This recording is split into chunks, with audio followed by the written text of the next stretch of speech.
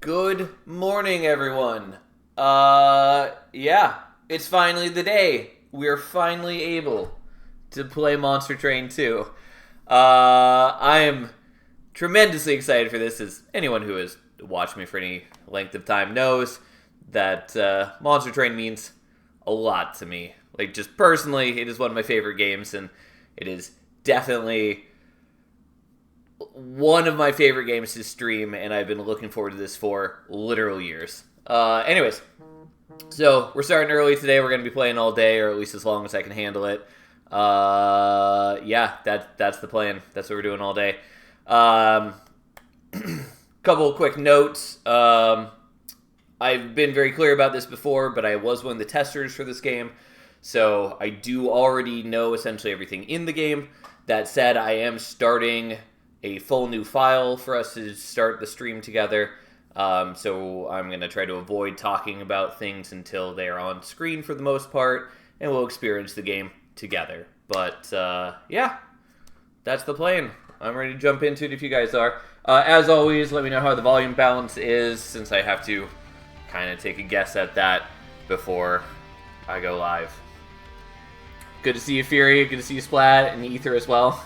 Something like 2 hours, and suddenly wake up half an hour ago to do an important task by Monster Train 2. And now back to bed.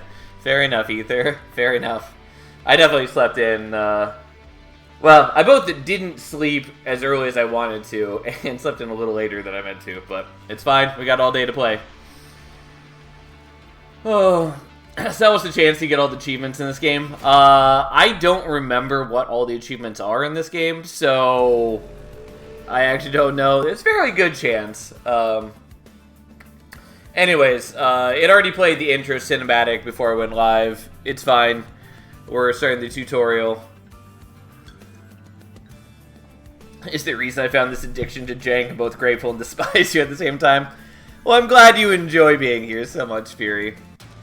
Anyways, the tutorial should be the same as the demo. We have our champion determined for us. We're going to kind of click through the tutorials because I'm not going to go over them right now.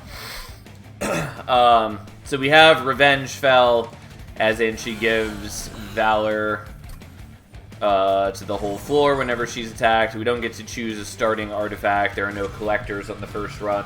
I'm not going to be too concerned about winning this run, since it is intentionally harder, and just that's that.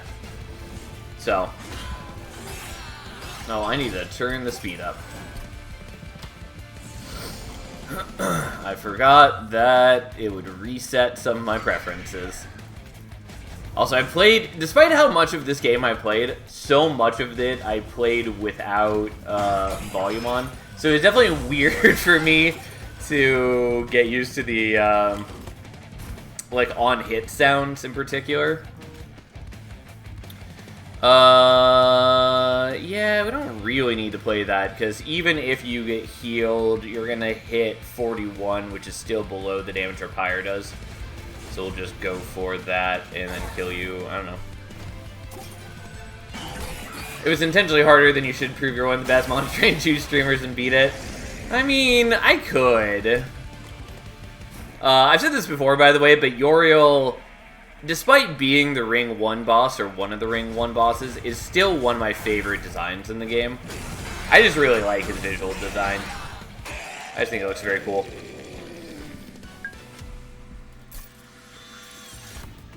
Alright, we took a little bit of damage. That's fine. Pretty sure we actively don't want Upbeat Warbler, because since we're doing Revenge Fell, it is better for us, for the most part, to allow enemies to be attacking in before we attack back. Cleave is pretty good in general, but again has the same problem that it kills enemies before they attack. I guess we'll take Self-a-Sacrifice.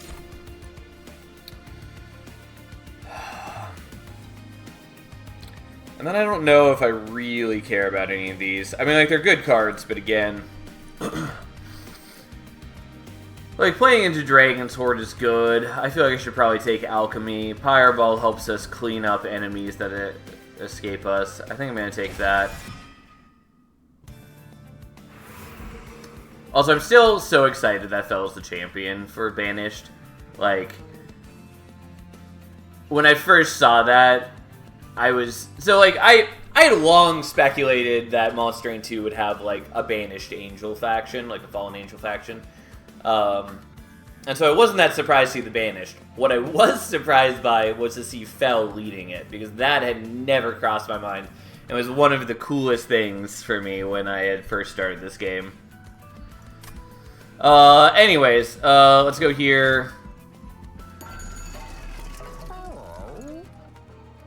I still greatly prefer the new cats over the old cats. Although they sound weird to me. I think we're probably taking Battle Dancer here.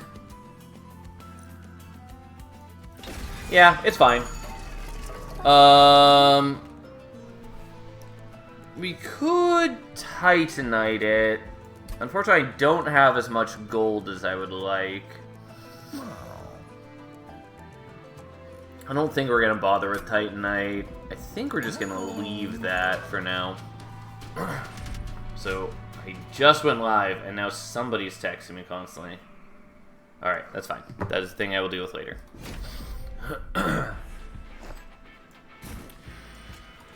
Alright. So we're going to set you up there, and then stewards go on the other floors.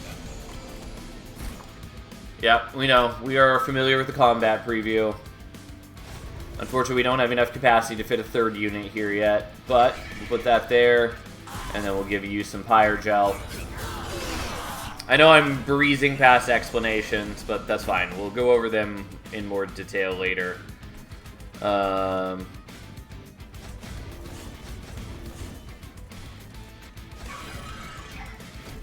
Once we're past the tutorial and our choices matter to a greater degree. South during daylight hours? Yeah, I know. It's unusual. But here we are. Special occasion. Of note, I will probably be doing an early stream tomorrow as well, though it probably will not be nearly this early. But I don't know what my full plans are. But today is a day I've been literally waiting years for. So, anyways, we're gonna kill his support, which makes him dramatically less painful, and then we're gonna leave the Battle Dancer in front so Fel can just start beating him to death. Even with him gaining armor at the end of each round, we definitely outpace him with damage.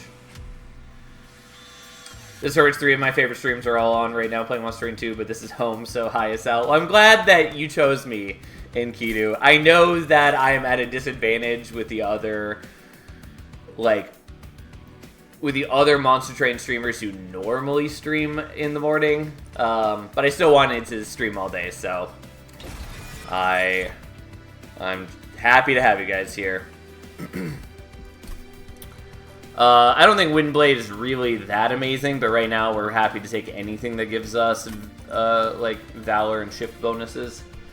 I'd be pretty okay with combining it with the Lava Armor, though we need to get to the Merchant of Arms for that, and I don't know that we're going to.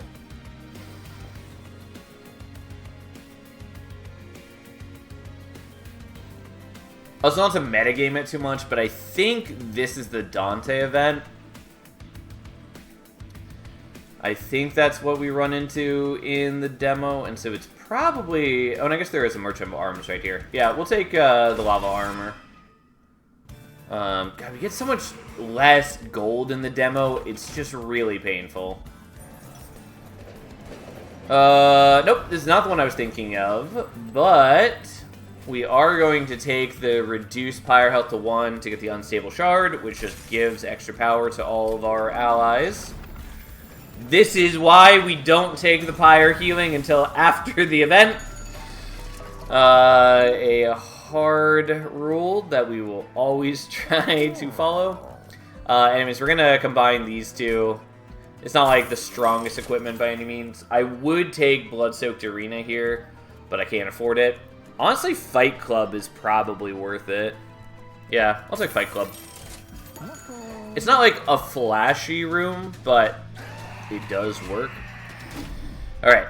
Archeon gains Rage 2 on Siphon. Definitely my least favorite of the Archeons, so at least he got toned down somewhat.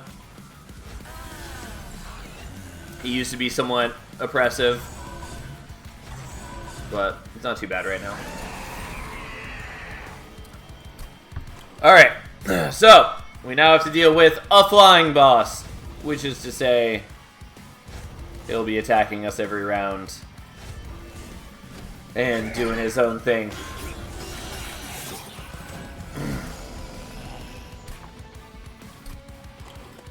Again, my basic plan is let's get through the tutorial and then I'll be a little more cohesive with my commentary.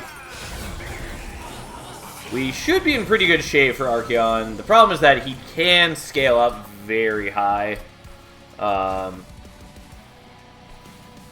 Just because it's hard to avoid killing enemies on his floor. But we should be decent at defense since we're stacking up a lot of Valor on Fel.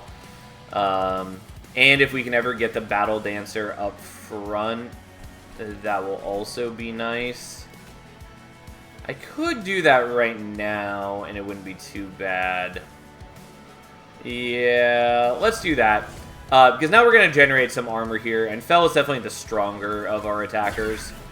So ideally, we're going to have her in back. Even though she's got the lava armor, which helps with the getting more Pyrogel and Archeon.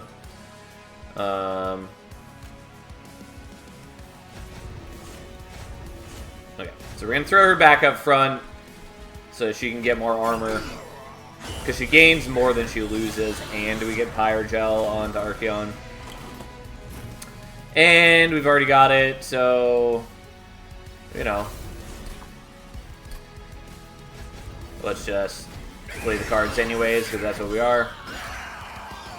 And thus we easily triumph. Okay. So we don't really need Blood-Soaked Arena now.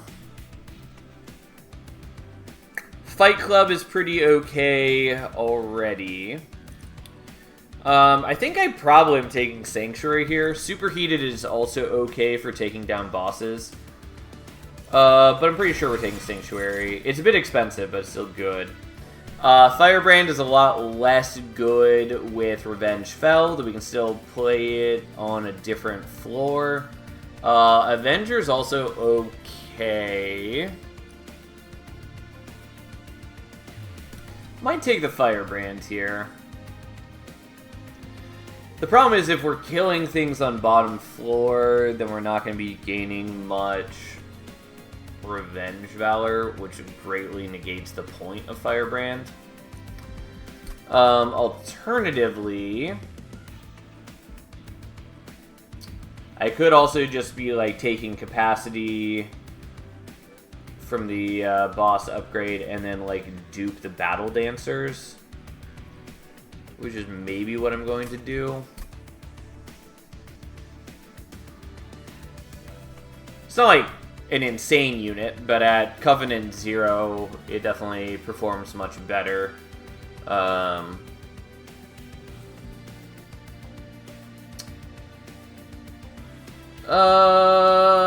Yeah.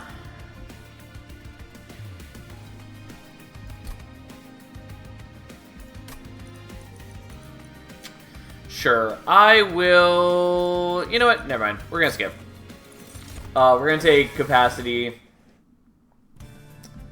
Sadly, there's no Merchant of Steel here, because I would like to upgrade the Battle Dancer before duping it, but so be it. I don't know if there's anything I really care about Merchant of Magicking. I mean, minus costing these would be nice, and maybe removing Consume on the Selfless Sacrifice. Or removing Consume and minus costing Sanctuary could be good. Hello, Yuki, how you doing? I guess I'm gonna go here and see what the alcove is. Always check the alcove before healing. Oh, okay. Not sure I really want to dupe 5 times. Yeah, we're just gonna dupe a single Battle Dancer.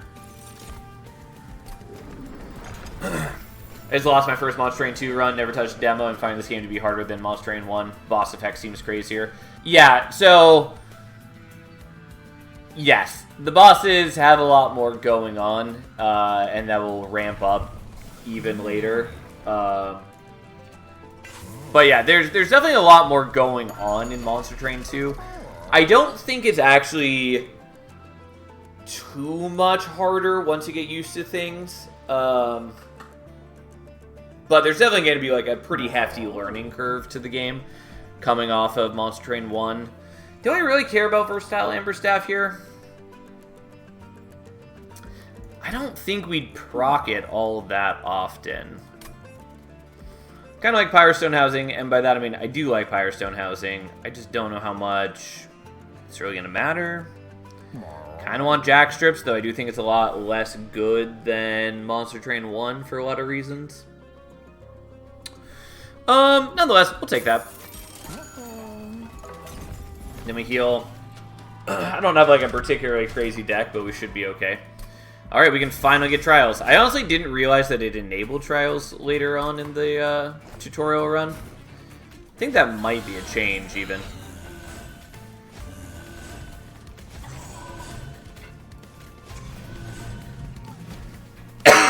Excuse me.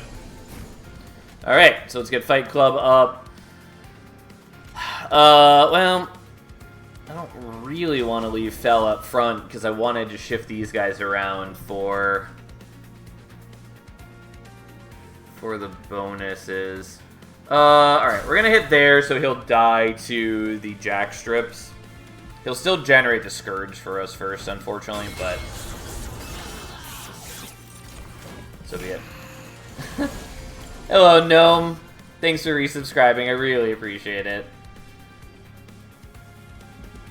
Hope your day is going well. Alright, so let's get that equipped. Unfortunately, the sap guys are pretty rough. I would like to do shifting. How much would I actually gain from that? Not as much as I would like based on how much we're losing from the sap. We're just going to play that out, even though I am going to be leaking enemies a fair bit. But that's fine. I've got plenty of health to burn. And there are collectors now.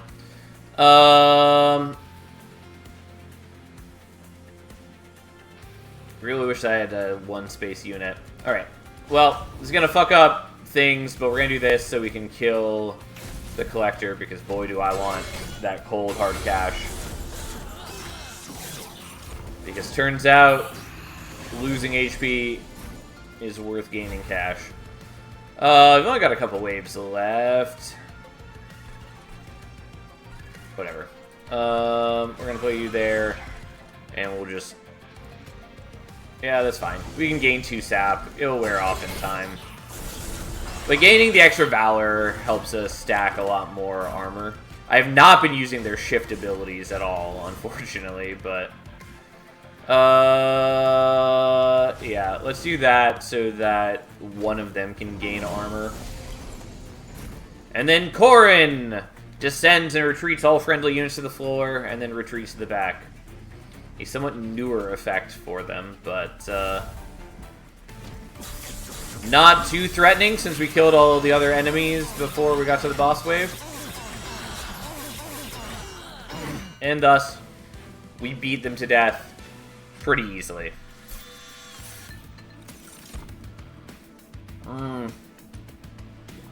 Shield of Wing is also quite good. I'm not going to take it here because I already have an equipment that I'm decently happy with. Heroic Dive I'm going to take because it allows us to overstack a floor, and that's real good with Revenge Fel. Wealthy Whelp, I wouldn't have any use for the ability because I don't have any Horde. I know my camera's blocking that, so be it. It gives us gold per Dragon Sword that we currently have. And I'm not generating any, so that would be useless to us. But it is a 1 capacity unit, which does make it more appealing.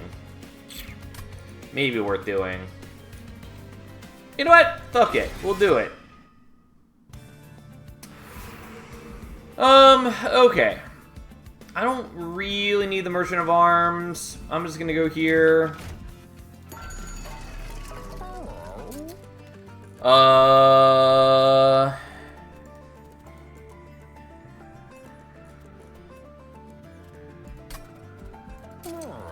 Really was hoping to get Remove Consume first for this, so then I could -2 it. I like the improved graphics and Monster Train 2 more. Yeah, I think they work well. There have definitely been some people who complain about the aesthetics of Monster Train 2, and I don't really see it. It looks pretty similar to me to Monster Train 1, except just kind of upgraded in most ways. I like it. I'm going to take a break from my run and watch your current run first. I get tired easily when playing roguelikes. Totally understandable. I have spent a lot of time playing Monster Train in general. Like, I've already spent 200 hours on Monster Train 2. Something like that. But, I'm so excited to play more of this game now that I can finally show it off on stream.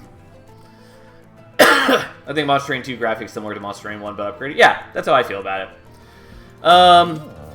I think we're going to put Intrinsic on Heroic Dive, though it does interfere with the whole play out the 1 capacity unit plan, because if I overstack the floor, then I won't be able to play him out despite being 1 capacity. Nonetheless, we'll do this.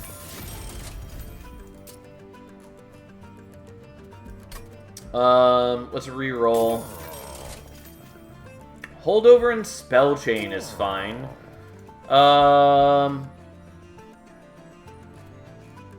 I guess I'm fine with doing this. It's not, like, crazy for us right now, but it does mean that we can always be triggering some shift abilities and then still end up with Fel in front, which is mostly what we want. I lean towards getting rid of some fire starters, but I think what we're going to do... Yeah, you know what? Let's get rid of some fire starters.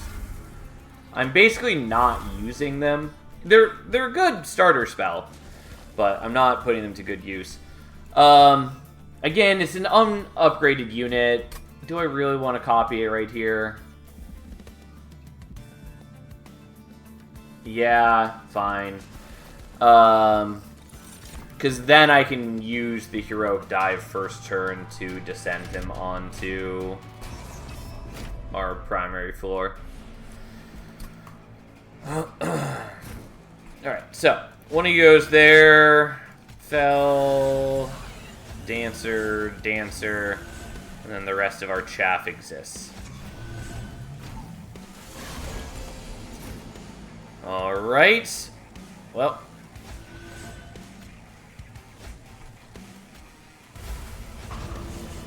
Yeah, unfortunately, we don't have Fel in front now, which is not ideal, but it is what it is. I still felt that was worth doing, although now we can't play out the Wealthy Whelp on that floor. Oh well. Yeah, we know. He's got an activated ability. Doesn't do us any good, since we don't have any Horde. That's okay. That's not why we took him. And now we'll start stacking up Valor on our whole squad. Like the cool sorts of dude that we are. Yeah, that's fine. And I don't need to hit this guy. He'll die to the jack strips as is, since it does 3 damage on ascending or changing floors now, instead of 2 like it used to do in Monster Train 1.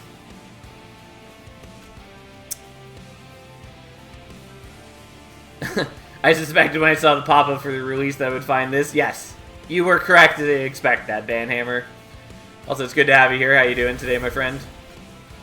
Anyways, we're still going to end up with Fel in front, because for the most part, we want Fel to always be taking the hits. I do want to be triggering the shift ability as much as I can, but we're not terribly good at that. Is it me, or like, now the better floor to set up is bottom floor, especially with how many bosses have crazy effects the longer they scale? Oh, no. 100%. I will get into this more later, once we're playing, like, normal runs. But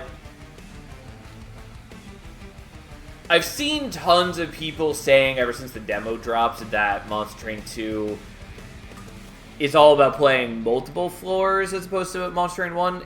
And I don't actually really agree with that. It's mostly, like, multi-floors are more viable now for sure. But primarily the big change is that it really encourages you towards bottom floor. There are so many enemies, and particularly bosses, that really punish playing top floor, or more specifically punish not playing bottom floor. So, I don't really agree that it's you have to be using all floors so much as it's you have to be setting up bottom floor primarily. There are viable multi-floor setups, but I do think people have been overblowing how important that is. Well, sadly, we're not going to be putting Everlasting Light on our multi-striking unit, where it would do the best work. Still going to take it, because it's still good, since it buffs the entire floor. And that's kind of our whole jam right now. Well, we're going here. I would not hate to hit, like, Smidgestone, and Dualism's fine. Well, one of you is getting Dualism. And you're also getting Multi-Strike. Yeah,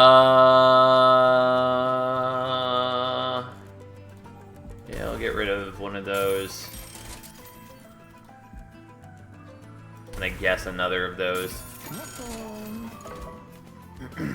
And yeah, how to unlock other champions, just win runs. Lost my first run, so did not look at anything. Yeah, you just have to level up the clan, just like in Monster Train 1. I think it's level 5. So, the more you play, great. The more you win, the faster it will go. We're going to take Bone Dog's Pendant, which is the first time our Pyre reaches 0 health. We'll restore the Pyre to 25% health. Only happens once and then goes away. I could probably take Bone Dog himself, but we're just going to take the Pendant. Right, they nerfed Dualism, so it doesn't affect Multi-Strike? Yeah, that happened a while ago. For very good reason. Honestly, when I joined the beta, I was so surprised that they allowed Dualism to affect Multi-Strike. Like, it felt wrong. And from a balance perspective, absolutely deserved to be changed. It just way too much, like, skews the game around it. Okay, so, first off, you are now part of bottom floor. And then we are going to give you Everlasting Light, because you will... Whoops, I'm sorry. And I don't have turn reset yet. Well, I put that on the wrong unit. I meant to put it on the Multi-Strike one. So be it. We're going to shift so that Fel ends up in front. So be it. Whatever. I would just now if I lost because I tunnel visioned, had 800 gold trying to make use of the dragon that scales for every 100 gold I have. Duped 3 copies of it, lost ring 3. I mean, that's a very good unit. Gold Tooth is very, very useful. Alright, so we barely survive now, but that's fine. We still want Fel up front because she survives better, and also we want to trigger the revenge abilities, but she is getting fairly low in health. Probably because Kale is joining in on this turn and does a non-trivial amount of damage. We should be better served shortly. Do I want to do Sanctuary now? I do. Even though, like, Fel is kind of wasting the damage shields. Bosses resolve, gain rate. Yeah, Rax gains just, like, everything. Okay, well...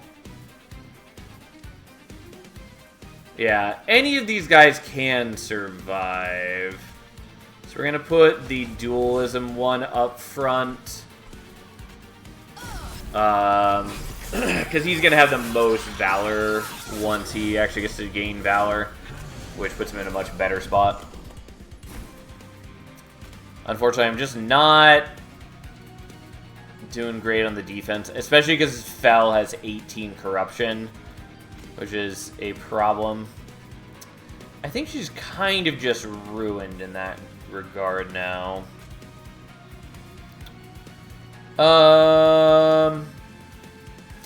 So if I kill you first, then if we put Fel up front, she'd only be taking 3 damage. She does die exactly, I think. I do have the Selfless Sacrifice, which could maybe save her next turn. So I guess we hold off for the moment.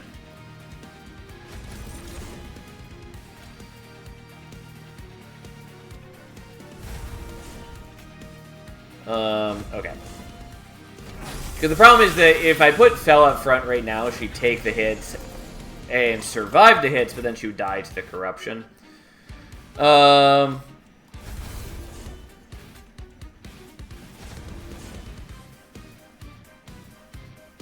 not the order I meant to do this. I guess we'll just play out the Train Steward. That's fine. We should still beat this. Like, we're still in good shape, even though the corruption is messing with me pretty bad. But we just need to get to Relentless, and then all of these non-damage people are going to absolutely murder Kayle. I'm not too worried about that. Could also play the Shield Steward out there to block. Don't think that mattered. Alright. Yeah, unsurprisingly, the non-damage shield ones are going to suffer a little bit. You know what? I'm not going to bother. We're good.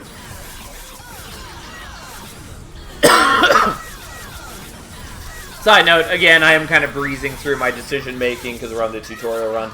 If you have questions about the, rationale behind any decision I make, feel free to ask.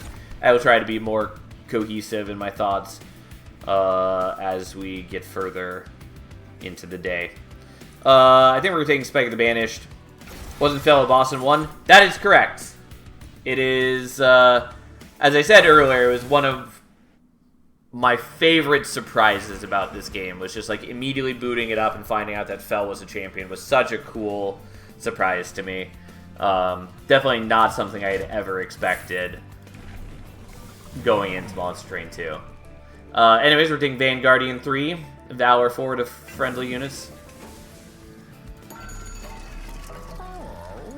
Alright, let's remove Consume. I could do it on the Heroic Dive, which allows us to overstack more units. We are going to do it on Sanctuary. I think that's a little awkward. I guess we've got enough cash that I'm okay with doing this. It's not great. Yeah, so we wanted this. So now the Sanctuary is no longer consumed. Because even after, as long as we've given it the remove consume before, putting on the -2 in consume does not reapply consume to it. So effectively we just remove consume and minus cost it by 2. Which is pretty good. So we're going to do that.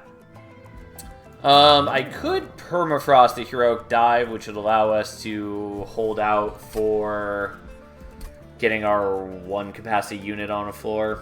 I don't think that's worth it right now. I think we're just going to remove more things from the deck.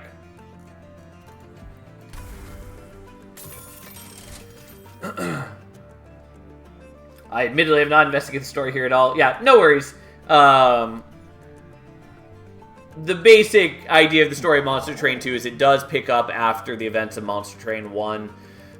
Rather than being in Hell now and defending Hell, we are now assaulting Heaven. The angels from Monster Train 1 have, after their defeat, signed a pact with the Titans. 3 of the Titans. Essentially, they're corrupting themselves in exchange for getting a lot of power. So that's why all the enemy units that you see will have sort of mutations to them. Each one colored and themed after one of the Titans. So all the red ones with kind of the enhanced muscles are savagery. All of the ones with extra hands or kind of deformed body parts and extra eyes are entropy. And then the ones that are missing bits and have purple, and some of them even have kind of black holes on them, those are entropy. So that's the basic idea, is that now we're fighting in heaven, and heaven has sold its soul to try to stop us. By the way, is everyone's first run the same? Yes, it is the same seed for the tutorial run. Unless they changed it at some point, which I'm pretty sure they didn't. Saw someone comment, another streamer said that first run is gimped intentionally. It is. It's not totally that it's gimped. Like, yes, it is harder in a number of ways, but it's also largely just so that it is easier for players to get started, particularly new players. Because namely what it does is it doesn't give you an artifact at the beginning, so you don't have to like evaluate choices of artifacts before you know anything about the game. Because if you don't understand the mechanics of the game, that's a pretty meaningless choice. And then similarly, you don't get to choose your champion pathway. You just start with Vanguardian Fel. And then also the first couple battles don't have collectors in them. The enemies that you kill to gain gold. Because again, it's just one more thing for a player to worry about, and that is not particularly helpful when you're just trying to learn how the game functions. So, like, yes, those do have the knock-on effect of making it harder because you are missing out on some power, particularly because you go into the later fights with a lot less gold than you normally would have. But, again, largely it's because it is meant to just make it easier for players to jump in, learn the game, and then play a real run afterwards.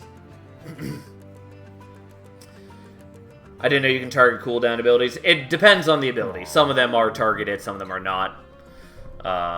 Like Phoenix's ability is targeted, whereas Hothead's is just deals damage to the entire floor.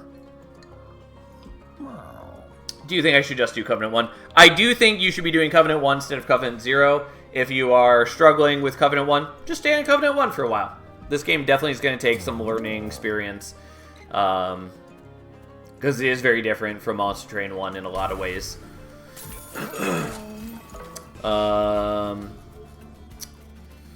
I don't think we really need the other Shield Steward. I guess we're going to get rid of the other Fire Starter. Again, not a bad card.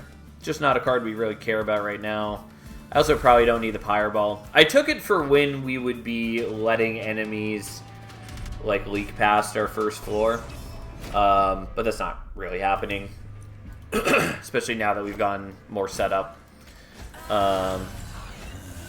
Also, the first run doesn't have turn reset, which again is another way that it is a little harder. Because you can't undo mistakes. But again, that's basically just to help players get into the game without like stressing too much over whether they're making optimal choices. Yeah, I am not strong enough yet. That's fine. We're probably going to leak a bit on this fight. Especially because we took the trial where enemies heal by 150. It is no longer the full heal that it was in Monster Train 1, but it is still going to cause us some grief. But, so be it. Excuse me.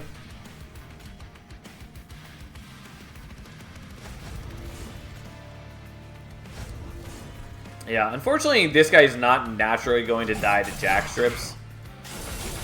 Since he has 5 health and the Jack Strips deal 3, but then he heals up whenever he ascends. I can kill him with the Pyre Ball, and we do have a bit more Ember per turn now, which is helpful.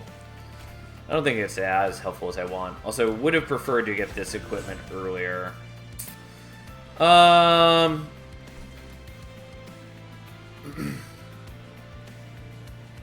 I see the Monster Train 2 go complete in terms of things like room, equipment, abilities, and other stuff. Kind of great.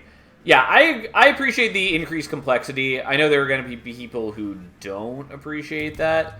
I think once you played around with it some, it's not that much more to manage. But I also know that I am not, like, without sounding arrogant, I am not the typical, like, player of these games.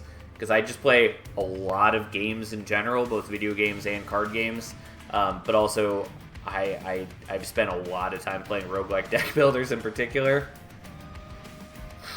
I'm going to jump in and out today because, 1, I have an unusual amount of stuff to do at work today, and 2, I want to experience the game blind after the tutorial. Yeah, totally fine. I figured that would be the case for some people. Didn't want to miss the chance to stream it early, though, so, you know, hang out as you're able to and enjoy it at your own pace. I was afraid that not having shard system was going to be bad, but I like Monster Train design a lot, too. Yeah, I do miss the shard system. I think they were hesitant to include it for a number of reasons, because it was kind of controversial in Monster Train 1 with a certain crowd of people. But I did really like it in Monster Train 1, and I do hope they bring it back. Anyways, I'm partly hesitating because I'm debating what I want to do on this turn.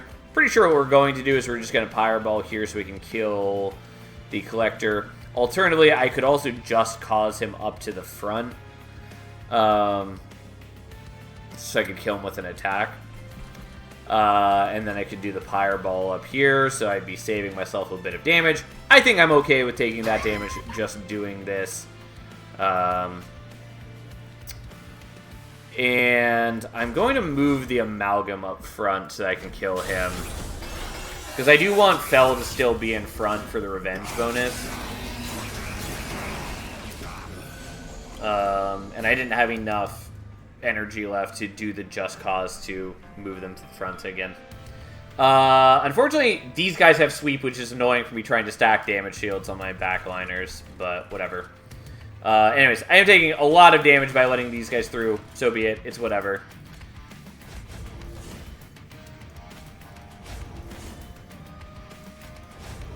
Oh, I, didn't totally realize that I had enough to also play the Selfless Sacrifice. Could have done that better. It's fine.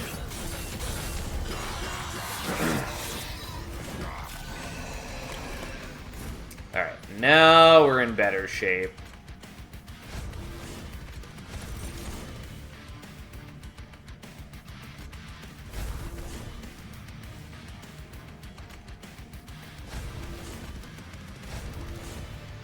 Alright, well, we're still not killing one of the guys, but that's okay. And we are going to take a bunch of Pyre damage because we let him heal to full. But at least our Pyre has a ridiculous 130 attack power. Yeah, we do want you to end up in front. Already forgot that this has Spell Chain on it. That's fine. We just wanted somebody else to get the armor. Because it's good to do that. Like, it just is. Maybe it'll kill the sweep dude. It doesn't matter. We, like, handily win this fight now. Because we have a lot of damage. And Rax's whole thing is that he gets dramatically stronger as he ascends. And so we just don't let him ascend. He's a lot weaker. Benediction is good. Punk Shredder I would like, except that I have trouble fitting it on my floor right now.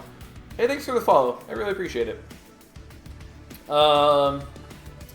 Benediction is another thing that buffs our entire floor, but it is a little difficult for us to play. It does this game in multiplayer, if so, in what way? It does not, kind of. It does not have Hell Rush from Monster Train 1. It does not have any, like, co-op sort of multiplayer. You can, like, share seeds with people and let them run it asynchronously so that you can compete for score that way, but that's all that there is as far as, like, multiplayer. Monster Train 1 did have a multiplayer, but as far as I understand it, it just was not popular enough over time for them to dedicate the resources to recreating in Monster Train 2, and especially since they would have to have, like, dedicated servers running it long term. So they just decided to use their resources elsewhere, as far as I understand. Which, I get it. Monster Train, or Hell Rush definitely, like, died out in player base over time. But I did like it in Monster Train 1, and I will miss it a little bit. But I think that's fine. Anyways, I kind of want Punk Shredder here. I don't think it's really that great for us, though. Like, I'm not stacking boatloads of damage. It would help prevent me from leaking, though, which I'm starting to worry about.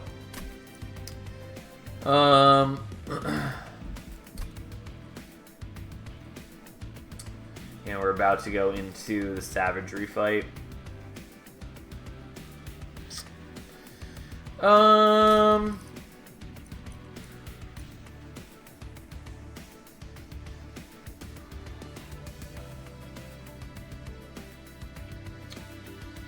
not going to worry about that. I'm not going to worry about these. The Make It Rain is sort of appealing, especially because we are stacking some Pyre Gel on enemies. And Make It Rain hits 3 times, which does a lot more damage if you have Pyre Gel on people. Well, Lightstone Casing doesn't matter, because we are not at the Merchant of Magic right now. We are almost certainly going to take Sparkflint Catalyst, because we are applying a little bit of Pyre Gel. And when we do that, this is just 6 extra Pyre Gel, which is good. And Breath of Heaven, advance the back enemy unit when it enters your train. Does not matter to us. I think it's generally a bad artifact. Like, it's okay. It has use cases. We don't really care here, though. You're going to get Increased Valor.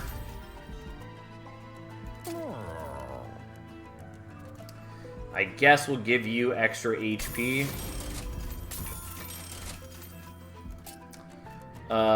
You're going to get Multi-Strike as well.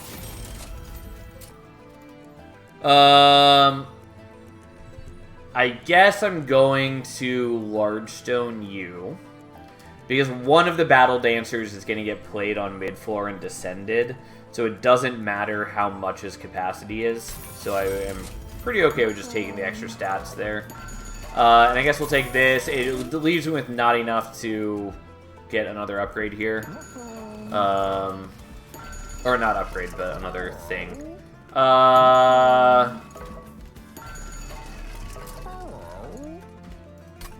Just for kicks, I'm going to reroll and just see what we could have gotten. Yeah, that would have been good. Since all of our units except, well, the Battle Dancers are angels. Sadly, Fel, despite definitely being an angel, is not an angel because they don't give champions secondary unit typing in this game. They have shown before that they're willing to do multiple creature types on a single unit. For instance, Apex Imp in Monster Train 1 was both an imp and a demon. But with the champions, they've just made the decision that champions are only of the champion type, which is a little sad. Anyways, both of these would have been real good. Angels gaining Valor whenever they move, which we're doing fairly often, or Valor giving +1 armor per stack, so just getting 2 armor per Valor instead of 1. Pretty good. Anyways, so, one of the big deals with the Savagery fight is, number 1, Savagery himself will punch our units for a lot of damage, because they come in with melee weakness. And number 2, well, not just Savagery will hurt. Kind of all of his units will hurt. But number 2, the other concern is that he has a bunch of sweep units. So I am going to copy the apply damage shield to all friendly units, so we have a much greater chance of doing that regularly and try to keep our units alive. Oh, my eye is already messed up, which I expect to get only worse as the day goes on. Okay.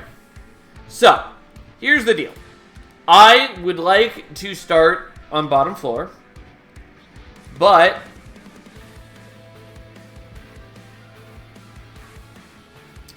I have to be certain that I can handle the first turn aggression. I think I can. Even if I don't draw the damage shield things, we should be okay, because it's only melee weakness 1 now, which means they will hit us harder, but it won't murder me.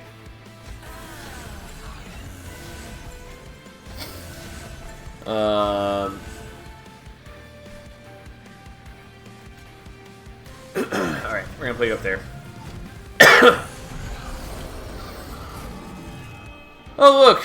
Seraph is going to murder the Shield Steward. Who could have guessed? Alright, so you get your equipment right off the bat.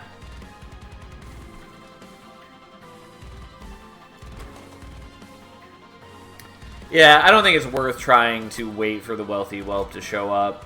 We're just going to do this immediately. And then shift you, and then shift Fel back to the front.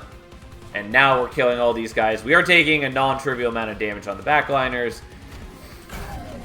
But that's okay.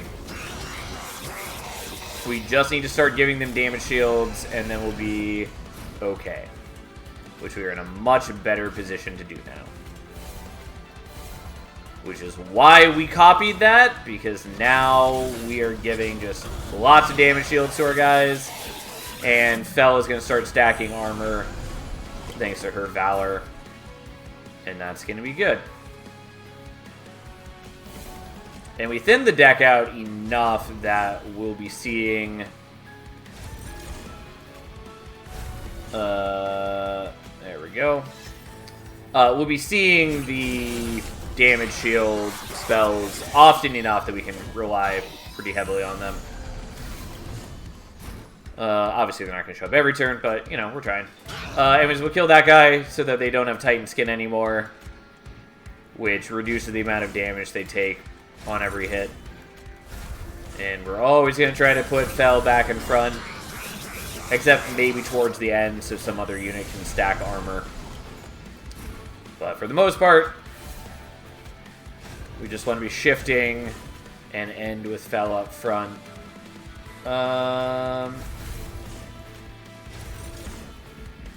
And just give damage shields to our other dudes. But Fel, we get so much benefit from her revenge abilities right now that she always needs to be in front.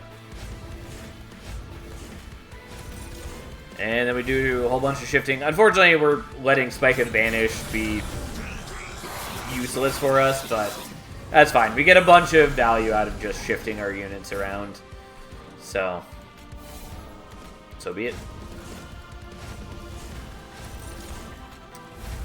And I even didn't have enough energy to play out the Whelp this time. Ta-da! Oh no, it's the final wave. However shall we handle that? Alright, whatever. We'll give you a little bit of extra valor. Anyways, we handily crush Seraph here. Because we're hitting for, you know, average 300 damage per swing. And we have just a beefy stack of damage shields on them, even if they manage to get through Fel, which they didn't. Thus, we have our first triumph of the day.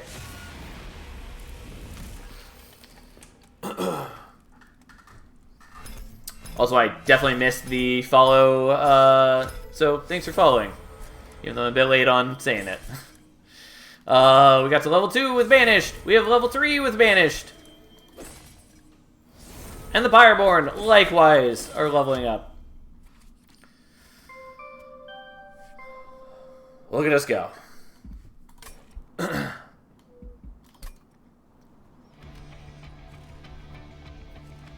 Commander, the initial battalion has finished unloading the train. The reserves are awaiting your commands for the next assault. Very well. Send word to the Pyreborn. We will depart again soon. I'll join you shortly. Yes, Commander.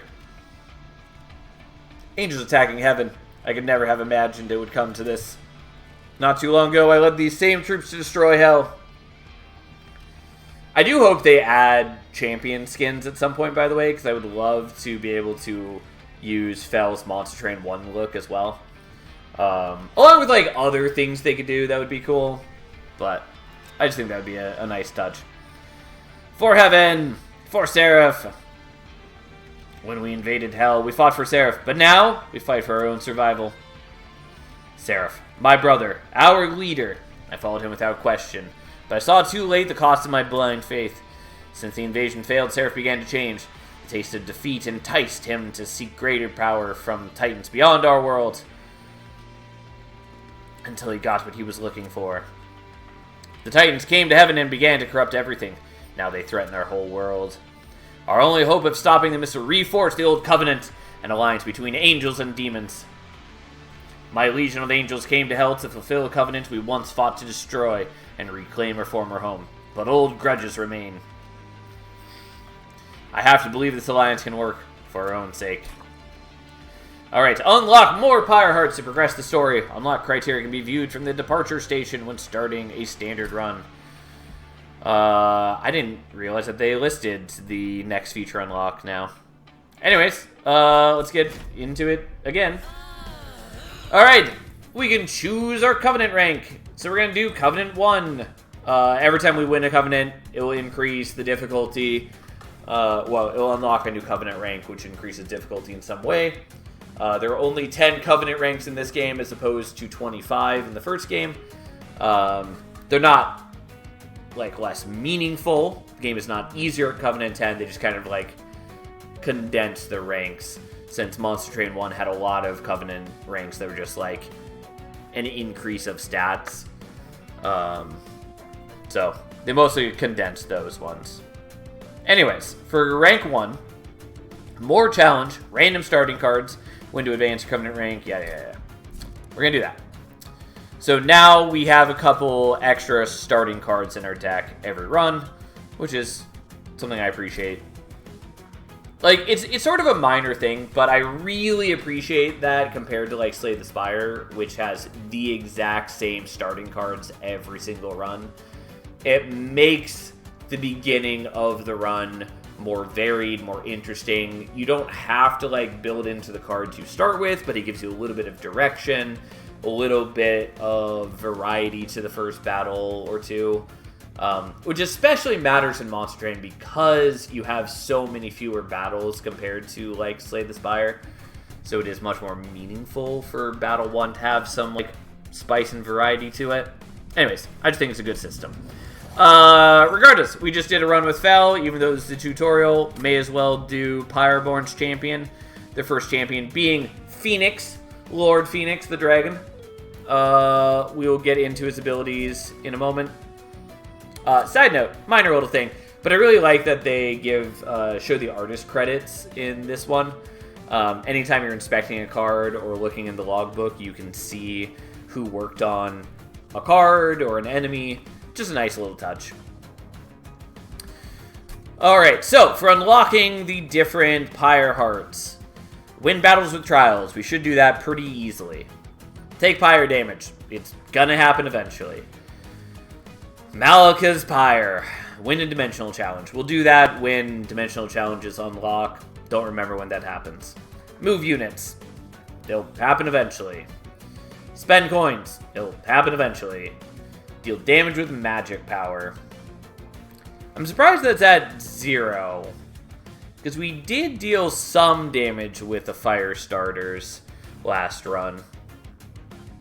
Is Pyre Heart just skins? Because I saw I need to unlock 2 Pyre Hearts to unlock more content. No, so the Pyre Hearts have different abilities. I'll go into them in more detail once we've actually unlocked them. But so they have different like stats, like max health and damage. But then they all each have an ability, other than Proto Heart Cage, which is just the basic one, has slightly higher stats to compensate for having no special ability.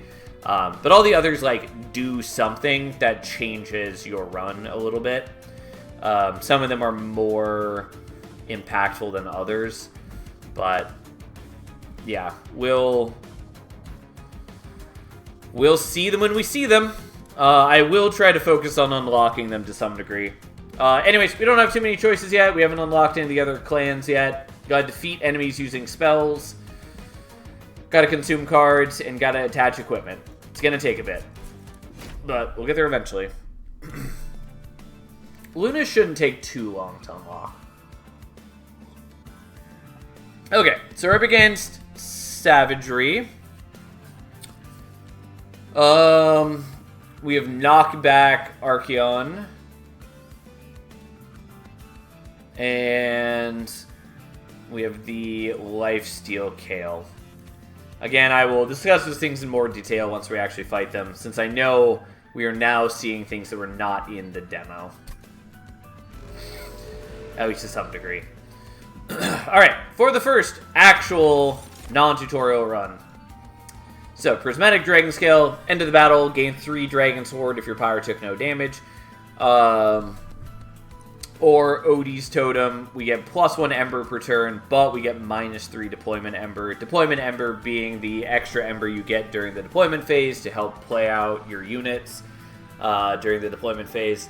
It's not quite as bad as it looks because the +1 Ember does also apply to deployment phase, so you're actually only getting -2 Ember in deployment phase in exchange for getting +1 Ember every other turn. I will say, I still generally dislike Odie's Totem. I don't... Like, deployment phase, getting your units set up immediately is so important for a lot of decks that the +1 Ember is, at least to me, often not worth having a less powerful deployment phase. I think we're going to take Prismatic Dragon Scale, though realistically, I don't know how often we're going to proc that. It's entirely possible that we're not going to be proccing this for like the first battle or 2 or even 3. But we'll take it. If we can get it, it'll be good. Alright, and now we actually get to choose our champion path. Side note, for those of you who played Monster Train 1, instead of having Hef man the champion forge, it is instead Daedalus, another returning boss from Monster Train 1. I thought it was a cool touch. Which is cool. I like all the nods to Monster Train 1. Wait, was there a relentless boss in every ring in Monster Train 1? Can't remember. Yes. In Monster Train 1. So, in both Monster Train 1 and 2, every boss, once they appear, has relentless, which means that they'll keep fighting on that floor until either the boss is dead or all of your units are dead. If they survive, they'll then move up to the next floor and do it again.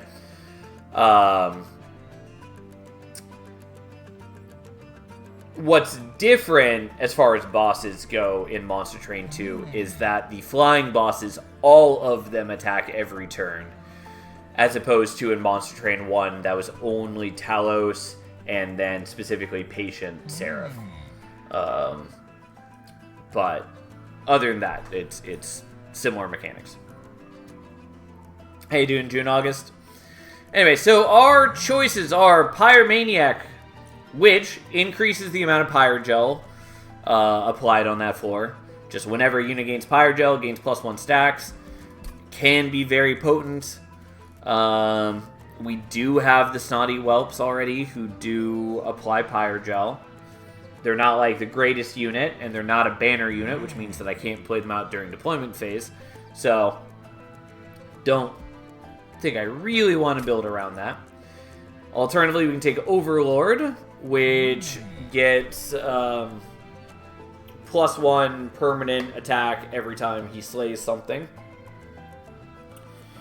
And then on later ranks, it also increases, like, upgrades his ability to be a lot more impactful.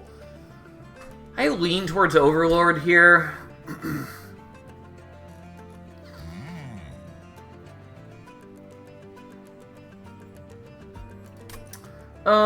And what banners do we have coming up? Yeah, I think we're gonna take Overlord. The Pyromaniac is very good. I mean, like, I think Phoenix is just a pretty solid champion overall. All 3 of his paths are good. Anyways, we're gonna take the Pyre, the Trial, which I recognize my camera's blocking a little bit, so be it. I don't know that there's a better spot for my camera to be. Maybe I'll move that later. Anyways, it's -1 Ember per turn, so it is difficult and painful, but it's worth it. We definitely want Phoenix on the bottom. We will give him Guildmonger as a friend, which on death gains us a Horde, which is a mechanic unique to Pyroborn. I will go into detail after this battle. Which stewards do you want to purge first, shield or spear? It depends a little bit specifically on your deck. I generally purge the spear stewards first because they are not banner units and the shield stewards are. And so even if the shield stewards are not doing a lot for you, if you have any extra Ember during deployment phase, you can at least play them out and then they're effectively not actually taking up any slots in your deck. Whereas the shields, or the Spear Stewards, you have to wait till you actually draw them. Also, they're much lower HP, makes it tremendously harder to get any value out of them. Because if they don't have a frontliner, they effectively do nothing. And even when they do have a frontliner, they still often do nothing, because there's a fair amount of like backline damage in Monster Train 2.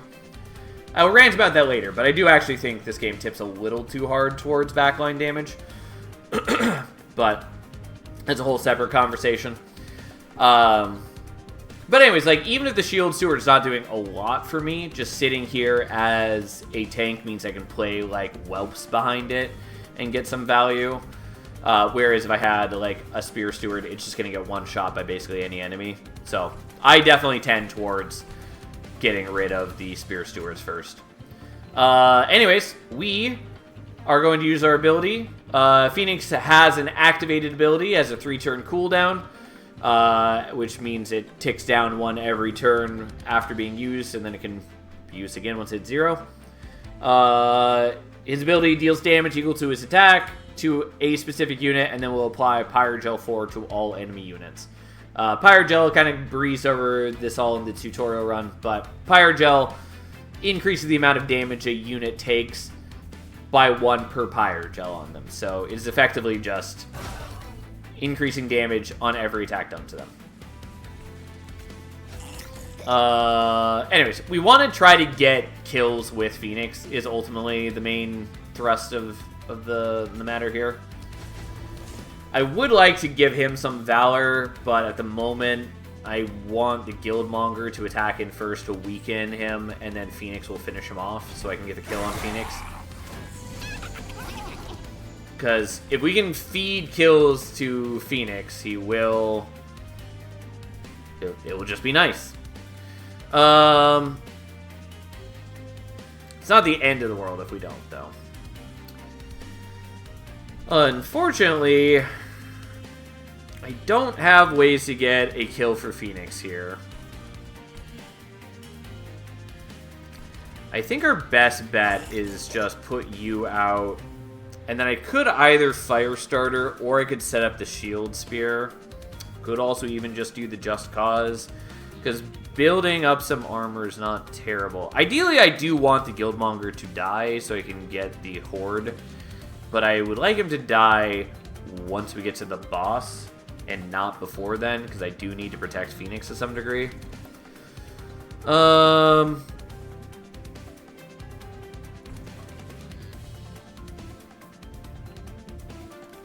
Yeah, we'll just kill you, I guess. Unfortunately, this is the problem with trying to put Phoenix on bottom floor.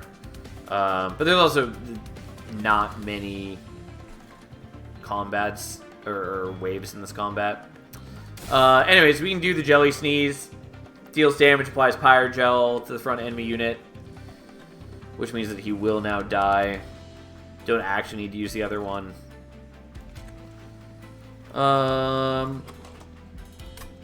So we are not guaranteed to draw a Just Cause next turn. I'm still going to do this so you get a little bit of armor, and then hopefully we can throw the Guildmonger back up front. Okay.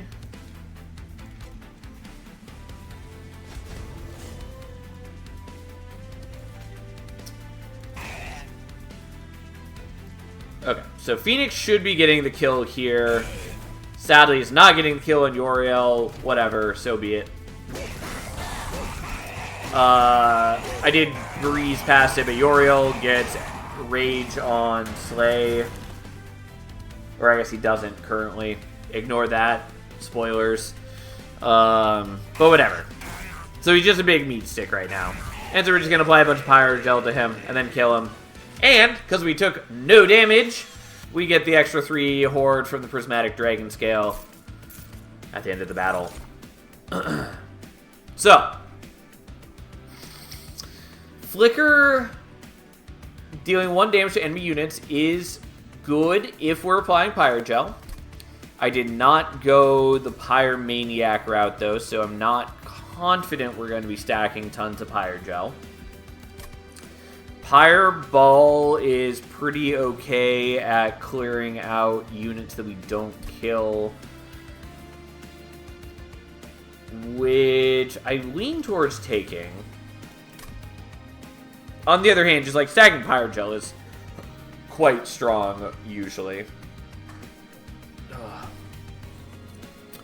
But I lean towards taking Pyre Ball. Of note, it does have a keyword that is new to this game, which is explosive. All excess damage applied. All excess damage is applied to each enemy unit. So, if I deal 15 damage to a unit that is 3 health, I will kill it, and then the excess damage is 12, and so it'll do 12 damage to all other units, enemy units on the floor. It's sort of like trample for spells. So again, it's good at wiping stragglers, particularly if we can apply Pyre Gel to them, or if we can give magic power to this. I'm going to take the Pyre Ball. I do like Divinity. It makes it way easier for us to like put Phoenix up front, because the Valor, which again I kind of glossed over, but Valor is +1 attack per stack. Again, helps Phoenix since his ability deals damage based on his actual attack power. And you raise their armor up to the stat count if this unit is in front after combat. So, if you have 0 armor, you have 15 Valor. After combat, you will set your armor to 15. If you have above 15 armor, nothing will happen. It won't lower your armor count. It always just raises your armor up to the stat count if you have anything less than that. So, I'm going to take Divinity. It's a bit costly, but it's definitely useful. Anyways, Dragon Sword. Pyreborn Clan can earn Dragon Sword. Rewards grow as you collect more. You can loot it now or save it for later and collect anytime from the map. So, this is a mechanic unique to Pyreborn. They have various things that can generate Dragon Sword for them. Anytime outside of battles, we can cash in for different rewards. So you gain gold based on the amount of horde that you have, and then you can also gain minor Pyreborn artifacts, which are special artifacts from a unique pool. And you can even start gaining like normal artifacts as well. And if you can increase your horde cap, you can even start getting extra boss artifacts. I'm not exactly sure when to cash out Dragon Sword. Really depends on what you're doing and how quickly you're generating Dragon Sword. Like, if you are on average generating like 6 horde per battle, then I would say usually that's probably good enough to be cashing it out every single battle. Because I don't think the like 2 extra ranks till you hit your cap are worth it. Since you'd be wasting a lot of like horde generation in the next battle. And like getting a minor Pyreborn artifact and just any random artifact is pretty solid. Also gives you a fair bit of gold. But yeah, it sort of just depends on what your deck is doing. A lot of the minor Pyreborn artifacts are good, so I'm usually pretty happy to cash out early, at least in the first couple battles. To at least start stacking up some of the minor artifacts. And then as my horde generation increases, I might start actually trying to hit like the full cap or something like that. Dragon's Horde mechanic is exclusive to Pyreborn. Yes, that is correct. Anytime you have Pyreborn, it will give you the UI for Dragon's Horde, whether you have any horde generation cards or not. I wonder if other clans have other mechanics. Without going into details, every clan has their own mechanic. Most of them are not like a UI element, though. Anyways, we'll save for the moment. We're probably going to cash it out in just a second. Pretty confident we're going to go over here for the Pyreborn. Is that true? I actually kind of want to go for the Merchant of Steel.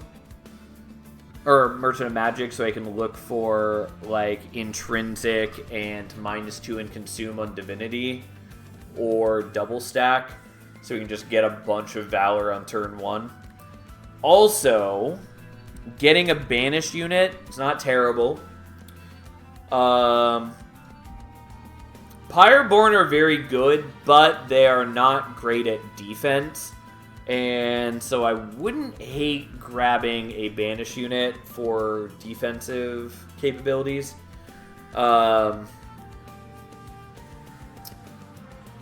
Namely, like Firebrand or whatever the name is, the one that gets Valor on Revenge would be pretty good for us. Or Avenger, the one that applies melee weakness on Revenge, would also be pretty good. Even Crusader with Shield Slam would be okay to soften up enemies and just block for Phoenix. We're gonna do that.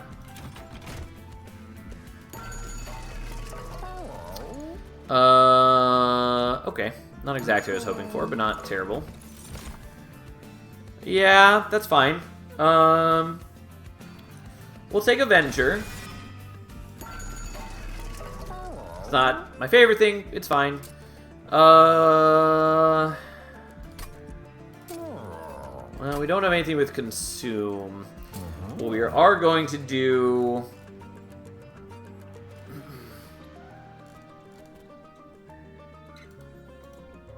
Do I care about the fire starters?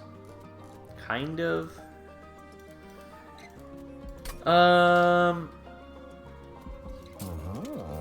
Kind of want to give this magic power. I generally don't care too much about the magic power upgrades. I know some other players value that much more heavily than I do. I lean towards doing the reroll, although things don't cost too much. We are low Covenant right now, so they're not as expensive as what I'm used to. Mostly, the thing is that what I would really like to see is, again, like, Intrinsic and -2 in Consume, or double stack, so I can make the Divinity much better at its job. And I just want to make sure that I have enough money if I'm doing that. Because, like, if I'm re-rolling and buying, like, the Ember Stone, that's 85 of my gold right there. I can cash out the Horde for another 25. Which... yeah, alright. So...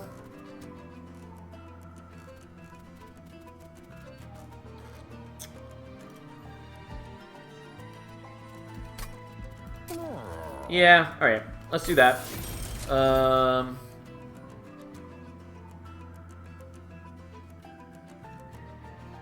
Yeah, this is fine. We'll give that magic power. We're going to reroll. -2 and Consume will go in Divinity. I do like playing Divinity more than once, but on the other hand, I really just want it to be playable right now. We are going to loot this. I was probably going to loot it anyways, but now I'm going to get the extra gold that I need to be able to get the double stack. As far as what we're taking here, Hellfire Bellows is generally just very good. When a unit gains Pyrogel, it gains +1 stack of Pyrogel. That's great if you're doing anything that generates Pyrogel. We're not like super heavy on that yet, but we have Fire Starters, and Phoenix's ability gives Pyrogel as well. Taskmaster's Lash, I don't think is as good as people think it is. Particularly since my only way to damage my own unit right now is Firestarter, which will also apply Pyrogel to Phoenix, which is problematic. I mean, technically I got the Pyreball as well, but not really. I still might take it, because it means that if we really need Phoenix's ability at any given moment, I can get access to it, as long as we're a little selective about the Pyrogel application. Which also means that it'll be easier to get some slays on him by being able to use his ability more often.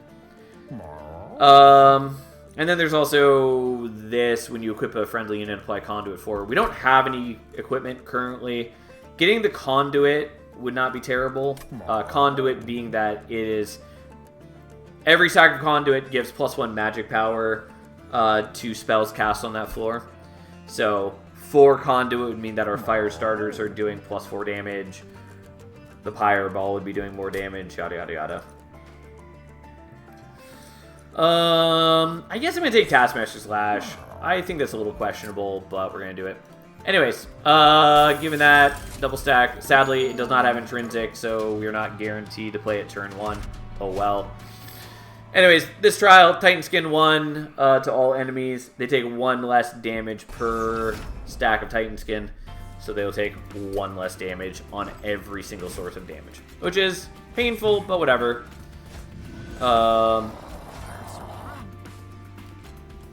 I maybe should have set these guys up on like middle floor and played the Guildmonger down on bottom floor so that he was more likely to die. But hey. Alright, so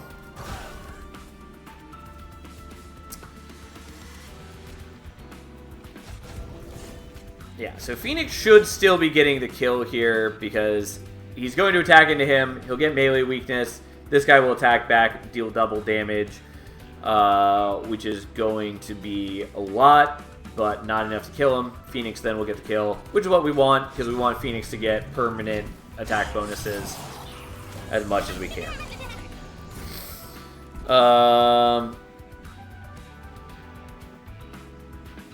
Yeah, so like I could reduce his cooldown with Taskmaster Slash by doing the fire starter, but it would not be enough to bring it off cooldown, so I wouldn't be able to hit these guys. Unfortunately, I can't kill them with the fire starter because of the Titan Skin.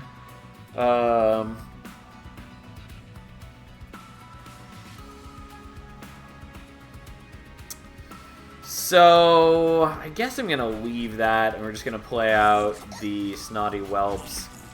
And then just give you some Valor.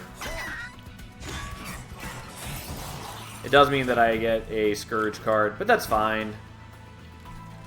Unfortunately, I have units that I have no capacity for.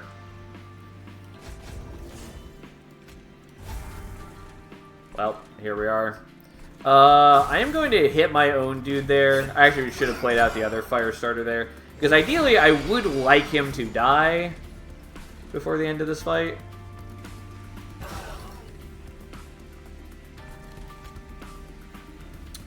But I did not leave myself in a way to make that happen. Because I can do a little bit of damage to him here, but it's not enough. If I had done the prior turn, the other fire starter, I think I could have done it. Anyways, I probably should have just left it. Okay, yeah, no. Phoenix gets the kill here. That's what we wanted, so he gets the permanent thing. Again, I only get 3 Dragon Sword this time because I didn't let my Guildmonger die. Oh well, that's fine. I definitely do not need another Snotty Whelp. Though they are kind of cute, just like stack on other floors and just be spewing Pyre Gel. Again, though, there's a lot of like backline damage in this game, which I do think makes it harder to utilize like a low health support unit like this, which I think is a bit of a shame. Pyrocast, it's a lot of Pyre Gel. It's probably good. I am going to skip it though. Windblade is fine. Challenge. I probably undervalue melee weakness in this game. Like, it's a good effect, and it's definitely more potent at low Covenant. It's not my favorite card. I might just take another Divinity, even though... Yeah, you know what? Let's take another Divinity, even though it's unwieldy. So this is still enough for us to get a random Pyreborn artifact. Or if we hold off and get another 3 from the next battle. I'm going to hold off for now. Because if we hold off, we can get a real artifact. Merchant of Steel would be nice to buff the Avenger. Ideally looking for Titanite, so we take half damage. Especially because that plays very well with the Valor armor. I think we're going here, though, because if I can get, like, a Mind Cage for Phoenix, which reduces his cooldown by 1 per turn. That would make it so we can use his ability more often, which I would greatly appreciate. There's also just like other good equipment and rooms, but don't want silence because it would make our Avengers ability stop working.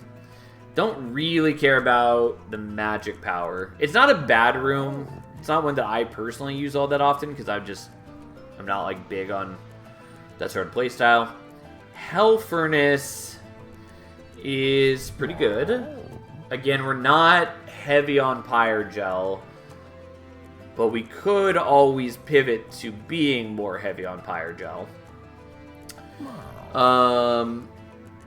And like it's a pretty hefty increase, since again it would mean that like the fire starters would be giving Pyrogel 5. It would mean that a Phoenix's ability would be Pyrogel 7. And if we get any other minor Pyroborn artifacts that like just dole out Pyrogel, then it would start being more and more impressive. Still, I'm gonna reroll. I'm pretty okay with Sacrificial Chamber. I also do like Everlasting Light, even though it wasn't what I was looking for. Do I like that enough? Probably. We're gonna take Sacrificial Chamber. I think we're probably gonna make it deployable, even though I wouldn't have enough for the Everlasting Light then. Deployable means that it will be drawn during deployment phase, which is useful, because then I will always have access to it. Anyways, we spend a bit of money to then reap it back mightily with the Sacrificial Chamber, as long as we're actually killing things on that floor. I could cash out on the Horde to afford the Everlasting Light. Not sure if I actually care about that. It's a good artifact or equipment, but it's not nearly as good with what we're currently doing. So I'll leave it.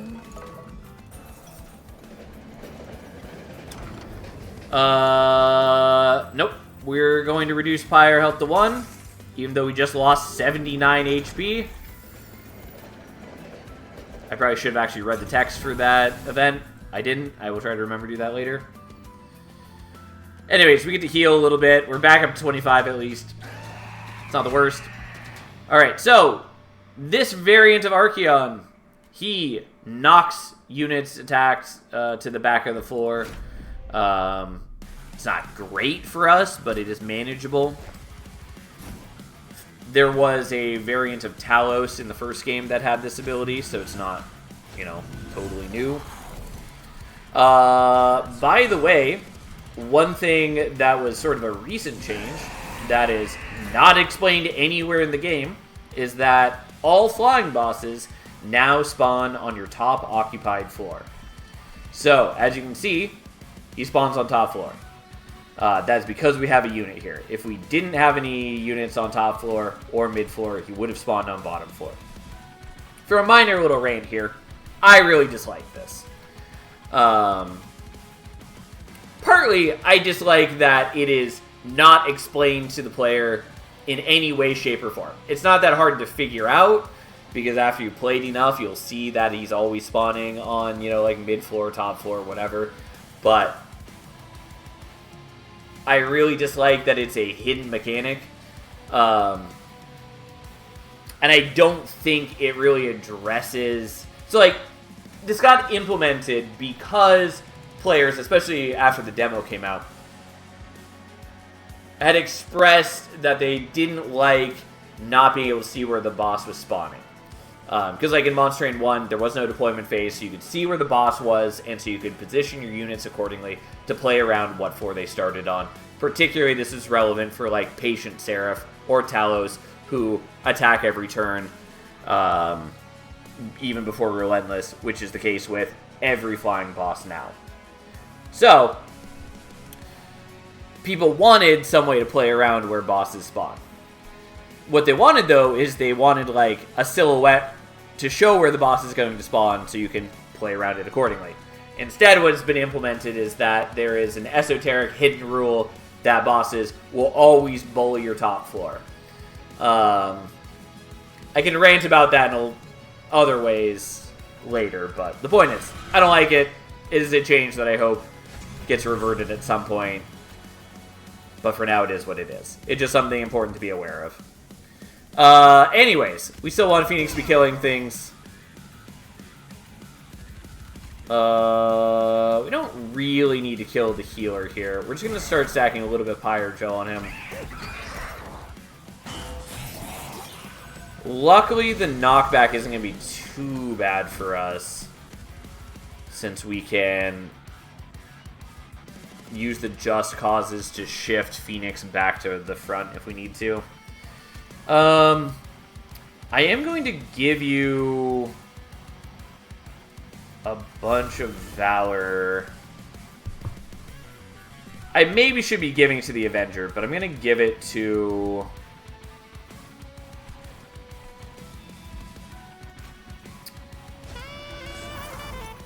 I do like the Saxbird. Unfortunately, this unit that I didn't kill is now blocking a hit, so I can't use the ability to apply Pyrogel to Archeon, because it'll hit this guy instead. Anyways, I should probably be giving Valor to the Avenger. I'm giving Valor to Phoenix, both because it increases his attack, which is good in general, but also when Archeon inevitably makes his way to bottom floor, he will then push the Avenger, and Phoenix will end up in front, and now he's going to gain armor, which is useful to our general needs.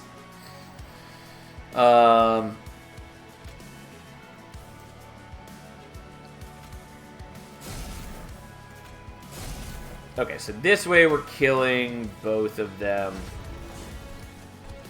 I could also have moved Phoenix to the front, so then he'd get knocked back by Archeon. I am plenty happy with this, though, because now we get some armor on Phoenix, which I think is for the best.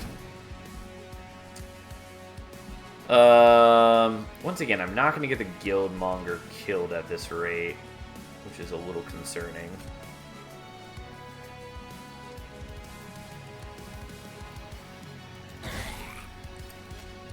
Okay, so let's move you up front. You're much lower on HP than I want you to be. I'm going to kill that guy so the Avenger doesn't take any damage. Kill yourself with the gel. Yeah, I'm sort of planning on it. More specifically, I'm probably going to Pyreball it. I had sort of wanted to move him up front this turn so that he'd get hit by Archeon. Didn't end up doing that because I ended up using my stuff elsewhere. But here we are. Because I didn't want to neglect my bottom floor situation. But I do want him dead. And yeah. Well.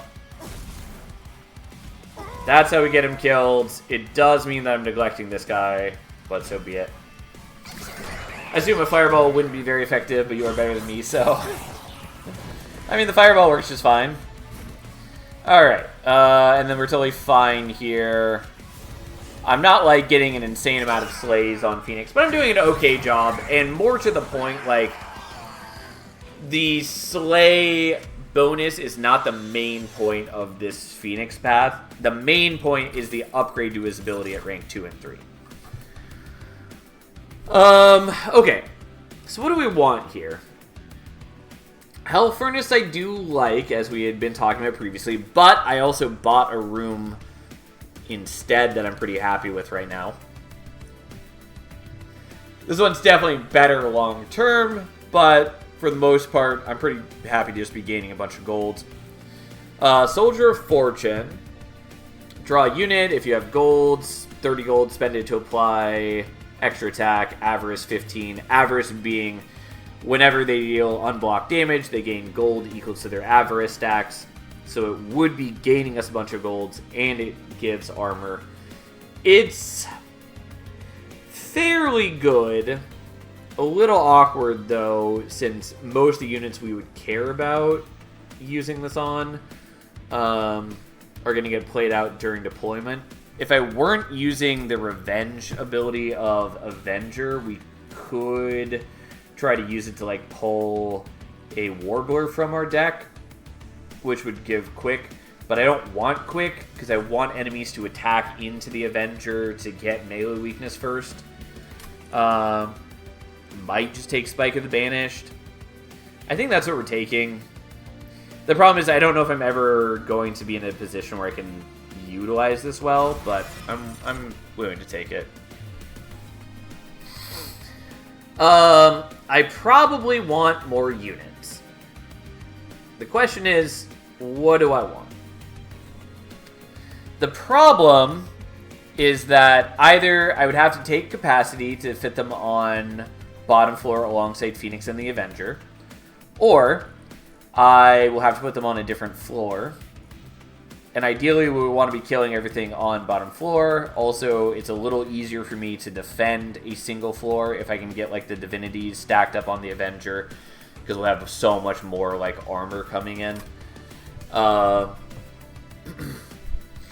do like Magma Cultist a lot in general.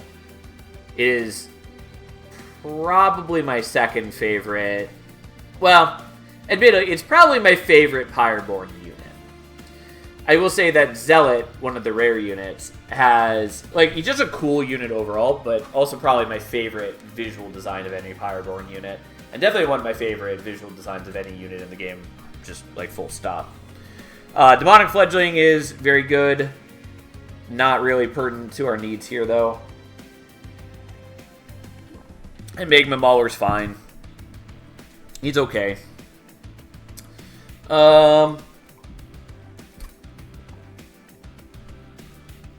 Again, mostly I'm making decisions around what boss upgrade I'm going to take. I think I'm pretty okay with taking capacity here. Obviously, draw would be useful too. I definitely, in Monster Train 2, tend towards taking extra Ember much more than like any of the other upgrades. I actually take draw the least by a pretty hefty margin, which is a huge change from Monster Train 1. Just because, like, taking Ember also gives you more deployment phase Ember, which is huge. It just lets you do so much more setup at the beginning of battle. And there's a lot of units that cost like 2 or 3, and so being able to more comfortably play out those units is great. Not that you have to play every single unit during deployment, but like, it's good. Anyways, I lean towards taking the Magma Cultist, but I don't think I'm that good at incanting right now. Obviously, I can get better.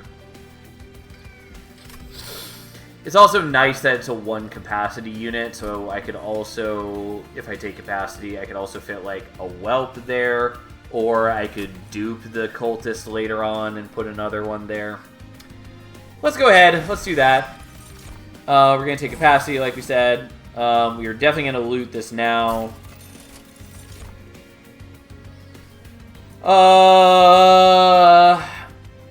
Don't super care about the Conduit. Whelp Supply, Pyrogel 3 on strike. We're not really going to care about the Whelps so much. I would like to, but we're not going to utilize them very well. We're definitely going to take Flaming Talons. Just when an enemy unit ascends, they gain Pyrogel 2. It just is free damage, essentially. Blaze and Scourge cost 0? Sure. Not super pertinent to our needs. Happily we'll take it nonetheless. Yeah, we're gonna go here, I guess. We're gonna take Overlord 2, which now upgrades his ability and gives it Explosive. So, any excess damage that it deals will be applied to all other units on the floor, which is partly where increasing his attack becomes more pertinent, since the higher his damage, the better it will be at clearing whole floors, basically.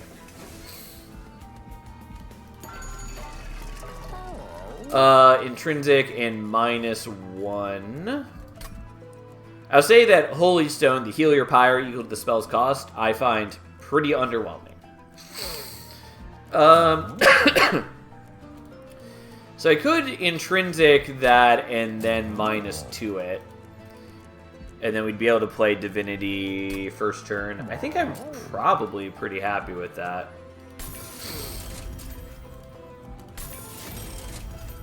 Again, it does mean that I won't be able to, like, repeatedly play Divinity throughout the course of the fight, but I think that's okay.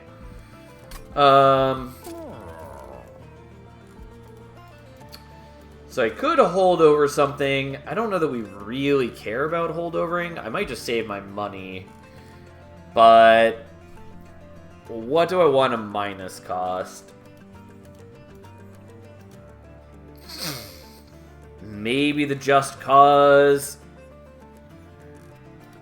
I think probably the Just Cause.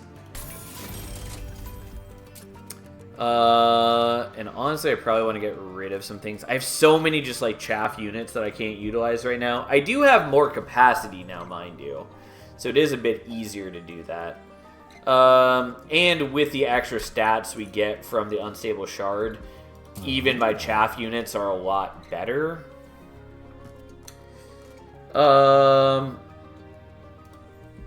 Nonetheless, let's get rid of a Steward for now. Let's get rid of another Steward. Actually, let's get rid of a... Yeah, let's get rid of a Warbler. Yeah, I'm not taking those. Another Avenger's probably fine, but like we're already stretching our deployment Ember. And yada yada yada. Like I have so many units to be playing. Honestly, didn't even look at what the challenge was here. Penitent Prayer Stone spawn each floor. They just have HP and spikes, which again is an example of things that make it difficult to have like low HP support units. Oh well. So unfortunately, I don't have enough deployment Ember to play most things right now. So it really comes down to: do I want to set up Sacrificial Chamber, or do I want to do the Magma Cultist? And I think it's, as much as I want the extra gold, I think we want to do this right now. Because especially with the statue being there, it is going to be harder for us to, like, not leak things.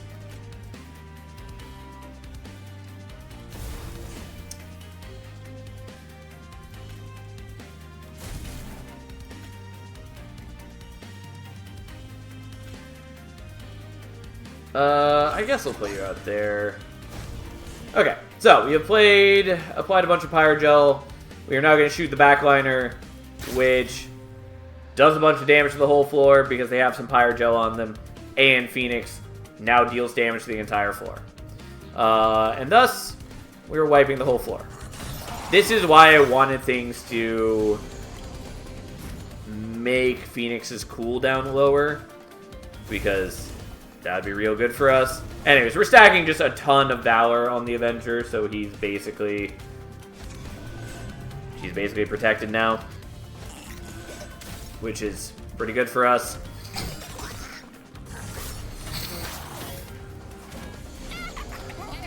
Also, like, losing the HP for the Unstable Shard earlier, definitely helpful. Like, it was a lot of HP to lose, but just the amount of stats it gives us is so helpful. Yeah, sure, you can have Valor. He kills the front dude, but there's still at least a dude for Phoenix to kill, so I don't mind too much. We finally get the Sacrificial Chamber. It's unfortunately a bit late. I play the Guildmonger, though it's very late for him. I'm going to do this so Phoenix can get an extra kill. It's not that impressive because it's not. How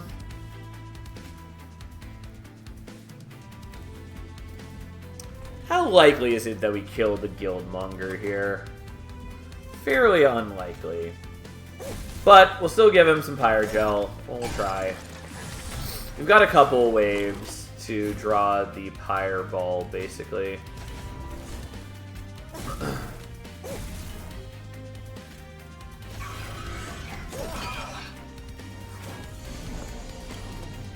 Alright, and Corrin summons all enemies from higher floors. That's their whole ability. But we killed all the non-statue units, and the statue is immobile, so it can't be pulled down from higher floors. So, not a big deal. Alright, so we're going to kill our dude, so we get the Horde. We're going to hit Phoenix. It should have... Oh, there we go. It just took a moment for it to show up. Because, like, it should have reduced the cooldown. But, yeah. There we go. It just looks like it didn't for a moment. I may as well do this. Unfortunately...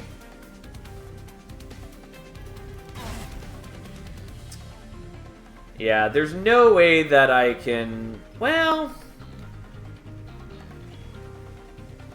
Alright, we're going to take a gamble on something. I'm pretty confident that we still win if we do this. So Phoenix definitely gets this kill. To be fair, Phoenix might have gotten the kill on Corrin before, but I don't know how that mapped out. This way I know for sure he at least gets the kill on the frontliner. Also, we get gold for him dying, so we actually get a slight amount of extra gold by doing that. Anyways, not a bad fight. We got a decent amount of Horde. We got a lot of gold. We're great. Pyroclasm is cool. It is Pyreball's big brother in that it is explosive, deals a lot higher damage, and also is attuned, which means that it gets 5 times benefit from magic power. So every point of magic power is 5 damage instead of 1. That said, we're not applying magic power really, so that part doesn't matter. And either way, we're going to take Mind Cage because I really would like that for Phoenix. It just gives -1 cooldown every turn, so it's much easier for him to hit,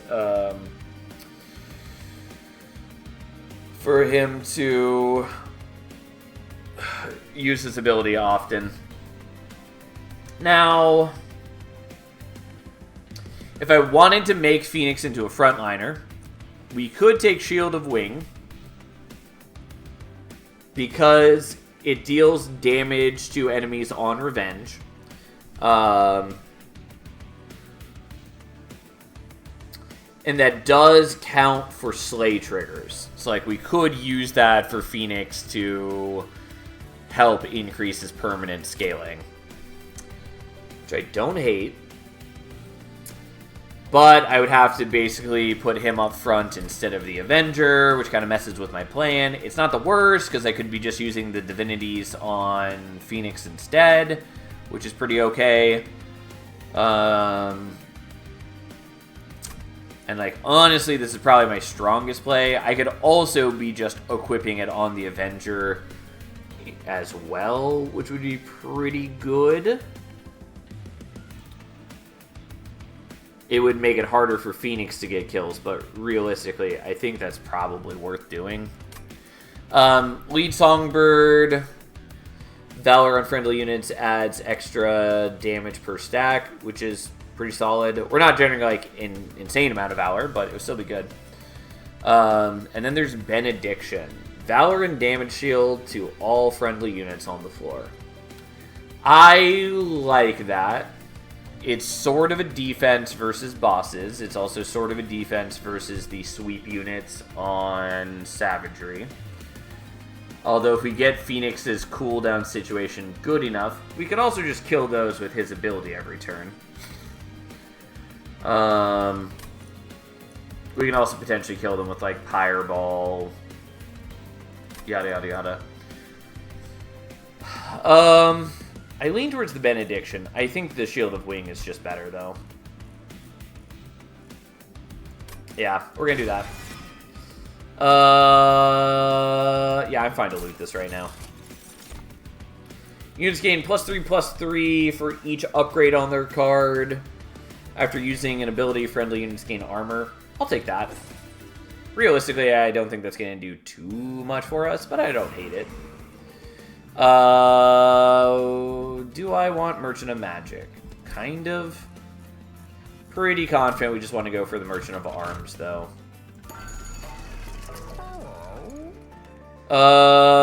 Ooh. Do I dare? Do I live in a world of sin? So I could get Hall of Mirrors and make it deployable. In which case, I could use it to copy Phoenix, and then we could have 2 Phoenixes. I do think they fixed it so that cardless copies of a champion no longer will contribute to permanent scaling. So I don't think we could use the second Phoenix to contribute to the permanent damage scaling. But we would still be getting 2 uses of his ability regularly, which is not bad. It would throw off basically every other play I've made till now, because we wouldn't be able to fit the Avenger on the floor, or like the Magma Cultist, and other things. But it's interesting. Kind of want to do it. Pretty confident I'm not going to. Like, we don't explicitly need the Avenger, since the Divinities can be played on anyone. But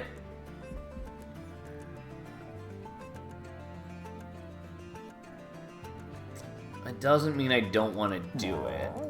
Anyways, I think what we're going to do is we're not going to do that. As fun as it is and as cool as it is, we're not going to. We're not going to take these. They're fine.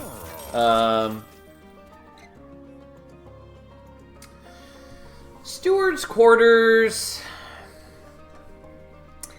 is sort of interesting. I like it in that it is a 0-cost room that bare minimum gives +1 capacity. So if you make it deployable, it at the very, like, even if you're not using any trained stewards, it is just +1 capacity to a floor during deployment phase. You can then, like, overwrite it with a different room afterwards and still have a room that, like, gives a benefit. I don't think we really need the extra capacity right now. That was the thing. Especially since I am very limited in my deployment ember for all the other things I'm trying to do. What we're going to do is we're just going to make the Mind Cage deployable. I still have plenty of problems. I don't think we want to combine it with a Quick Dagger. I also probably should have done this first. The rail shakes. The train screeches to a halt. The world trembles. The train has stopped in front of a fountain, where angels once asked its waters for blessings. Now it radiates with the minions' looming presence. Obey me, the minion's voice echoes. Do you ask the corrupted fountain for a blessing? So, option number 1. Get the dominating power upgrade in Dominion's Eye, which is +10 attack and strike, apply 20 corruption. Corruption being frostbite that just doesn't tick down. Just, you know, it would be 20 damage to that unit every round with no decay. But we would get Dominion's Eye, which is an unpurgeable blight that says non-scourge, non-blight cards in hand cost +1 ember. That said, we do have Sinner Salve, so it does cost 0. So it would never cost us anything to just play this out every turn. But it does eat up a draw every time we draw it. Good day all, how it goes? Going well, Edwin. How are you, my friend? This is our first run after the tutorial. I am so excited to finally get to play this game. Also glad that I seemingly finally fixed my computer's issues. At least as far as I can tell. If my mic starts cutting out, please let me know. Or if other problems occur, please let me know. But I think I finally got a workaround. Which is good, because it was driving me to madness. Summon, spawn a random friendly unit from deck. So, like, I could put that on the Magma Cultist and use it as a way to, like, pull a Snotty Whelp or a Warbler or something. Could also put it on a Snotty Whelp and use that to pull, like, another Snotty Whelp. Which is a maybe. Or melee weakness and spell weakness on strike. We'll do watching it work. Can't wait to play. Yeah, it's great. I've been waiting.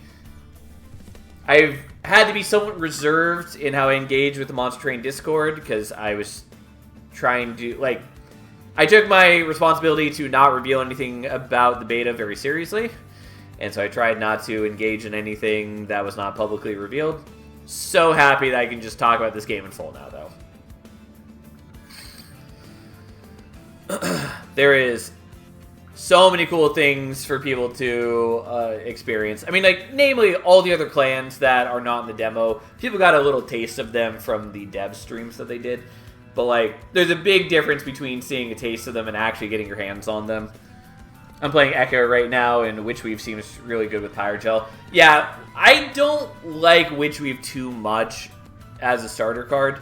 It is good if you have Pyrogel generation, though. Like, if you were using Magma Cultist, the Incant Pyrogel unit, for instance. Like, a zero-cost damage ping spell, real good with that. Like, it's great. But yeah, there's a lot of good things you can do. And there are plenty of other ways to generate tons of Pyrogel as well. Anyways, kind of want the melee weakness and spell weakness. Legitimately, I don't know if any of these matter to me. Like, the Blight isn't that big a deal for me since I do have Sinner Salve. It, again, does eat up draws. It's not like my deck is super thin, though. But I will be thinning it out over time. Dominating Power is definitely the weakest of the options here by a wide margin. Kind of want Dominating Authority. I don't really have a great use case for it, though. And Dominating Control's good. But, like, I don't have many spells to really make use of that. And mostly I'm not getting good value out of the melee weakness on Strike either, even though that's a strong ability. I don't know. I kind of want to do Dominating Authority. So real quick, so how much... So I have 4 Deployment Ember currently.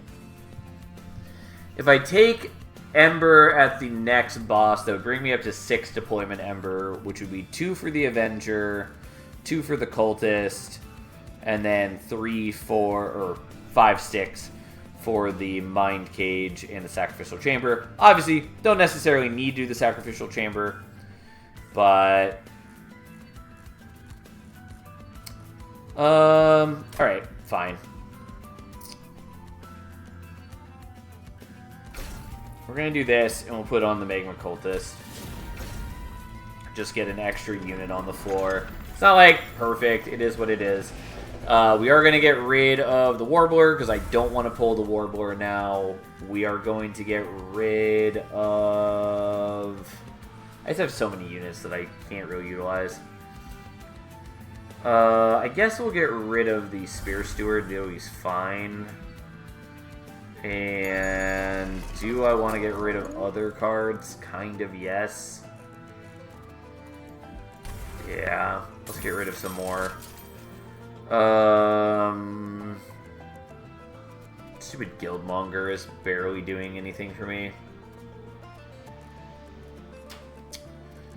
That's fine. We'll leave it like there for now. I could probably purge a lot more from the deck, but this is okay. Sure, enemies heal if they survive, yada yada yada. Okay, so you come out, we're doing this and this. Rather than playing the Magma Cultist, we should play the Magma Cultist. We're not going to play the Magma Cultist. No, I definitely did this in not the right order. Because I could kill my own dude. Which is cute that it does actually work on hitting the enemies as well. Which is a weird interaction. Anyways. I'm going to do that because I do want the Guildmonger dead. And it does free up a slot for us to play out a Snotty Whelp. Alright, so your cooldown is down to 1. Time to be a little aggressive with the whole situation. Unfortunately, you're not going to get this Slay on this guy because the Avenger will do it. Unless I move you up front. But even then you wouldn't do it because we wouldn't have the melee weakness. Unless I use you. Life must suck to be a Guildmonger. It's true. Yeah,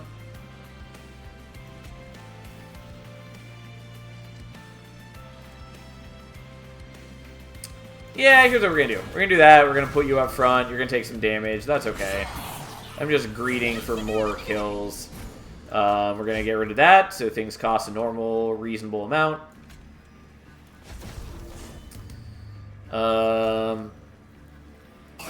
We're gonna do that, I guess, and then play you there, and you there, and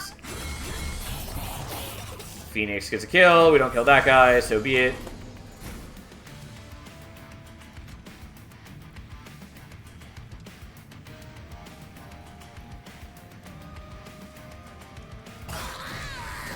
Okay, well, you can have Shield of Wing.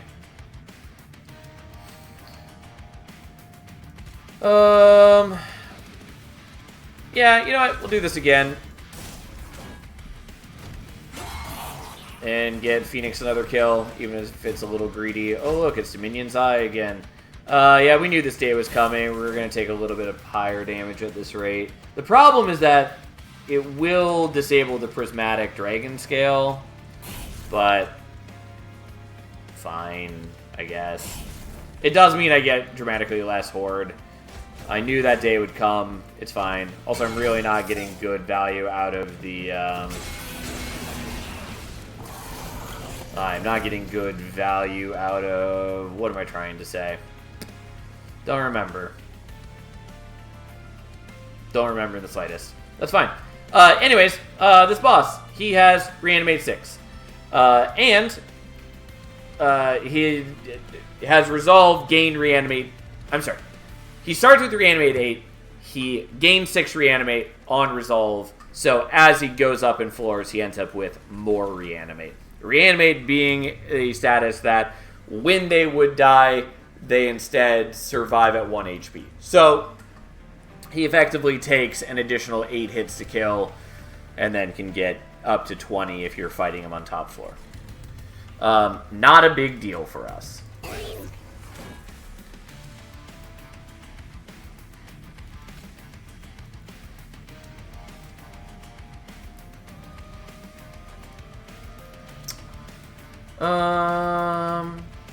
I'm gonna be a little cheeky right here.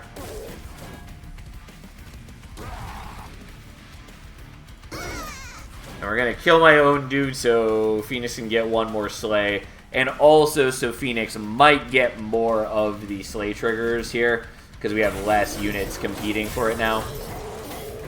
Because each stack of Reanimate does count for Slays, which means that Phoenix gets a little bit of extra power from killing him, and we get a bunch of extra gold from killing him, because every one of those is a Slay.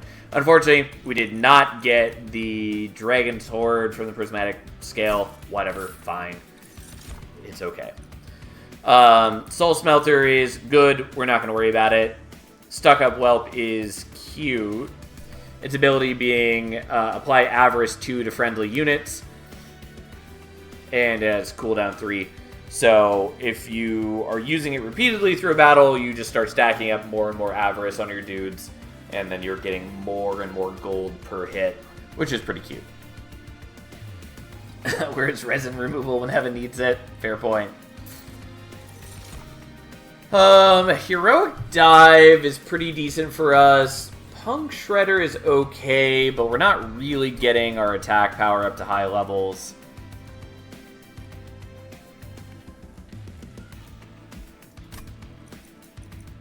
Kind of want the Heroic Dive. I don't really have a good use case for it, though.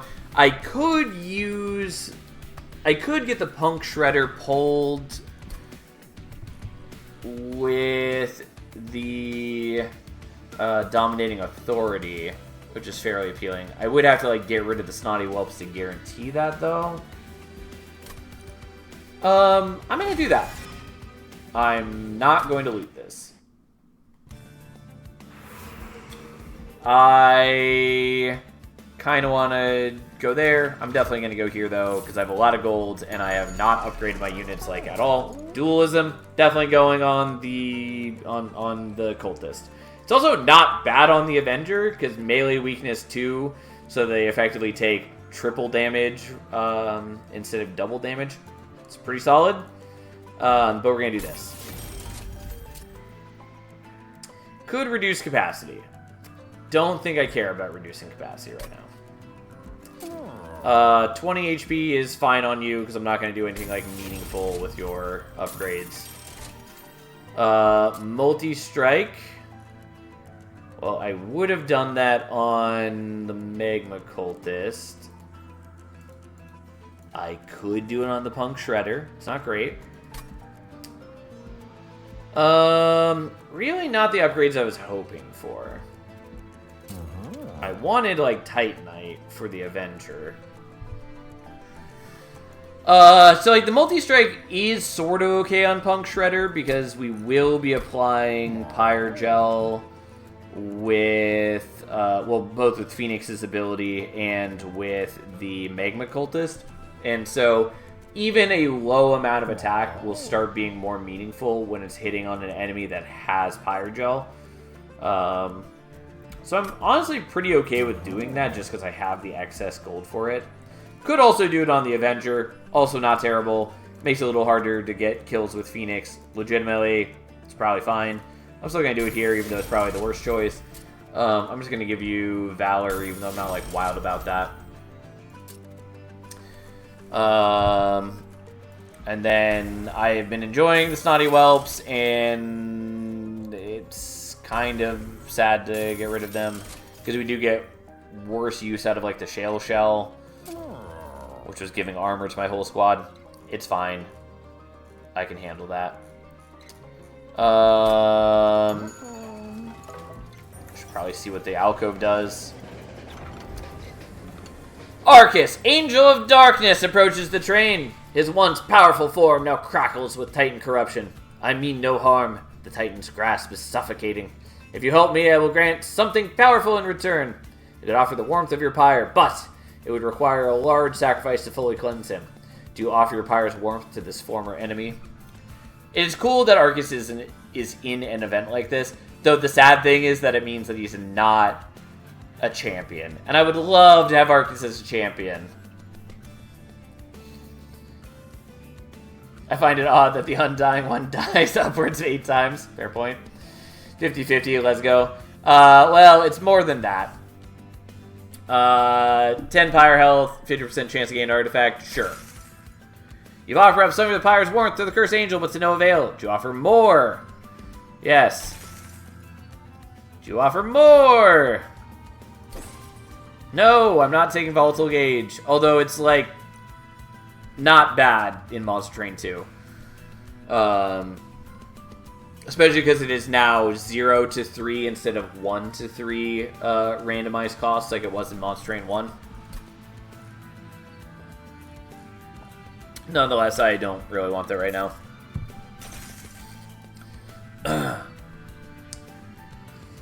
Well, we can offer up 20 more HP. I do kind of want to do it. I don't think it's worth it, though. So we're going into Kale.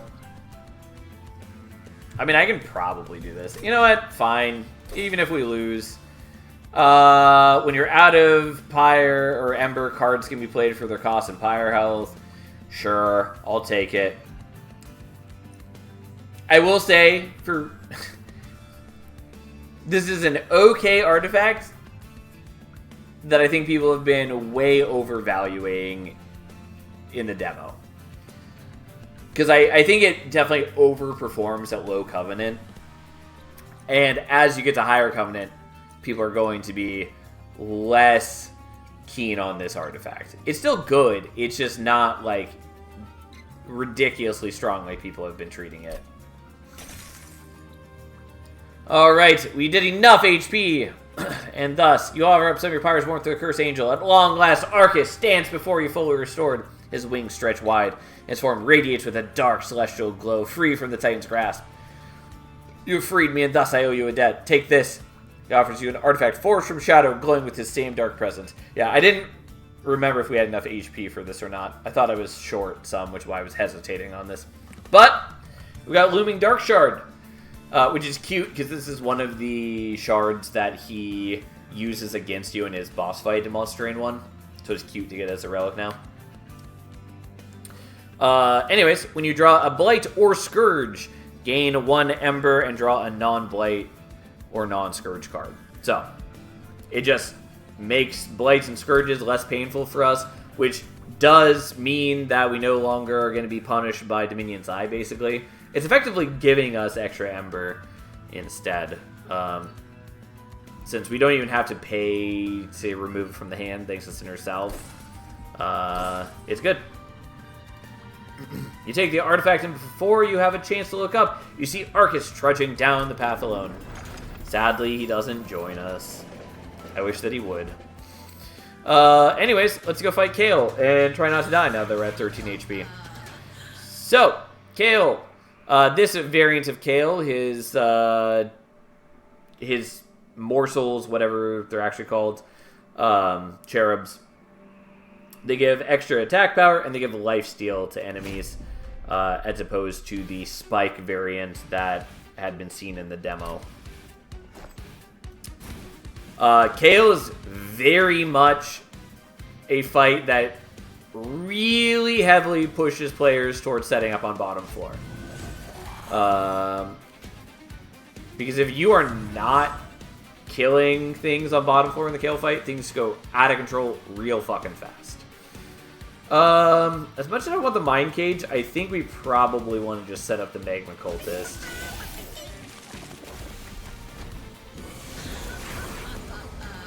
Alright, so let's play that out. Give you Divinity.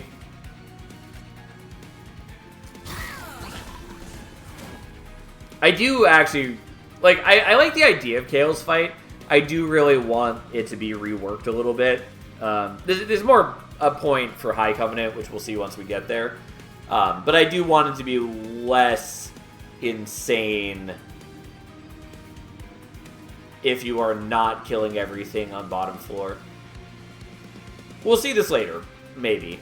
But, like, in High Covenant, a single unit reaching to the pyre after eating the cherubs just, like, will murder your pyre all on its own. It is very punishing.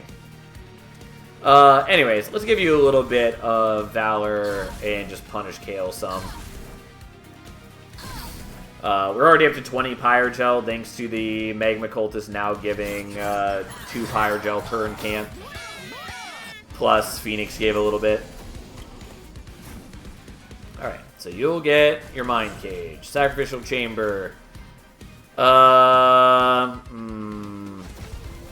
Okay, luckily we're still killing here.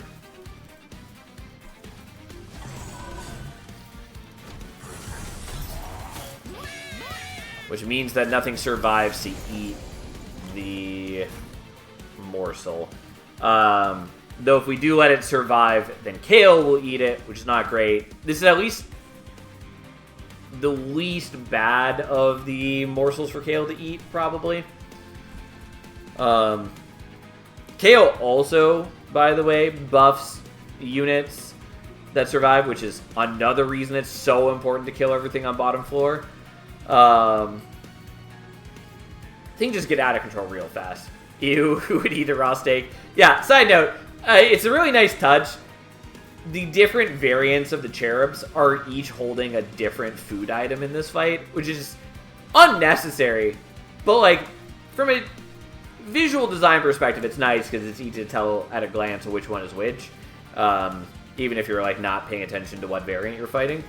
And so I really appreciate it from that perspective. But also just like, it's a nice polish bit that they're all got different meals. It's just cute. I appreciate it, is what I'm trying to say. Anyways, let's murder some things, and then you can have the Shield of Wing, and then we'll use this. I keep wanting to use the Banish Spike better. I have not been doing so. Alright, we finally get that one, which makes things a little less punishing.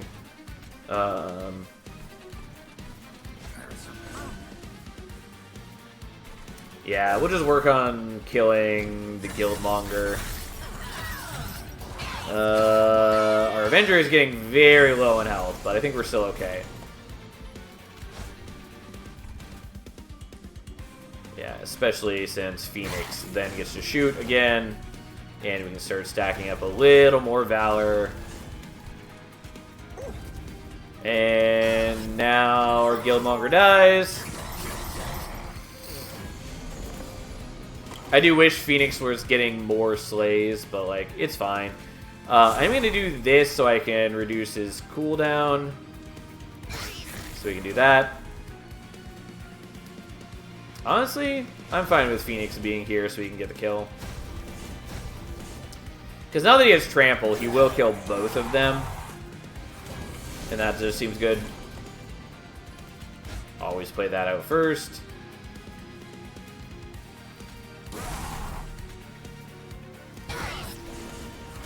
Okay. Well, a little greedy on my part, but we're just going to skip you back up front.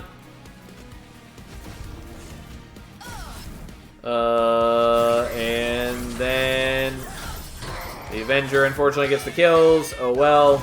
We have mostly murdered Kayle already because we're just a cool dude like that. And once again, Phoenix will kill those because that's just how he rolls. Honestly, we're going to do that so we get the Avenger killed. Because we get a little bit more gold from him dying, and also it made it more likely that Phoenix was the one who got the kill. Which he did. We are flush with cash. Alright, we could swap to Blood-Soaked Arena. We don't really need all the cash from the Sacrificial Chamber anymore. And friendly units gaining Valor on Slay is pretty decent. Eagle Heart is dramatically better after its rework. Since, as you could have seen in the demo, the prior version of this was transfer all Valor to a unit and advance it. Which is, like, not helpful, because it meant stripping away the attack bonus from a bunch of units, and oftentimes you did want your attack like spread across some units. Instead, it is now advance, apply Valor, and then that unit immediately attacks, which is pretty solid. I don't think it's what we want right here, though. And Pyroclasm is fine. We're not like the best deck to make use of it, but even then it's pretty solid. Also, with Ancient Pyre Tap, we can more easily hit its 4 cost if we need to. I think we're going to take Blood-Soaked Arena. We're going to take the Ember, and I will loot this. Increase Horde Max is fine. We're not really the deck that cares about that. I'll take the Medallion, just get some extra stat. Okay.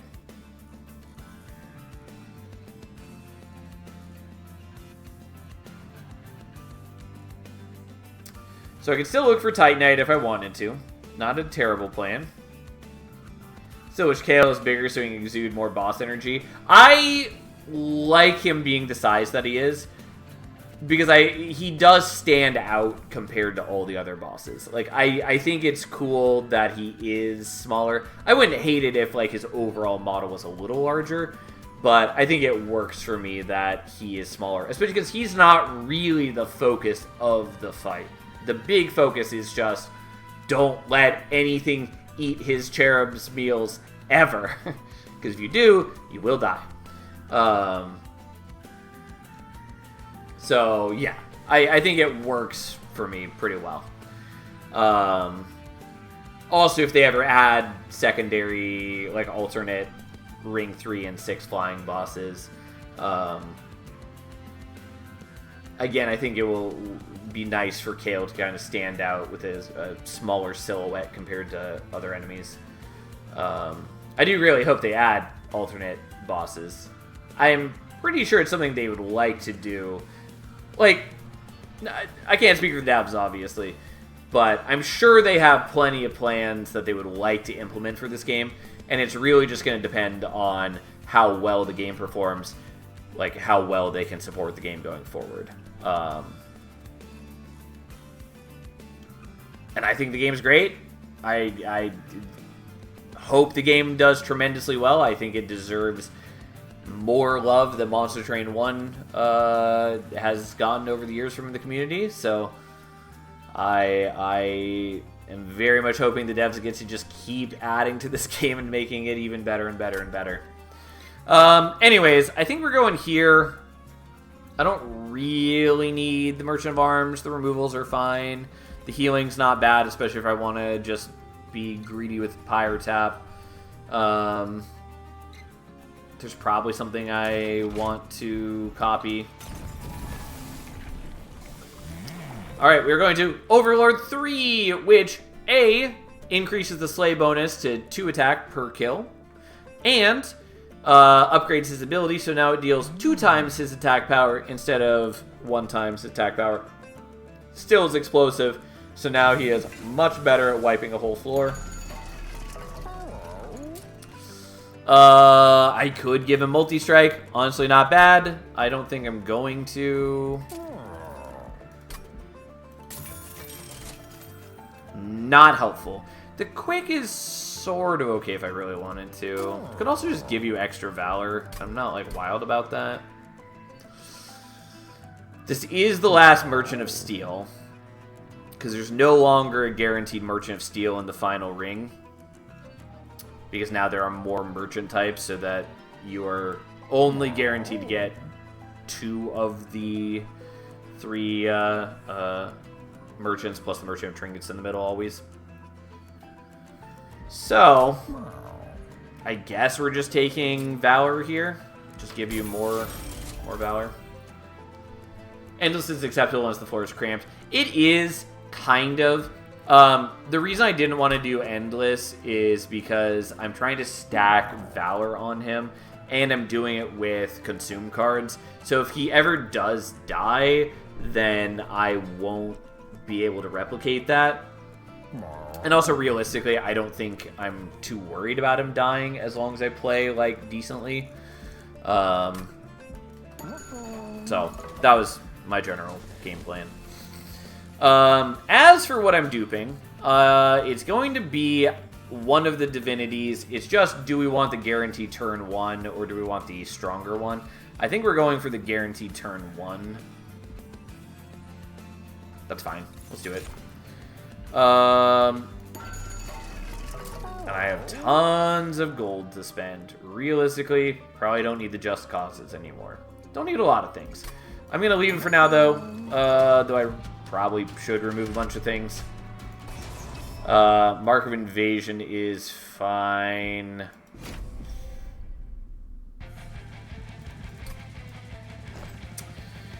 Okay, now, the question is, how much do I care about not taking pyro damage?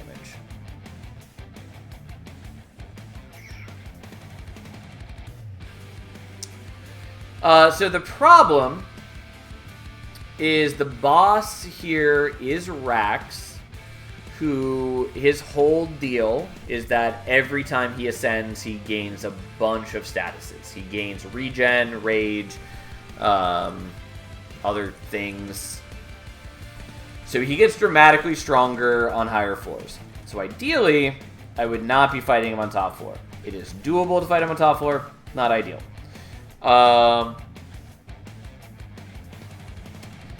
The enemies that are coming do spawn in with Spell Shield, so that it is harder to kill them.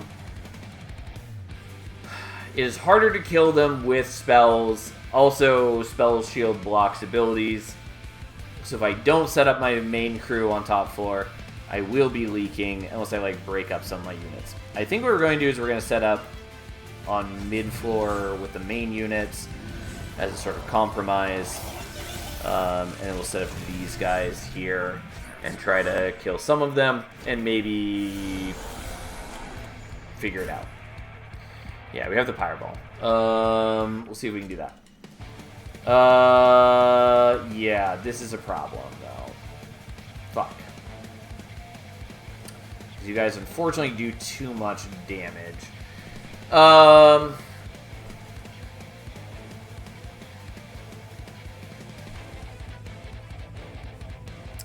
Yeah, this is the problem with setting up here. Okay, but I have ways to solve this problem. They just get messy.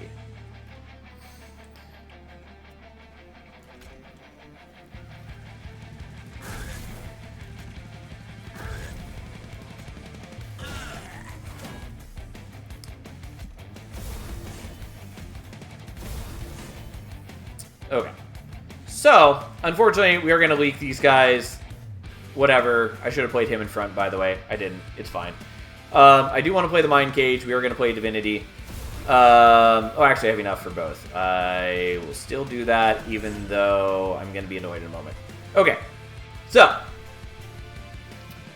it's time for me to rant a bit. Because as much as I like this game, there are a couple things that I still don't like about the game. I will rant about them as they appear. The first of these is this fucker right here.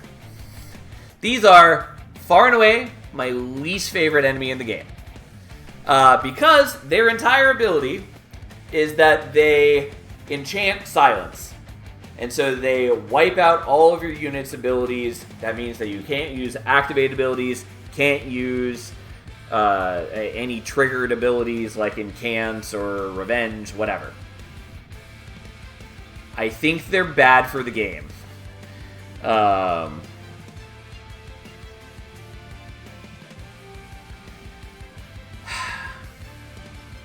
know what? I'll rant more about them later. I don't feel like going into full detail right now. But suffice to say, I think they're just a bad design for the game. I really wish that they were not in the game. And I have lobbied the devs repeatedly to remove them. Because I think they're unfun and just not great for the game. That said, they at least have reduced them in prevalence pretty dramatically. But I still just hate these things. Specifically, I don't think they're challenging. And that's, like, when I complain about these, the number one argument, like, counter argument I get is, but Sal, we want Monster Train 2 to be harder than Monster Train 1. And I agree. I do want Monster Train 2 to be harder than Monster Train 1.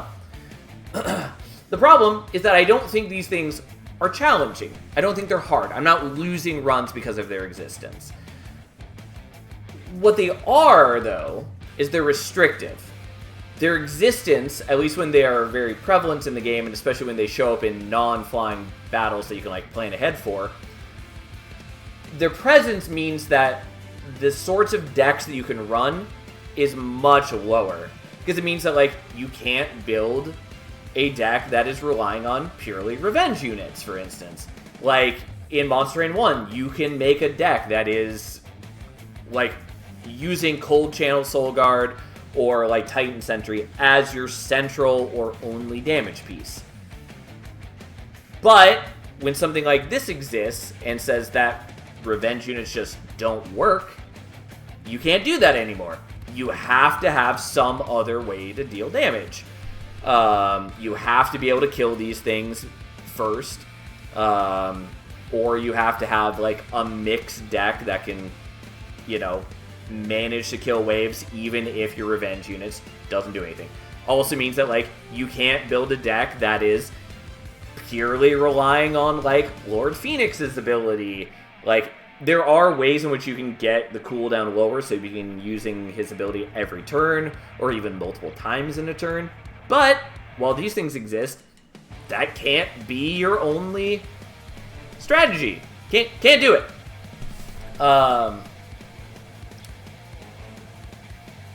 And so, like, I think that feels really bad to just have a unit that just shuts off a bunch of strategies. Because, like, no other unit or boss in Monster Train does that.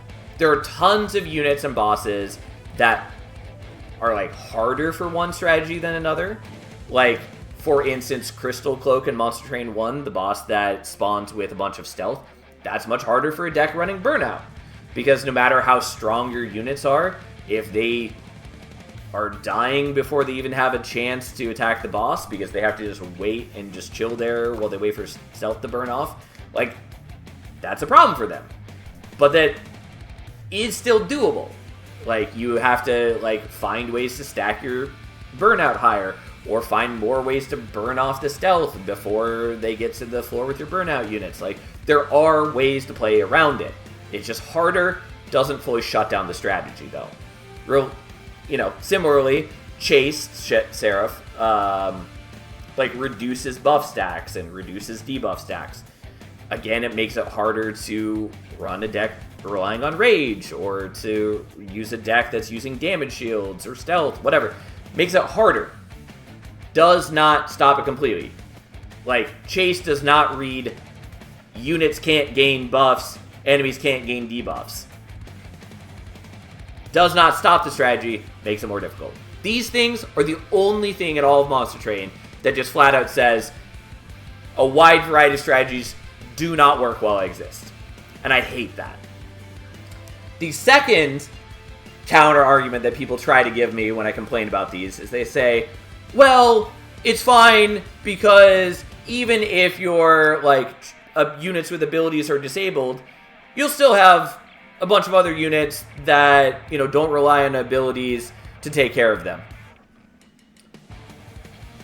And my point to that is, first off, I don't like the way you're essentially describing is you're saying that I should always have to be building kind of a generalized deck. That I can't specialize my deck towards, any particular sort of build. That's something I really like about Monster Train and a lot of other deck builders. But, like, Monster Train in particular, I think is very good at that. And is one of the reasons I like the game so much. And so having a unit that really discourages players from that, I think is bad.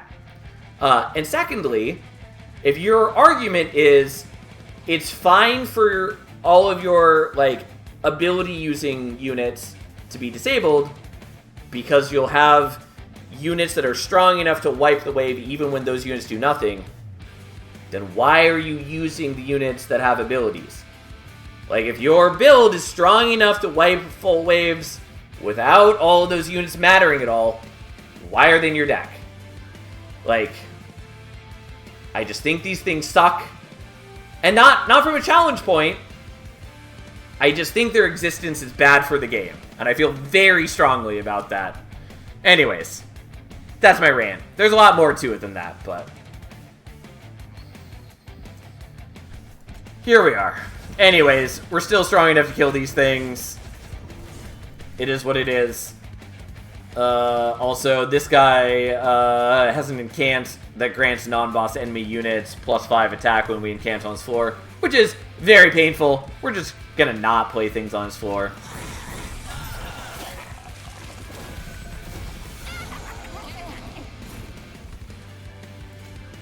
We'll give him the shields. We will set up Blood-Soaked Arena now. And we can handle giving them some extra power. Also, we'll do that. Unfortunately, we don't get to kill these guys because their spell shield protects them from the explosive part of his ability. We've been blessed with daytime jank and a rant. It's a good day. I mean, there's a lot more ranting I can and will do as long as I have the energy for it at any given moment. But, yeah. Like I said, for the most part, I really enjoy this game. There are a couple design choices like that, though, that I do really dislike. Which the devs know about. They've heard me rant about them in great detail.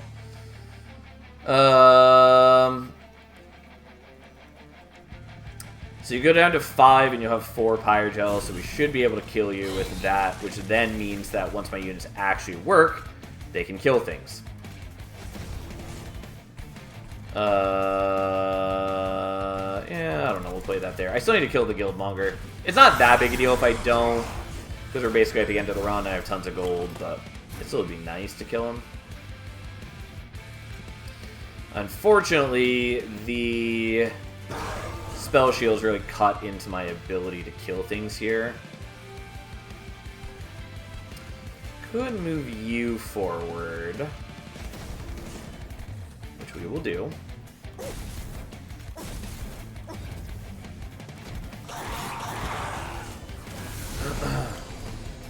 Alright, so Rax, the Overblessed, who visually, kind of cool. Not my favorite boss visually, but I like that he incorporates designs of all 3 different Titans, which is why he's Overblessed, because every other enemy in the game has a blessing from only one of the Titans, so he's the only one who gets abilities from all 3 of them.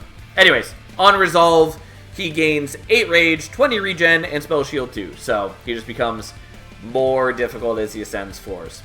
Side note, for this boss and a couple others, they used to be tucking a silencer behind the boss, which just like drove me crazy. Because again, it meant that you could never run like a revenge build into these bosses unless you for sure had a way to kill the silencer like on the turn that it spawned. I don't know. It just really bothered me. They've luckily stopped doing that, but I thought that was a particularly bad design choice. Especially because, like, they don't... Tucking it behind the boss means that it wouldn't even die naturally in combat. Like, unless you have a sweep unit, which are much rarer in Monster Train 2, there's no way in which they are dying just from normal combat. Like, all these guys, you know, if I wanted to utilize, like, you know, units with activated abilities or incant, whatever, on higher floors, and wanted to, like, try to set up some just, like, raw damage units here to wipe some of his units first, like, that would work.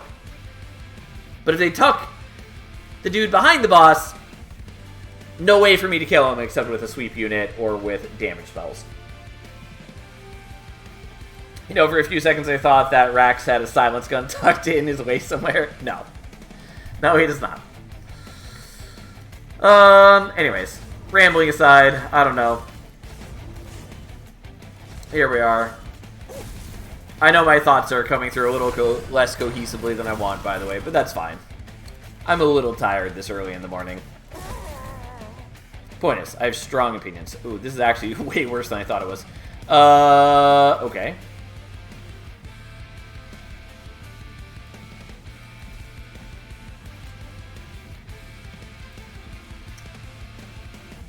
Yeah.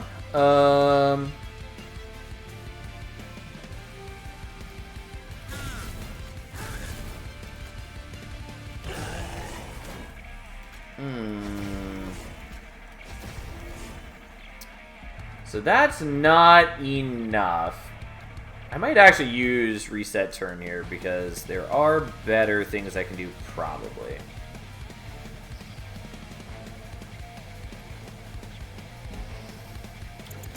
Well, this is the first time we've done a reset turn. And that's fine. I don't feel bad about using it here. I mean, in general, I don't want anyone to feel bad about using it. That's a whole different rant that I'll go on later. But mostly, I was using it just so I didn't have to mental math this all out.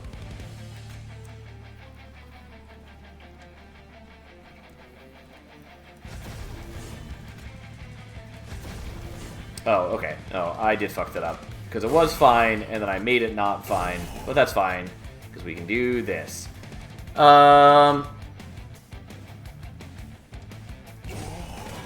Yeah, the only problem is that Phoenix isn't getting most of the kills here. Which is okay. It's most important that we kill Rax. I did take a lot of damage on this fight from leaking all the early enemies. And, like, realistically, if I cared, I would have just not taken the trial. It's okay, though. We also got no Horde. I didn't even kill my Guildmonger because I forgot to kill him on that last turn, even though I absolutely could have. Sadly, I cannot combine a Mind Cage with itself. As you saw in the demo, you used to be able to do that. But that got changed at some point. Now you no longer can. That's okay. We'll skip those. Don't think we need Everlasting Light, though I don't dislike it. But we'll skip. Okay. Healing's not bad. Merchant of Arms, pretty unnecessary. I think we just want to do the copying so we can, like, copy another divinity. How you doing, Tiny? Haven't seen you for a while. How you been? Yeah, I guess we're going here. I have so much money to spend.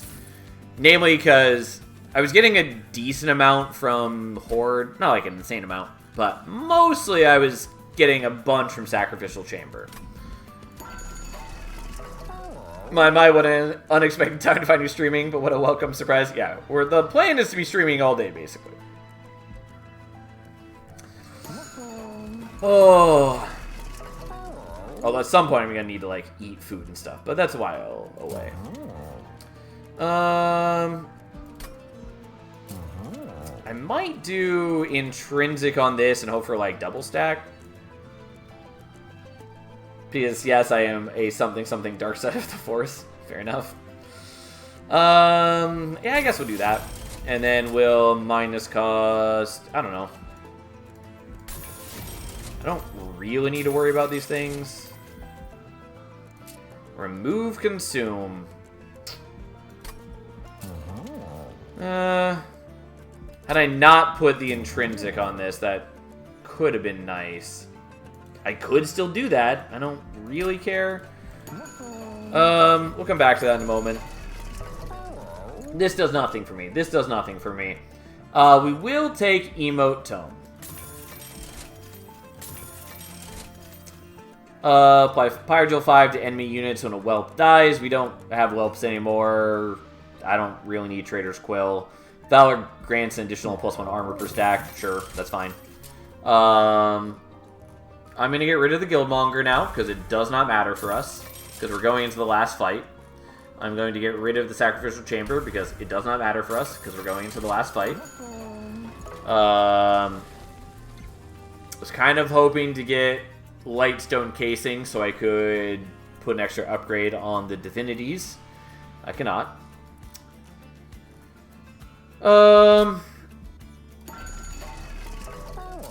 Could do this. Like, I could just buy all these upgrades. They don't really matter to me. I just don't know if I care about this.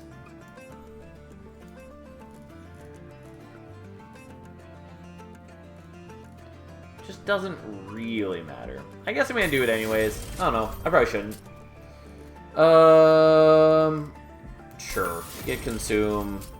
I'm not gonna bother with the magic power. I will...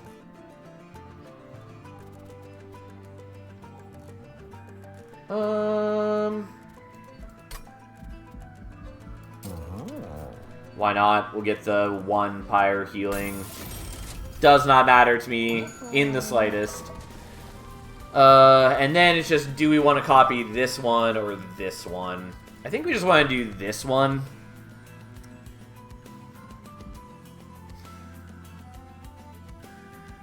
Yeah, that's fine. Okay.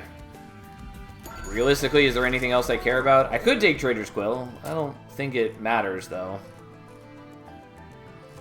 Could also get rid of a couple... You know what? Let's get rid of that. And let's get rid of that. Alright, we're broke. And let's fight Seraph of Savagery. Okay, so once again... So we're going to set up mid-floor, so I have a chance for my Valor to stack up first. Let's equip that to the correct unit. And once again, we are going to bait Seraph to top floor by throwing away our Shield Steward because of the esoteric, unexplained spawning rules that now exist.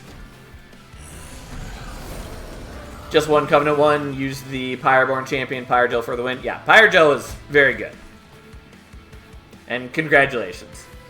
Alright, so we're going to set up Blood-Soaked Arena. We are going to keep in mind Emote Tome is going to copy the first spell we cast each turn. So we are going to copy the Stronger Divinity. And then just apply a whole bunch of Valor. Honestly, could have put Phoenix up front. Maybe should have. Doesn't matter. And then we'll set up the Shield of Wing. And then we can even do this because it still gives 3 Valor even if I have no Ember. Is you do something like the Fool card and have a new faction made entirely of Divinity on a push trolley trying to save heaven? That'd be pretty silly. Alright, so there are a bunch of sweep units in this fight, which is a major concern for us. Sadly, I never got Phoenix's attack, like, super high, so we can't, like, murder the gladiators. But that's not a big deal.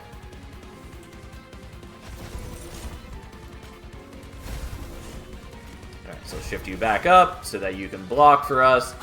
And then we're just going to bully Seraph. We're already doing 784 damage on turn 2.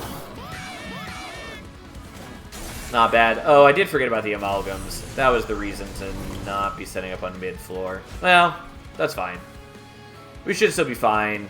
In the worst case, I could reset the battle to fix that. It doesn't really matter, though.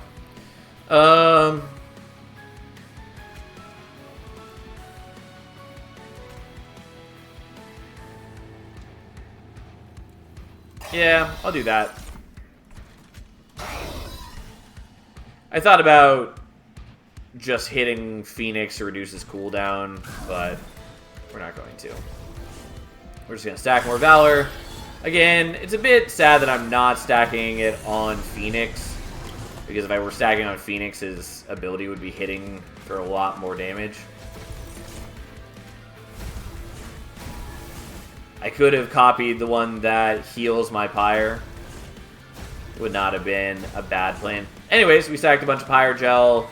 Again, slightly just not strong enough to kill this guy. But we can kill the Amalgam. And now we're hitting Seraph for 800.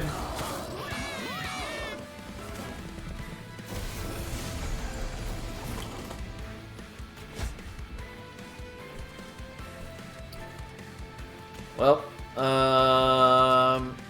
you know what? Sure.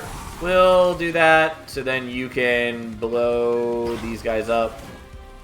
Again, sadly, you're not actually getting the Slays because the Avenger gets most of the kills now. Oh well. I'll just kill that guy in advance so I don't have to worry about him. And then you can have a bunch of Valor. They all just crash against my shield and die because Shield Wing is pretty good and I am an unstoppable force. Since I have 150 Valor and Valor gives +1 per stack, like, there's no way they're getting through my defenses. Unfortunately, I don't have a way to ping Phoenix here to allow him to use his ability, but whatever. You know what? Just for kicks, we'll copy the one that lets me heal my Pyre.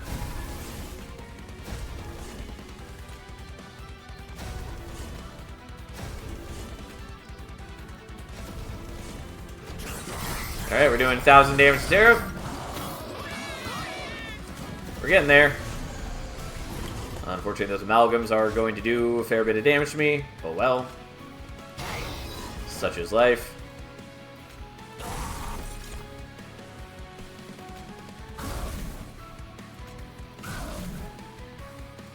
I can do a lot of damage to him and almost kill him.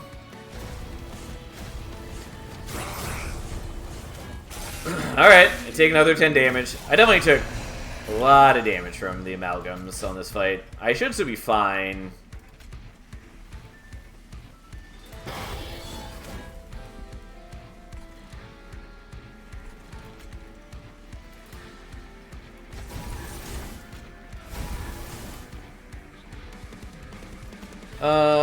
What am I drawing next turn? I'm for sure drawing a fire starter. No, just for my own enjoyment. We're going to hit there. And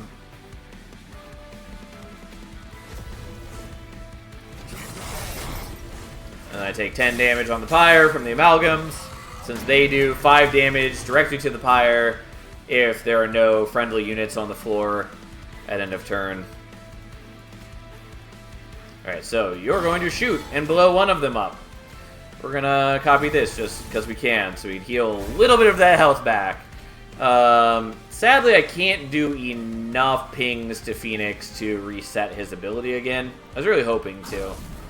I could have had I copied the fire starter, I suppose, but realistically, does not matter. I have more than enough power to kill Seraphir. Ta-da! I'm not playing particularly quickly, but here we go. Another win. Well, that was a fun run. I do really like Overlord Phoenix. Also, I totally forgot that I had Ancient Pyre Depth, and I don't think I used it a single time. But that's fine. But yeah, I really do like Overlord Phoenix. I think his first rank with the Slay is okay. There are ways to get some real good benefits out of it, but mostly that's not why you're taking the path. The real benefit of it is getting the explosive at rank 2 and the double damage at rank 3. Because if you have ways to increase his attack, and especially if you have ways to reduce his cooldown, then it can do such good work for you. Anyways, Pyreborn goes to level 3. We unlock a bunch of things. We unlock more things for level 4. Banish goes to level 4 as well. Governor rank 2. Battles have additional enemies. And we start mastering cards.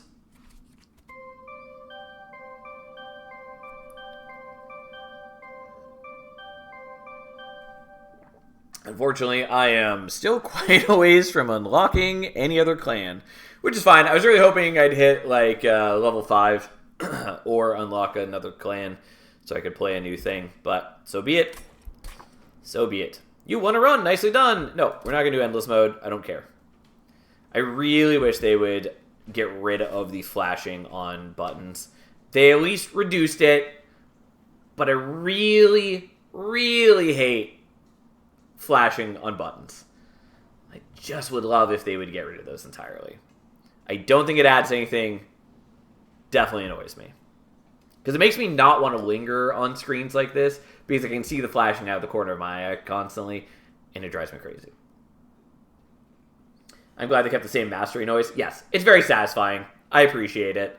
Anyways, we're not going to bother with the outpost. We're just going to hop directly into a run. So, we just played as Phoenix. Let's go back to Fel, especially since now we can actually pick a champion path of our choosing.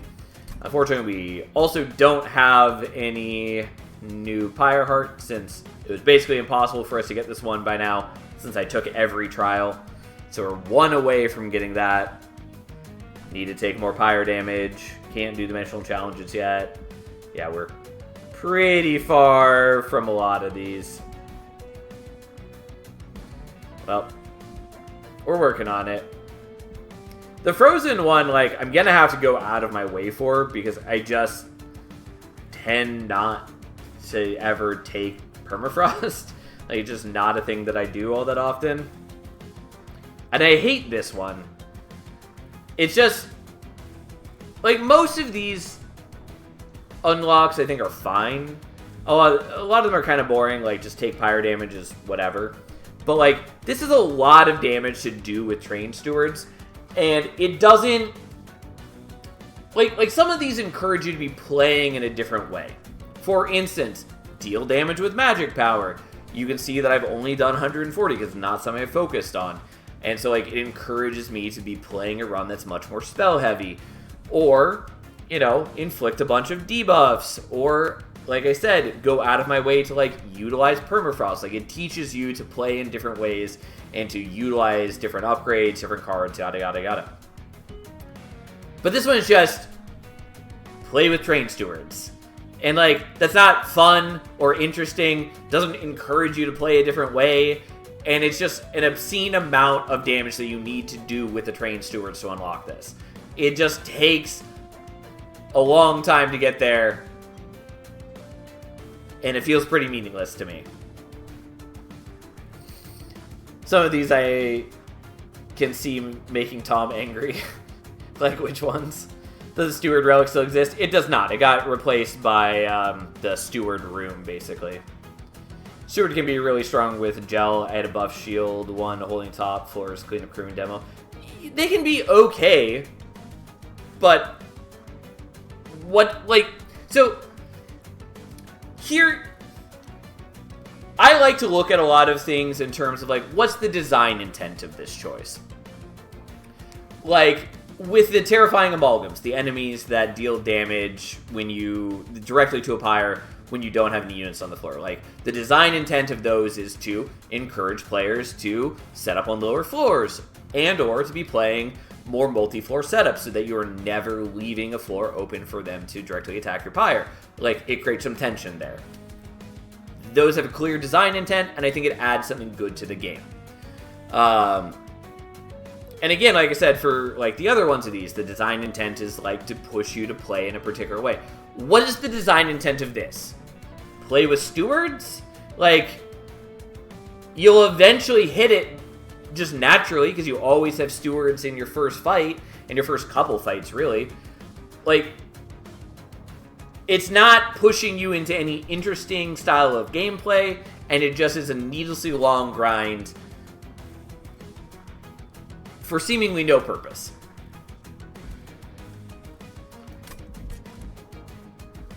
Anyways, I don't have another pyre yet, so let's hop into it. We're playing as Fel. We don't have any other options yet. We are at least up against a different Seraph. This time we're up against Entropy, who is about...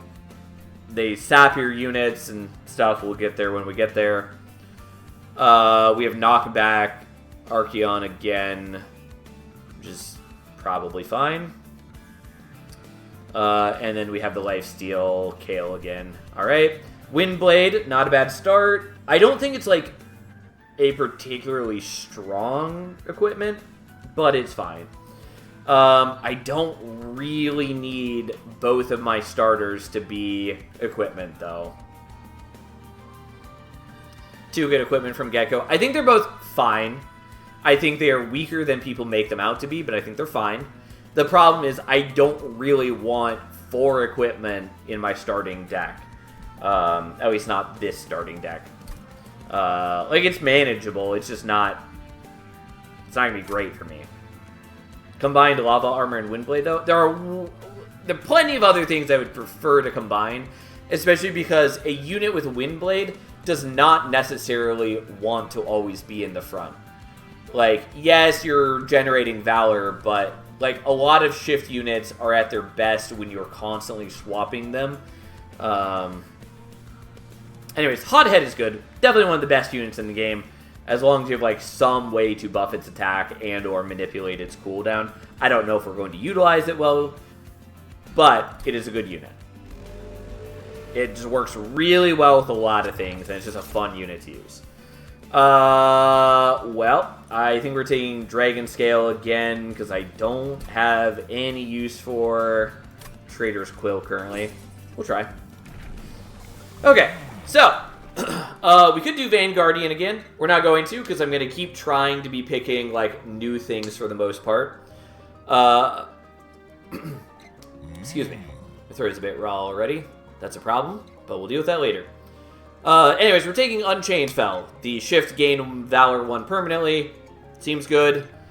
It's not, like, great with the Dragon Scale because she does have a weaker start in exchange for a stronger late game payoff. Also, we're going to take the Mark of Invasion. There's a good chance that I just take some damage here. It's fine. Do they still use Deterministic Seed, where if you've seen an artifact, you won't see it again? Yes. I did forget that I have Hothead, so... Do I want to play Hothead top floor? I definitely am playing Fel top floor. Like, that's a given. Because I want the maximal amount of time for her to scale. But I might just want to put the Hothead mid-floor.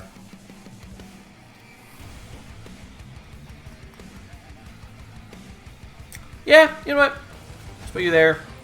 And then we'll give you each a buddy. Alright, you're all dead. He deals damage equal to his attack to enemy units on the floor twice, which is pretty good. We're going to do that. And then I kind of want to play the Windblade, but I also want to get as much shifting as I can, so there we go.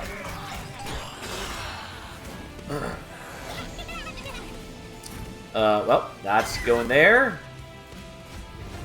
And once again, I'm skipping on the Windblade. You know what? I actually should be playing the Windblade. So whatever, we'll reset the turn. Windblade, because I did already forget that it procs shift at the end of the turn. So it is equivalent to doing a Just Cause, effectively. Okay, well...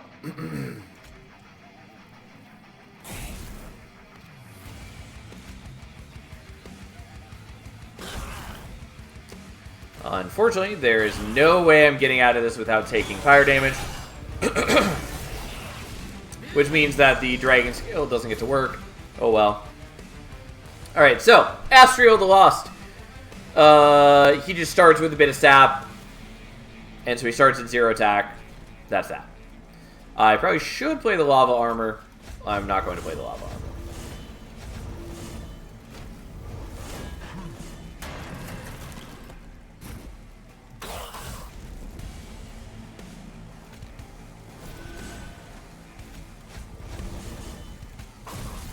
Alright, he is almost dead, which is fine. I prefer not to kill him on this floor, because I want another turn to give Fel Permanent Valor, even though it ends up only being 1, which is a little underwhelming, but it is what it is. Anyways, unfortunately we did not get to proc the Dragon Scale. Oh well, that's fine. Sal, please give me your Seto Kaiba accent for Prismatic Greedy Dragon. Absolutely not. Partly because I can't even think of what Seto Kaiba sounds like at the moment. Because I don't watch Yu-Gi-Oh! Cleave is good. I like Cleave a lot. I think Penitent's Bloodsuit is fine, but underwhelming. I really wish that it just did a little more. Like, in my ideal world, it would do something like, on death of the unit, it comes back to your hand, or like comes back to your hand next turn. I think that would be like a lot more interesting. But again, it's fine. I just don't really care about it. Divinity is pretty good, as we saw last run. I think we're taking Cleave, because it means that we can turn Fel into a one-woman wrecking crew later on if we need to. So we're going to do that. Lava Flow is fine. We don't need more Lava Armor. Don't need Snotty Whelp.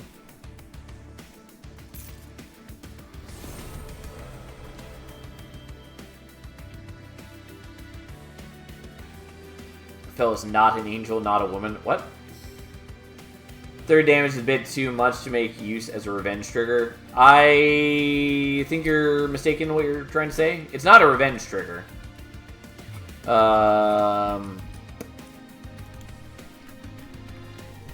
It is a shift trigger, so every time it moves, they take 30 damage, which does also work when they are ascending or descending floors. So they will naturally take 30 damage every turn as they move up if they survive. But you can also use, like, Just Cause or whatever on them. I meant using the 30 damage trigger revenge. Gotcha. Fair point. Yes. It's not good. Especially because a lot of the revenge triggers in this game are contingent. Like, they only apply their effect to what hit them. Like you saw with Avenger, where it applies melee weakness to the thing that hits them. They don't just, like, apply melee weakness to the entire enemy floor. So even if you wanted to use it for that, it doesn't really work. there are a couple things where that would be the case. And they did change it at our insistence to make Revenge now work with damage shields. And damage shields is a thing that is available in Banish. So you could technically, like, set up damage shields on a unit and then use that to get around the damage from the Blood Suit and still proc Revenge. It's a lot of things.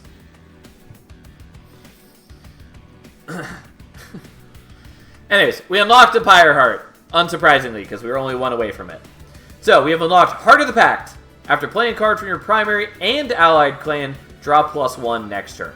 So, every turn, if we play a Banished card and a Pyreborn card, then the next turn, we would draw an extra card. Not the most interesting of the Pyre Hearts, but it's a nice effect. So, every time we start a run now, we can use that instead of the Proto Heart Cage.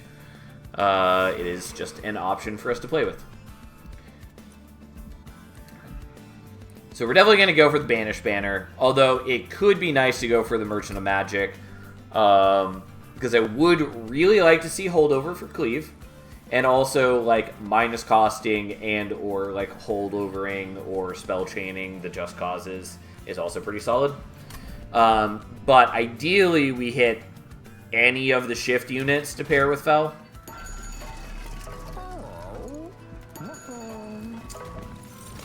Yeah, absolutely, I will take Divine Dancer. Yeah, 100%. Shift, apply armor 5 to friendly units.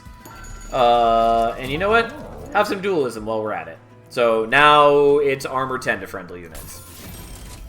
It's a little weird because we're already going to be gaining armor thanks to the Valor from Fel. But this helps protect backliners, and it just stacks up way more defense over time. Still going to need to handle my offensive capabilities, but so be it.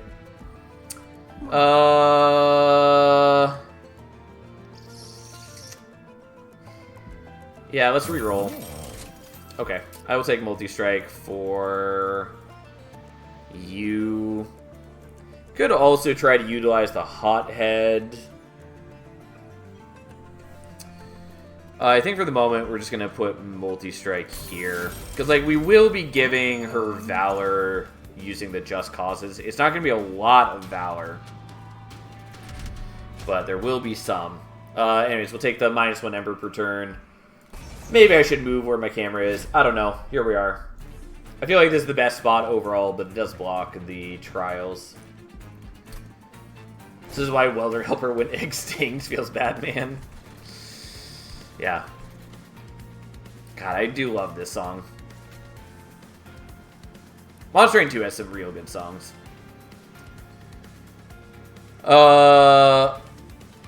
Anyways, we're setting up top floor. And I guess we'll set you up there. Sadly, I don't have the Ember to play other things alongside you yet.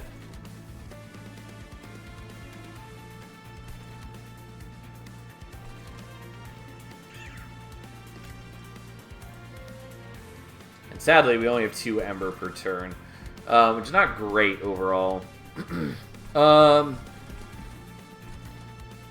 Yeah, so we're just going to apply Pyrogel to him. By the way, since I never read his ability, it's Vanguard. Applies when the unit is at the front of the floor. He gains extra attack, so he's very weak until he's the last unit on the floor, or otherwise up front. That's all. Alright, well, you're just going to wipe out the enemies. And then we're just going to do some buffing.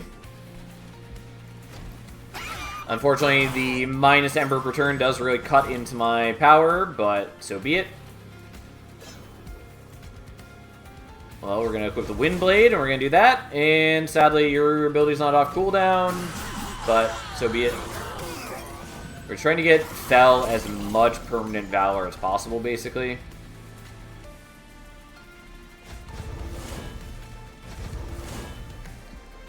Because that's helpful.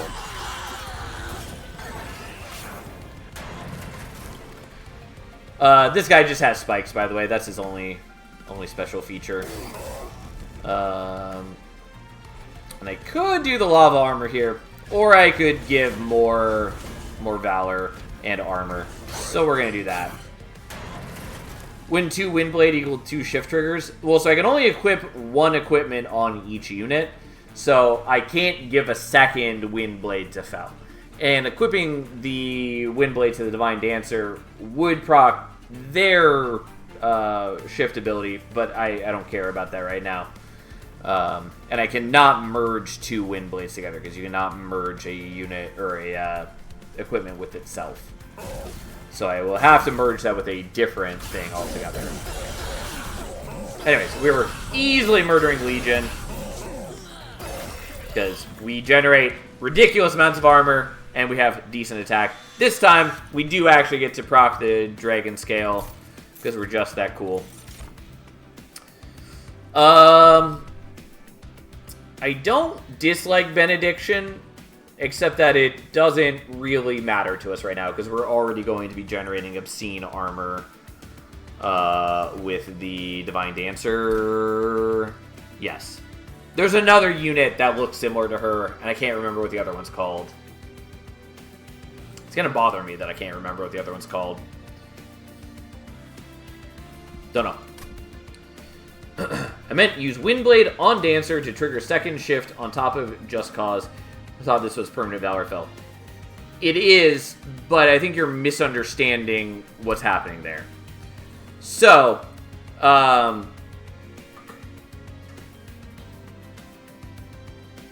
putting the Windblade on the Dancer would not affect Fel in any way.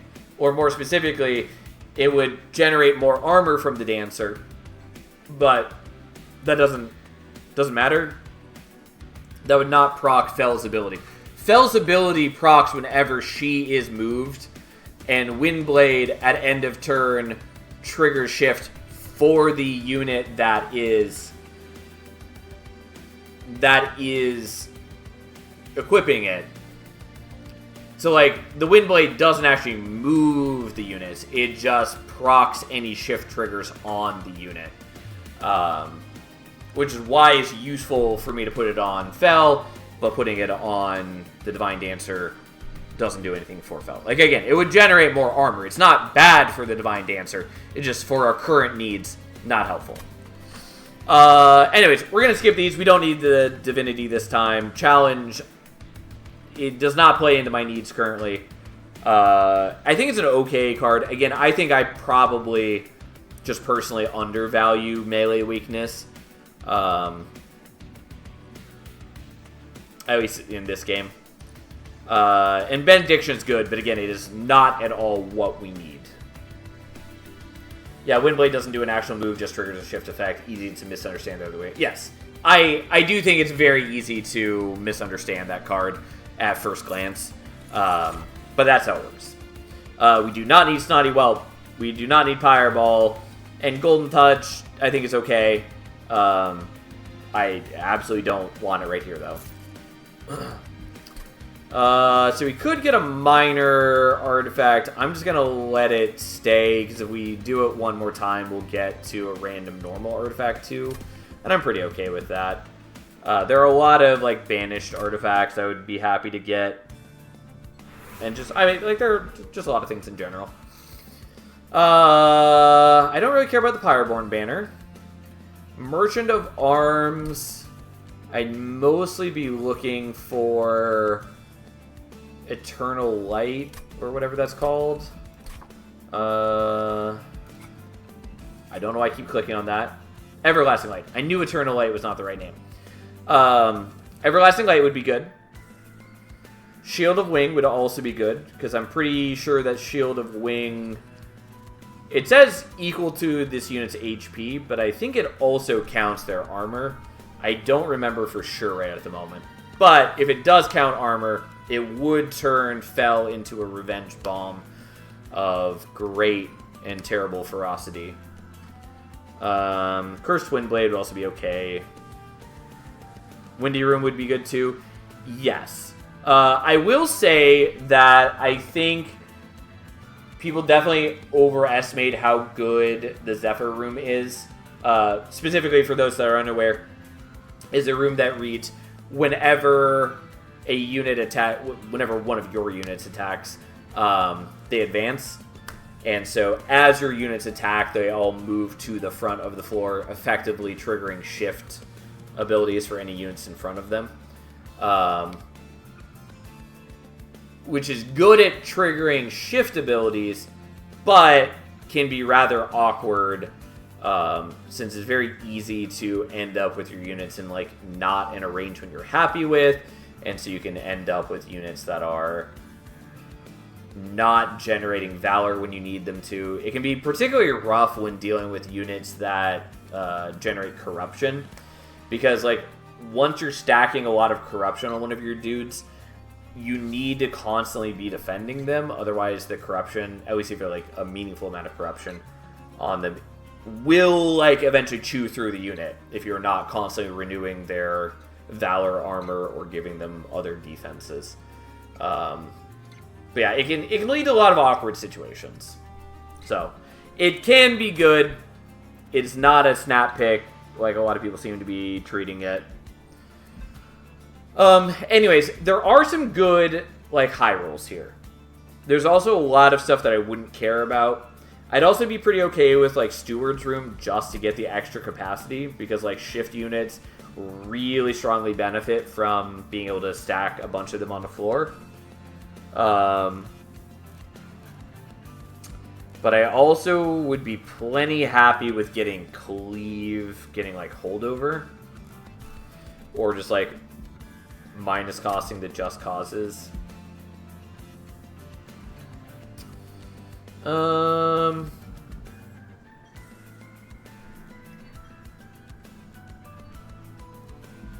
Cat. Yeah, you are lovely, my darling. I don't really know what I want to do here. You know what? Sure, let's go here. Yeah, if Shield of Wing works the way that I think it does, then we're pretty solid. If it doesn't, then we got a problem. I could make it deployable. I don't think we're gonna have enough Ember for that. Fight Club would not be bad when we're gonna have so many units with multi-strike. I think we're probably taking Inferno Room because silence units are stupid. Sure, fine, we'll take Inferno Room. It deals 50 damage at the end of every round, basically. It's pretty decent. Again, I do think people overestimate how good it is, but it's still pretty decent. Alright, come across a mound of wings resting on a delicate cloud, barely holding the mound's weight. The wings look as if they've been clipped off as a punishment, some of which seem to still be in good shape, and with some work could take on a new owner. As you approach, you catch a glimmer of something shining deep in the pile, but digging through it could risk the collapse of the entire mound. Do you take a pair of wings, or search the pile? So we could get Discarded Wings, which is an upgrade for a unit, gives some stats, and gives Flight, which is a 2 cooldown, move to target a location on any floor. Or we, just with cat hair, can search deeper, 50% chance to find uncommon wings, or 10% chance to collapse.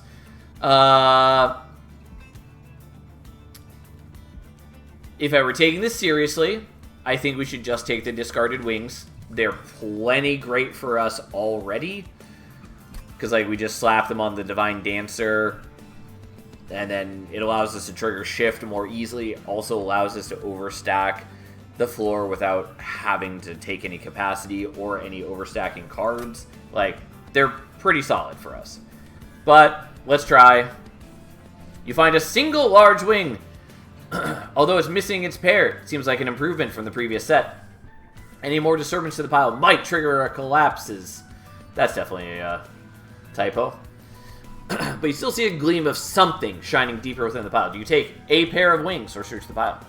So we could get Arcus's Wing, which is slightly higher stats and the same flight ability. Or 10% chance to find rare wings, 25% chance to collapse. We're just going to take Arcus's wing. Although, I kind of want to keep searching the pile just... because, like, how often are we going to get to do that? Anyways, we'll take the heal, even though we're only down a small fragment of HP. Anyways, he pushes enemies back, whatever. Not a big deal. So, we can now put you there. Although, again, thanks to the esoteric, unexplained, awful spawning rules, Archaon is going to start here, because he always starts on your top most occupied floor. So this is why he has 4 wings. Feels bad, man. Yeah. Anyways. Alright, so we're going to move you there, which does trigger the shift, because ascending does that.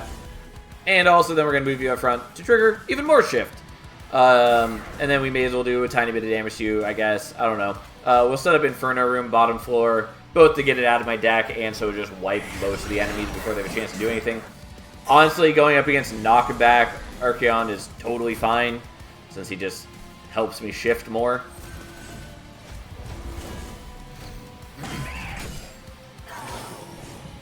And I never really have to worry about being out of position because the Divine Dancer effectively just always keeps me safe.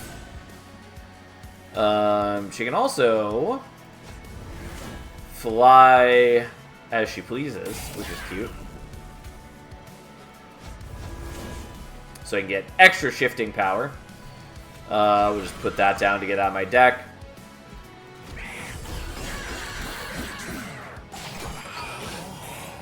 I really do need to test whether Wing Shield is working the way that I think it does. Oh yeah, forgot that I did need to come... It's fine. We'll just do this. That doesn't help me test, but... that's okay. I didn't want to give up the chance to get more permanent Valor, so that's okay.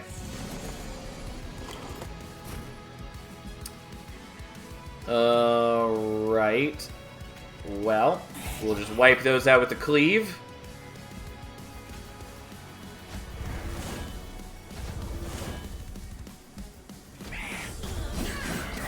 Yes, thank you for contributing, Archaon.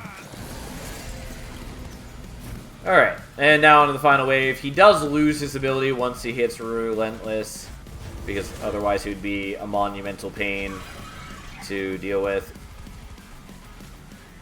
I guess I'll give you some Pyrogel, who cares? Okay.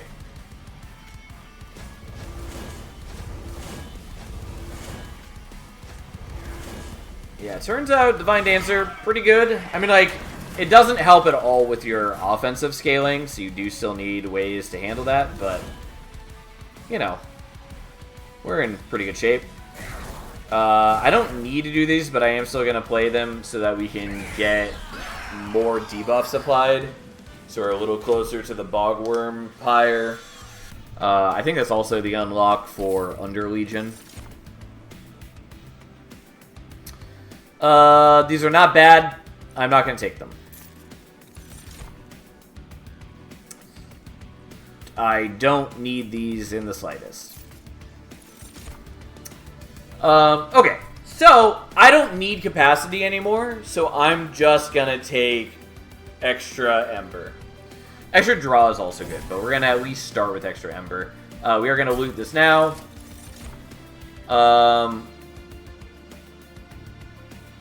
Taskmaster's Lash is fine.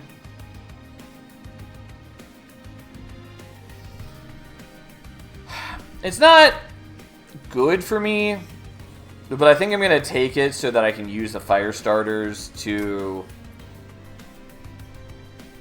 reduce the cooldown on my flight abilities until I can get rid of the fire starters, because I'm just kind of all in on permanent Valor Fel at the moment.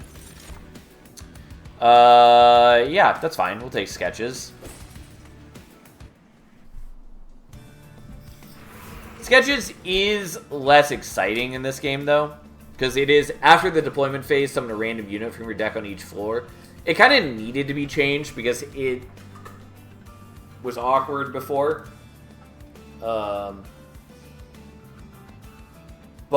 so I think overall it's a decent change. It is just unfortunate that I really liked the gameplay patterns that Sketches enabled in Monster Train 1. So there was some, like, risk-reward to taking it, since you could have some bad, like, early fights, especially if you went up against, like, the haste enemies. But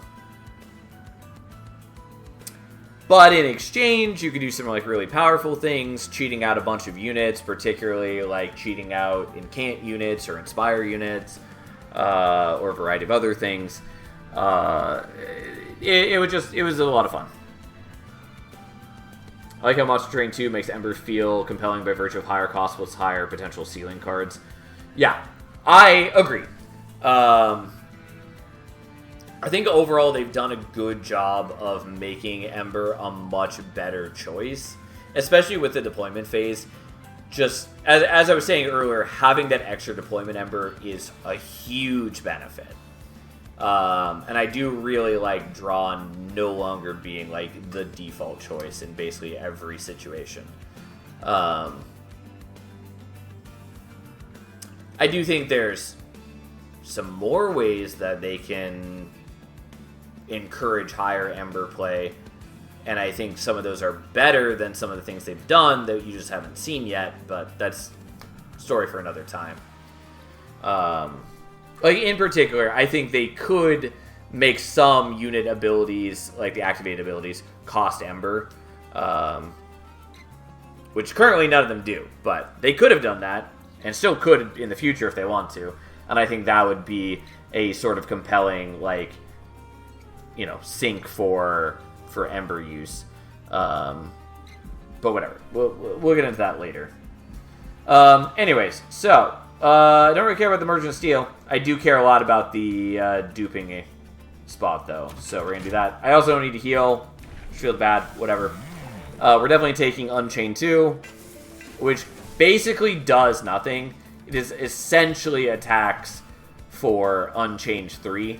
Like, all it does is increases her stats by a very small amount. But at Unchained 3, she gets extra multi-strike. And that is pretty good. Yeah. Does not matter. I could put Avarice on the Hothead, which I am pretty sure we're going to do, because that's a pretty low-cost upgrade that is going to pay for itself very quickly. And then we're going to dupe the Divine Dancer. And then we heal, which does nothing. So.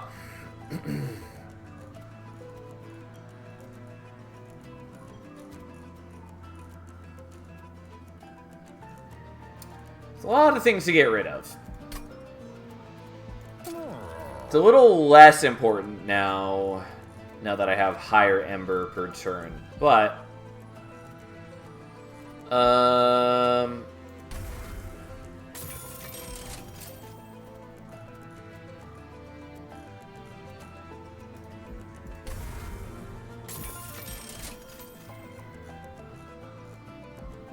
yeah, that's fine for now. I do want to get rid of some of the fire starters, but we'll just leave it like this.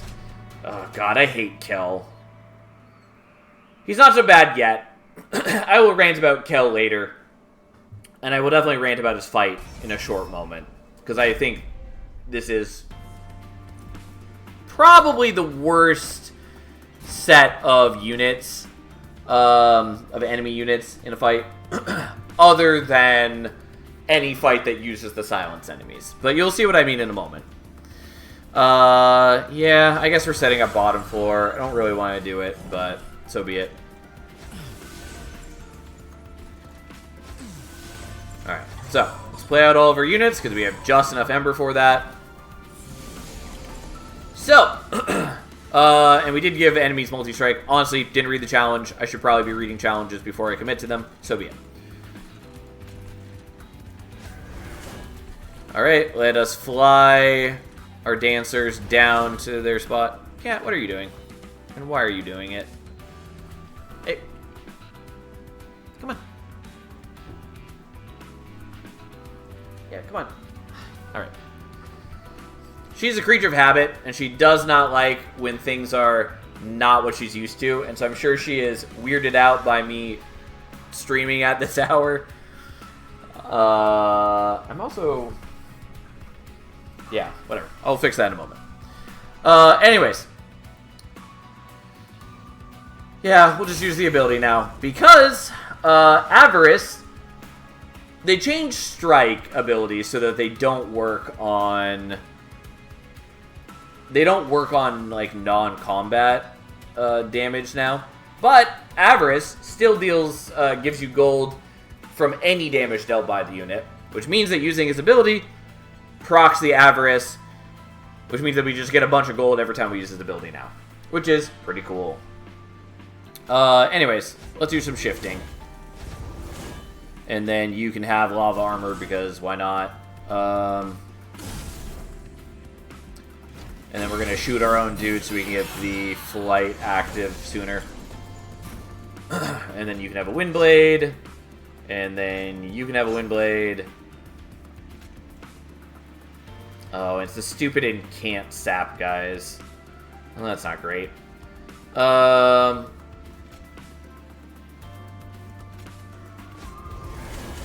Swords for everyone! It's true. Well, I am going to get my Pyre hurt. Oh well, fine.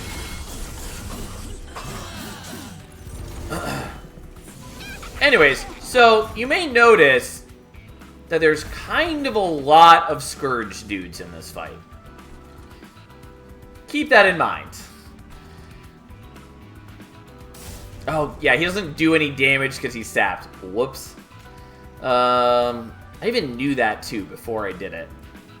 Well, we're going to cleave all those things. And then I guess we're going to equip that to take slightly higher damage. I don't know. It's pretty meaningless.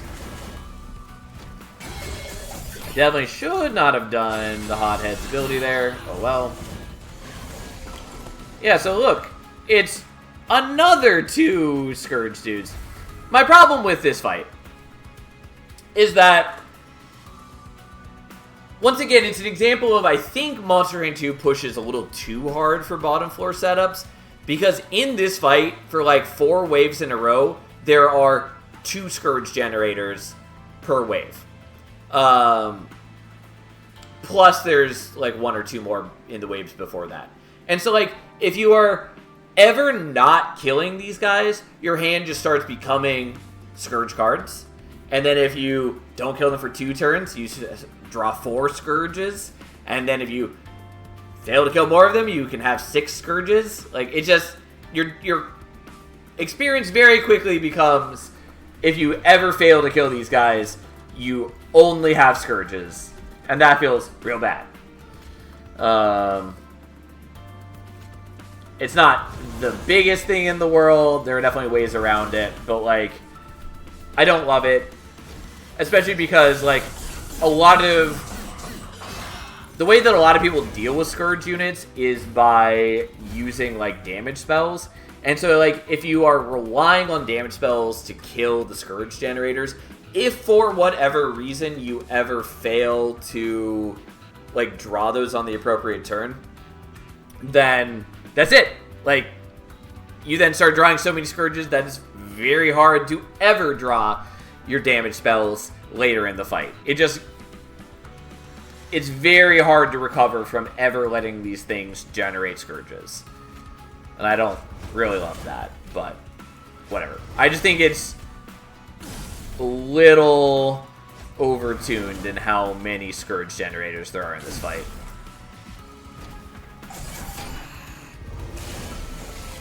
Alright, Kel, everybody's favorite buddy. He, on incant, applies 3 corruption to all your units. Which again, I think is an example of perhaps a little too much backline damage in this game. It's not too bad yet, but keep that in mind as we get to higher covenants, where I will complain about this at greater length. Anyways, we're just trying to maximize our shifting by doing all this. Yeah, that's what we got. Well, you know, have some Pyro Gel, just for the sake of it. We have so much armor that even though we gave our dudes some corruption, does not matter.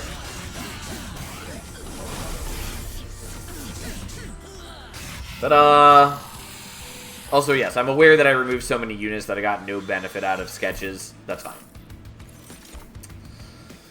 Bloodsoaked Arena's not bad. Cursed Twinblade is okay. I still have not really fucked around with Shield of Wing to find out if it works the way that I want, because I keep forgetting. Bloodsoaked Arena's fine. I don't know that we really need it here, though.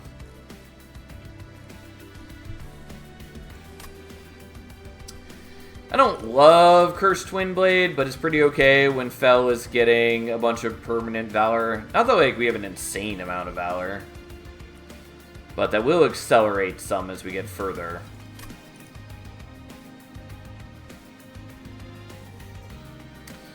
I'm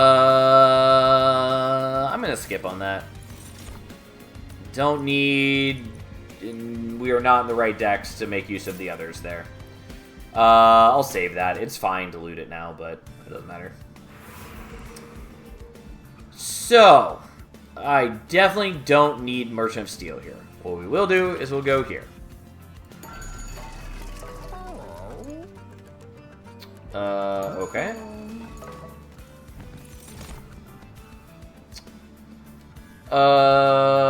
Sword Maiden is kind of cute, but I don't... So, I could just not play the Sword Maiden in deployment, and then use that to have her draw me a card with sketches. Because then that could be used to draw either the Windblade or the Shield of Wing, or, you know, I can merge them and then have her draw that. Not bad. Not a bad idea overall. Could also just take the Demonic Fledgling, which is a much better offensive unit. I think I'm fine with just taking Sword Maiden, though. It's a little weird of a game plan. That's fine. Don't care about any of these. I mean, like, Sacrificial Chamber is good, as we saw before, but I don't really care.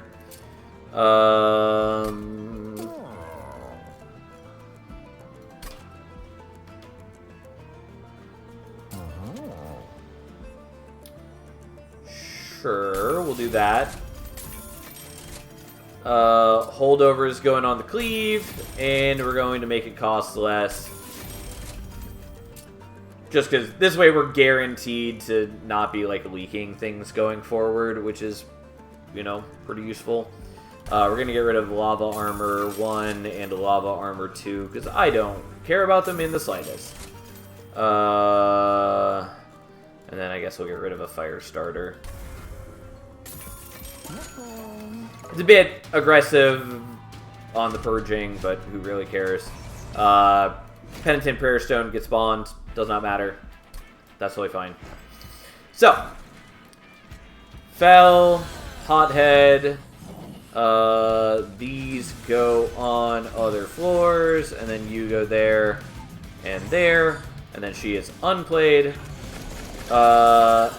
And never mind, I totally spaced out on how Sketches works with her, so never mind. Oh no, she did get played. I was right. We're all good. Okay, so.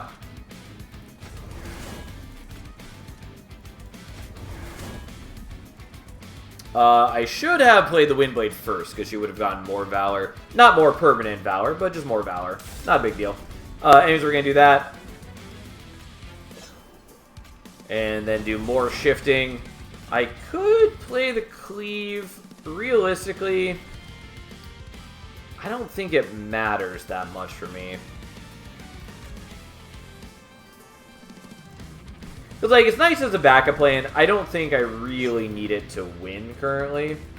And so instead, I'm just going to reduce the cooldown on their ability so I can get more permanent shifting. hate the stupid incant sap guys. Anyways, may as well play that out. It is going to kill my own units. That's fine. They're going to die anyways. Who needs them?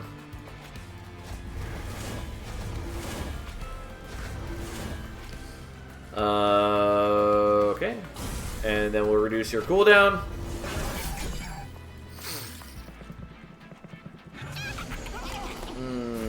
I do want to kill you.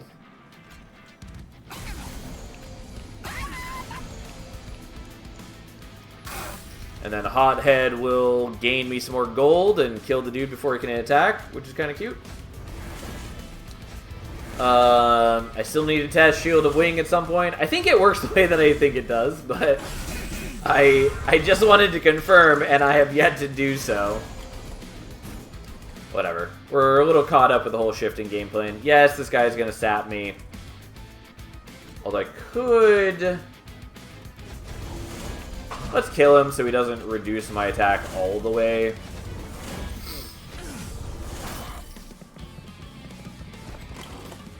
It's not that big a deal, but it is annoying. Especially because it would mean that I couldn't get any gold from the Hothead, which I would like to do.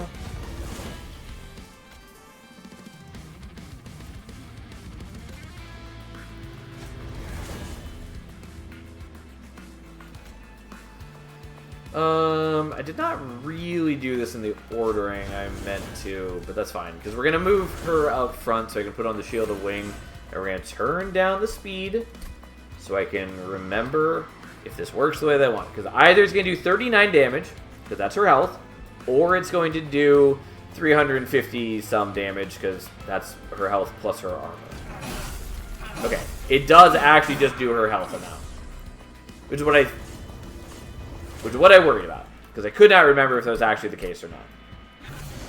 I didn't think it should be the armor amount, because it doesn't specify armor. It does specify only HP. But for some reason, I was thinking that it was the other way. Anyways, that's fine. Unfortunately, the poor Hothead is being reduced to 0 attack here. It's fine. We're going to win this fight, no problem. This boss, by the way, Quoto the Absolute. So he starts with 40 Titan Skin, which reduces damage by 1 per stack. So he reduces all damage by 40. But he has a revenge trigger where he loses 1 Titan Skin every time he gets hit. So even if you're doing no damage to him, so long as you're hitting him a bunch of times, you'll chip off his armor until you can start doing like real damage to him.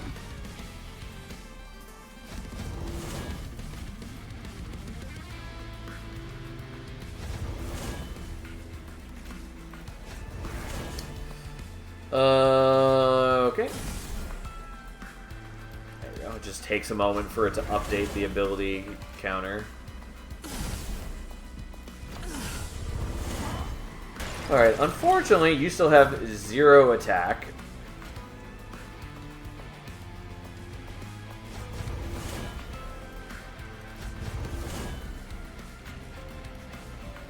Yeah, there's no way I'm getting your attack up high enough.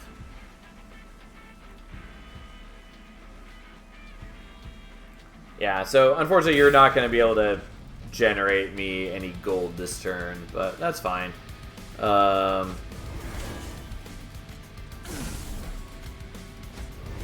mostly what we care about is just getting more Valor on Fel anyways. And with the holdover cleave, if I need to, I can start using that to wipe enemies. Like, we're going to be fine. I don't have good damage scale. Also, we're going to take Everlasting Light, because that is what I wanted. Probably should have evaluated other things in the draft. Does not matter. We got what we want. And we'll cash this out. Yeah, I mean, this is definitely overkill at this point, because I'm already generating so much armor. Like, I am using abilities fairly frequently, so I could use this to get even more armor. I don't need to. We're just going to take Flaming Talons and give all enemies some Pyrogel. Start the turn, friendly units gain Valor 2 if they're in the friendly room. Sure, fine. fine. It's not overwhelming, but it's fine.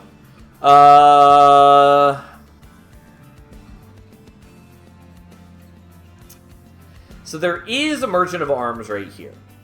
Because I do want to fuse 2 of my equipment. I also want to make another Divine Dancer. So I think we're going to make another Divine Dancer.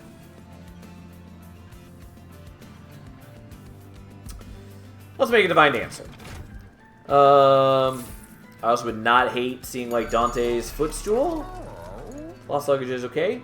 Firestone Housing is interesting. Not as interesting as I would want, given that I'm not visiting a Merchant of Steel before duping things. So we're not going to worry about that. When a friendly unit gains Valor, gains +1 stack. Sure, we'll take that. Unfortunately, I don't think that works on her permanent Valor. I think it says that it does, but I think that's a lie. Because, like, it does say it here. I don't think that's actually true, from what I remember. But I haven't been playing a ton of this game recently because I was trying not to, like, burn myself out too much before I could actually stream it. Artificial Pyrestone is probably what we're taking. It just gives more deployment Ember, which is actively good for what I want to do. Versatile Ember Staff I like, but at the moment it's not really applicable to our needs. New equip an Angel, apply Valor 4, Rage, and Regen. The Regen feels out of place here. The rest is fine. Nonetheless, we're going to do the Artificial Pyrestone and call that good. And then we're going to make number 3. And there we go. I do need to remove some cards from my deck. That's fine. So we can probably manage the Lifesteal on top floor. They will get more attack, but I think that's fine. I want to do top floor just because it gives me more time to be scaling Unchained Fell. I'll tell you right now, it's wholly unnecessary, but I still want to do it. So you're going there. I do not have enough capacity for the Train Stewards now. But so be it. And there's what? One more dupe spot? Okay. So yeah, if I get rid of the stewards... I mean, I don't even have to get rid of the stewards thanks to sketches. Either way, this is fine. So, after deployment... Steward gets played, Sword Maiden gets played. We end up drawing the Shield of Wing. I'm probably going to get rid of the Shield of Wing. That's fine. I think it's okay.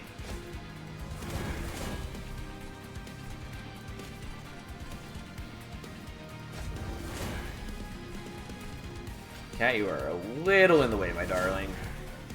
Making it a little difficult for me to see most of the screen.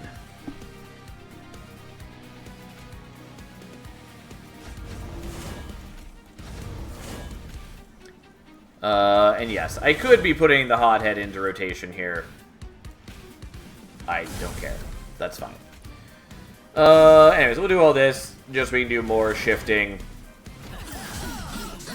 Because I like building up Fell's Valor. Poor Sword Maiden, she is just a budget deployment upgrade at the moment. Also, we'll just put the Inferno Room down, which will kill the Cherubs before they have a chance to get eaten, so we actually don't need to worry about that going forward. Anyways, you can do that, and then you'll move forward. God, I generate a lot of armor.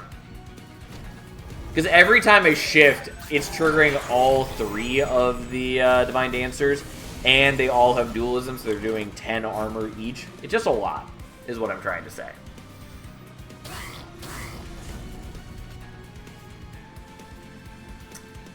Okay, so one of you is going to get a Wind Blade.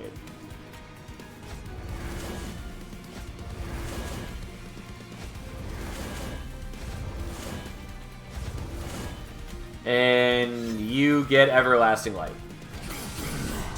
Which now gives Valor to the whole floor every time you attack, which makes our damage scaling situation dramatically better because everyone except for the Hothead has multi-strike, and so getting extra damage from the Valor is going to go a long ways. We unlocked a new Pyre Heart. It's the one from shifting all the time, because boy have we been shifting.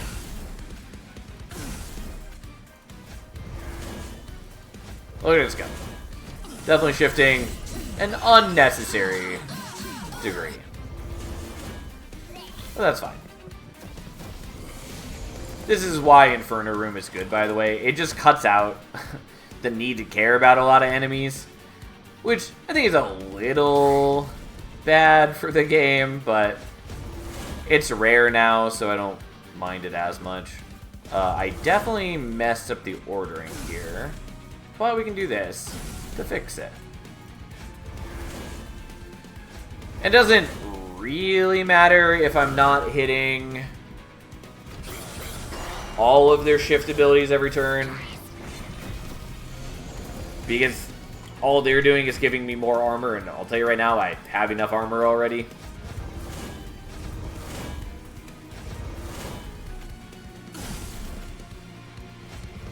Yes. Anyway, point is, we're pretty strong. We do a fair bit of damage. We have much better damage scaling now, and we have a lot of attacks, and we generate way more defense than is in any way, shape, or form necessary.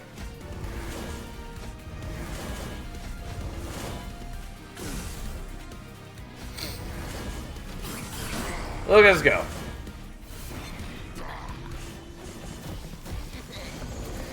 Oh no, he's got a bunch of morsels to eat. However, shall we manage? And some of these guys are still ending up with lifesteal because Kale is also giving them lifesteal. It does not matter. Not important.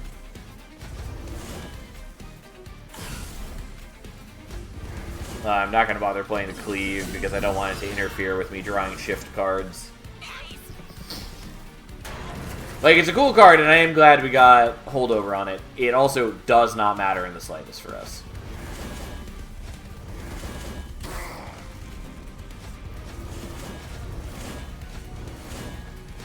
Even our lowly Hothead has gotten up to a decent level of attack thanks to the Everlasting Light. Since he gives Valor on attack.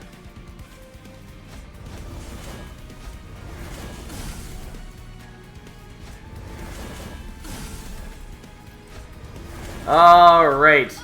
Look at us go.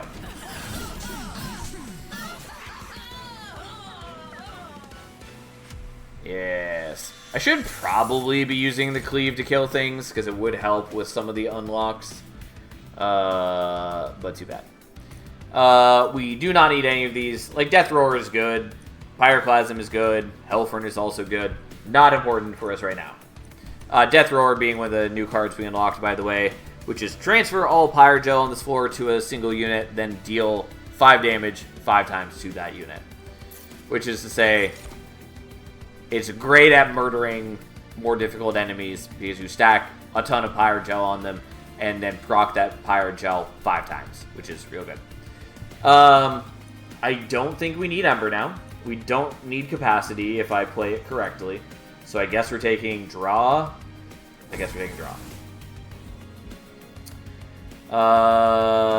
have one more chance to get Horde, so we'll let that go.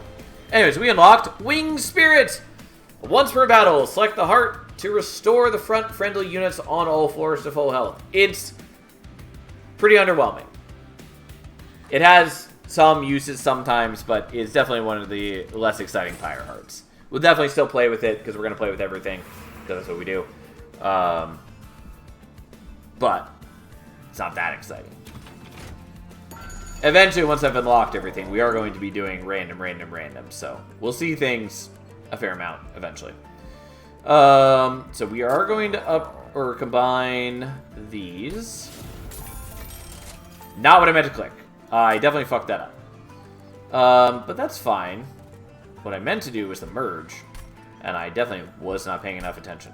Anyways, merging those. The other was just a waste of my gold. Alright, so now we have Unchained 3. So at 75 Valor, she gains Multi-Strike 1. Already has 156 Valor. So easily accomplished. As soon as we play her every fight, she's going to be at Multi-Strike, well, 3 attacks. So she'll be a pretty strong unit.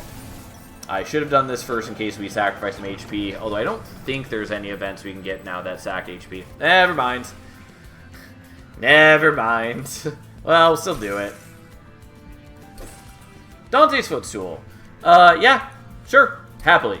It means that we'll draw the Inferno Room during deployment, and it will be free. Start of turn, friendly units gain +5/+5 if they are the only friendly unit on the floor. We're just going to take the gold from that. We never have units alone. Look at the Looming Dark Shard. Definitely should have waited to heal until after I did this, but that was a mistake. Alright. So I'm going to get rid of Shield of Wing because it does not do what I need it to do. I would love to get rid of more fire starters. I didn't. Here we are. Mark of Invasion. That's fine. Also, we're up against a Thane who we haven't seen yet. That's fine. We'll explain her mechanics once we get there. So, Fel goes there. Divine Dancer. Divine Dancer.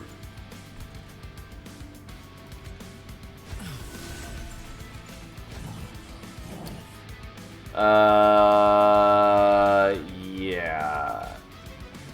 I mean, it doesn't really matter where I play these guys. And I guess it's not that big a deal that I made this deployable. Anyways, have a Windblade. Enjoy.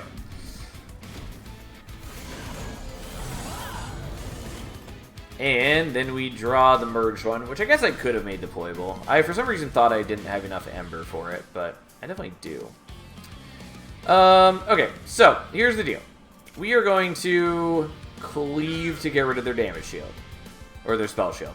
Then we're going to use his ability, which activation 1 will get rid of their spell shield, and the second proc of damage will actually kill them, which is important. And then we're going to move all of our dancers to top floor.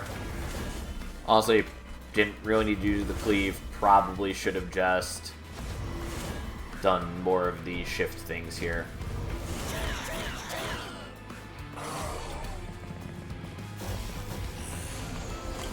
The new enemies we haven't seen, by the way. So these guys just have 10 Titan skin, so they're much harder to kill. These guys do 6 corruption on strike, and they start with reanimate. I believe reanimate 2, which makes them dramatically harder to kill. Just because no matter how much damage you're doing, even though they have a low amount of health, you need to do multiple hits of damage to actually kill them. And then these guys add a Scourge card at the end of turn. So there's another Scourge generating unit.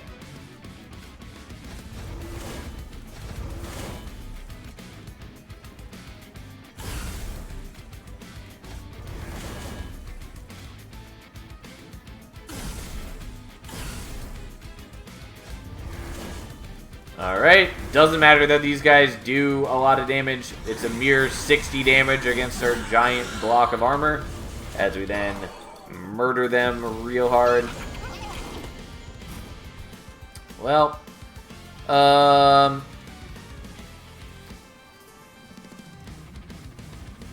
so I could hit you for 1 damage and 2 Pyre Gel, and the next one would do 3 damage, which would not be enough to kill you, sadly, so we're going to skip that. We will let the Hothead gain us some gold, because why not? That is essentially his entire function in our deck at this point. Which he's doing an okay job. We paid 20 gold for the Avarice, and it's definitely paid itself off.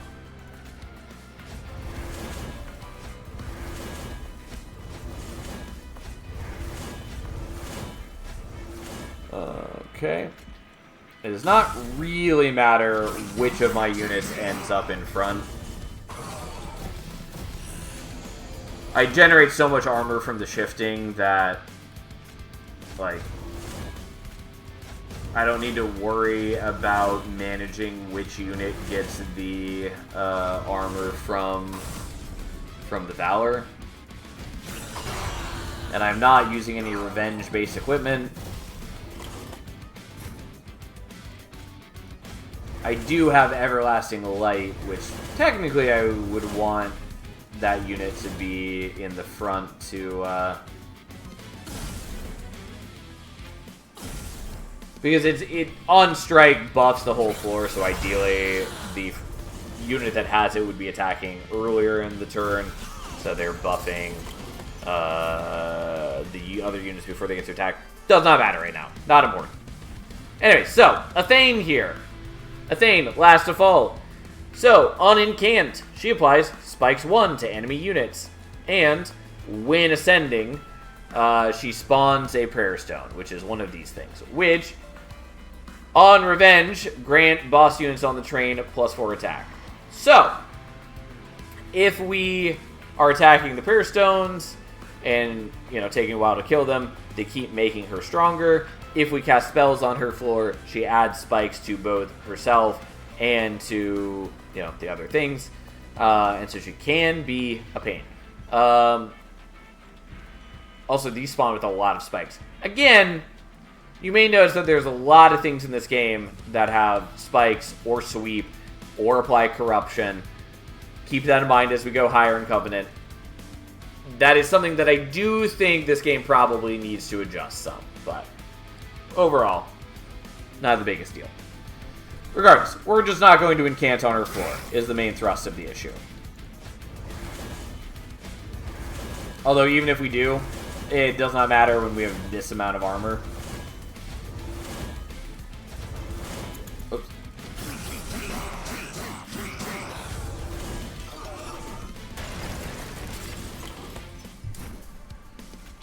Alright, let the shifting commence.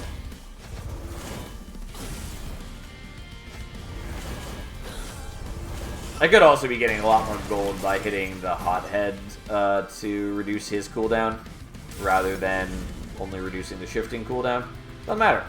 Who cares? It takes so long to play out my turns, though. Anyways, yeah, we gave them the spikes. Who cares? Our frontliner is actually taking a decent amount of damage. Doesn't matter. We absolutely just beat them to death. I could take another Everlasting Light. I don't really care. I think we'll take... The problem is we can't guarantee that the Songbird is going to end up on the right floor. Because it's not a banner unit, so we can't play it during deployment. And Sketches assigns random units to random floors. So there's a possibility that he'd end up on the right floor, but a good possibility that he doesn't, and I have no way to move him. So, not going to worry about it. I do like Eagleheart. I don't think it matters right here. I might still take it anyways, just for the heck of it.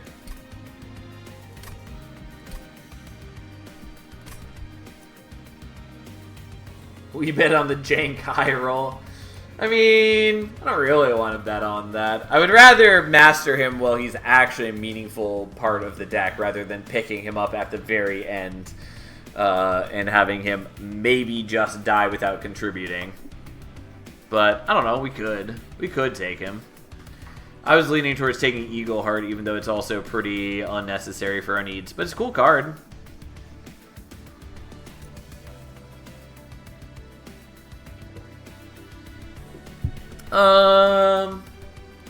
Yeah, we're gonna take Eagleheart. Skipping those. We're gonna loot this because it's our last opportunity to do so, basically. We're not taking the increased max horde. We'll do this. Technically, it's bad for our dancers because I shoot my own dancers with Pyrogel, but doesn't matter. Shadow's Sheath. Friendly units gain Stealth 1 on Summon and Slay, +3 attack per stack of Stealth. I actually dislike this artifact. I think for a lot of setups, it ends up with you in a weird position where units that you don't want to be vulnerable become vulnerable because the other units are stealth. So, I'm going to skip it. I mean, it doesn't really matter here too much, but it is just not important. Clan card drafts only offer rares. So helpful right at the end. Same with Martyr Signet. At the end of the entire battle, friendly units at the front of the floor permanently gain HP. Not helpful right here. We also don't have any whelps, so... well, there's the other Horde expansion, which we don't care about. I don't like Breath of Heaven, and we could take Deepwood Oil. Like, basically none of these matter.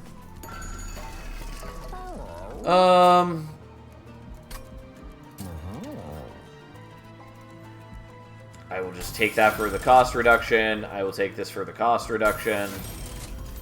I will do this just for the sake of it because I have gold.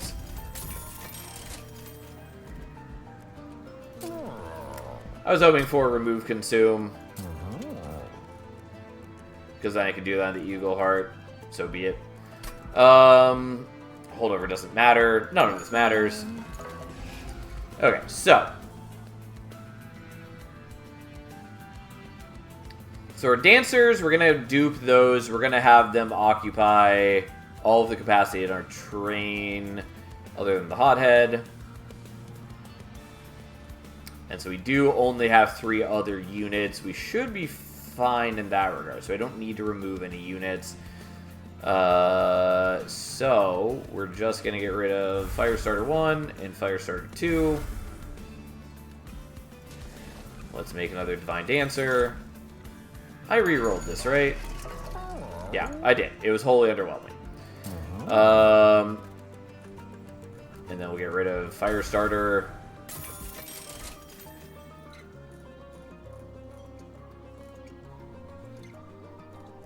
None of the rest of this matters. I guess I'm going to get rid of a Firestarter, even though it does not matter. Whatever. There we go. It's all good. Alright. So, Seraph of Entropy. Well, I guess I'll just read it now. So, his abilities. Number 1, Resolve. Add a Curse of Entropy to your deck. Curse of Entropy being a Scourge card that has Ephemeral. Ephemeral means... It's the same thing with Spell Chain cards now. It means that if you don't play it at the end of the turn, or if it does get played, whatever. Point is, at end of turn, it gets removed from your hand and your deck. So no matter what, these aren't going to get shuffled back into your deck. That said, if you play it, which is a 0-cost Scourge, if you play it, it applies Sap 4 to all friendly units on all floors. This is one of the things where I do think that Monster Train 2 kind of misses the mark on encouraging you to be playing multiple floors, because abilities like this existing much more heavily punish you for running like 12 units, like 12 mediocre units, versus like 3 strong units. Because, you know, if my units have 400 attack each, getting 4 sap, which is minus 12 attack, doesn't matter. Doesn't matter in the slightest. If I have 12 units who each have like 50 attack, that's a huge decrease in your power. And so there's a couple things like this in the game that just feel at odds with Monster Train 2's stated goal of like encouraging players to run more units. Anyways, that aside, the other effect of this is Reserve, which is if you have that in hand at end of turn, i.e. if you don't play out this Scourge, then your power takes 3 damage. So, it is meant to be a choice between either debuff your units or damage your power. So he adds one of those to our deck every turn. Fine. And then also, whatever floor he's on, he gives Sap 5 to all of our units while he's on that floor. Which is, again, effectively minus 10 attack. So, that's his whole deal. That's his whole deal. Alright. Look, Inferno Room. I did forget that I have too many deployable things now. So we actually end up not drawing the Wind Blade that we made deployable. Should have removed a steward for that. That's fine.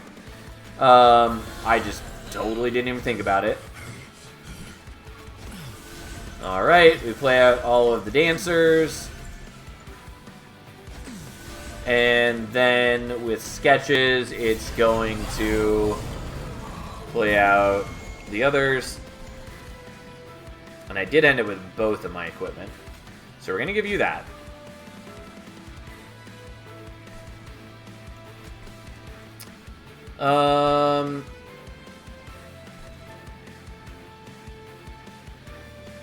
Yeah, I'm not going to worry about doing the Wind Blade. We're just going to focus on buffing Fel. It's a little disorienting that I, mouse up here to select my spot, and then after I click, it goes down to that floor, and then back up to this floor. Just disorienting camera. This room has reached a unit limit on one of its sides. Yeah, we know. Can't have more than 7 units on a floor. If we try, it will fail. I have to say I'm digging the power metal hair of the Banished. Yeah. Overall, I really like the visual design of the Banished. I think they're very cool. They're my second favorite Monster Train 2 clan visually. Sadly, the Hothead has no attack power here.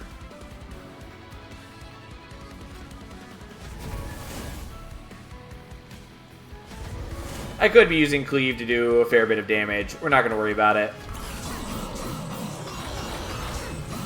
And now that Fel gets to attack, we are going to be generating Valor on all of our buddies, which will reduce the impact of all the sap.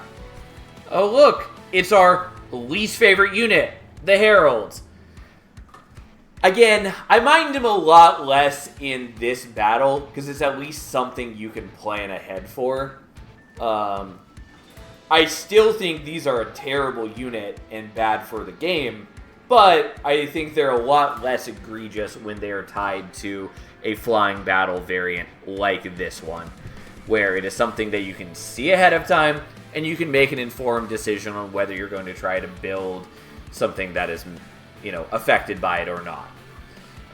Same as dealing with, like, any of the other Seraphs, like in Monster Train 1, whatever. Nonetheless, still hate these things. Worst unit in the game by far.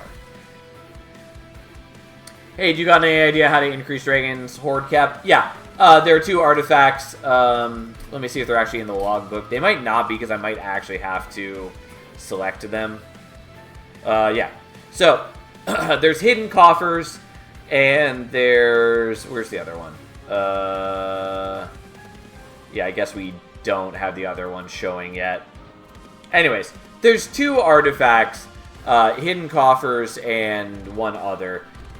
This one increases Horde max by 2. The other one increases by 3. So if you get both of them, you can hit that max cap of 15 or whatever. 13, I want to say, because I can do math.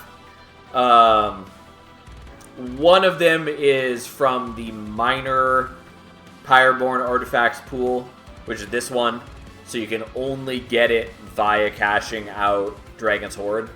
The other one is just on normal artifacts, so you can get it from Dragon's Horde, or you can get it from the any other artifact node or Merchant of Trinkets.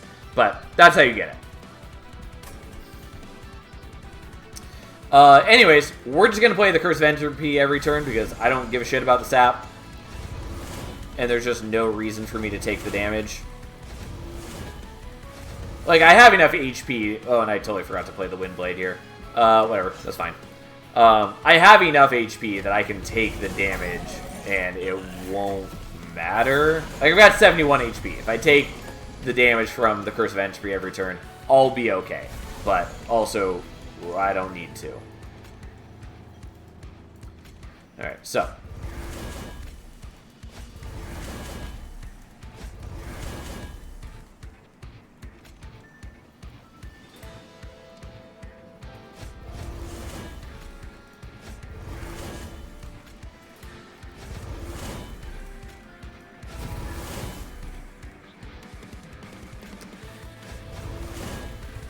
I should have done the cleave.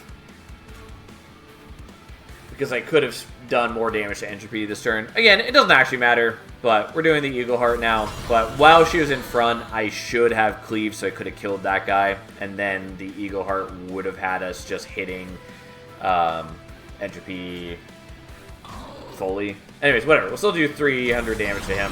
And then we'll just beat him to death. I don't have great damage scaling on the Dancers. The Eagle Heart helps. If I had more units equipped with a... Not Eagle Heart, Everlasting Light. If I had more units equipped with an Everlasting Light, it would be a lot better. Or, if I was willing to take Pyre damage, I could just do that. But, so be it. We'll do this now just so we can gain some gold. Gold doesn't matter except for score.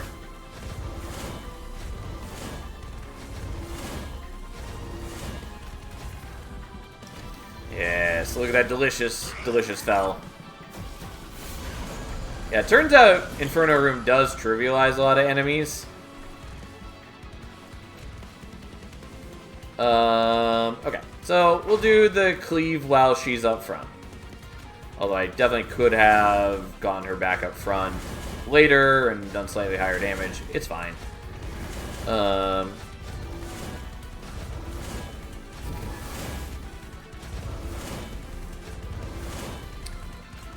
Alright, we'll play that. I didn't actually need to play it because I had gained more than 3 HP in this fight. And so I wouldn't actually lose any score if I took the 3 damage now. Either way, we still have enough damage to kill him. Even with bad unit placement and the unnecessary sap. Ta-da! There we go. And thus, we have triumphed once more. I'm definitely playing these runs pretty slowly, but that's fine. As long as you guys are having a good time, I'm having a good time. Hell yeah, Sal's on the train. Yeah, I've been waiting for this for, well, for months. I mean, I've been waiting for Monster Train 2 for literal years, but I've been one of the testers for this game for a while, and I've been so looking forward to finally being able to show it off on stream. It's such a great game, and I'm so happy that you guys get to finally see it and experience it. Anyways, we hit level 5 finally. We unlock more things, and we have unlocked our first Exile champion. Well, the game calls them alternate champions now instead of exiles, but we're still going to call them exile. Please, Sal, seeing you like a joyous child in the candy shop is entertainment as it is. It being Monster 2 is just icing on the cake. I'm glad to hear that you guys enjoy seeing my passion for this game. That is one of my favorite parts of streaming, is getting to share my passion for certain games with you guys. So I'm glad that comes through, and I'm glad that's part of what you guys enjoy about it being here. We unlocked Host Guard, who is okay. And thus, we have unlocked Pyre-Blooded, who I still think I've never actually used in a meaningful run. And Lady Gilda, the Exile champion for Pyreborn. And Covenant rank 3, Merchant reroll costs are 50% higher and Purge costs scale 50% faster. So, there we go. Okay. One day, maybe I too will be as happy as Sal is. It's a good goal. Although, I will tell you, for the last, 2 weeks, fucking around with my computer and not being able to diagnose the problem left me so miserable. I was just so... I mean, there's a bunch of other things going on in my life, too, so there's other things stressing me out as well. But, God, I've had a bad couple weeks. I was just so mad. And especially, it being the lead up to Monster Train 2, I was going to be so mad if I was unable to stream on release week for this game. It was going to hurt me very deeply inside. Anyways, seems to be working fine now. I seem to have gotten a workaround, which I'm very thankful for. Anyways, so you've unlocked an additional Pyre Heart. Yeah, we know. So we have choices now. We can either play Talos or we can play Gilda. I'm going to leave it to you guys to decide, because I'm going to get up for a quick moment to refill my water. and maybe grab a small moment to eat something. So if anyone has a suggestion, feel free. I'll be back in a moment.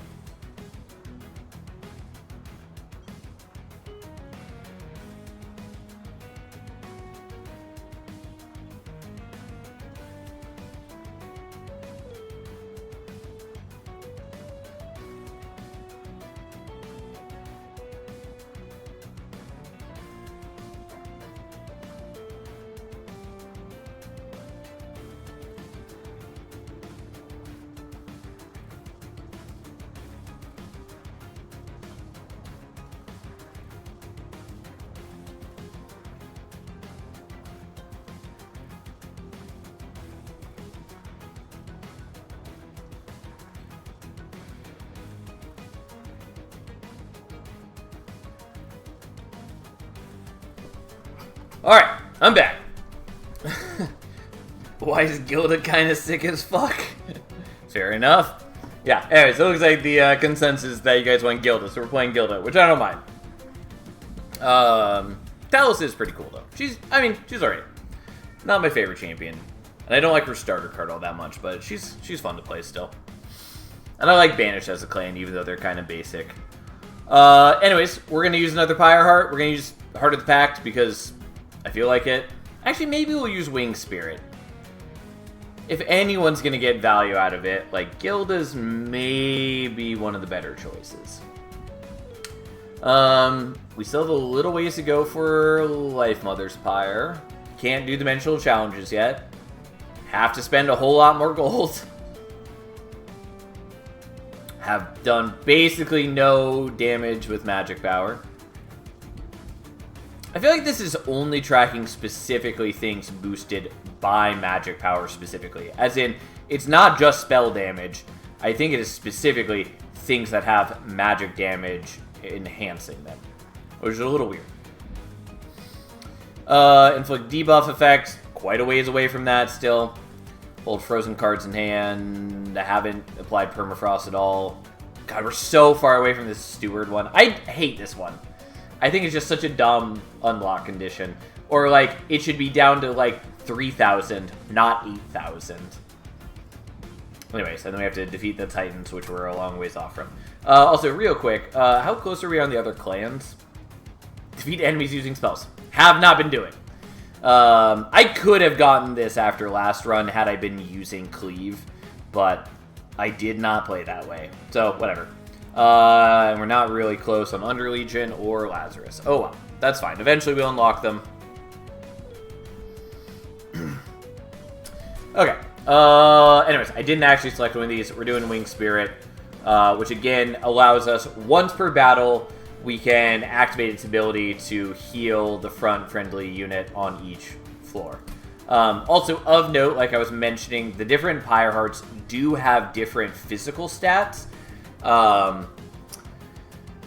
And so, like, Proto Heart Cage is basically always going to have the highest, like, raw stats because it has no special ability. And so, depending on the perceived strength of the other Pyres, they're going to have more or less power. So it's something to keep in mind when picking the hearts. But yeah. Can we see the passive Gilda? Not yet, because I am playing on a new save file for this day, so you can't see any of them until we actually encounter them in the run. Alright, so we're up against Savagery again. I was hoping we'd hit Dominion rather than just see Savagery repeatedly. More specifically, I just wanted to see all the variants so I can talk about them. And once again, we get Knockback, okay? And then we get Spikes, okay. Well, Spikes is punishing. Alchemy is fine. Selfless Sacrifice is not bad. And Miser is okay. His whole deal is he's got Avarice. He's had some big ups and downs across patches. I think he's in an okay state. I think he is one of those things that definitely performs much better at low Covenant. He's still fine at high Covenant, but I think he's another one from the demo that people are rating way too highly.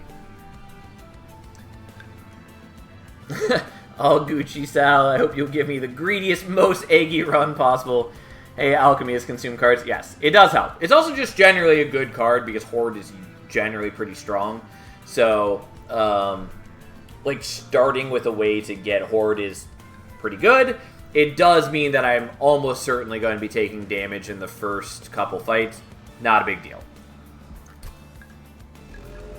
Especially at low Covenant where we don't even start with any damage taken. Okay. Well, we'll take Expanded Coffers, I guess. Especially because I already said how I don't really like Shadow's Sheath. So... Alright, so, the two that were offered are Guild Mother, which naturally has Trample, and she's on Summon, summons a Gilded Egg, which I know my webcam is covering, but so it has the ability, it takes up 1 capacity. It's at 0.5. And on summon, it retreats. So she summons it. It moves all the way to the back of the floor. And then on Celebrate, which Celebrate is a keyword that says it triggers when a boss is defeated. And that is any boss, not just like flying bosses. So basically it just reads, if this unit is alive at the end of the battle, do this effect. So this one gains 2 Horde on Celebrate. So as long as we can keep the egg alive, we will gain more Horde just naturally. So not bad for what we're doing, since we already have expanded coffers and we have alchemy, just like going harder into Horde generation. Not bad. The other option, we've got Bloat Matron. And so Harvest, apply Pyrogel 2 to Pyrogel 2 to enemy units, and Whelp units cost -1 on this floor. That is partly pertinent because her starter card is Bloated Whelp, which is a 4/1 for 1 cost and has a ability that sacrifices itself to deal 1 damage to enemy units. So you can play these out for free on her floor, immediately sacrifice them to generate Pyrogel on enemies. And if you're playing more than 1 of these in the turn, then, the subsequent ones will do more damage with their sacrifice because the enemies will have Pyrogel on them. Yada, yada, yada. There you go. Also, plenty of other ways to get good value out of this. Is that Daedalus back here? Yes. Daedalus mans the Forge now, which I think is another cool, nice touch. I am sad that Arcus is not a champion. Like, it's really cool that Talos and Fel are. But, like, I really want Arcus to be a champion, too, now. In particular, I want them to, at some point, add a 3rd champion to every clan. I mean, there's a lot of things I want. I want more clans. I badly want more cosmetics, especially card frames. Like, we haven't unlocked or talked about any of the cosmetics yet, because they're a long ways off from being unlocked for us. Also, I don't love a lot of the card frames in this game, unfortunately. They're fine, but they're not as cool as Monster Train 1. But, like, I really want them to add more, because I like having things to unlock, and I like having alternate, like, customization options. Like, in particular, I would love it if, like, mastering all cards with a clan unlocked, like, a mastery, or, like, mastery frame themed after that clan. Among other things. Point is, there's a lot they could do. And I'm sure they have things like that in mind. It just is really going to depend, I'm sure, on, like, how well this game performs. But I'm hoping this game does very well. I love it dearly. Anyways, I think we're taking Guild Mother because we've already got Horde stuff, and it feels right to just go all in on Horde. So we're going to do that. Also, like, this is not a bad path to combo with Winged Spirit. Again, Winged Spirit, kind of underwhelming overall, but she has a decent chunk of HP.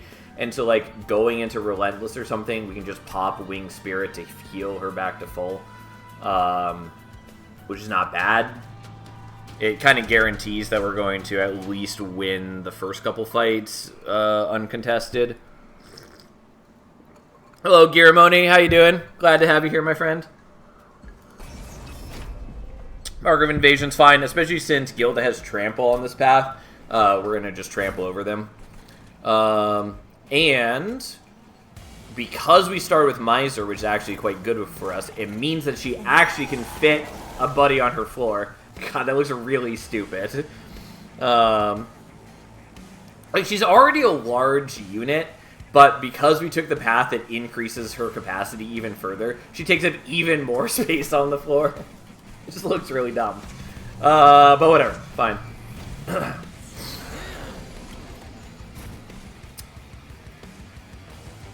That Miser is about to die from being crushed. That is true. Unfortunately, the Miser isn't going to get to proc his Avarice. I actually should have played him elsewhere. Because we'd actually be getting gold. Frankly, I probably should restart the battle and do that. You know what? We're gonna do that. This is the first time we use restart battle. It's fine. We're just gonna do that. In later fights, it will maybe make sense to put him on the same floor. But for the moment, we're actually gonna just put him down here so we can get some value constantly. Okay. So I would like to play a Whelp here. Oh, and I forgot to change to the other starter card, or at least to consider it. Whatever, that's fine. It just would have been nice to not be only playing with Just Cause, because we've already used it for multiple runs in a row. Anyways, I'd like to do the Bloated Whelp, because we could kill all of these guys with its ability. We're going to do the Alchemy, though, which takes my entire turn. Oh well, so be it.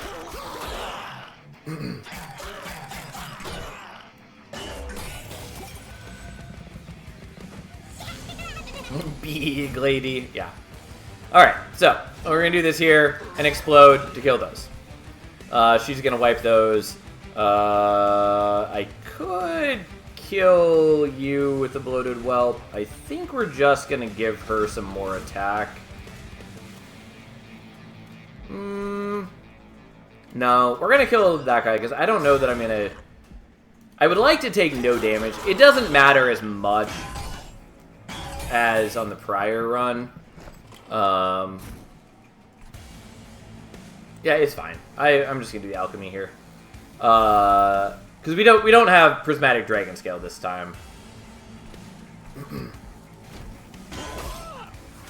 But I still would like to reduce how much damage I'm taking. Not a big deal, though. Anyways. So. Yeah, so you don't have any bonuses yet. I'll tell you right now that one of the Covenant ranks gives all bosses an extra ability. So, I'm so used to these bosses doing slightly different things than what they do. So, we'll get there soon. Anyways. So, we want the Miser to have more time to attack. So, we're going to do this and that. So, he'll at least block one more hit.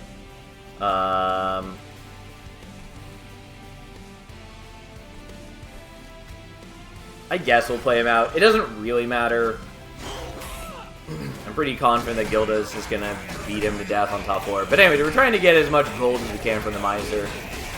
Which, like, does do plenty of work for us. Miser used to be really bad, but I think at the moment he's in a pretty solid position. I guess we'll just give you 2 damage shield. I don't know, doesn't really matter.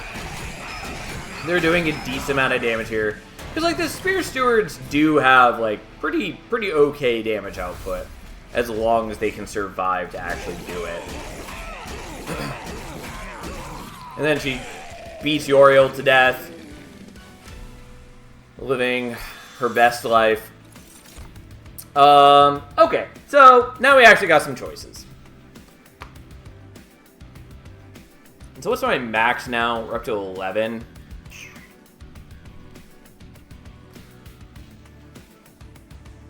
I don't know that I need a third alchemy. I kind of want a third alchemy.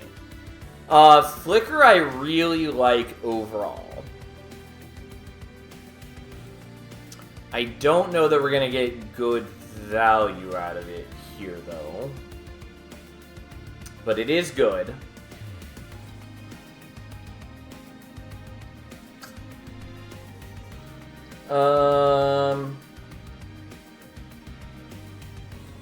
And the Snotty Whelp doesn't really help us all.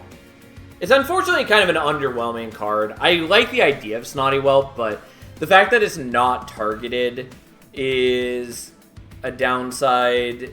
And if it were like cooldown once, you could do it every turn, that would be a lot better. If it just had more health or this game had less backline damage, particularly unavoidable backline damage, it would be a lot better. Or if it were a banner unit, so you didn't have to wait to draw it. Like, there's a lot of things that would make it a much more reasonable unit. But as is, it's just not great. even if I want to like it.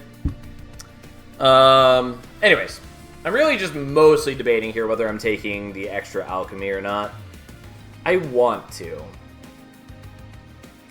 And I sort of lean towards that.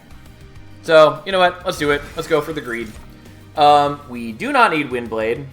Challenge is pretty okay for us. And if I could play that upbeat Warbler in deployment, I would definitely take it. I think we're taking Challenge. I'm trying to remember how strong she is at higher ranks. And I think the answer is not as strong as I want her to be, but melee weakness with trample is a potent combination. We'll take it. We'll see if we can make use of it.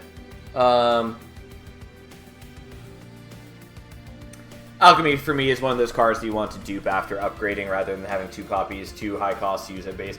Yes and no. Like, I largely agree with you, kind of. I often wouldn't even dupe it.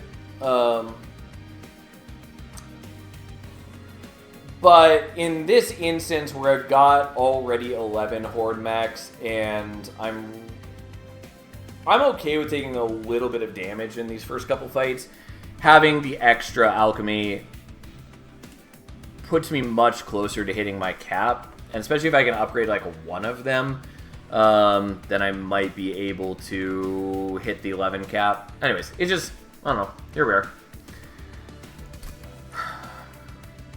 So I could definitely get to 11 if I wait. I think it's fine to just take it now.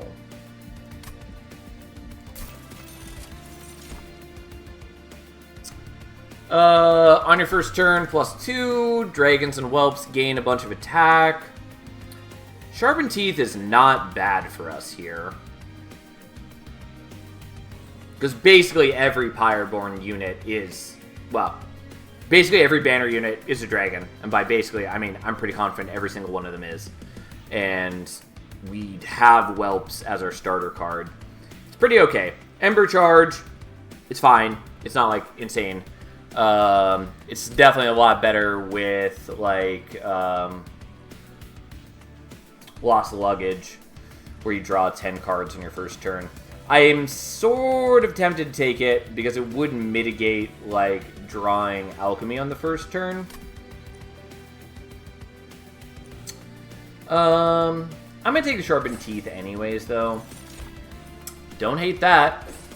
It's not pertinent to my needs currently, but I don't hate it.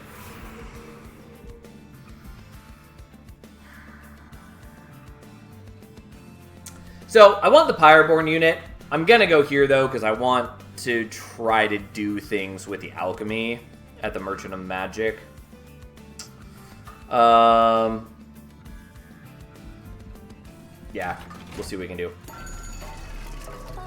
Okay, double stack I'm pretty okay with, because I think I just want to double stack there. Doing this is also pretty okay, but I think we want to try to double stack there to mitigate my bad damage potential. Could get Divine Dancer again, which is a strong unit. But I can't fit it alongside Gilda at base. I could if I take Capacity, or if I get Smidge Stone for it. But that would basically be tying me into using the Just Causes all the time, and I don't really want to do that. Crusader's fine. I think I'm just going to take Crusader and maybe get rid of him later. I don't know. I'm not, like, wild about it right now. So, we're going to try this. We're going to minus cost.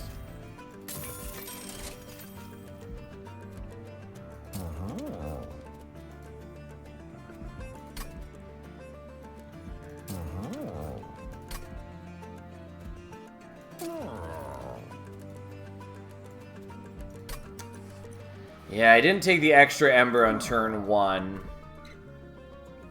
And unfortunately, I don't have enough to get both of these.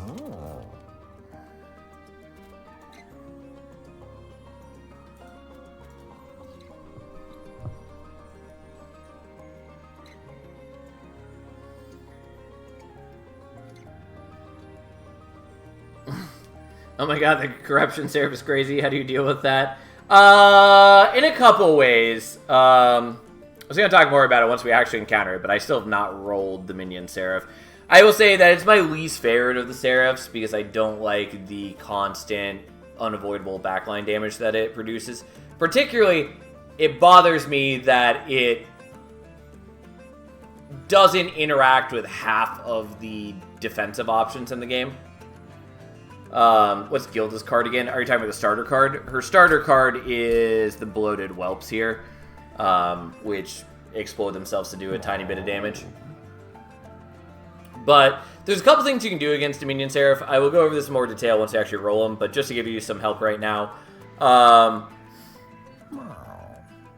First off, I think they changed the corruption generation to action now. Because it used to be start of turn, but I think they changed it to action. So if you are dazing Seraph, then they won't be able to perform the action, so they won't be able to put corruption on your dudes. As far as the... God, there's cat hair everywhere. The kind of bigger threat, kind of, depending on what you're doing, is that it doubles corruption on strike. So if you are using like ascend cards or descend cards, you can move Seraph onto a different floor so they're not doubling corruption on your front dude. Or if you are dazing them, you'll prevent them from striking. If you stop them enough, they won't be able to strike. There's a lot of ways to prevent it from striking. Also, if you're playing on multiple floors, most bosses will try to always go to a floor that you have units on. So if you have units on all 3 floors, you can kind of spread out Seraph's attention a little bit more. So you're getting less turns where Dominion is showing up on the floor, like your main floor. So there's a couple things you can do. Still kind of an annoying fight, but those are some things. Cool to see you playing again. Glad to hear you're excited for it. I have been streaming plenty of other deck builders, and I have done a lot of Monster Train semi-recently. But yeah, I'm planning to be doing a whole lot of Monster Train 2 for quite a while to come, because I love this game, and I love streaming it, and I'm so excited for it. Anyways, I don't even remember what I was doing here. I think we're intrinsicing one of these.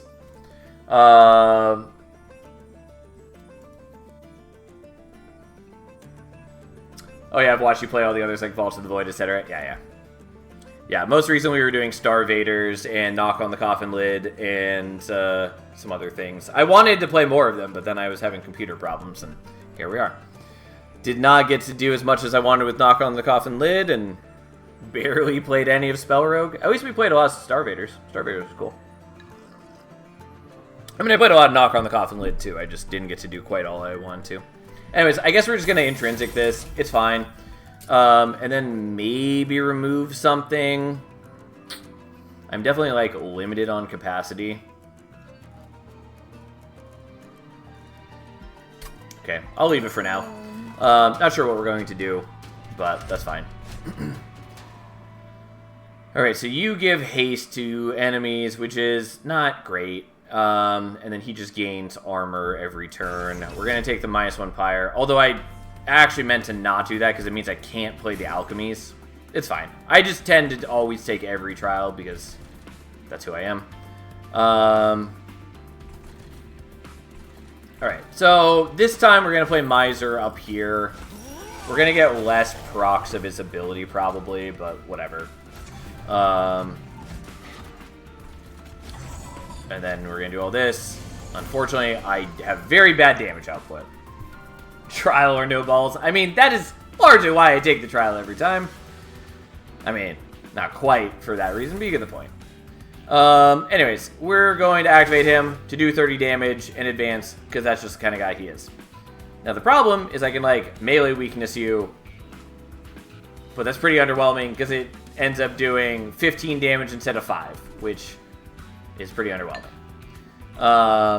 What I would prefer to do is to do that while you're on Gilda's floor, and we can actually deal damage. Nonetheless, we're going to move you up front so we can at least kill a dude here.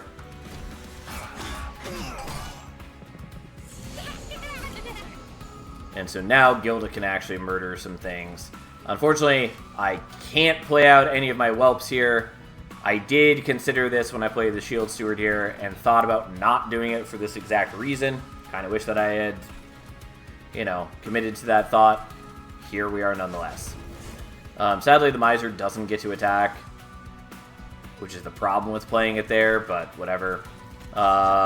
Enjoy a whelp, since we only have enough energy to do one.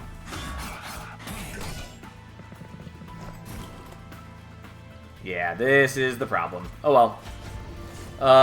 Time to take some damage. It's fine. I definitely could have played this better, but oh well. Health exists to be lost. Okay, so let's heal. Let's have you do 30 damage.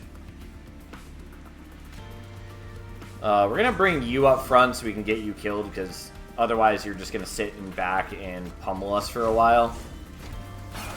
And this way, you do tremendously less damage. Unfortunately, I do like almost no damage to this boss because he gains 5 armor every turn, and I do fuck all damage. But here we are. I'll just do that. I kind of want to do the challenge, but again, it doesn't really help when my front unit does 8 damage. So we'll just let these guys do their thing and chunk them down a little bit. And here we go. That's fine. At least we get the Miser to attack a fair bit. Like, it's still not a crazy amount of gold that we're going to gain, because a lot of it is just Gilda chunking him down for 40 damage per hit. But we get there. We get a chunk of gold. I did not do very good on the Horde, but that's fine. Lava armor's okay. I don't think it's great. I think it's okay.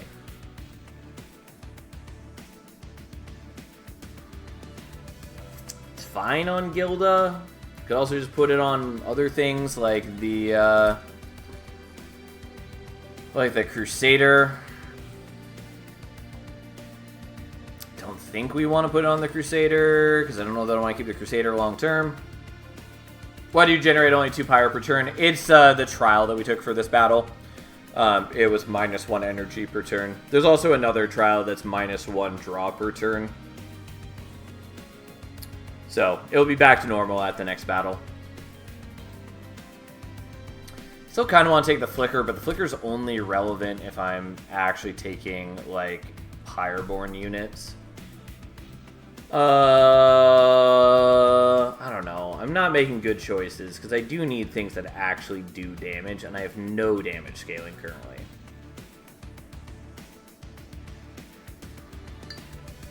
Yeah, and Banished Banners are not super helpful.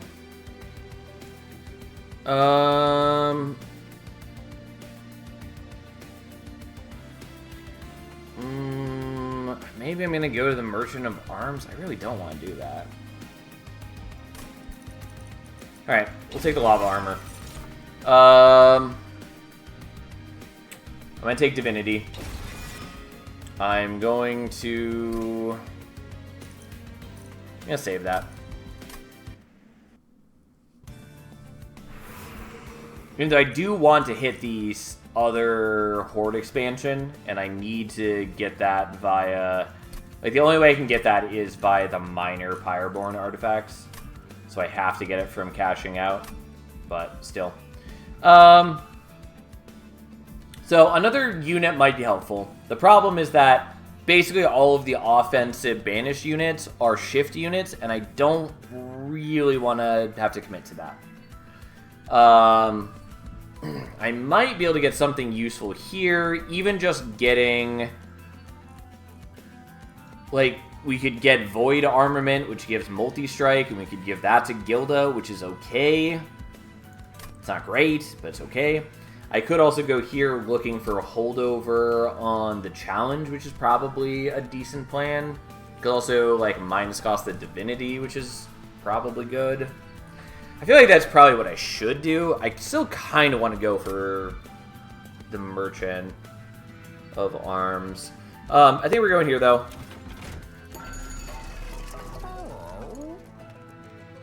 Okay.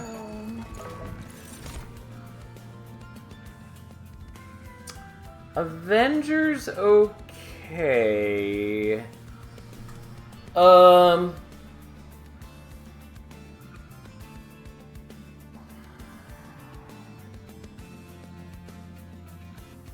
Okay. We're gonna take Avengers. We're gonna see how this works out.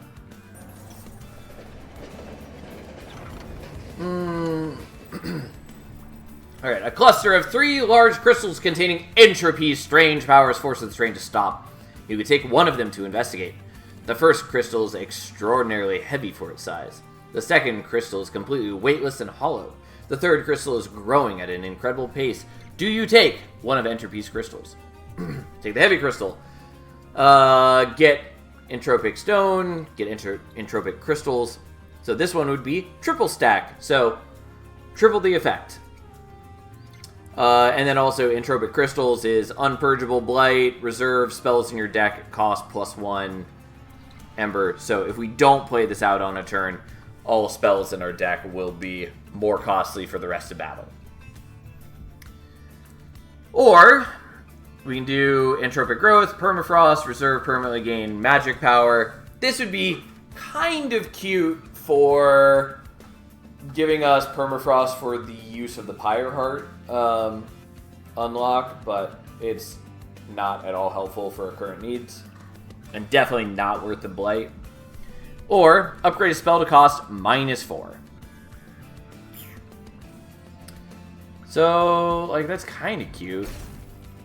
I could also triple stack this to be Valor 30, which is not bad. I wish that I could do it on the challenge. Hello, Tom. How you doing, my friend? Hope you're excited for Monster Train Day. How goes Monster Train 2? I've been playing fairly slowly, but having a great time. We're up to Covenant 3 now. We've won all of our runs, including the tutorial. It's been good. At some point, I'll unlock the other clans. We're still a ways off from that, though. God, do I want to do triple stack Divinity? Kind of.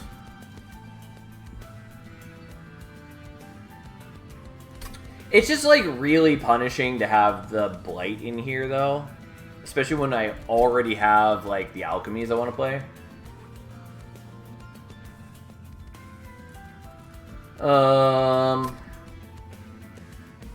I could also do this, which is fine. I don't think that's super necessary. Could also do this, which is pretty okay.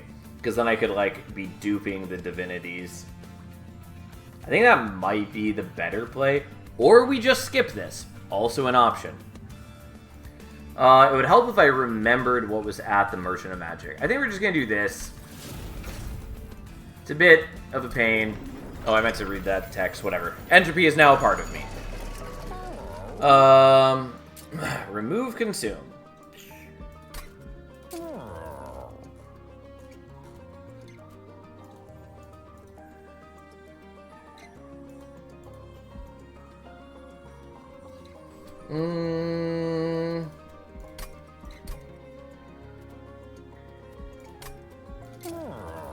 Do I really care about that?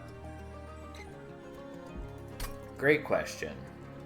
I think the answer is probably no.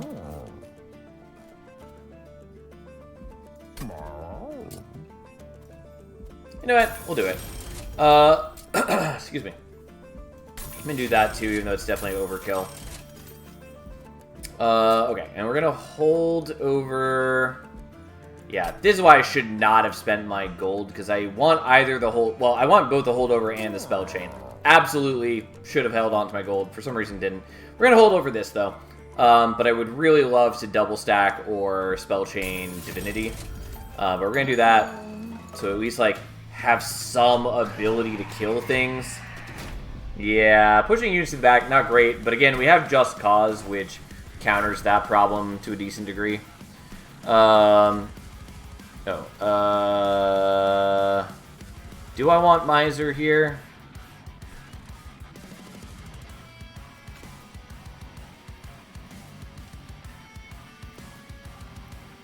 Nah, we'll do it like this. That's fine.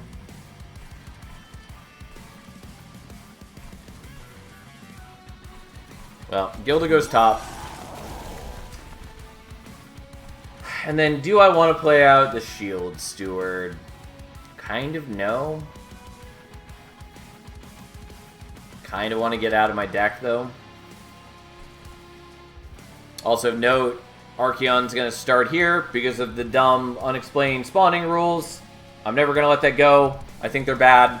I hope that it gets changed at some point.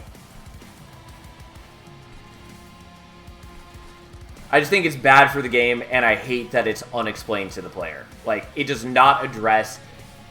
It's a bad fix for the problem that people actually wanted addressed. Yeah, I'm just going to not play this Shield Stewards. They're going to bloat my deck, unfortunately, but so be it. Alright, so... let's do a chunk of his health right off the bat. Oh, and I forgot to use his ability. Whoops. Well, fine. Let's use it now. What's the issue? I missed the start of the mini rant. So, it's not explained to the player anywhere, but all flying bosses start on your topmost occupied floor. And that was done because there was a lot of feedback in, like, when the demo went live in particular, where players didn't like that they couldn't tell where bosses were going to spawn because then they couldn't play around them like they could in Monster Train 1. And this mostly came up in regards to Savagery Seraph, because Savagery Seraph starts you with melee weakness on everyone, and so unless you have, like, an intrinsic answer, like, you know, intrinsics, give damage, shield, or daze, whatever, mostly that means he's gonna pop a unit. At least in the demo, this was the case. Because, like, he has, like, 30 attack, and you start with melee weakness, and so he's doing 60 plus damage on turn 1. So a lot of people did not like that, especially in regards to Seraph Savagery. So what they wanted was the ability to see where a boss will spawn, like have a silhouette on the side of the screen showing which floor they would spawn on, so that, like, you know, in Monster Train 1, you can see where they are and plan accordingly. So instead of doing that, and I totally get why they didn't, because, you know, they were on, like, a deadline, and adding a silhouette, while it sounds simple, I'm sure in terms of, like, the code involved, not actually that simple. Regardless, instead of doing that, they changed it so it's now deterministic where the boss spawns, but the player's never told that it's deterministic, so you just have to figure it out by playing, which, yeah, a lot of people are going to figure that out over time, just like people figured out how draw priority worked in Monster Train 1. But there's also a lot of people, like especially more casual players and new players, who are probably not going to figure that out and are going to be frustrated that they're always trying to set up, like, their, you know, their units that take more setup on top floor or whatever. Then they're going to be mad that the boss is always hunting their more vulnerable units. And so, like, I think that's bad. It does not address the issue. And also, I just, for a lot of reasons, I don't like making boss spawning that deterministic. Like, which feels a little weird for me to be arguing against determinism, because I'm usually the one who argues against, like, randomness in these games.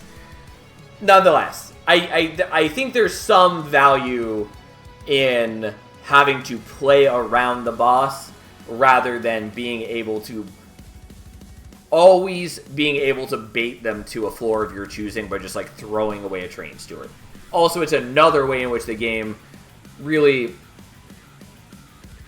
kind of pushes players away from utilizing top floor, and I think Monster Train 2 swings a little too heavily against letting players use top floor. Like, I think it's good that top floor is no longer like the default floor for a lot of reasons, but I think it swings a little too heavily towards like you basically have to have a presence bottom floor, and in many ways are discouraged from having a presence top floor. Any advice on which boss artifacts to be getting usually? I might be hard tunnel visioning, but I just lost a run to Covenant 2 Seraph, where I only picked room capacity artifact, skip draw, and Ember. I know the last game draw was the meta, but I'm not sure about this game. No, it depends on situation. Yeah, so it does definitely depend on situation. I will say that Ember is, by a pretty wide margin, probably my most picked boss relic. At the very least, I usually will pick at least one Ember upgrade in most runs. So, especially for the fact that it is not just giving you more Ember per turn, but it's giving you more deployment Ember, gives you a lot more ability to set up a strong team right from the start. Also, because you're playing units on turn 0, essentially, those cards, if you're able to play them in deployment phase, are never bloating your deck. And so it makes skipping draw less punishing, because you still end up, like, even though my deck is 27 cards, a lot of those cards are getting played on turn 0. So I effectively have closer to, like, functionally a 22 card deck or whatever. That said, I think capacity is also very strong in this game in a lot of situations, especially with Under Legion. But also, like, Banish has a lot of reasons to take capacity. Same with Lazarus. Like, there's a lot of good times to be taking capacity as well. It just really depends on your needs. I do find myself taking draw by far the least often. Anyways, ranting aside, let's actually, like, kill Archeon. We're going to play this here so we can kill the heal guy, because I don't want Archeon to heal. And then we're going to give him melee weakness. And then he gains even more melee weakness by punching into my Avenger. Okay. Unfortunately, you are dying at this rate, which we can mitigate. That's all taken care of. That's sort of fine. Oh, you have exactly 13 attack. What an asshole. Because, like, I can save him by using my heal right now, which is not that bad. It's just that I would love to not have to do that. And, like, I can survive the first 2 hits by playing, like, him out, which he would die to this guy, but then Archeon hits for exactly 13 and kills. I guess we're just going to do that and give you... Probably should have played a Whelp here to do some stuff. Anyways, we're just going to give you more melee weakness.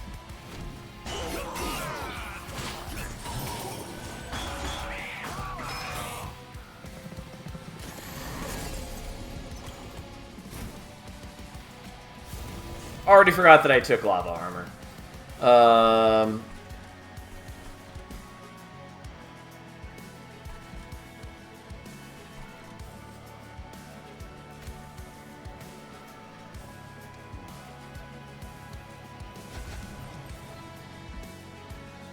Do I want lava armor on you?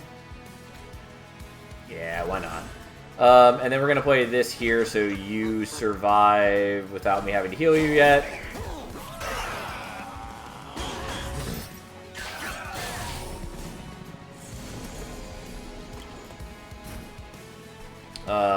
Well.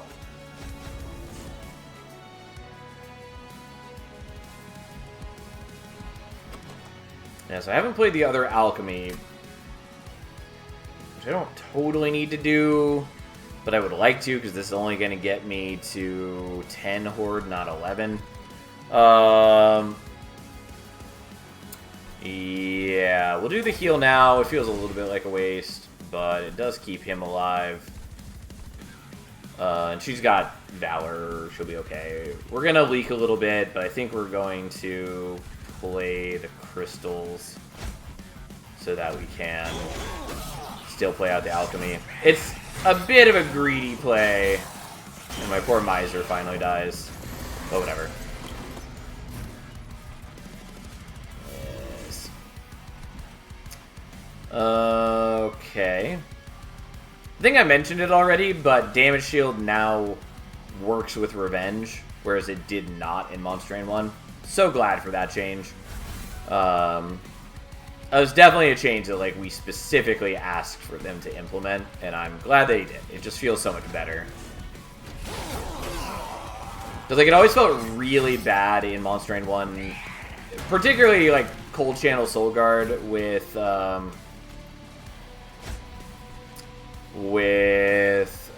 Umbra.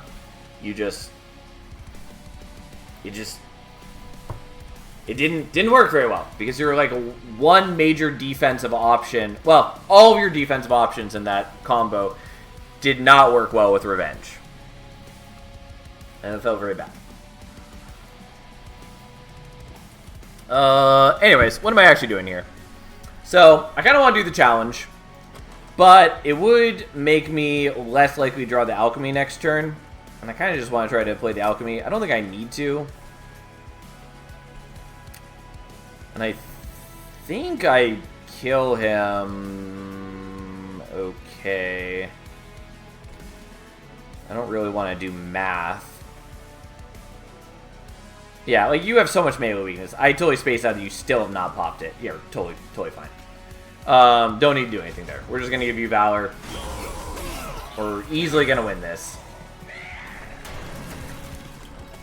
Okay, there it is. Look at us go. And then, yeah, he's got 7 melee weakness. So the moment we actually get to attack him, takes 592 damage, just explodes completely. Took a little bit of damage. That's fine. Alright, Superheated, doubly meta Pyrogel on a unit. Would be useful if we had Pyrogel. We have a tiny bit of Pyrogel, but... Attuned, Explosive, it is cool. It might help me with the deal magic damage thing, and also would help me with unlocking Luna, which I should probably be working on, because I still have not unlocked any other clan. I do like Eagle Heart, though.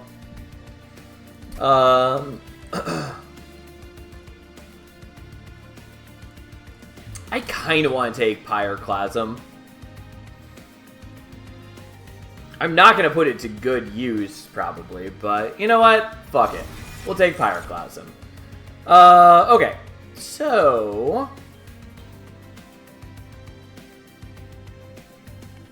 do I want to take Magma Cultist? Kind of. Do I think it will actually do much for me? Probably not. It doesn't really make me want to take it any less, though. Yeah, I'll take it. Okay, so what am I actually doing here? I'm not taking Capacity, I don't think. I'm pretty sure I'm just taking Ember. Yeah, we're just taking Ember. And we're definitely looting this for a sweet 100 gold. We'll take the hidden coffers. So now we can hit max 13. Web supply Pyrogel is fine. We're gonna take the conduit one, I guess. Blights and Scourges cost 0 is actually pretty solid for us, because then we don't have to worry about playing out the stupid entropic crystals. That matters a little less, because I already just took extra Ember, but still nice. Golden Idol is cute. I mean, it's kind of a monstrosity to look at, of course, but gaining extra gold from trial rewards is pretty good. Like, even on the last fight before Seraph, that's an extra 200 gold, which is nice. And then Attuned Whetstone is solid, though I don't have any good equipment currently. Like, the best use case for us right now with Attuned Whetstone would be getting equipment, like making a merged equipment that would normally be too onerous to play. Because when you merge equipment, it adds up the cost of both of them. So if you have something that costs 3 and something that costs 2, the resulting merged equipment costs 5. So, like, if we got something that we were happy to equip on Gilda, that costs a lot. We could just use this to draw it during deployment for free. I think we're still just taking Center South here. 200's chump change for Dragon Horde Gaming. I mean, yes, kind of. I was about to say, I find myself identifying with the Golden Idol. I would Center South just for comfy gaming. Don't have to worry about Blight Scourge. Yeah, I mean, like, we're not dealing with a lot of Blights and Scourges in general. Especially because we're not up against Dominion. But, yes, it is helpful. Particularly because I don't have to worry about this anymore. That said, we're definitely going to the left here. Like, this would be nice, but trying to get, like, dualism on the Magma Cultist is really what we want to see.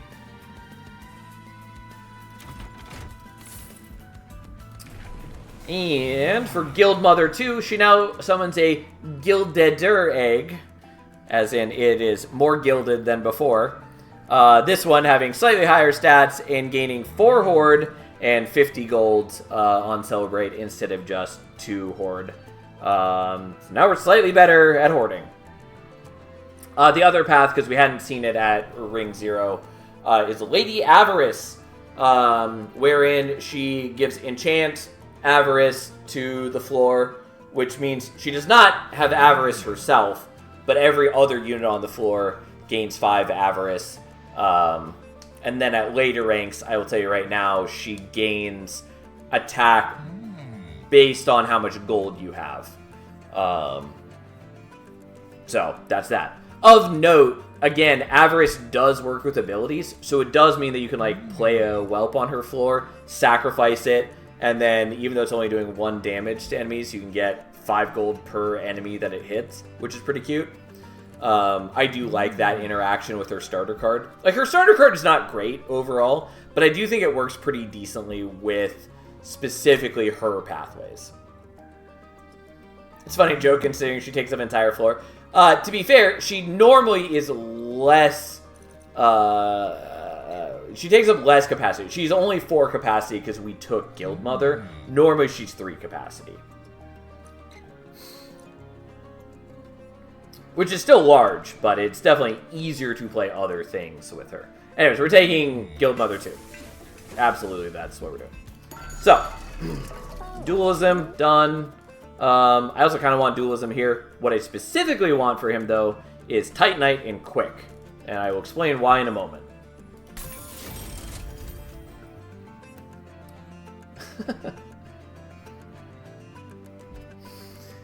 She's got great Traxo lands. I haven't seen that movie in quite a while. Anyways, I think we're just doing the HP here. I should have enough gold to be pretty happy with that. Titanite goes on you. Could do the Valor, which is fine, but I would like to give you Quick. There we go.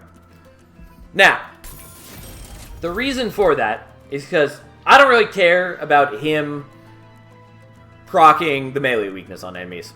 What I want is I want him to be applying melee weakness for Gilda to attack into. And so, since it's on revenge, if he is attacking first, he hits them before they hit him, and so he never procs the melee weakness that he gives to them. And so we can save the melee weakness for Gilda. Doesn't matter quite as much, because we also have the challenge on holdover now. Nonetheless, seems useful. Here we are. So we could dupe the challenge. I think we're just duping Divinity. Although I really would have liked to have gotten another upgrade on this first. I could also dupe, like, an Alchemy, which I kind of want to do. Actually, do I want to do that? Because right now, we're getting 4 from the egg. And so then 5, 6, 7, 8, 9, 10. So I could get to 12 if I dupe one of them. Yeah. Yeah, we do want to do that. Yep, that's what we're doing. I have to play them all out in battle, but that's fine. Like, it does make me a little weaker overall, kind of, and that's fine. Who cares? There we go. Alright. Minus draw every turn. Feels bad. By the way, this boss, Ajax, definitely one of my favorite looking bosses in the game. He's so cool looking. There's a couple others that I really like. Like I said, Yoriel I also very much enjoy, but I just really like his design. In general, I tend to like the Entropy designs most. Though some of them, like Quoto, the Absolute, are just kind of lame. But like Ajax and Elibor, the Wall, the like Ring 2 boss that gains armor, he's also pretty cool. Also, I like Entropic Seraph a lot. Although I think that Dominion Seraph is the coolest one in the game. Also, this is the best song, just so you're aware. Hands down. God, I have so much deployment, Ember.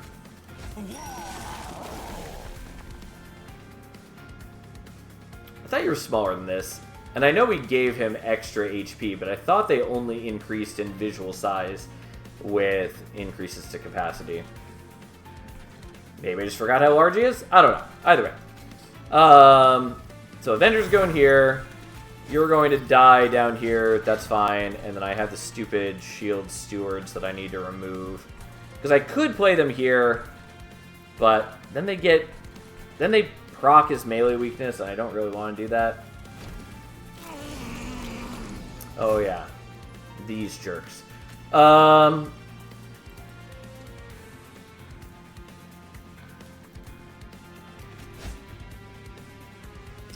So I could play a Whelp in front to block a bit of the damage. I don't think it's worth it. Maybe it's fine. Oh no, you're going to advance either way, which defeats a lot of the purpose. Either way, we're doing this for sure. Just, like, without fail.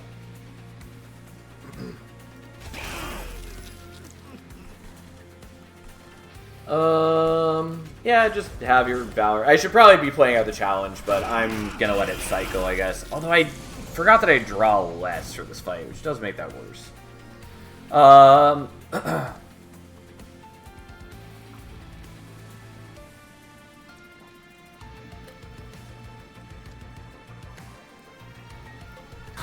Sure, we'll Pyroclasm. It's my entire turn, but...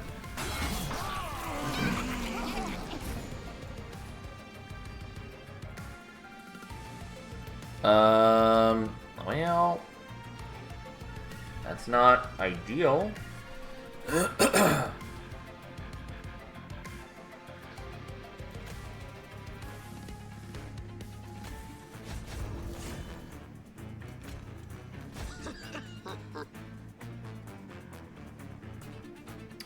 Alright, so we play one more, we get the kill here. Or if I'd done the selfless sacrifice, I sort of could have done too. Anyways, probably should have done selfless sacrifice. It's fine. It's not like we're hurting for gold at this point. I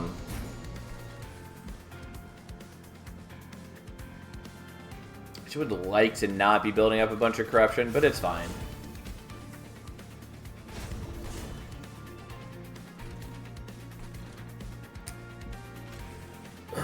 Whatever. We'll do this. We'll at least reduce the amount of corruption that's going to go to top floor. And then whatever. These guys have haste. They're going to go to top floor. Who cares? Whatever. I probably should have kept the challenge in hand earlier, but it's fine. Yeah, like this is okay.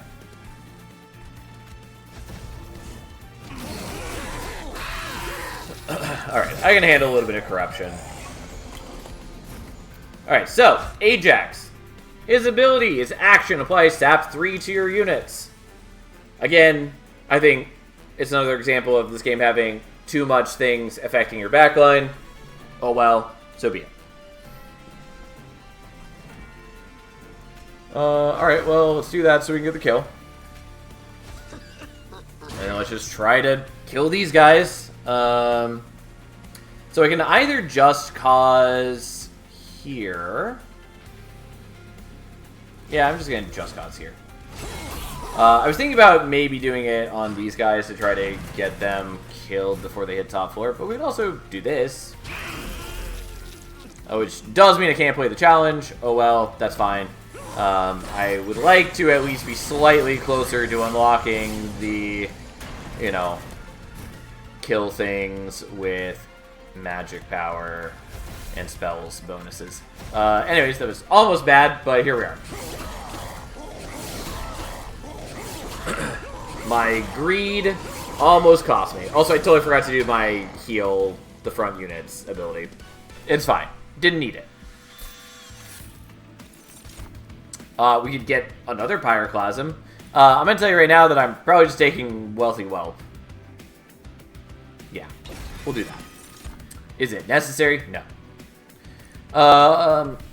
Descend, apply melee weakness 2. No, probably. Be gone, retreat the front enemy unit, apply melee weakness 1 to enemy units. It's okay for us here. I don't totally give a shit about it.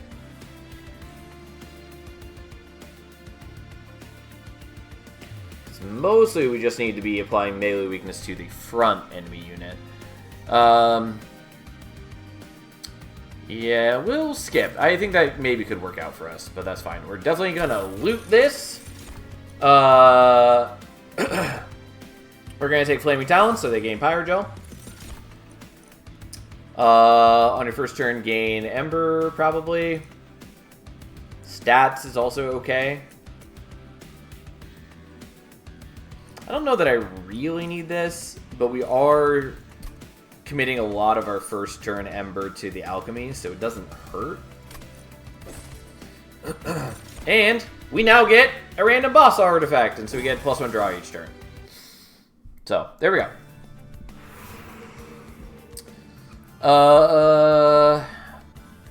I could buy a bunch of artifacts. I think we're going here. Don't know what we're looking for, but at the very least I could, like, dupe the challenge or the divinity, which I think is worth doing. Again, I still haven't upgraded them further, which is a little sad, but...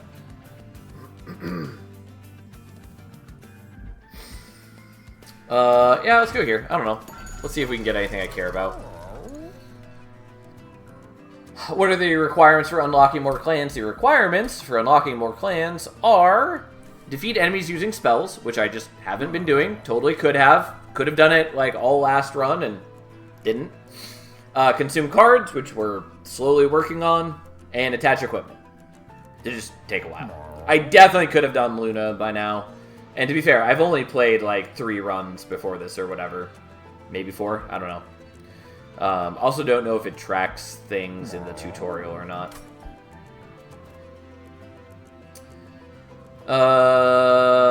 Could take Void Armament. Gives multi-strike 1, and on Extinguish, purge this unit from the deck.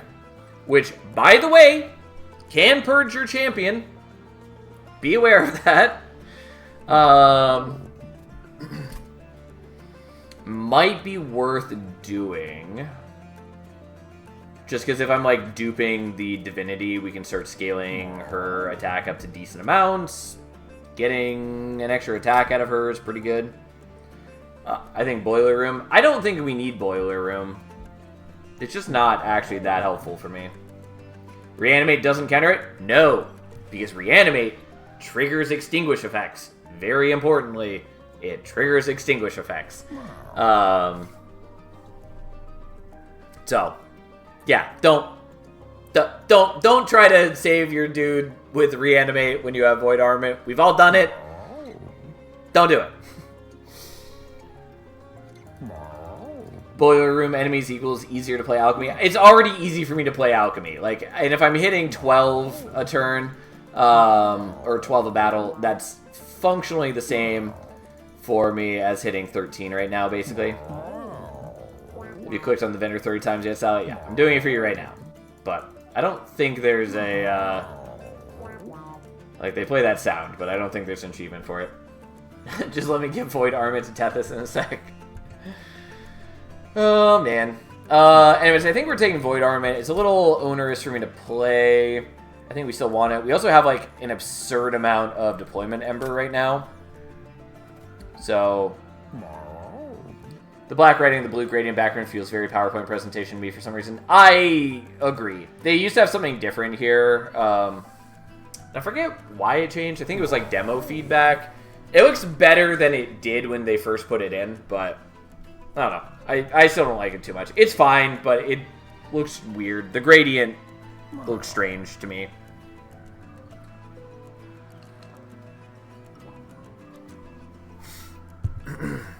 But it's fine enough. I've gotten used to it. But I would not hate if they change this.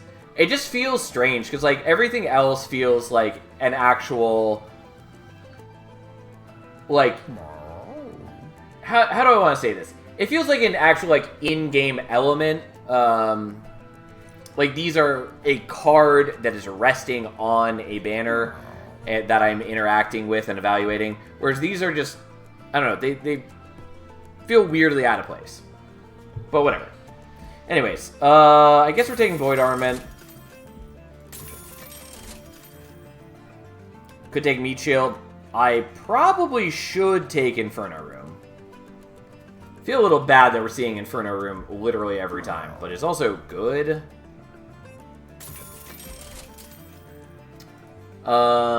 Realistically, I should be doing deployable Inferno Room. Also, already forgot I have the lava armor. Yeah, fuck it, we'll do that. I don't know. It's fine. I could also merge the equipment. Don't think we really need to. Yeah, should have looked at this first. Totally forgot. So I could take Cursed Twin Blade, which is multi-strike and strike -1 attack. I don't, like, love it, but it is fine. Like, multi-strike is strong. So, we could merge that with a Void Armament and then have, you know, something that gives multi-strike 2. Kind of want to do the Bloodthirsty Blade, but I did just commit to Inferno Room, which is going to be killing a lot of my enemies. You lose damage on attacking, though. Yes, but if I am getting to a point where I am using the divinities often, then I'm going to outpace how quickly I'm losing damage. But I'm just going to take Bloodthirsty Blade. And we're going to merge these. Although, I should have not done what I did. I don't have to play out Inferno Room. But still. I'm going to remove a Shield Steward. And a... Shield... Yeah, it's whatever. We'll do that.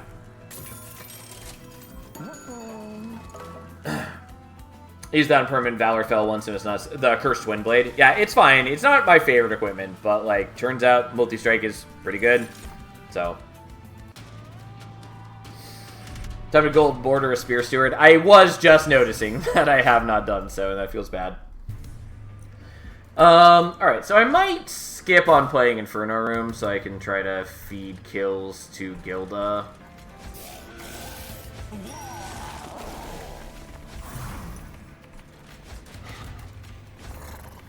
Yeah, we'll do that.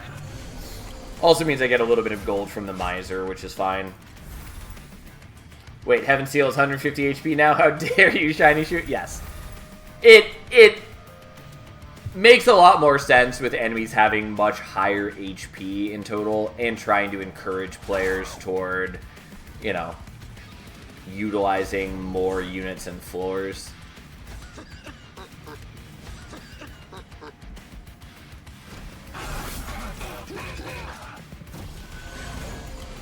These stupid fuckers. Yeah, whatever, we'll do this.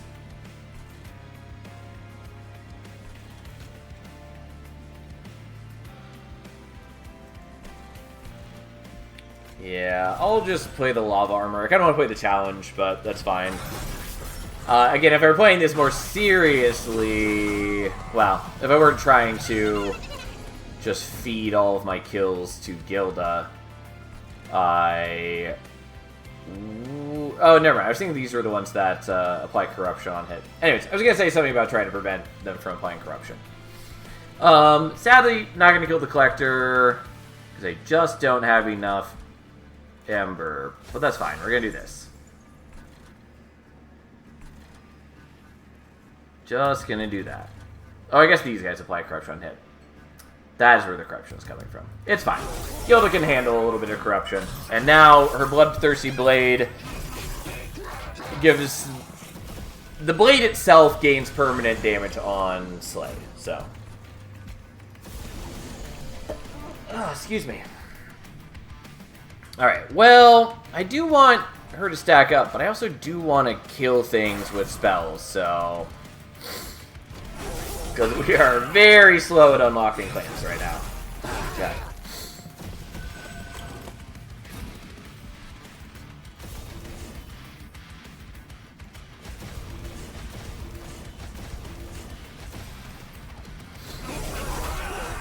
Well, Gilda just kind of murders people now.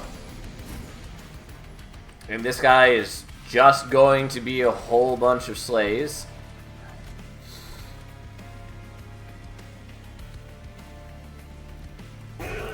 Well, we'll do that, even though it means not playing as a challenge, which I probably should do. But here we are.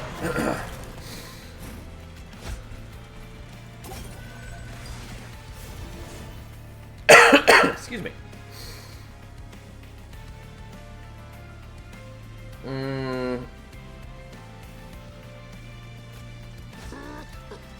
We're just gonna blow these up now.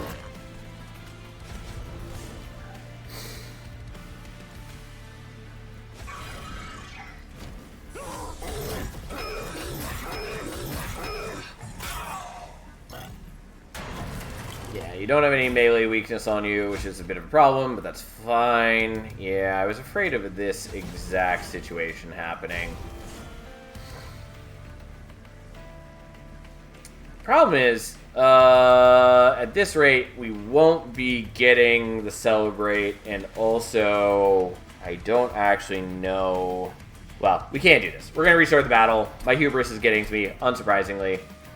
We just can't do that, because... A, I want the 12 Horde, and B, if I let Gilda die, then she gets purged, and we're not going to let my hubris play out that much. Whoops, I did that in the wrong order. We should be able to beat this, in a number of ways, but...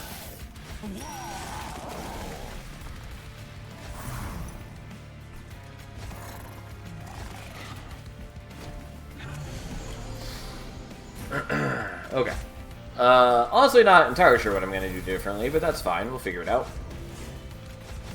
It's probably just be a little less greedy about corruption or about Gilda getting kills. I'm not entirely sure what that looks like.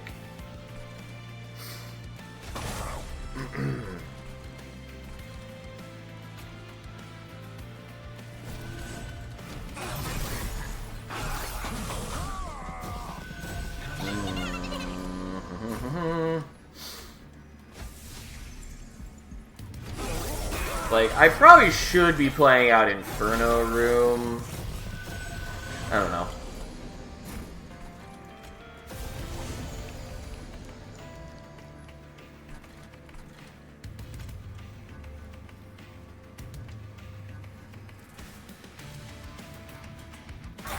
Yeah, I guess we'll do that. I also should be using the Selfless Sacrifice at some point.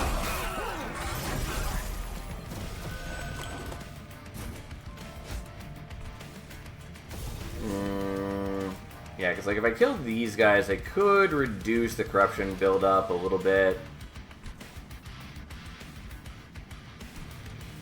Which is not bad. Could also get some units out of the deck. I don't think that matters the whole ton. Maybe it does.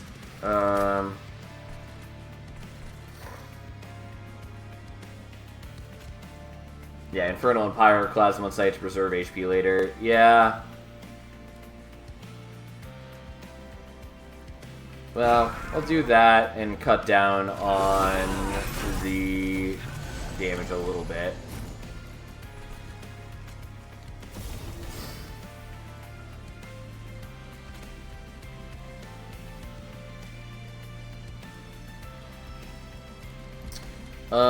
So part of it is that, do I want to do the challenge? Because the challenge would help. Because it would help us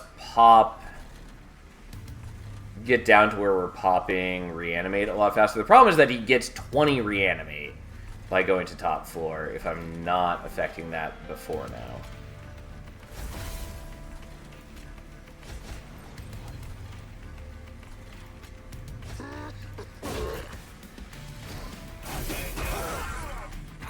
But we'll see what we can do.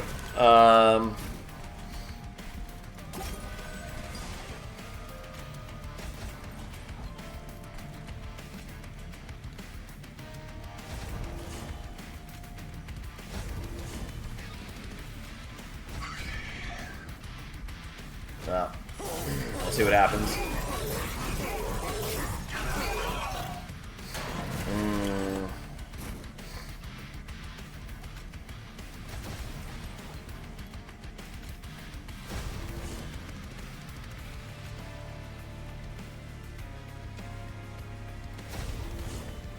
No. Yeah, I think mostly I probably just need to be setting up on a lower floor. Because I don't actually need to be setting up on top floor for this fight, and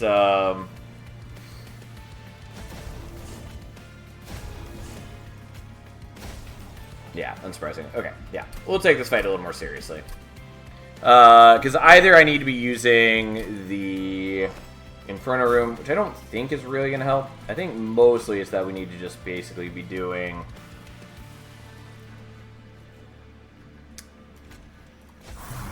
I think something like this.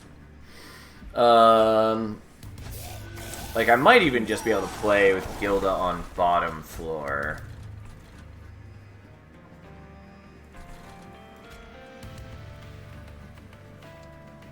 Yeah, you know what? Let's just sacrifice those guys so I don't have to draw them later.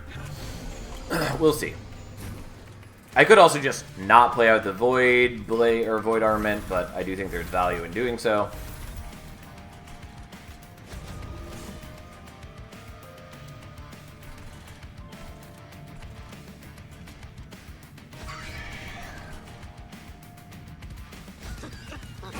Alright, let's just try to reduce our deck size a little bit.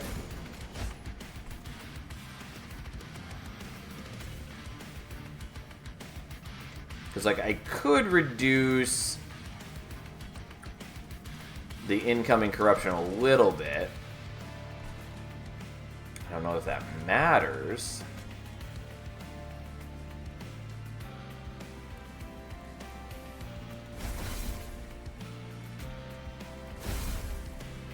Well, let's try doing that. It does mean that I'm burning those damage shields for later, but that's probably okay.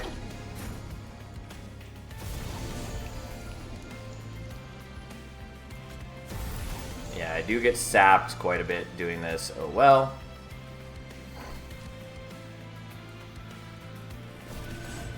That's fine.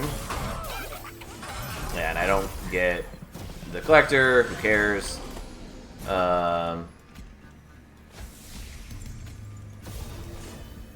Okay, so our Incant dude will die like this unless I heal, which I could.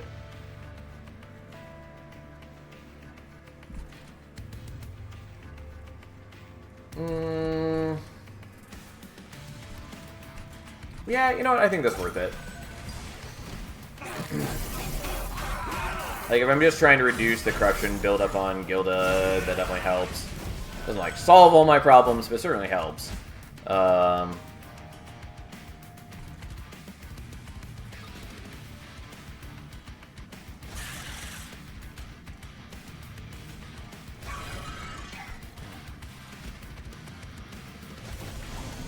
do that so I can keep it for next turn. I'll just play that there. I would do the Just Cause, but it would mess up my plans on that floor. Oh, and I forgot to do this. It doesn't really matter changing in between the last turn and this turn. That's fine. So, we're going to do that, and then we're going to pull this guy back up front, because I do want to kill him here, but I did want to get the melee weakness on as well. Gilda has a chance to actually get her Valor armor now. What's the cooldown on heal? For the Pyre, it's 1 per battle.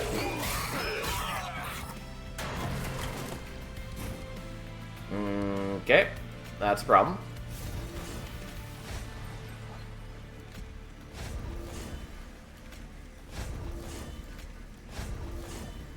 Yeah, surprisingly that's not enough. I'm curious how close we are, though. Like, I'm still going to restart battle because I can't have Gilda dying.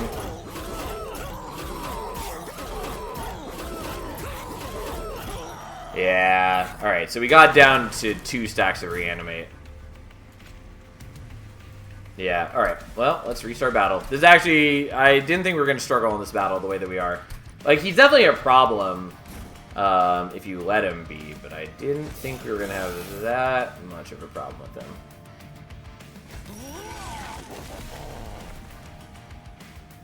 Can the egg attack? No.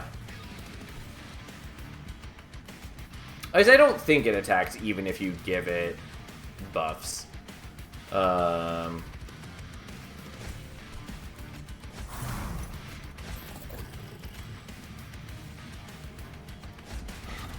Okay, well.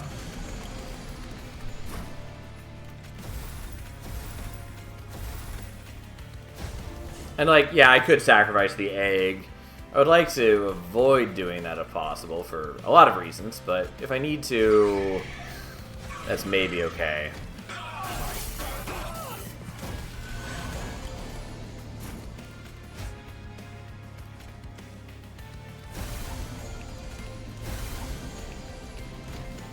Unfortunately, burn through those damage shields real quick.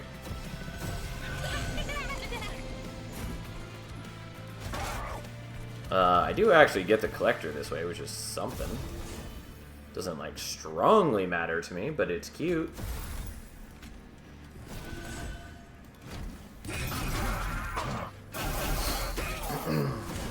My big concern is just winning the battle / Gilda not being murdered.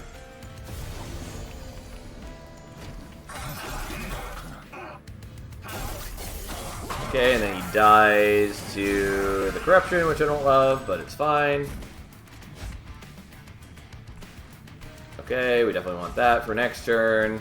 Unfortunately, I cannot play a whelp on this floor. There's no reason not to do this, basically, because either Gilda wins on the next turn or she doesn't.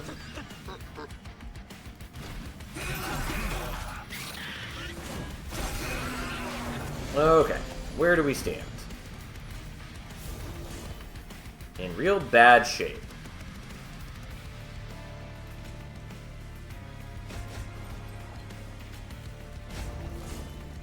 Yeah, that's a problem. Was not expecting this to be quite so bad. Alright, so what does it look like here?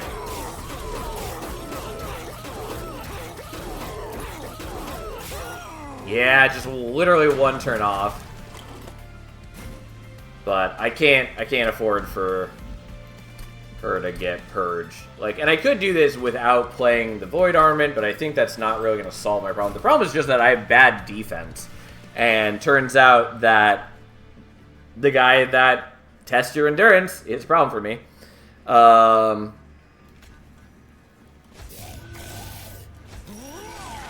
Well, let us see what we can do.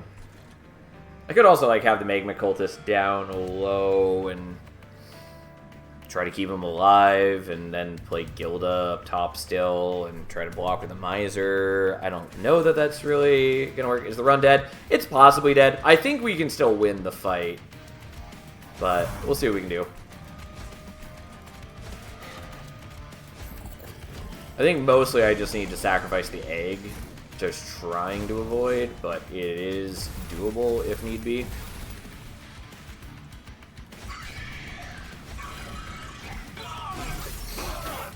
But, like, it would be nice to get, but it's not the end of the world if we have to lose the egg.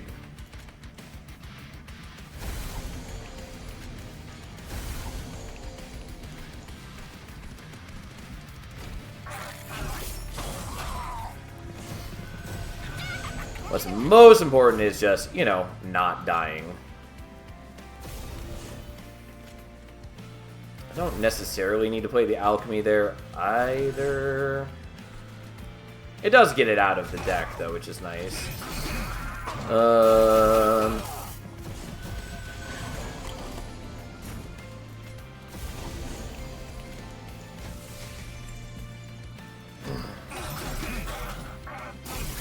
Could also maybe have done, like, the Pyroclasm there. Unfortunately, I don't have capacity to play out one of the whelps here.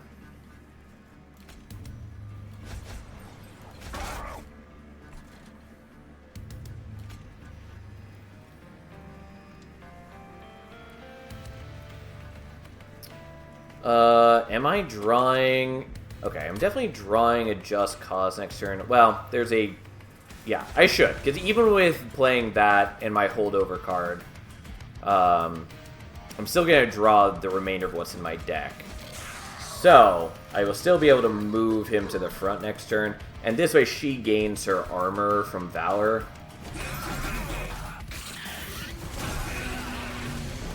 Okay, so... we move you to the front so you can block.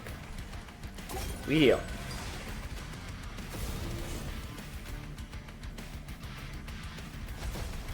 I forgot that that would advance. Whoops.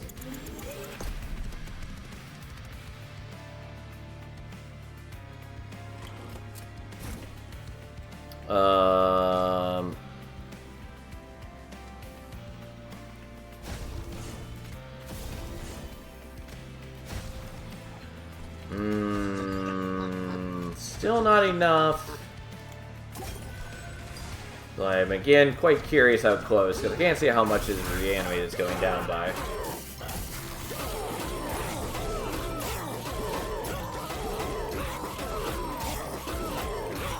Yeah, god damn it. Literally the last hit. It's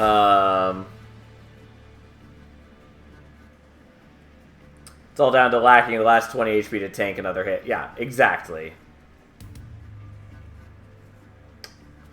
Not that I want to keep retrying this battle, but it feels so winnable, and I would like to just win the fight. I'm not that against, like, losing a run. We've won every other run up till now, so it's not like a big deal if we lose one.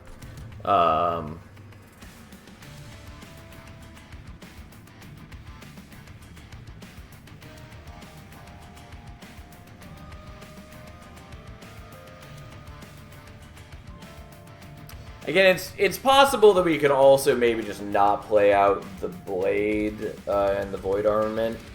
The problem is that we chunk through his health a lot slower that way, so I'm not sure that really does much for us.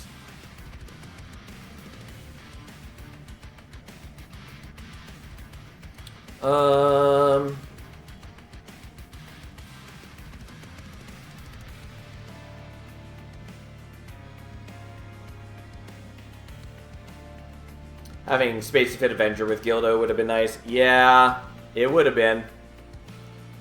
It would have been. And the problem is that, like, if we can win this battle, there's a good chance that we get more capacity from the extra, like, boss relic that we get, which would allow for that. But we just maybe need to do things differently.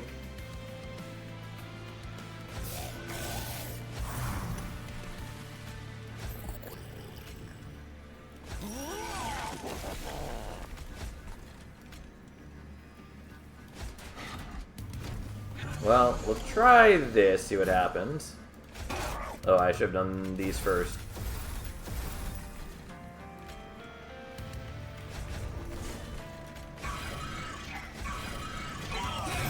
Okay. So be it.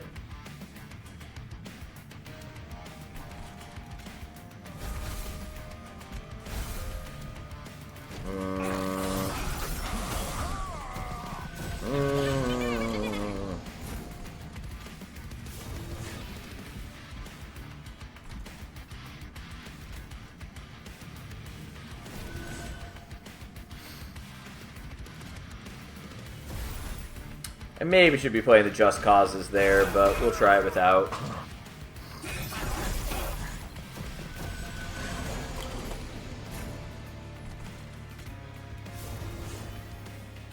So I could do this, which I think is maybe worth doing. Although then I haven't played that out, but that's maybe fine.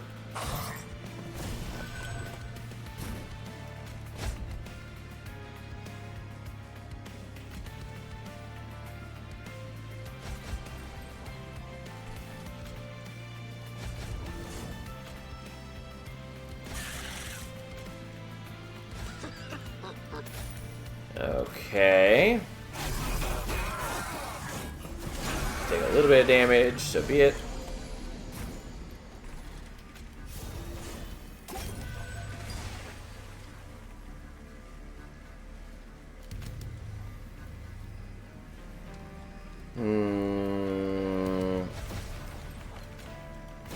Alright, so we're doing most of the damage, although at this rate...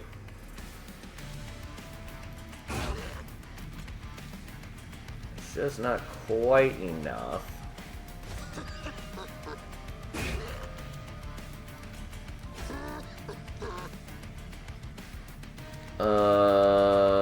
Not sure why we're doing less than we were before. I'm sure the math works out somewhere. Whoops, that was not what I meant to do. That's a problem.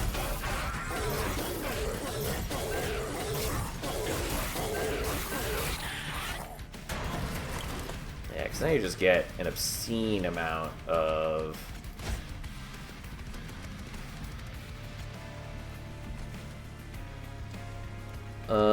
could kill my own egg. Problem is now I have 20 stacks of reanimate to get through. And I'm pretty confident that that's not gonna work. Yep. Not even close, because especially without the blade, like, we're just hitting once per turn. Which is literally right there. Goddamn.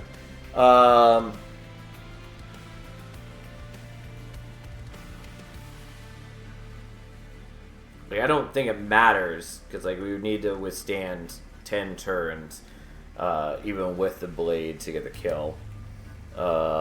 Which is not going to happen. As is, how much would we shave off? Great question. That could be solved with some simple math. Because I have effectively 132 HP, or 122, excuse me, HP on Gilda.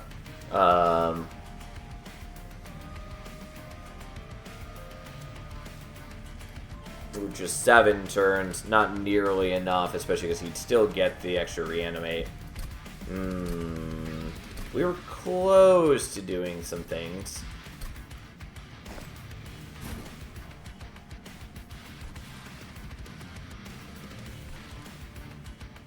God, it feels achievable, but I think we maybe just have to commit to dying.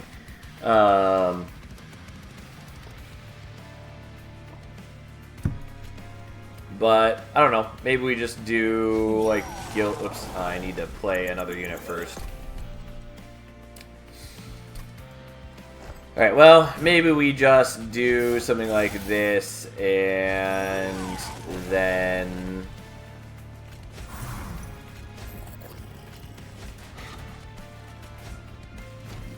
I don't know. I don't even know if we want the Inferno room, but nonetheless, here it is. So there's that, that.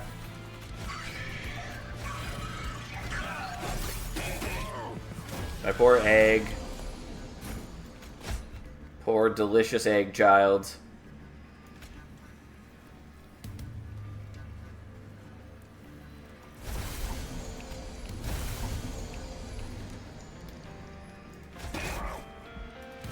Well, sadly,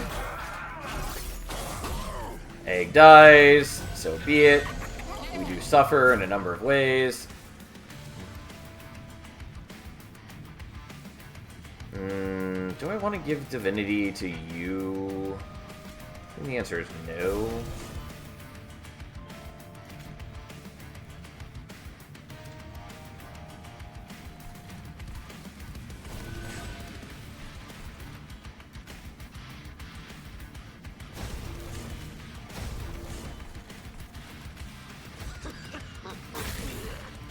Okay, well, we'll see what we can do. We don't get the collector, so be it.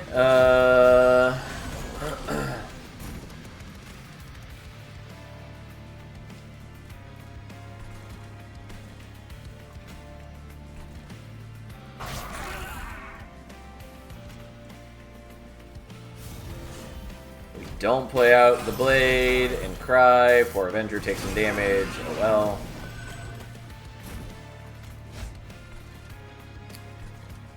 Okay, so we challenge you. It doesn't really matter. We throw you up front to get your armor. And then we put some whelps down for the future. Take some damage, so be it. That's life.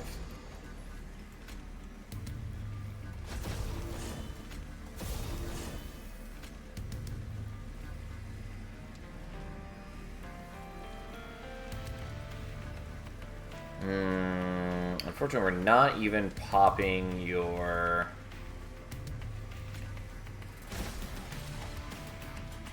We're not even popping your reanimate like this, which I don't love.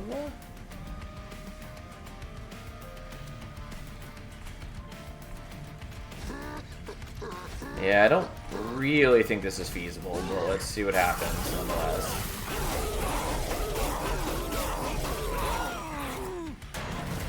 You still have 14 reanimate, which is just gross.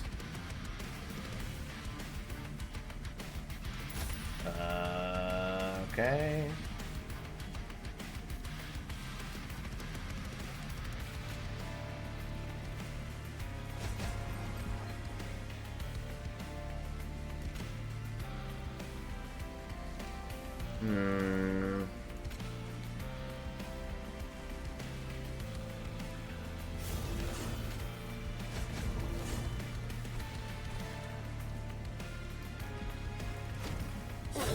Well, I think we lose just because I cannot get through enough of your reanimate. I can get through a lot of it, but not enough.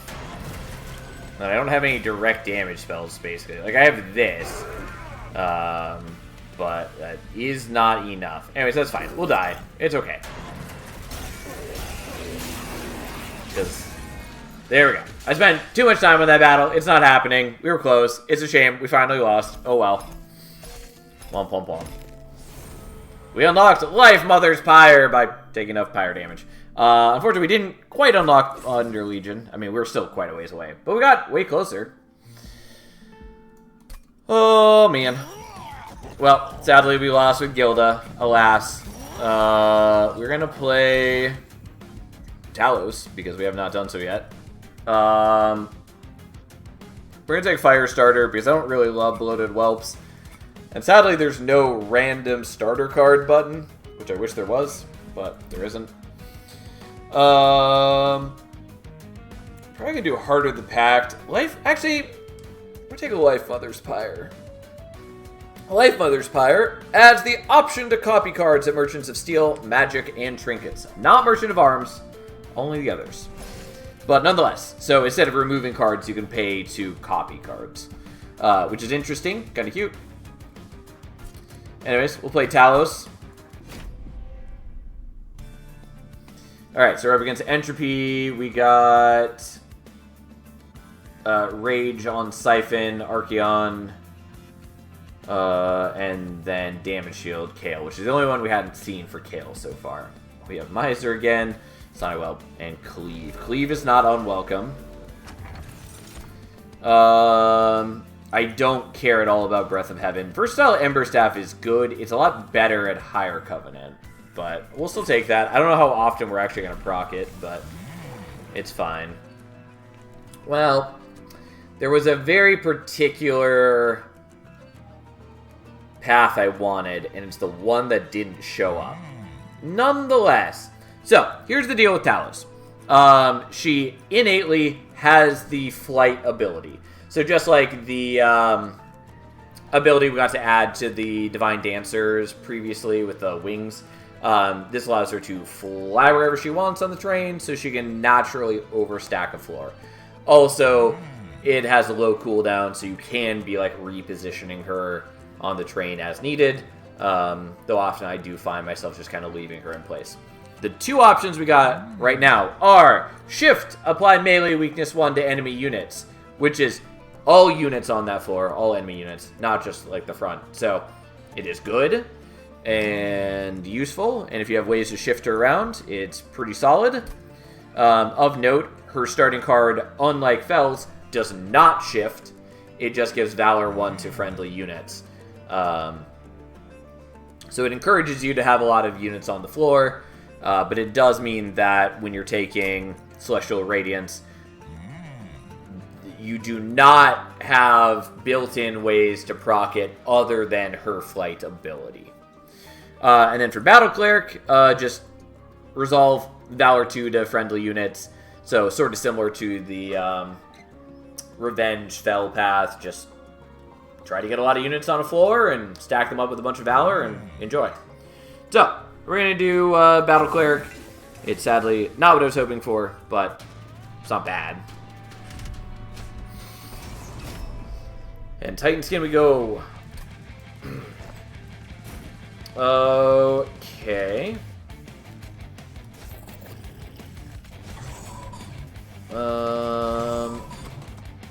Yeah, sadly... Oh, we do have one other 1 capacity unit. Yeah, I'm gonna put you there for now. Hopefully we draw Snotty Whelp on turn 1. We did not.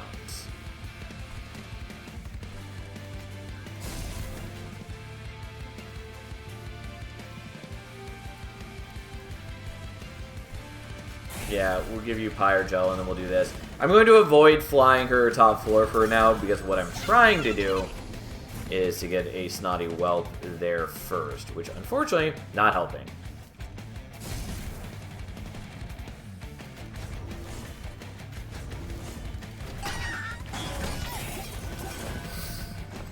Alright, now we have a dude.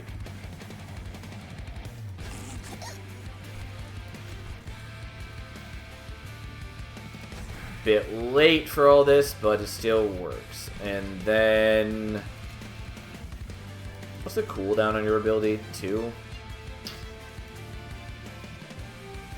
Yeah, we'll do that so we can use your ability. And then do a bit more damage. I can't kill the backliners with my fire starters because they have Titan Skin from the trial.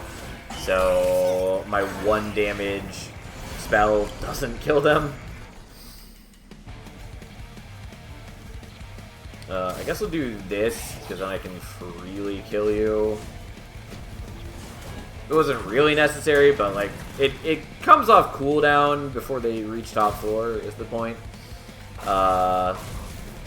Anyways, we're easily gonna kill him. Snotty Whelp, actually pretty good at killing bosses early game. Yeah, he heals a tiny bit. Oh well. That's fine. We've got it under control. And then we just kind of murder him with Pyre Gel and a bit of Valor. Still have not procced Versatile Ember Staff a single time. Challenge is fine. Penitent's Blood Suit I find pretty underwhelming, but it's okay. I'm not going to take it here. Probably. Could take a Windblade. We don't have shifting really, so I don't really care. If we had taken melee weakness Talos, this would be a much better pickup for us. Kind of. It wouldn't be, like, ideal, but it would be okay. Anyways, challenge is probably worth taking. I'm going to skip it nonetheless. Do I want Flicker? Kind of. I do like it a lot. Lava armor's fine. Lava flow is okay.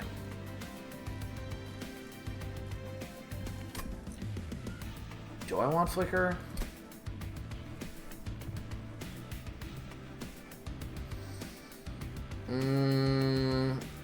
Murder train confirmed. How you doing, Prototype? I always look one too far ahead. We're gonna go for the Pyreborn banner, I think. Okay. I'm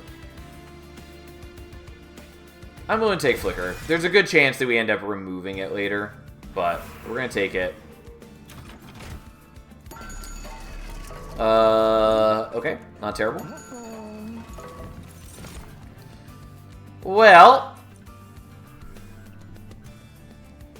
so we have Pyre-Blooded, who's one of the rare units. And his ability has 3 cooldown and gains attack equal to Pyrogel stacks on all units. Now the problem is I don't really generate Pyrogel that much at the moment. I can change that. And unfortunately, he doesn't make use of dualism at all. Doing well. Just at lunch. Wanted to pop in. Good luck. Hope to see more when I am off later. Sounds great. Hope you enjoy your lunch. I will probably still be streaming when you are done later, because my plan is basically to stream all day, although at some point I need to eat some food, and I don't really have a plan for that. So, gotta figure that out at some point. Anyways, unfortunately, Pyre-Blooded, like, doesn't do anything for us right now, but he is a 1 capacity unit, which is good for us. Because we want to just, like, stack a bunch of units on a floor and let Talos go to town. Just, like, buffing them all up at once. And if we can start generating Pyrogel, then he'll start doing a lot of work for us. So, we'll take him. It does not take that much to make him useful. It might be worth just giving you some HP. God, we still haven't seen Dominion Sarah, which feels really silly. So if I re-rolled at 75...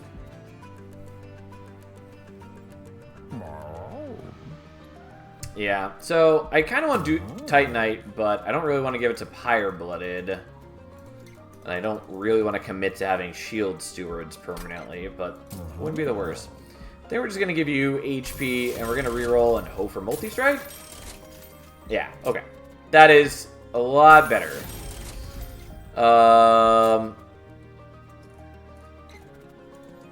Could also just give you more Avarice for the moment. Honestly, not bad. You don't need to attack that many times for it to pay itself off. It's not as good as, like, with a Hothead or something that has a built-in way to proc it a whole bunch. But it's just really, do we think you're going to do more than 7 attacks? Maybe? It's probably pretty reasonable. Yeah, we'll do it. I'm sad that Versatile Ember Staff is still worthless for me.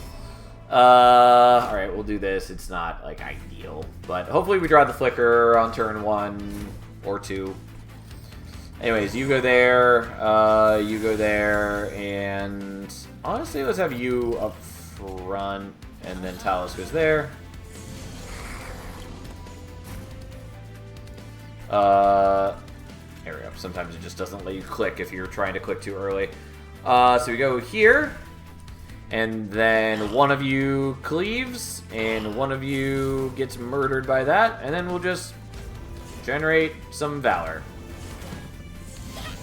I do need to be generating Pyrogel, though. So that kills you, and therefore I still can't use the ability. The problem is, like, I would love to use the Snotty Whelps here, but I can't fit them. But I can do this, at least, and prep you for next turn. I'm going to take some damage. Whatever, it's fine.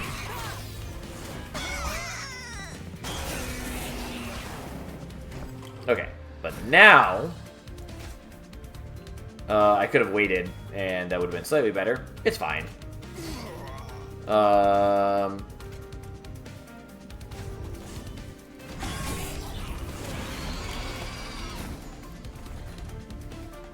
Alright, so I'm gonna move you up front just so you can also get some Valor armor.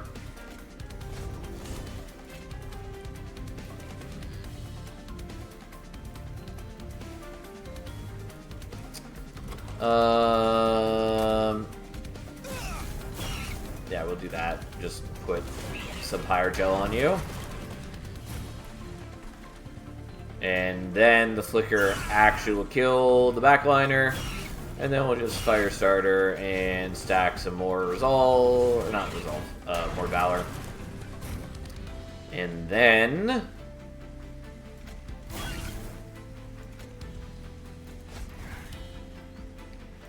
And then suddenly you're up to 47 times 2, which is a lot better. I still would greatly prefer to have more Pyre Gel generation. Anyways, this is fine. Admittedly, I probably should have not done some of that extra damage so that the Miser could attack more times. What a shame the Dragon Horde run was so good. It was good, it was a bad matchup for me and I did not prepare well for it. But that's fine. I appreciate the bosses being meaningful threats for the most part. I still really dislike Kel. I will explain in full why I dislike Kel later when we're at Covenant 4 and above. But do I care about any of these? The extra Valor is kind of nice. We are getting Valor from Talos every turn, but it does not hurt to get more or to get Damage Shield. Also stupid. Silence enemies. I really hate them. Penance Blood 2 is fine. I'm just going to skip. Probably. I mean, I kind of want Divinity.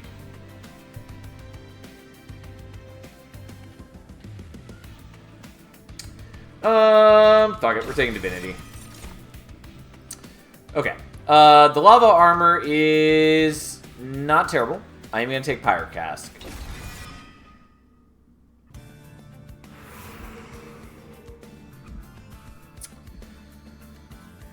Do I want to go here? I think the answer is no, except that I could dupe the Pyre Blooded. Because I have Life Mother's Pyre, which just lets me do that.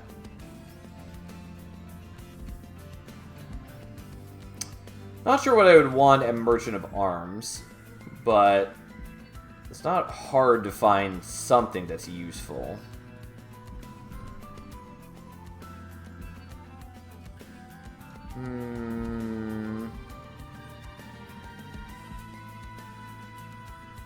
Maybe I feel like I want to do Merchant of Arms, but I couldn't tell you why.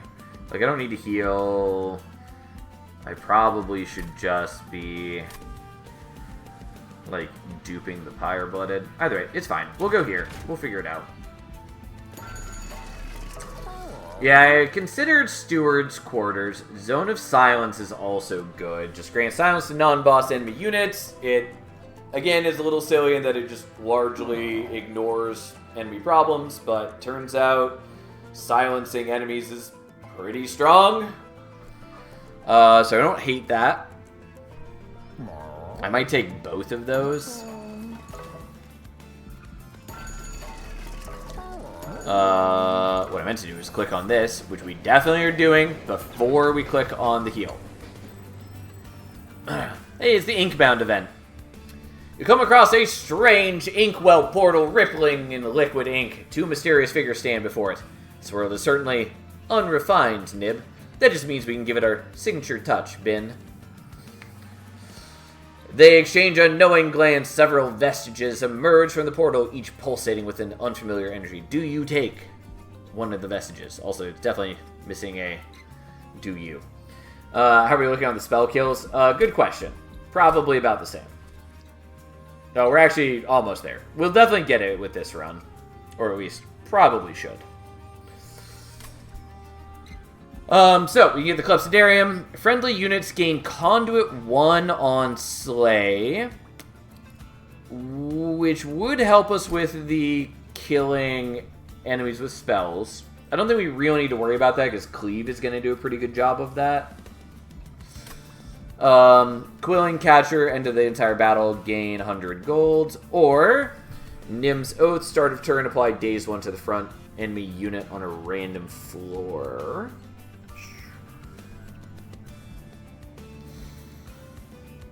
I think I just want the Quilling Catcher. Clepsydarium is sort of appealing here too, though.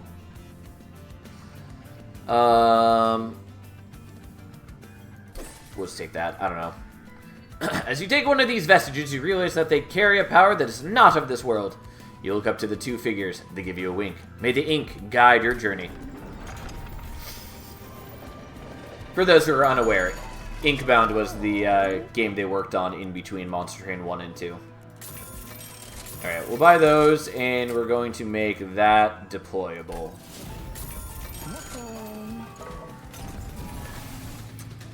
I don't have a fully fleshed out plan, but here we are. The problem is, like, I really need better defense, which is sort of like Pyroborn's big weakness.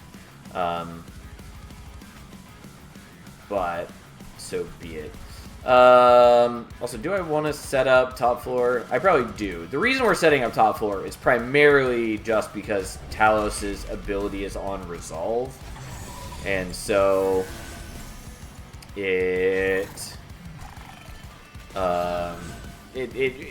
she's stacking it every turn, is essentially what I'm trying to say. And so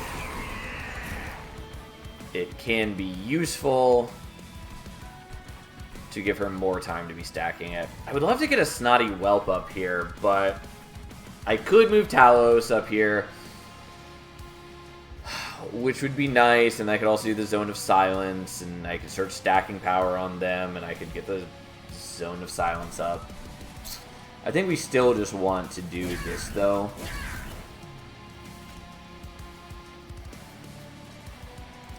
And then he can gain power from the Pyrogel. It's not a lot of power. Maybe shouldn't do that yet, but I think it's probably worth doing.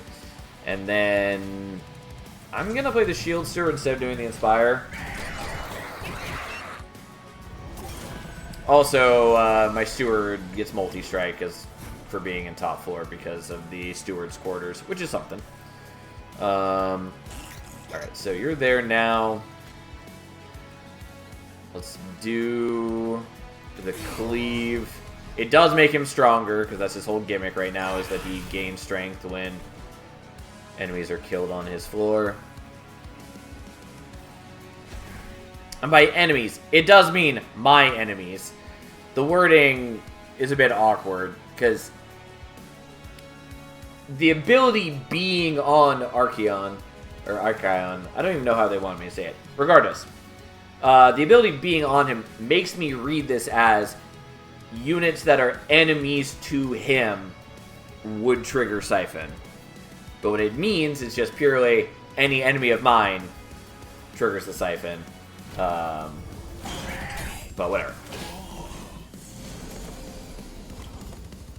Just a little wording quirk.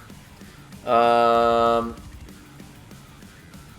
I kind of want to do the Pyre Cask. If I could use his ability right now, I definitely would. I think we're just going to do Divinity so we can offset the damage we're taking. Also, the extra attack is not unwelcome on the Train Steward since he does get multi-strike right now.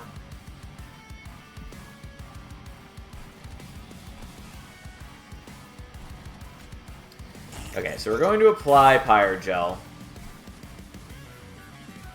in preparation for next turn. Hopefully. Because I'm hoping that Archaon goes up to top floor next turn. Because now we have a bunch of Pyrogel here that you can steal from. Saving the same thing as Harvest from Monster Train was, isn't it? No. Because Harvest still exists in this game. Because Harvest triggers on any unit death, whereas Siphon only triggers when enemies die. Specifically enemies. So there is a difference.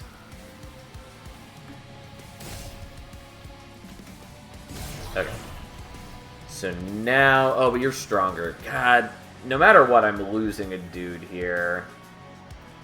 Well...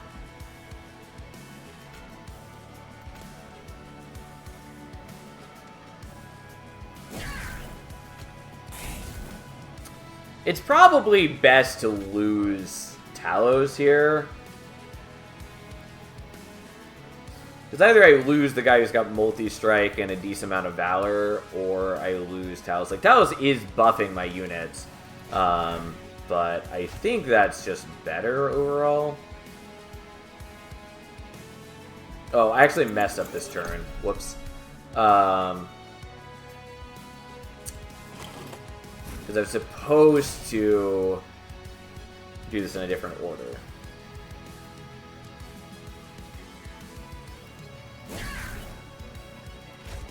There we go. Because now he gets 26 attack instead of 6. Big difference. Because the problem is, like, these guys are... They're doing 21 damage now. Or if I kill this guy, then they're still doing 21 damage. Which means that no matter what, somebody's dying. So I guess we'll do it this way. I don't love it, but we mostly kill him by doing this, which seems pretty good. Also gives him a moment for his rage to subside. Yeah,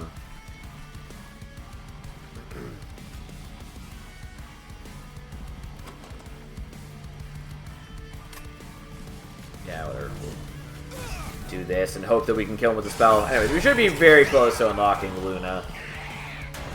Realistically, I should be putting the Pyre Gel on him, but so be it.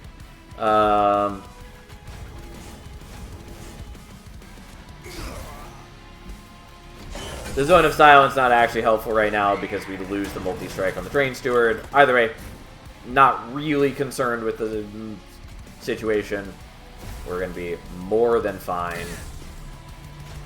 He gains another 26 attack. We murder that. Yada, yada, yada. And then we just easily beat him to death. And we unlocked Luna Coven, finally. Woo! I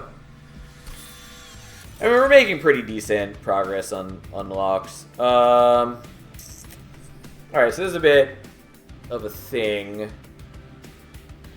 Pyroclasm would be a lot better if I had taken the Conduit, like Clepsydarium thing that gave Conduit on Slay.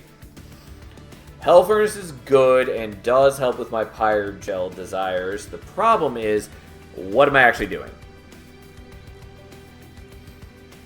Because I already have other rooms that I want to use. Specifically, I think I want to just use Steward's Quarters to give me extra capacity and then swap to Zone of Silence. Don't know for sure if that's what I want to do, but that was my original plan. Which means that if I want to use Hell Furnace, it needs to be on a different floor. I might just want to take Spike of the Banished so I can try to just get a ton of Valor on, like, Talos. I think that's what we're doing. Yeah, Magma Cultist was the thing I was going to consider. Would have happily taken Greed Dragon at other points, but not now. I think we're taking Magma Cultist.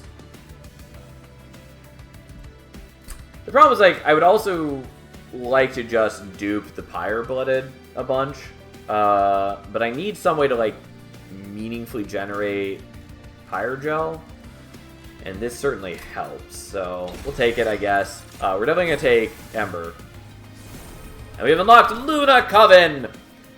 Align with the secretive Luna Coven and tap into the mercurial power of the moon to empower spells and weapons alike. Hell yeah. I'm glad we finally unlocked another clan. I am not glad that we don't have a Merchant of Steel here.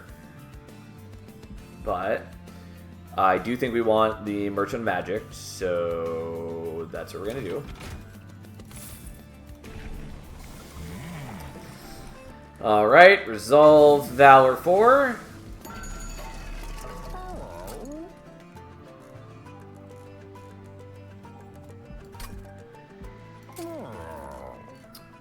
So I could either do Intrinsic on that, or I can do this. I think we're doing Intrinsic on Divinity. And then we'll make it cost nothing.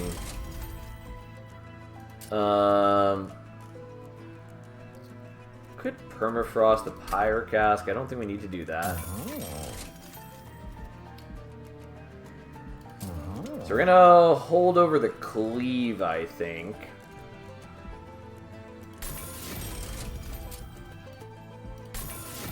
And I can start duping cards, which is a potent option for us. So,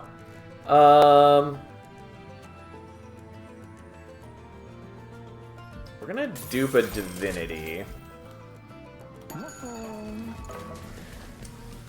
And we can dupe again. And how much deployment embers? We have 6 total.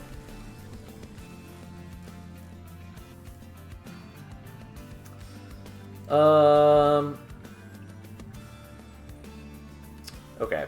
I'm gonna do this. We're not making, like, the best deck at the moment. We're working on it. It's fine.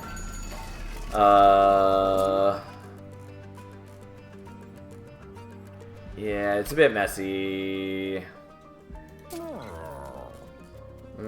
Yeah, let's get rid of a Spear Steward.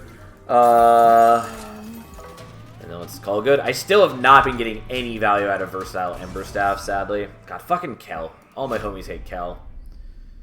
Also, this truly is the worst battle, because I hate all the Scourge dudes. Though if we get the holdover Cleave, we'd be fine. Or if we hit Zone of Silence, we could also mitigate problems.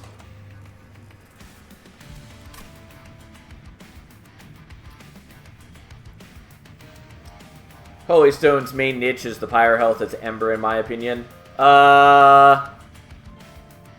Kind of. There's more to it than that, but I don't want to discuss it yet. It is bad, though. But it does have a purpose for being in the game.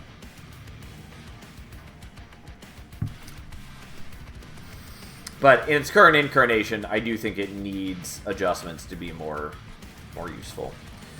Okay. So we're going to do this, even though it doesn't actually help. Or do I want to do that? Well, we're doing it anyways.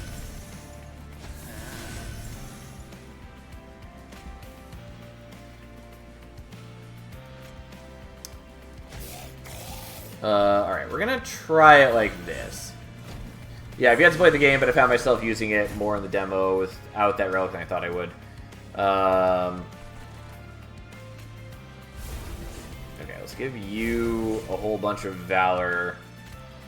And let's use you to kill that, so we don't have to deal with the Scourge.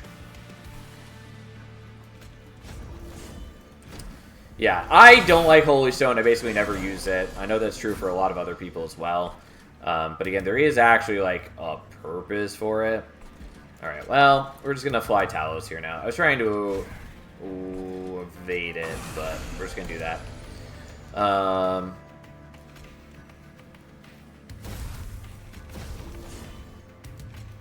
And then we get a bit more Pyrogel on thanks to the Cultist.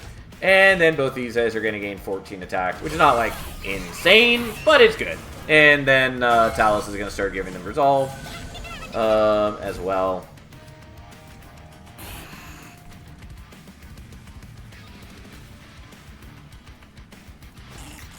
Unfortunately, I can't really cast spells here, because you'll just sap the shit out of me like an asshole. And we'll do that and that. So, whatever, we're going to take a little bit of fire damage, that's okay. I'm mostly trying to mitigate the possibility of the Scourge dudes, since they are the end-all be-all of my suffering. Oh, and I didn't realize we had Heaven's Seal, but fair enough. That explains some of our current situation.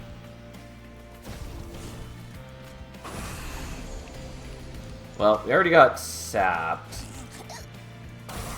So let's give you more Pyrogel so these guys can steal Pyrogel next turn. Yeah. Sometimes we take damage.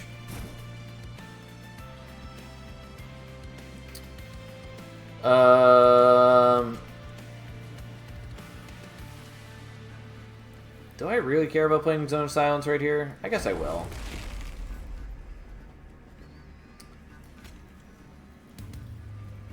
That way we can get more Pyrogel on you, and then steal 25 attack from each of them. And then I guess do that so we can for sure kill the Scourge dudes on this coming turn.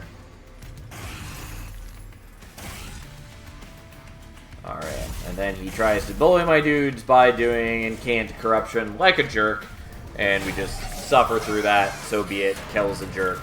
Also, probably my least favorite visual design of any of the bosses. Oh, I totally did not mean to do that, because I was planning to play no spells here. Totally spaced out. Ends up not mattering, but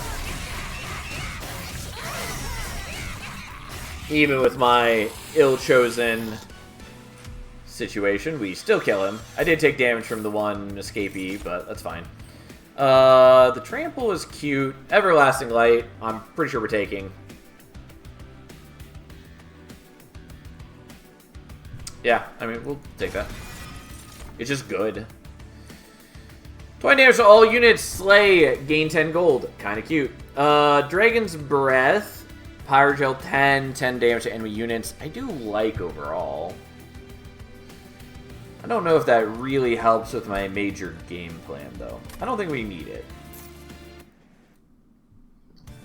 But maybe should have taken it. Merchant Magic is a maybe. There are definitely things that I want. Also, I do want the artifact.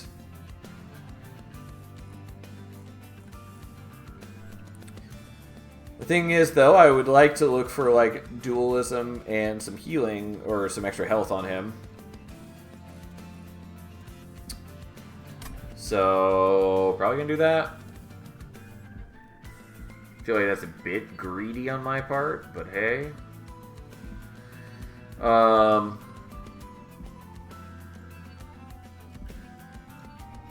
Sure, let's do it.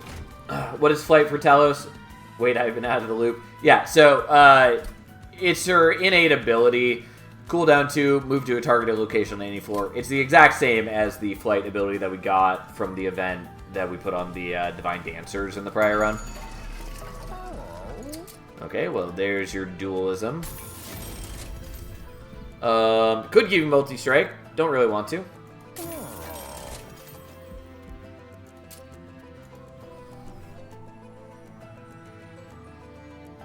I could probably handle doing this.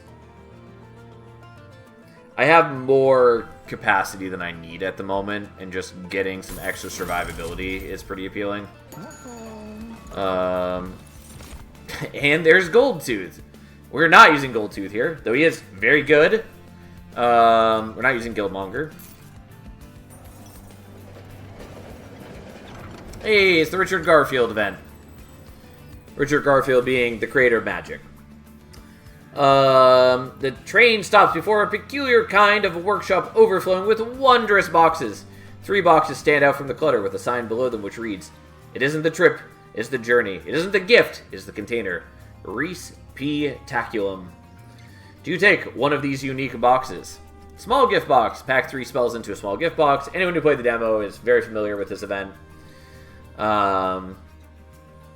So, this one, we can pack spells into the gift box. It's a consume spell. And then, when played, add all 3 contained spell cards to your hand. Or, we can pack units into the Jack in the Box, which is a nothing unit, but it is a banner unit. And on resolve, will summon one of the boxed units. So it's a way for you to kind of bypass capacity and deployment ember. Which is nice in a lot of ways. Unfortunately, this is like one of the reasons that the weird esoteric spawning rules for flying bosses bothers me. Because this is like the perfect example of a unit you really want to be playing on like top floor. And if we lived in a world where the boss wasn't guaranteed to go to top floor if you have units on top floor, you could just play out a unit like this on its own, and it would be fine.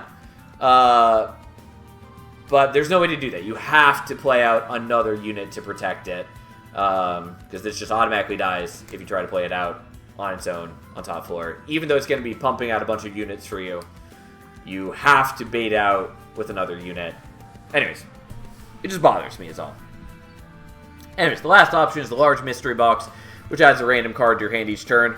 We're not taking that because I hate it. It's not like bad, and there's a lot of people who appreciate chaos more than I do, who like it, and I don't, so we're not going to take that. The small gift box is pretty solid for us for a number of reasons.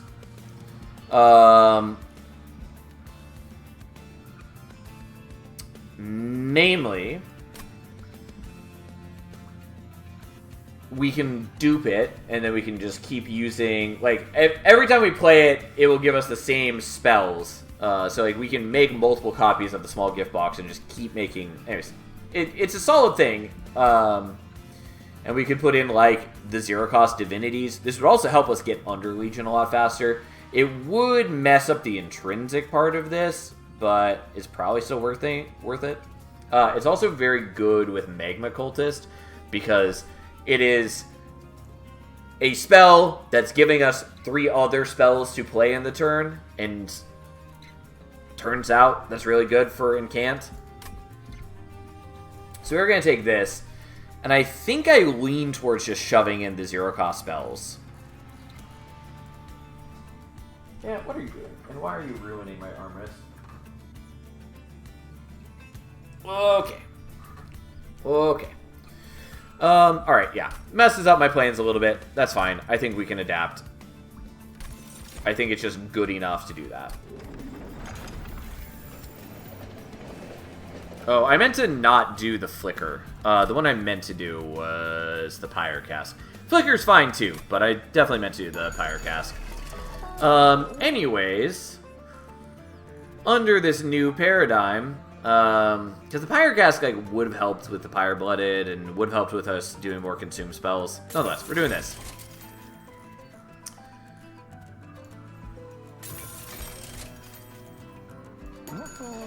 There are other things I could do too, but that's what we're doing for now. Alright, non-boss enemy in each wave gets reanimate 1, which is a pretty threatening trial. Like, it's often not going to be that bad for you, but, like, definitely can be pretty terrible. Nonetheless, we're doing it.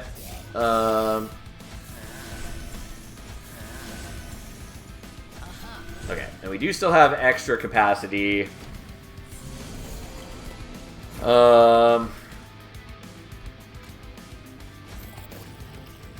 Okay. I'm just gonna put Talos here now.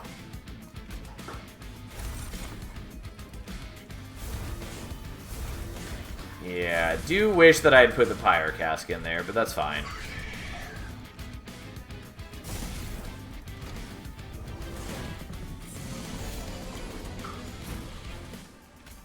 Oh, yeah, and...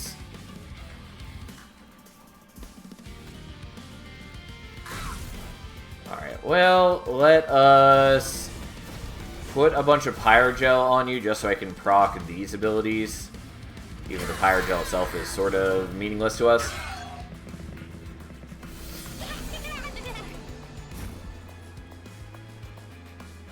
So if I do the Zone of Silence, it would stop the Collector. But on the other hand, I can also just cleave first, which is pretty good. And I'm pretty sure we're going to do the Zone of Silence. And then I think we're going to do Everlasting Light on Talos. It's better on a multi-strike unit because you'll get the strike ability twice. But Talos is guaranteed to always get to attack, which most of my other things are not. Also, that's the first time we proc Versatile Ember Staff. So whatever. I have a lot of things that are not contributing to my success very well in this run, but that's fine. It's a pretty strong run overall.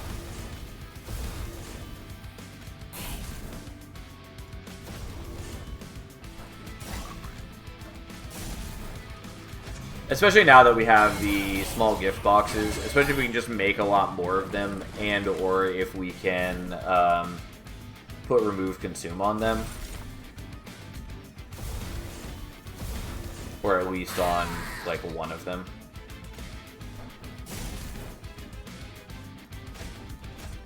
So what I mean is we just get a whole bunch of extra attack. Really didn't need that second cleave, but here we are.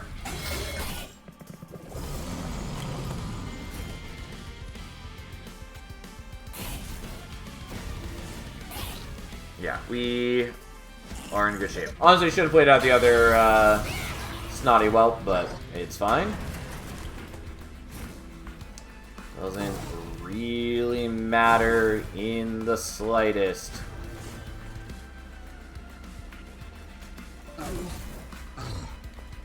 And then I don't have capacity to play him out, so that's fine.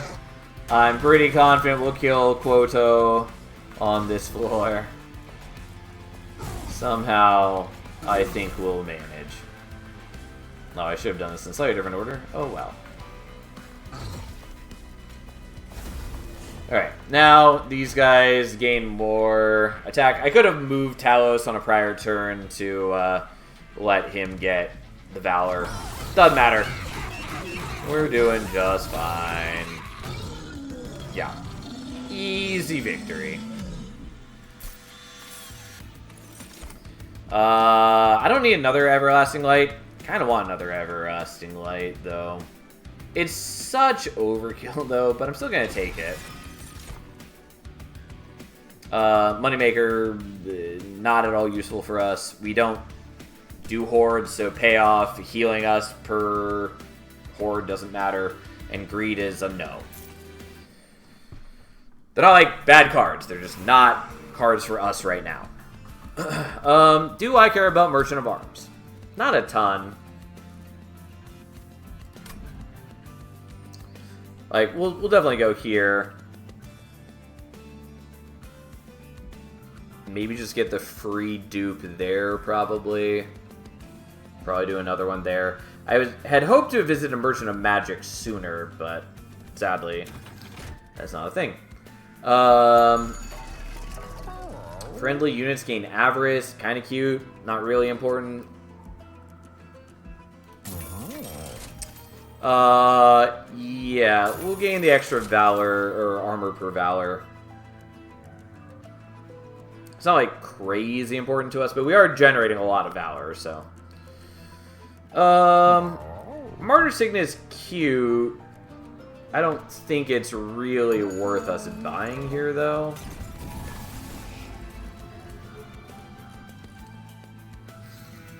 Let's get rid of you.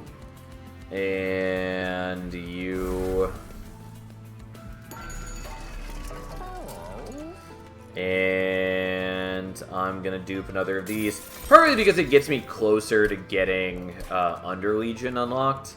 Yeah, because we only need 15 more, and we can get it. And that'll be nice. Realistically, Trader's Quill also would have been good for us there, since we are now doing a bunch of things with consume spells. Alright, so, Kayle, really don't want to let his dudes get 1,000 damage shields. We can probably just set up bottom floor and be fine.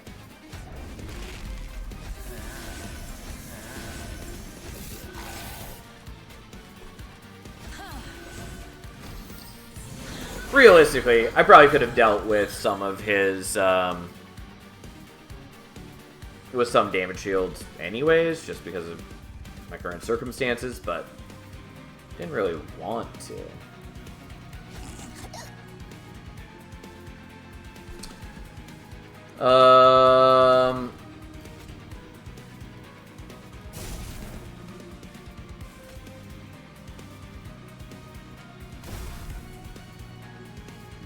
Question is just, do I need Talos here on this turn?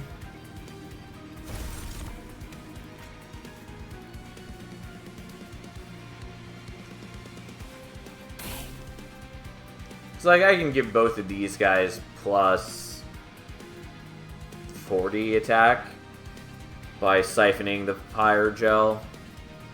And then that should be enough to wipe the whole thing. The only benefit of doing that is it would give me time to play out the Miser or the other Snotty Whelp there. Realistically, I don't think that matters too much. So we're just going to do this so we can start stacking stacking Valor on the whole team. Alright.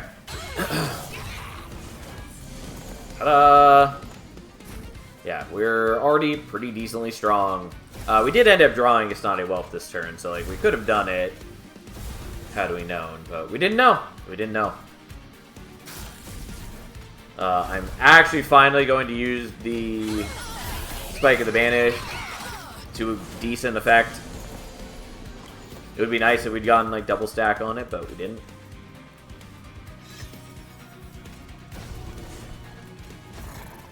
Put the Miser down so he generates us some gold. Also procs the versatile Ember Staff so we get the energy back anyways.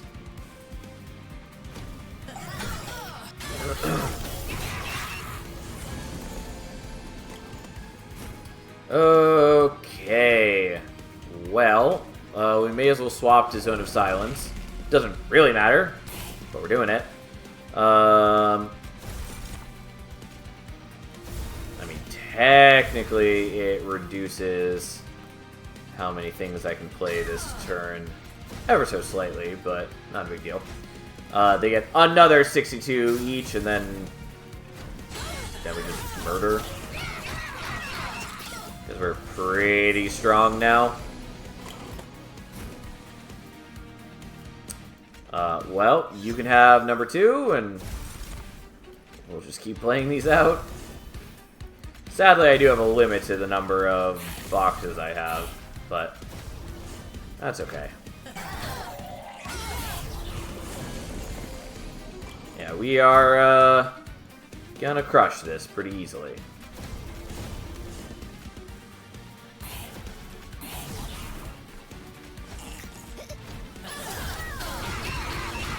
Yeah, poor Kale. He's not doing so great.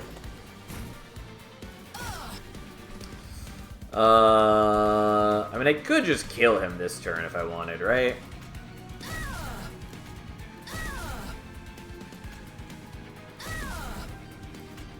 Yeah. I am depriving myself of a little gold because now the Miser doesn't... No, the Miser gets a hit. What am I talking about? Because Kale attacks first and kills the Whelp. It all works out. Anyways, there we go.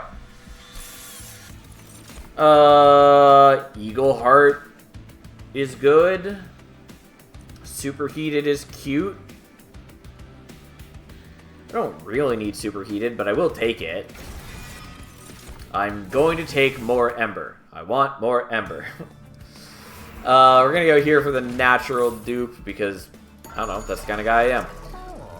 We don't need Meat Shield. Spell Sanctum is a little awkwardly high cost. Like, it pays itself off largely, but still. Anyways, Enchantress is the third path that we had not seen so far. So this is the one I was hoping to get because it works out. I mean, it's just fun to play kind of in general. And also it works out pretty nicely with Life Mother Spire. But, so she still has flight. She has flight on all paths. That's just what she always does. But this one is Celebrate. So whenever you kill a boss, as in if she's alive at the end of battle, she gives +2 attack and +6 health to friendly units on all floors permanently. So, the more units you can keep alive, the more benefit you're getting, and so she can kind of just like stack up power for your full army over time. Or if you're only even buffing like a single unit, you can then like dupe that unit to, you know, get further bonuses. Higher ranks of it just give higher permanent bonuses. It's just nice. That's all. It's not like a meaningfully complex pathway. It's not even that interesting, but it is pretty fun to see your army grow. Anyways, we're just going to resolve Valor 6. Let's reroll, I guess. Don't really need anything here. Yeah, can't merge them together, sadly.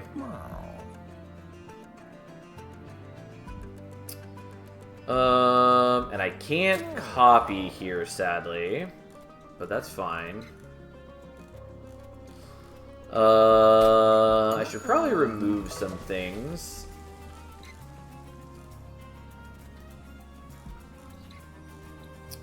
So we're going to dupe a Pyre-Blooded, since I should have the ability to play a lot more now. Yeah, because I can play 8 now, or 8 energies worth, which is all 4 of these guys. Still don't have enough for the Miser and the Steward and all that, but that's okay. I don't even need to worry about, like, playing a bait unit, because Talos can just start on top floor in the flying boss fights and then fly down to the floor that she cares about being on, so she can naturally bait out a boss. We should probably purge some stuff.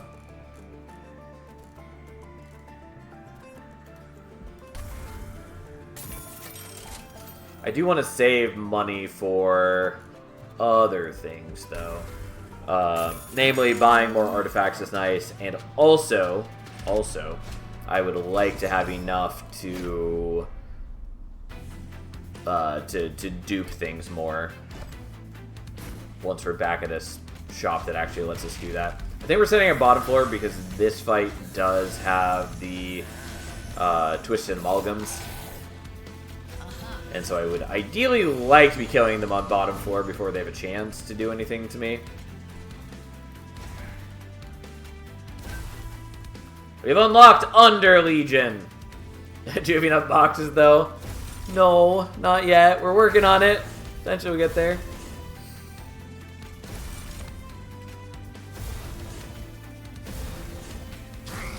So wish I had done the Pyrocast instead of the Flicker, but whatever. It's fine. Anyways, these guys each get 44. And then we're gonna murder and get just a whole lot of armor. You opened the box, you summoned us. Anyways, this is probably why we have holdover cleave, so we can kill the sweep dudes without having to worry about them. And then the Amalgam tries to threaten us. Oh no, so scary.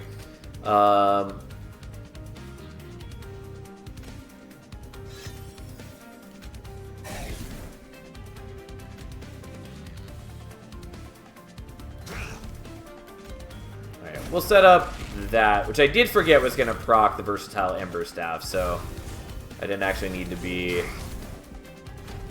as wary of that plan as I thought. God damn it, I thought that I was killing the Collector. I wasn't. I definitely could have. I could restart the battle and do it. I'm not going to worry about it, but it felt dumb that it was fully within my grasp, and I just did not realize I wasn't killing it. So, that was a mistake.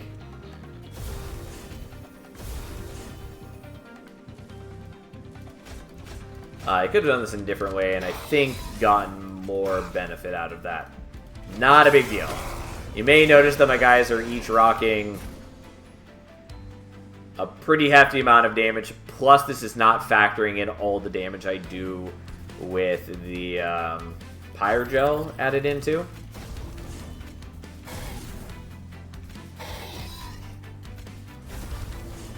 So, you know, we're in pretty good shape. This is why I considered not taking Superheated, because it just, like, doesn't do anything for me most of the time.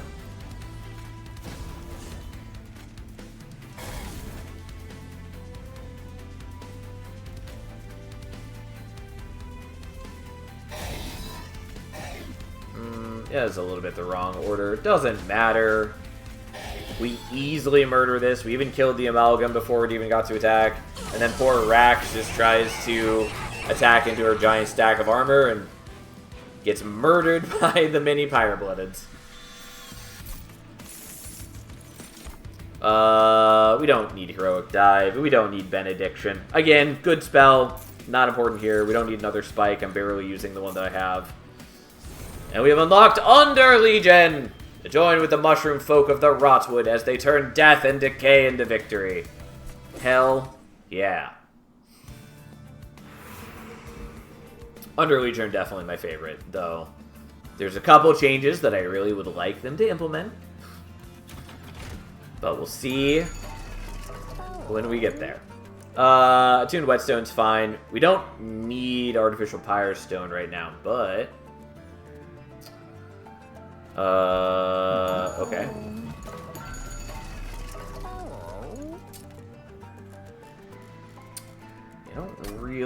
that.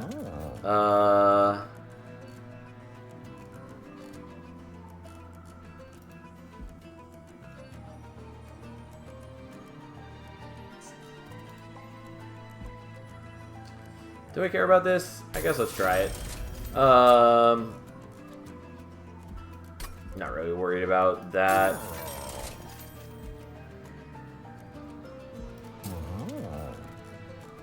Okay, so we're gonna spell chain this. And then we're gonna remove consume it. So that's the thing.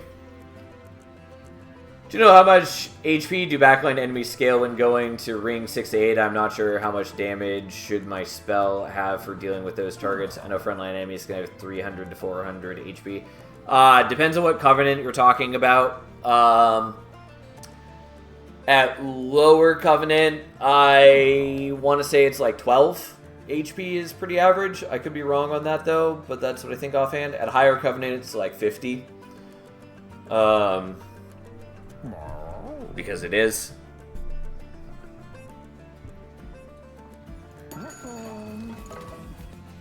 We don't need to heal, but that's fine. So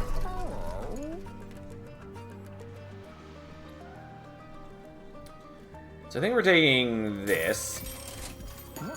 So we can make one more dude. The question is, do we want another Magma Cultist or another Pyre-Blooded? I think we want another Pyre-Blooded. For reasons. Kind of want this to do Pyrogel on Strike. It feels like overkill, but I think I want it. I don't think we really need to worry about the attuned Whetstone. It's kind of cute. We're also just going to do this. And I think instead of anything else, I'm just going to make another one. Because I can. I mean, like, there are other things I would love to do too, but, you know, it feels like the correct thing to do, especially because we have Life Mother's Pyre. Eternal Stone overrides Smolder Stone, by the way, so the last one just becomes my... Yeah, I'm aware. Yeah, we commented upon that before. I will set up on higher floor because I don't want to be interrupted by the stupid silence enemies. Oh hey, we can even play out Miser now. Oh, and Seraph was going to start there, which I did forget about for some reason. That's fine. You're going to take a little bit of a hit, but you can handle it. So,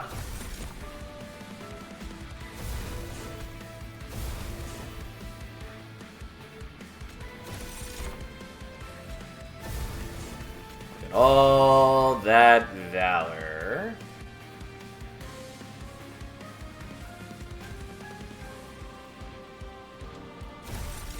Just had to make sure that I had enough space in hand. I was pretty confident that I did. Alright, so there's all that. I'm going to go for the maximum higher gel rather than the larger Spike of the Banished. Yeah, that's fine. We'll do it this way. Okay, you know, it's 32 Pyrogel on him, so each of these guys gets 32 attack, which overcomes his sap, and we start doing a fair bit of damage to him. And Talos has a whole bunch of armor. Got these fucking enemies. Like, we're fine. We have the holdover cleave, among other things. And yes, I am making these guys stronger. We can handle it. I'm not going to be able to kill these guys with a cleave because of the spell shield. It's fine. I have enough armor that I can withstand their damage output. And technically, I can deal with it, since I have the flipper now.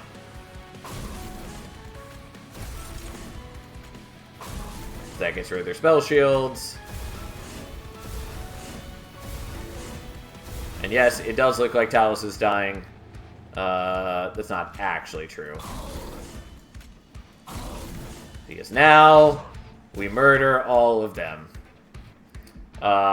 Which is good, because otherwise it would have been pretty bad. I mean, to be fair, I was doing that to myself. All I had to do was not play out a ton of spells with the enemy that increases their power on and can't. Well, here's the stupid Curse of Entropy. The nice thing about the Curse of Entropy is it does contribute to the versatile Ember Staff. And then I just drew another one. Great. Well, so be it. I'm just going to play a... Oh, I have to play it on a floor wire unit.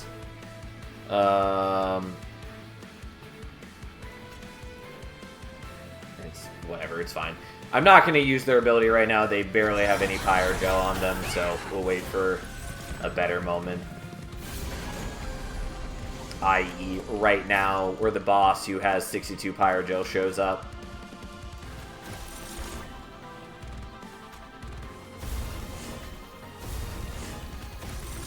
And yes, once again, I am making the enemy stronger. I am confident we can handle this fate.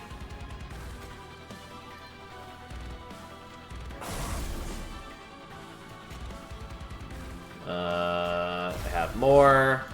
Just trying to make sure I don't, like, run out of hand space. Unfortunately, the flickers will kill some enemies. Well, we'll kill an enemy. Nonetheless, it's still best to do this now.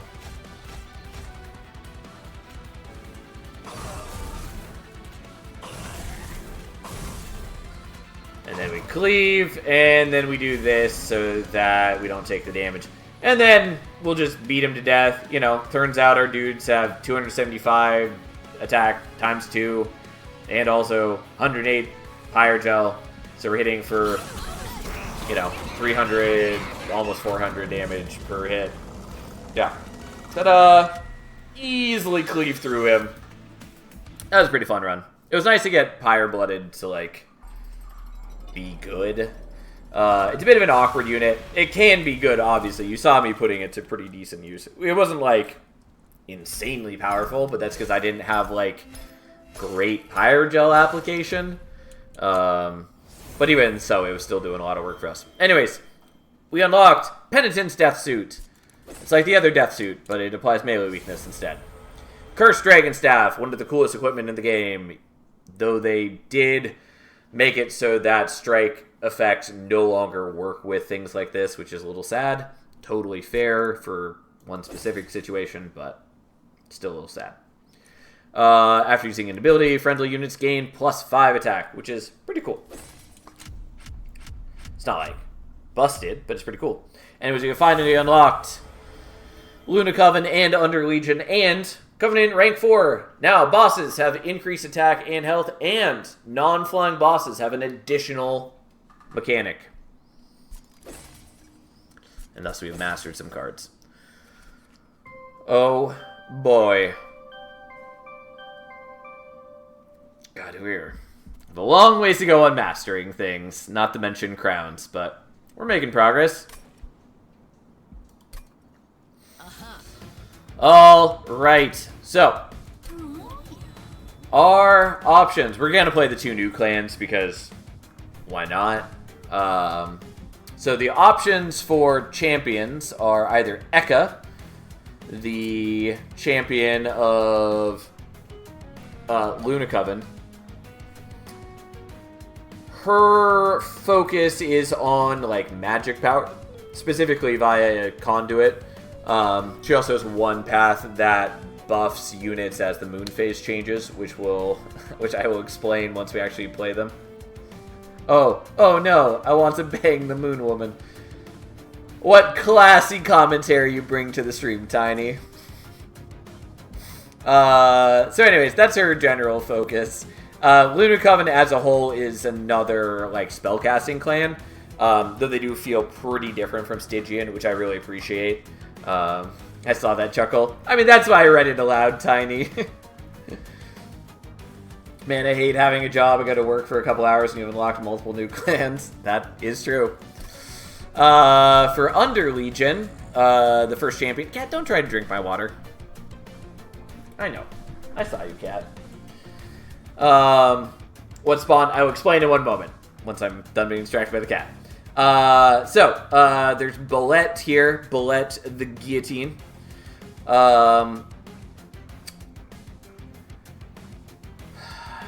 So he's got a harvest path and a permanent scaling path and another path, a slay path. His starter card is Spawn, which is a mechanic unique to Underlegion. What it does is it creates a fungi, which is a 3/4 unit at the front of the floor. It can bypass capacity requirements because it is creating it out of nowhere rather than having to be played from your hand.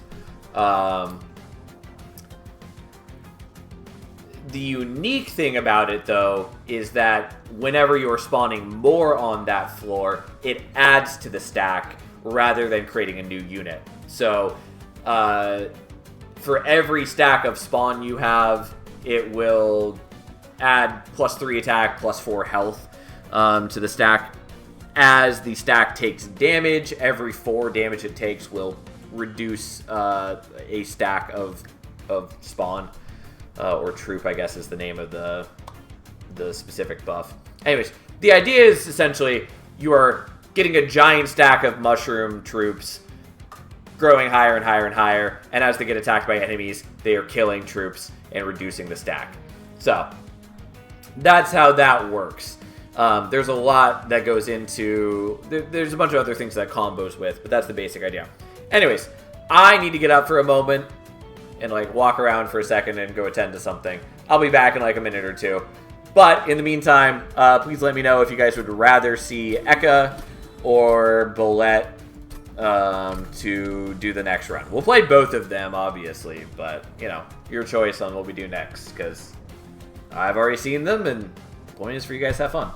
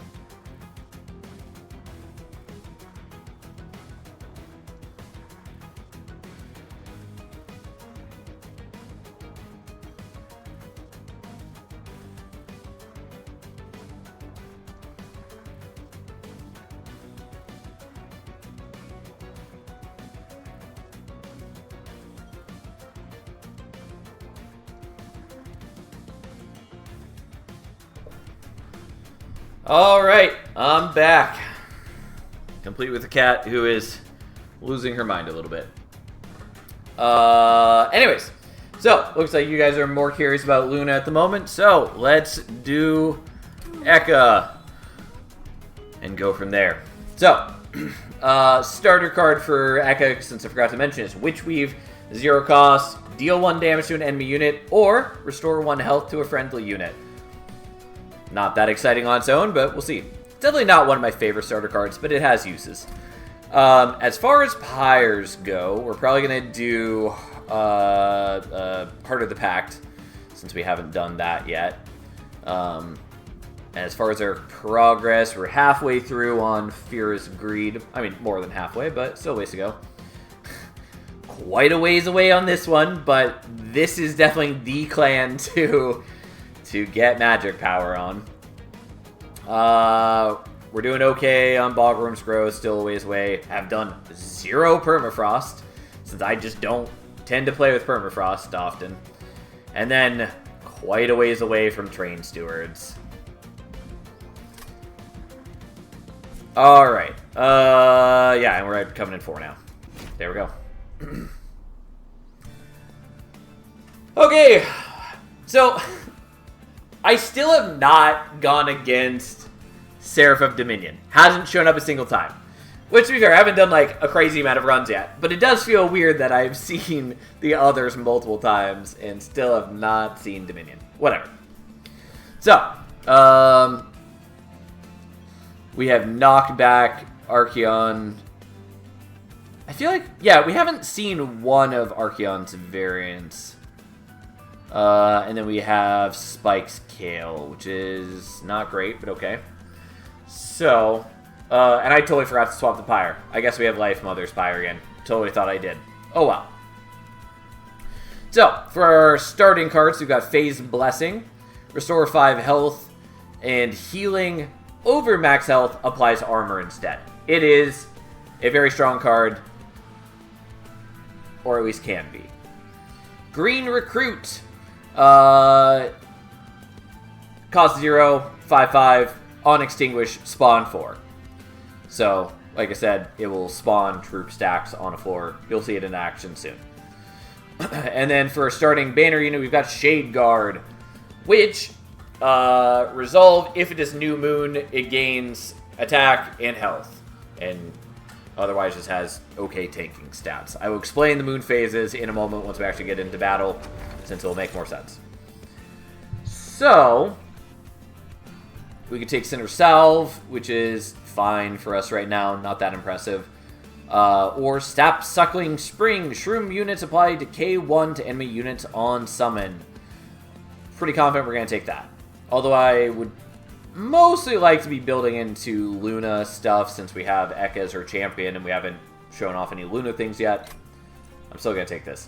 Decay, by the way, is just stronger Frostbite, basically.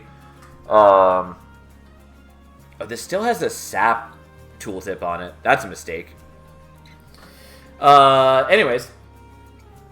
So Decay is, at the end of turn, 3 damage per stack, and then decreases 1 stack every turn. It's literally the same as Frostbite, except that it's 3 damage per stack instead of 1.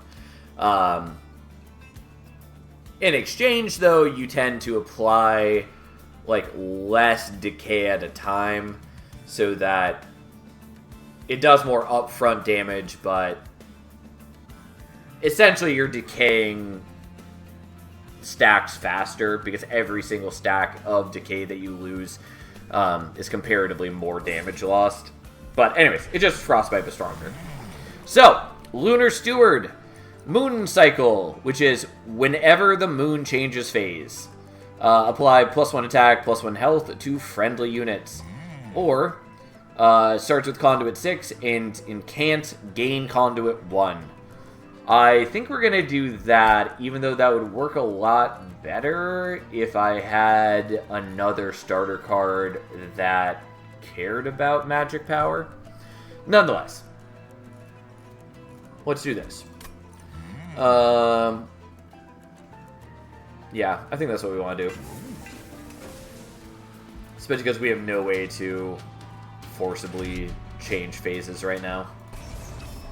Alright, enemies get Titan Skin 1, so we do less damage to them. Alright, so, for the moon phases. Luna Covenant's moon affects certain cards. There are 2 phases, new moon and full moon. Moon changes phase every turn. So, it doesn't inherently do anything.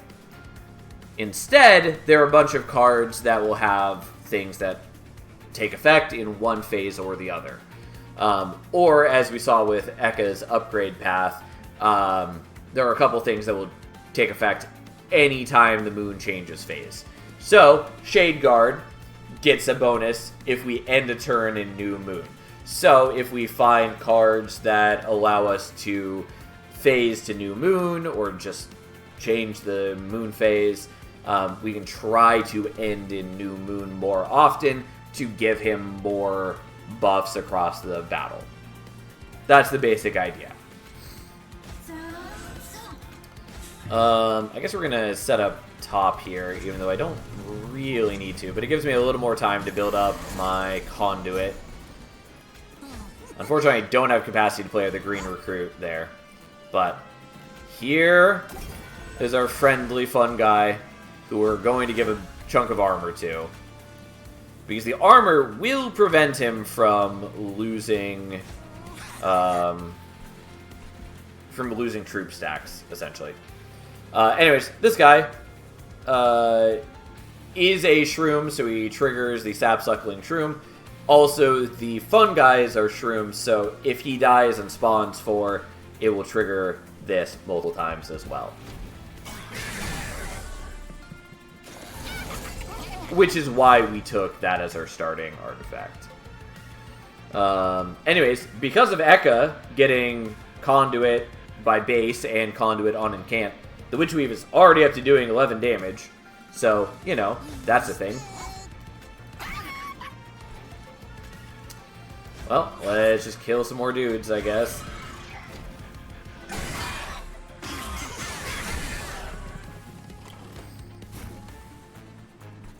But yeah, as I said before, oh yeah, they implemented this a while ago. It's very cute. It changes look depending on how many stacks of troops we have. It is very much truly just a big bunch of fun guys stacked together.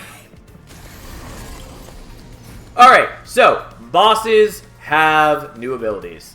So Uriel gains Rage on Slay, and he starts with some Rage.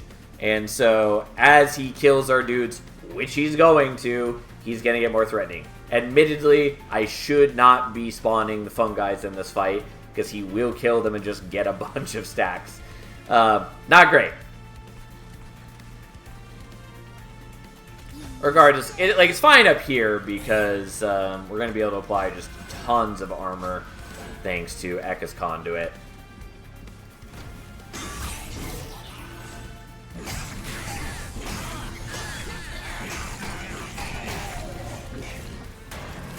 Yeah. Oh, and I guess he didn't gain as much. I forgot that the stacks of fungi function a little weirdly. You don't get Slay triggers for reducing stacks. It does trigger Harvest, though. You only get the Slay bonus when the full stack is killed. Which isn't relevant most of the time. And the Witch Weaves aren't actually doing anything for us here. I'm just playing them here to get the Incant bonus. Because, like, doing 1 damage to Uriel with each of them doesn't fucking matter. It matters even less because he has Titan Skin 1, so it does literally 0 damage to him. Anyways, yeah. We are handily going to murder him. And here we go. Ta-da! Our big stack of fun guys gets to beat the boss to death. Alright, so, Meddler. Summon phase, which just means that if it's new moon, it switches to full moon. If it's full moon, it switches to new moon. And then he has an ability, cooldown 2, which just phases again. So, again, every couple turns he can force a phase change. Silver Strike costs 1, deals 25 damage to the front enemy unit, or, if in Full Moon, deal damage twice instead. Of note, it is 2 separate hits, so it is basically like Helical Crystallis from Stygian, but with the Moon Phase requirement. Anyways, it's not bad, especially when we've got Incant Conduit Ekka. We don't have any way to force a Moon Phase, like a particular phase right now. So we do have to be wary of that, but we could potentially get a lot of damage out of it. And then Starstruck, 5 damage, and while in Full Moon, it will also daze that target, which is pretty useful. I think we're going to take Silver Strike, though. I mean, Star Trek's good. I would probably take that normally, but I think we're going to take Silver Strike here. As far as the Under Legion packs, we've got Rot, 3 mana, 15 damage, and applied Decay 15, which is a fair chunk of damage. Mind you, it is a 3-cost card, so it should be doing a lot for you.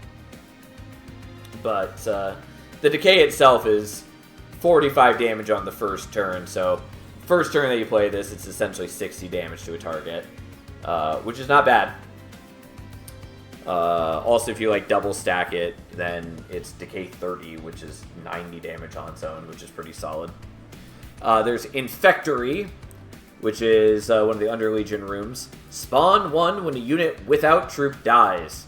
So it also is like the weirdest picture in the game. I mean, Under Legion has a number of kind of weird pictures, but whatever. Anyways, Infectory is good. Especially with Suckling Shroom, it's a way for us to get just free decay. Like, it's not going to be an insane amount of decay, but, you know, I don't hate it. And then there's Loam Coat. Resolve, gain regen 1, and Propagate 2. Propagate being another of Under Legion's unique mechanics. So Propagate is... if it's used on an ally, it increases every one of their buffs by that amount. If used on an enemy, increases all their debuffs by that amount. So, if you have 1 damage shield, Propagating 2 is going to give you 2 more damage shields. If you have 1 damage shield, 1 rage, you're going to get 2 damage shields and 2 rage. So, it doesn't do anything on its own, but it combos very well with all sorts of effects. And in particular, because you're getting the regen first, you gain regen, and then you will increase the regen by 2. It is not a bad equipment. I don't know that we need it when we already have Phase Blessing, but it is cool. We can also like put it on Ekka to increase her conduit every turn as well. I don't think that matters, because if we can get the Incant build going, she's going to be generating more than enough conduit on her own. I think we're just going to take Infectory. I don't think we really need it, but we'll take it.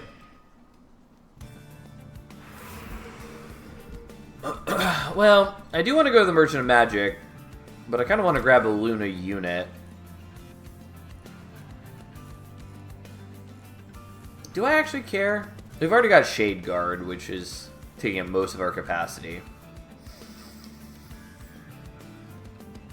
I'm trying to think of what Luna unit I would be happy to see. And the answer is some of them. Many of them I wouldn't care that much about. Some of them would be okay. Whereas if we go for the Merchant of Magic, we could look at like Holdovering Phase Blessing. Or like, you know, Spell Chaining it. Or Holdovering Silver Strike.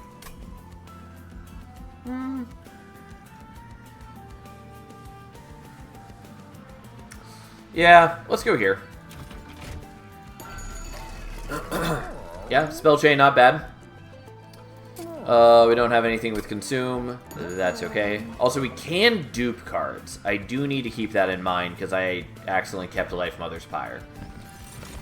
Alright, so for the banner, we have Cluster Colonel, who spawns with armor. And on Resolve spawns 4, which is fine. It's pretty decent. And then the other option is Amorous Inoki, which has Rally, apply regen 1 and +1 HP to friendly units. Regen being the other main mechanic of Underlegion. Rally was in the first game, but just very barely used. Namely, the only player unit that had Rally was one path of Shardtail Queen, where she got attack on Rally to combo with, playing imps on her floor. Underlegion has a much bigger focus on Rally because every time you spawn, it triggers Rally, which is pretty cool.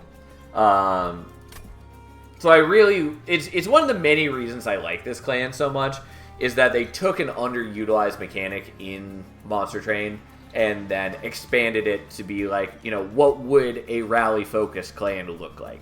And this is what they came up with, and it's very cool. That said, do we actually want either of these? Good question. I don't think we really need Amorous Inoki. It's not bad in general, but I already have Face Blessing. That's probably good enough. Cluster Colonel, I could just sit him on a floor of his own and he'd be fine. He can even just give off a little decay to people. I don't strongly care. Once again, we're up against Entropy, so we do need to be able to take care of the Silence Enchanters, so we can't just rely on units sitting on their floor doing their own thing during that fight. We will hopefully have damage spells to kill them, but, it's not perfect. Anyways, I lean towards taking neither of these. I kind of want to take the Cluster Colonel, though. But I'm not sure I can really justify him. Yeah, we'll just skip. They'd be fine, but they're whatever. So, the Spell Chain, I'm going to do on Phase Blessing.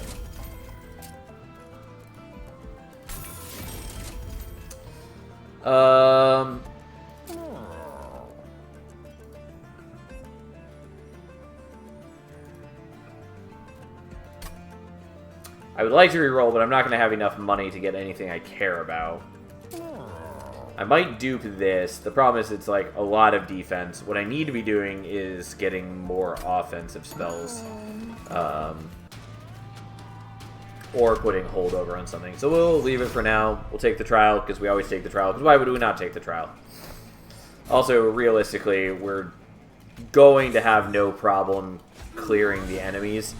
Worst case, we're either going to have damage spells, or even if we only have a single spawn card, then Sapsuckling Shroom will go ahead and take care of it, because it will apply decay to them. So, we'll play the Infectory, they die, creates this Shroom. Give us even more power. Alright, we will do this here. Could have killed two of these guys with it. I think it was better to just soften up a more difficult enemy. Unfortunately, I'm not killing the Scourge generating dudes early. Well, they're at least not difficult Scourges. Anyways, we'll play him there, which applies Decay, which will kill those for us.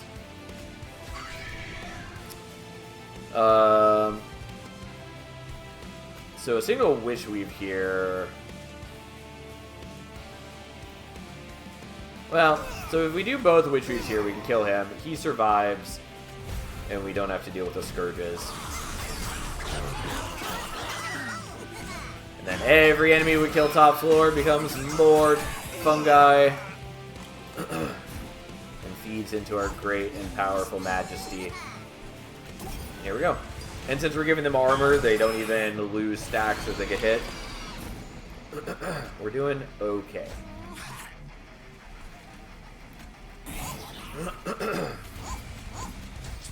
Alright, let's give them a little bit more decay and Do a little bit more damage with the fruits attacking in. The one major downside of fungi is that you cannot choose where they spawn. Like, they always spawn at the front. So unless you have some way to like shift units around, you can't move them to the back.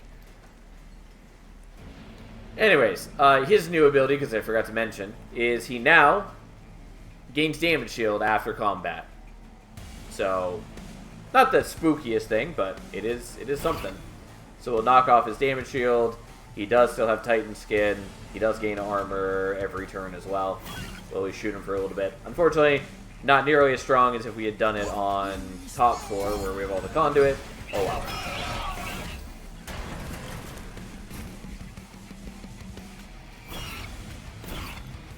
Regardless, we have enough armor to outlast him. Turns out Phase Blessing is pretty good. Okay. I don't think we need another Phase Blessing. Kind of want the Starstruck. Don't think we need the Starstruck. Meddler. Don't think we need. It would allow us to like end in New Moon more commonly for Shade Guard's sake, or if we started drafting other things that cared about Moon Phase or Moon Cycling, it would help with that. So, I'm not gonna worry about it. So we already have Infectory, we already have Green Recruits, I don't need more. And now there's Truffles, everyone's favorite mushroom dog. So his ability is Fetch. 3 cooldown at a random equipment with Ephemeral to your hand and apply -1 cost to it. So he just digs up random equipment for you to equip. Every couple turns. I will take Truffles. I don't know that he's really going to do anything for us. So be it. We could go for Merchant of Arms. That's probably pretty good. Especially because if we see the Spellblade equipment, that could be decent. I think we're going to go here and look at the Luna banner, though.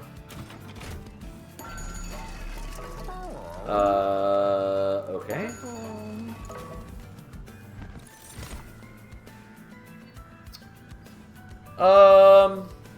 Okay, so Astrologer gets +4 attack every time the moon cycles, so he'll naturally get +4 attack every turn. Or, if you have any way to forcibly change the phase, he'll be able to stack up much faster. And then there's the Lunar Priestess, who, on resolve, so every turn, adds a Moon Ritual to your hand with Ephemeral, so it goes away if you don't use it during the turn. Moon Ritual is a 0-cost spell that changes the phase and applies Conduit 1 to the unit that you target. So, it works well with our Incant desires, gives us a little bit of extra Conduit, and it lets us choose which phase to be in, which is not bad. I will take Lunar Priestess.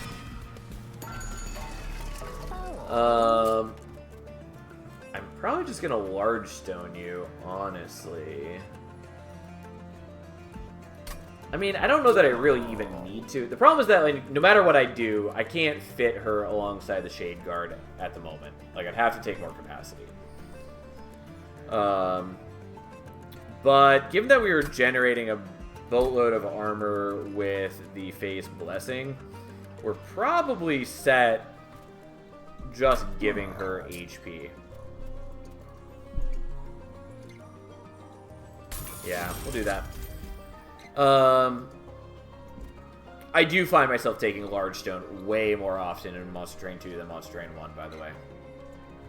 Which is something I really appreciate, is that they've done through a variety of different things, like through a variety of different changes. It is much more common to be taking various different upgrades at the shop. I actually find myself taking Quick very rarely now. But overall, most shop upgrades have a pretty solid place.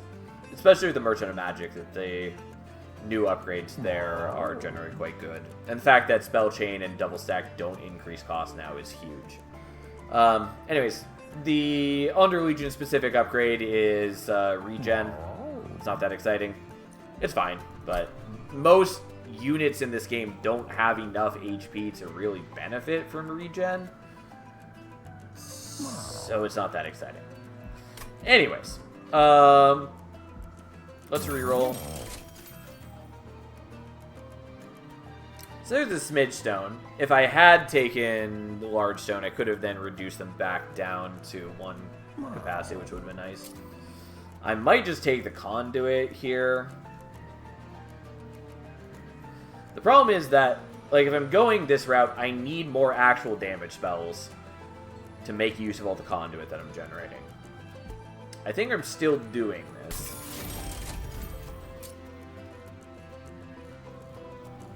And this does make Silver Strike a lot more appealing now, since now I can force what phase I want to be in at any given moment.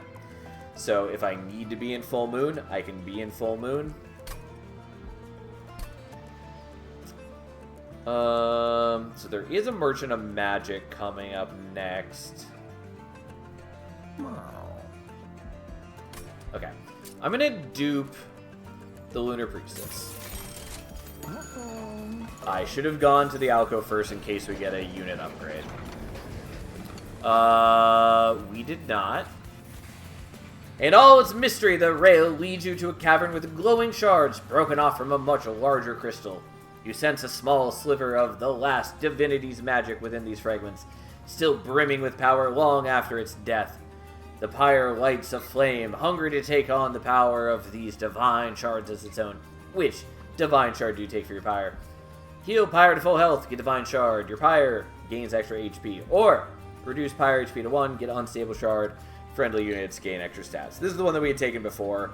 I am going to do it, even though it does mean that we're at 1 HP because I can't heal here. But again, extra stats is extra stats. And I think it's reasonable that we'll get through this fight without taking damage. Alright, so Eka and her priestesses hang out up top. Unfortunately, I don't have capacity to play the Shade Guard and the Train Stewards together. And this is the Archeon who knocks back, you know, whoever he hits, which is a little bit of a pain because we no longer are in clans that have the ability to shift people around. So we're actually going to have to deal with him ruining our lines. That said, I don't think I strongly care about killing you. I think I'd rather just build up the Incant Conduit. So, we'll hit him with the Witch Weaves, which are already doing a fair bit of damage because we just have a bunch of Conduit. Since these guys have 5 Conduit each, and Eka starts with 6, and now she's gaining more with every Incant. And thus, we now have Moon Rituals.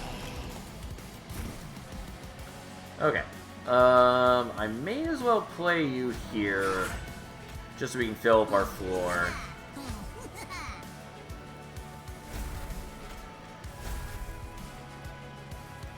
I'm gonna heal her because I can. And then we'll just chill out. It's not a big deal that units aren't being killed right now, because if we kill them on top floor, we get the bonus from the Infectory Room. By the way, since I never actually read these, I apparently have done a poor job of reading some of the enemies. These guys at end of turn gain extra attack, take some damage. They are often paired with these units that heal them each turn to mitigate the self-damage they're doing, but that's their whole gimmick. Yeah, anyways, that's the story. Well, we're going to play out Truffles, even though he's largely undefended. And what do you generate for us? Windblade! Sure. Fine. Not that exciting. Well, let's increase our Conduit, and then let's apply guess we'll do the armor on the fungi for now. Archeon is going to move them, which is why I was debating putting them elsewhere. But we get more phase blessing, so I'm not too worried about it.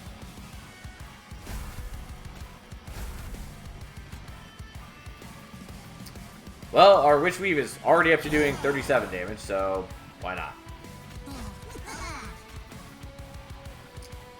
I guess we'll protect the next guy in the line. Because it should be the last time he visits this floor to push us.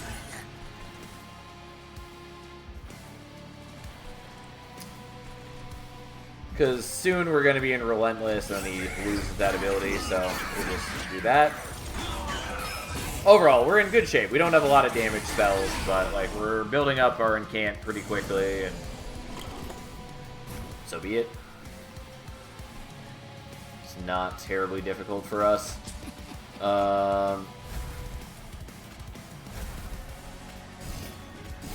There is a world where I could be forcing myself to end in New Moon so that Shade Guard gets the New Moon bonus, which would not be bad. It's not what I am doing, but it is what I could do. All it would take is not playing out one of the Moon Rituals for a turn, and that would work just fine. Alright, what are you giving me this time? Hef's Hammer! Alright, Ephemeral, Slay, gain +1 capacity on this floor. Well, I will equip the fun guys with the big giant hammer.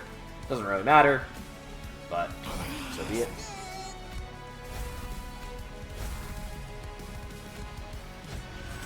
So we are actually going to end in New Moon this turn.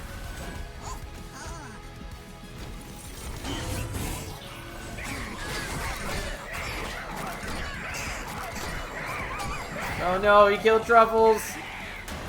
Truly a monster. Indefensible. Yeah, it will kill you. We didn't really need to because the Silver Strike also would have killed. You know what, I'll do a bit of damage there. Had I built up the Shade Guard better, you definitely could have, like, soloed Archeon there. Regardless. Oops. Well, the Witch Weave could kill. Or we do slightly more damage with that. Ta-da! Alright, so. That was not a hard fight. Tome of Evergrowth. Consume. Apply ability. Evergrowth and, you know, give it to a friendly unit. So Evergrowth is 1 cooldown, so you can use it every turn. It applies Regen 3 and Sap 3. Stardust Invocation. Consume. Phase, which again just changes whatever phase we're in. And then create an ephemeral copy of a spell in your hand. And then Duality, which is attuned, so it multiplies the effects of magic power by 5. Deal 10 damage to an enemy unit or restore 10 health to a friendly unit. I will say, I don't think the healing on this is that important. Because it doesn't have the overheal that, like, Phase Blessing does. And most units in this game just don't have that much health. So, healing for, like, 200 doesn't mean that much. It's just weird to me. Anyways, we're still going to take it, because it has attuned on it. And that is what we want to see. So, some new units. We've got Enchantrell, who gives Sap 1 to all enemies on Rally, so whenever a unit is played on this floor, or whenever a fungi is generated. So we can just start sapping the shit out of enemies. She's good, even though she's 3 cost. I don't think we need her, since we are doing pretty decently with just a Phase Blessing. And then there's Squad Leader, which gives Trample to fungi, and troop stacks give an extra +2 attack per stack.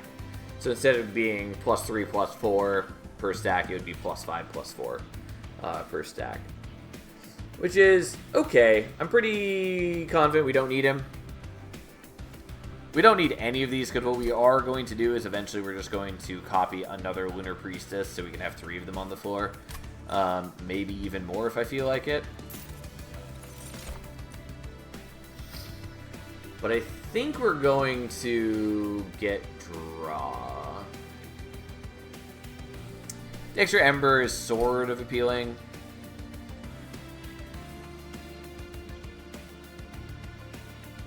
But I think we're going to get draw because we just get so much better value out of that right now.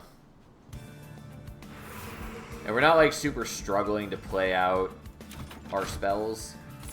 Or our units. Hey, thanks for the follow. I really appreciate it. Alright, so Silver Empress is the path we hadn't seen at the beginning. So this one, rather than having base amount of conduit and gaining conduit on incant, this one has a big chunk of conduit when you are in full moon.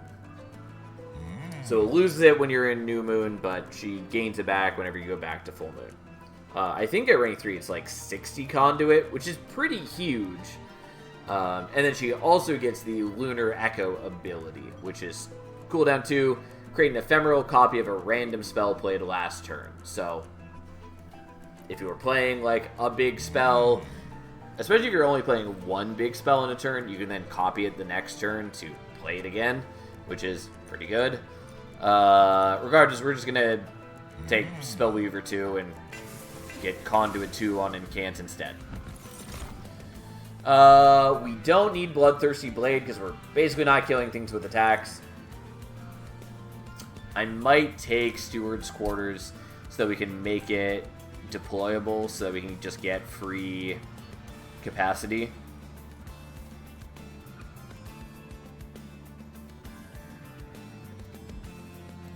Yeah, I think that's what we want to do.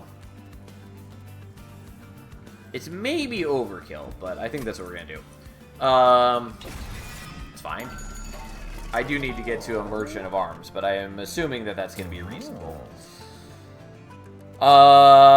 Let's do Intrinsic so that we can definitely for sure protect ourselves from Seraph.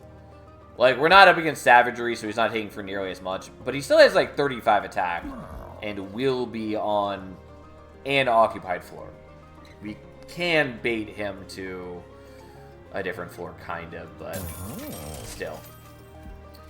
Holdover is what I wanted.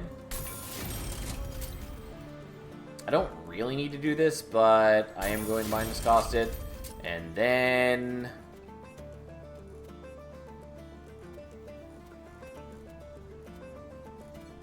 I'm going to dupe that.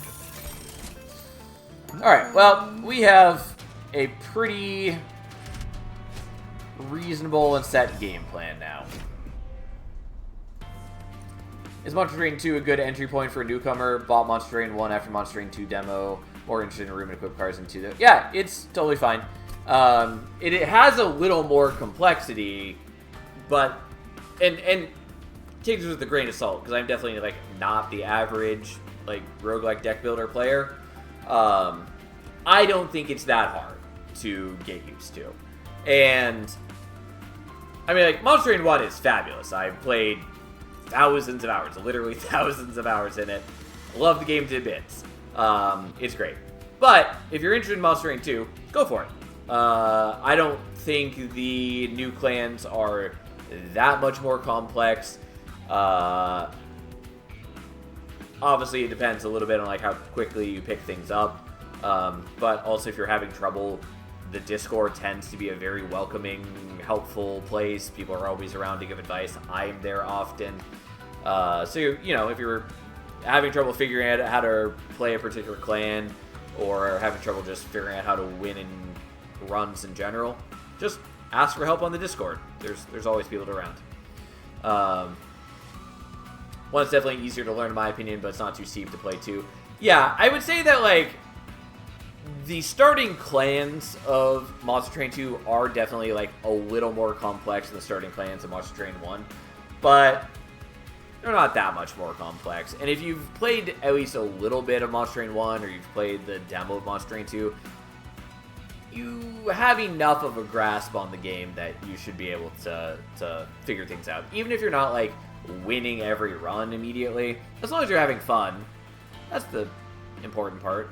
And I think like Covenant 0 and Covenant 1 is a pretty reasonable difficulty level for Monster Train 2. They went out of their way to really try to make it approachable. So while there is more going on, it should still be a pretty decent like difficulty level. Well, we'll play out the Shade Guard.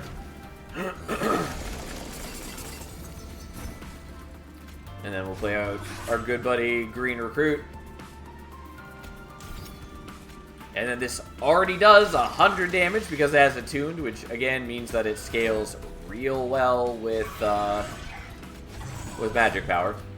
Thank you for the detailed answer. We'll consider getting it. Yeah, you are welcome, my friend.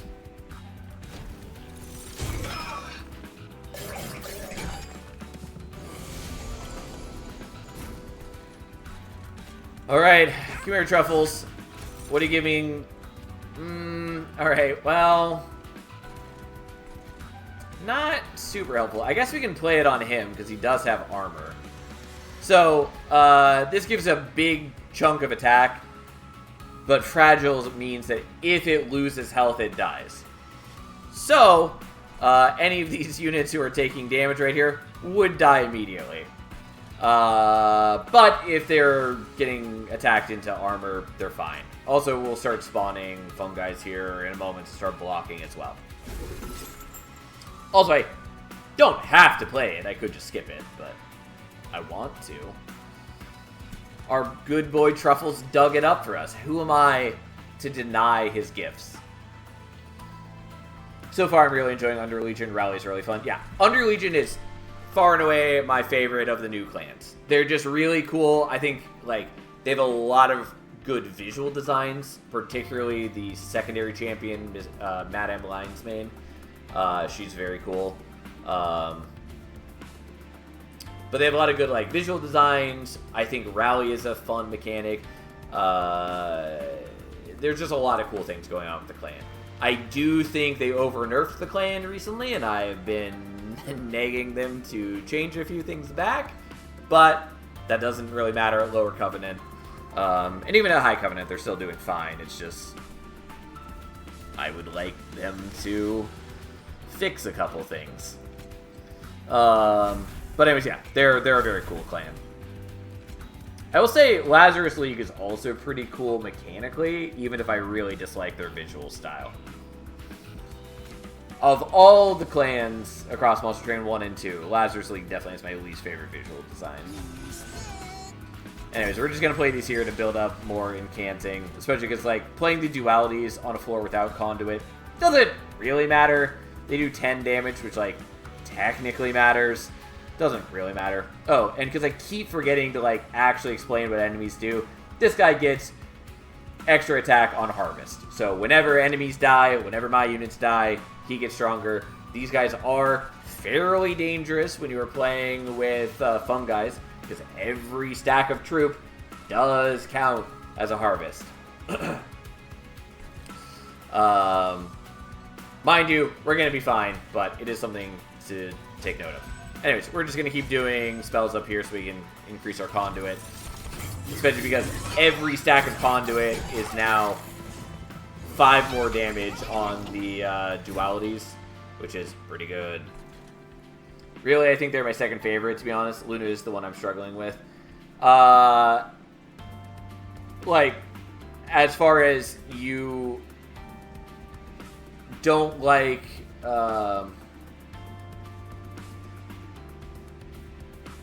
Don't mind me. Totally spaced out what I was trying to say. Anyways, yeah. Lazarus League, I like their mechanics overall. I don't like their visual design. Luna is probably my least favorite mechanically of the new clans. they're still cool, and they're very popular with other players. Not my favorite, but they do some cool things still. And again, like I said up front, I really appreciate that they are a different take on a spellcasting clan from Stygian. Like, there's some overlap, of course, but they do feel very mechanically different from Stygian. And I really appreciate that. I just kind of feel awkward, but maybe because I'm, like, level 4 on them. For Luna, yeah, I mean, it takes some getting used to. They have a lot of, like, awkward banner units, and, like, they've got some powerful stuff, for sure. But if things don't line up the right way, then it can feel very underwhelming. Well, we'll just build up more there. I could have maybe prevented Truffles from dying. It's fine. We'll just build up Conduit. I know. I'm so sorry, Truffles. No one likes seeing you die.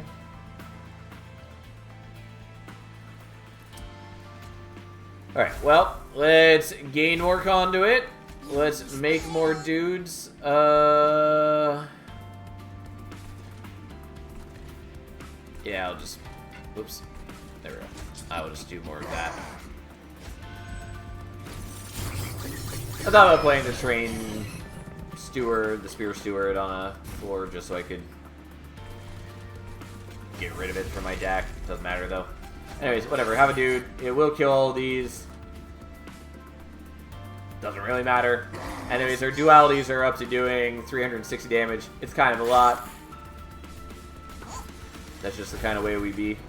And then we're going to give 85 armor to you. And then, hey, guess what? We're going to give 87 armor to you. Again, turns out Faye's Blessing is pretty good. At least if you're doing anything with Conduit. If you're not doing anything with Conduit, it is a lot worse. Nonetheless, here we are. So, this is the first time we've actually seen Corrin's ability matter. Because we, for once, didn't wipe all the units before we got to the boss spawn. So, Corrin pulled all the enemies down to the bottom floor, and is now protected by them.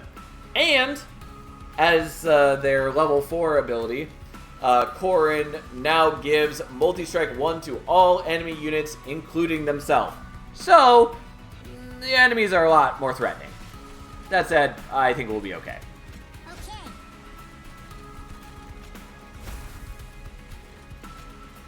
Well, just for good measure, we'll do this, even though I'm pretty confident we don't really need to worry about that.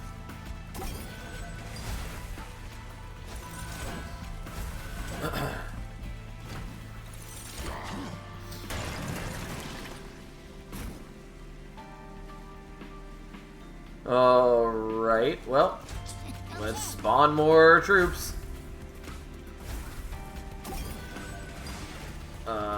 Let's do this in the order that actually makes sense, because the duality doesn't matter this turn, but waiting to play the Phase Blessing means we get slightly more armor for it. Also, our stack is increased. Alright, so, gain more Conduit. And then 129 damage from that one, 660 from that, and 670 from that, and Corrin never gets to attack. Ta-da!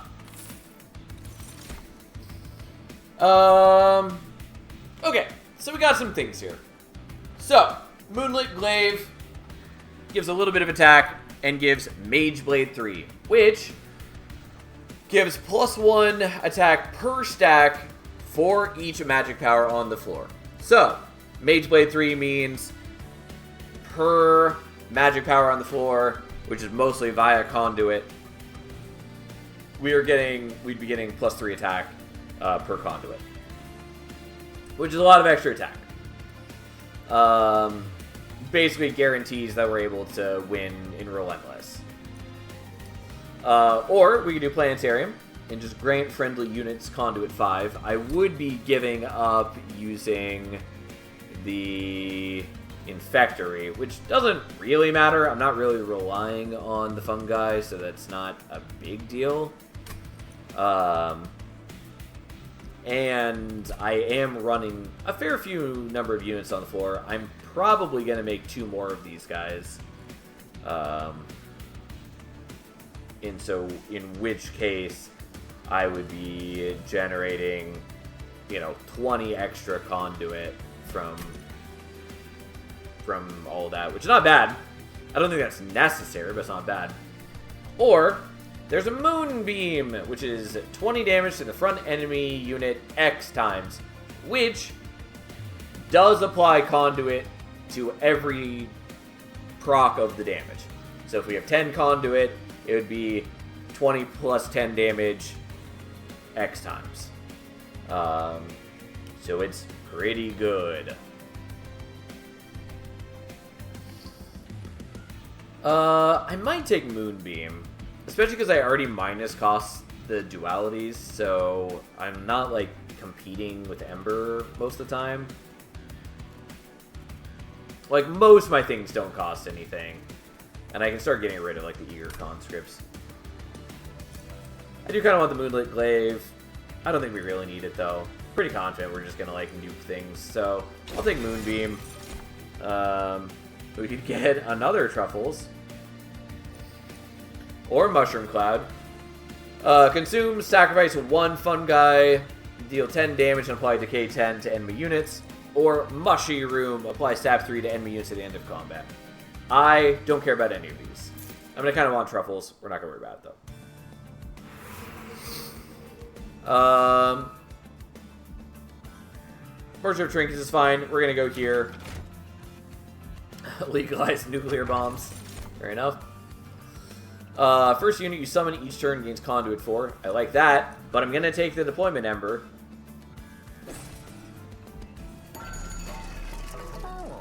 Not sure how that changes my plans. I mean, it's fine. So, Holdover. I could hold over Phase Blessing, which is not bad, especially because it is the one that's intrinsic, so it does mean that I would start with it. I don't know that I care.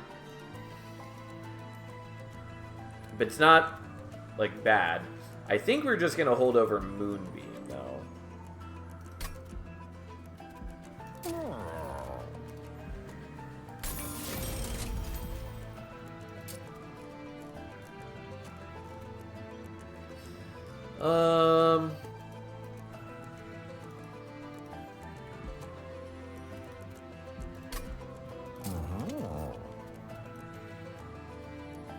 Do I want this on Intrinsic? Maybe? I think it's fine.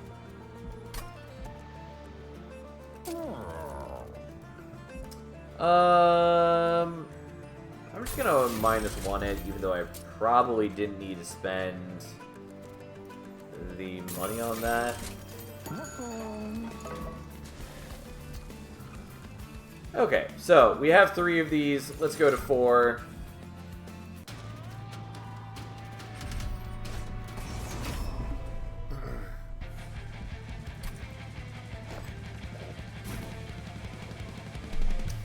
Alright.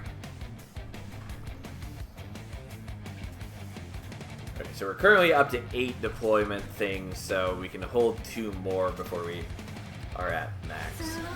Alright, so we now have plenty of Deployment Ember. Oh, and I haven't made the Steward Room deployable yet. Maybe there was something I was forgetting. But that's fine. We can do that next ring.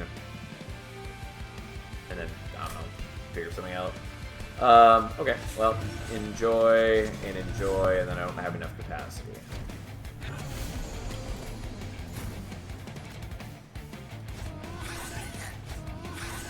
I do really wish to remove more things from the deck. But, here we are. I'm going to avoid making fungi on top floor for a moment. Yeah, because now I can do the Steward quarters. And hope to draw the one that I neglected. It's fine. Even if I'm playing a little suboptimally, it isn't going to matter much.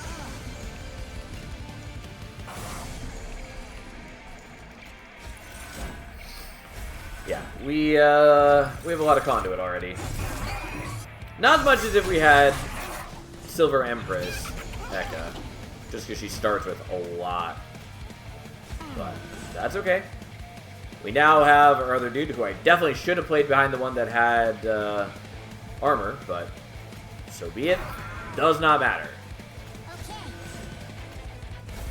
Because we very much just commence murder.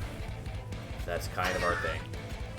So since the dualities are already up to hitting for like 300 damage.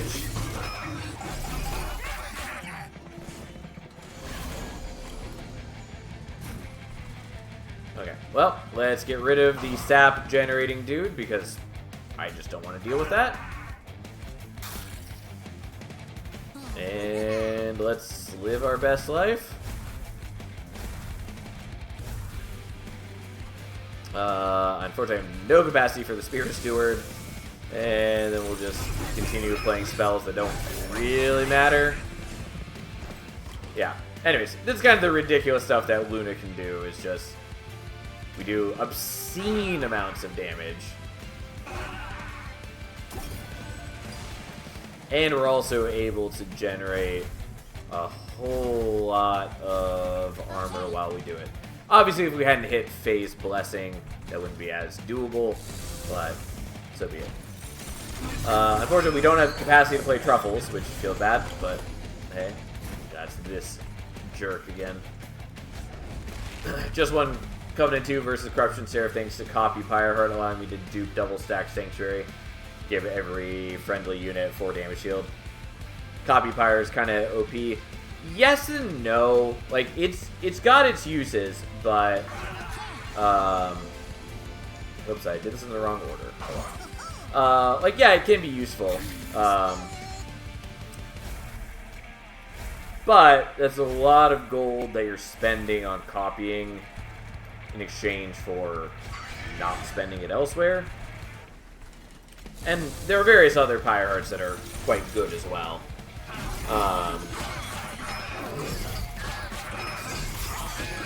Also, sometimes you're not going to hit things that are like really worth duping that much, or at least are not going to be worth the duping until later in the run, and you might need more help earlier in the run. Yada yada yada, yada yada yada. Here we are.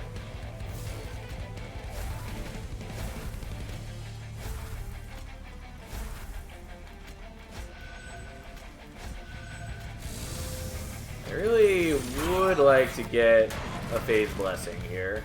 Yep, there we go. We're fine. Even without it, we're still alive here. I'm not going to bother with the spawn yet. I don't know why my game is lagging, but okay.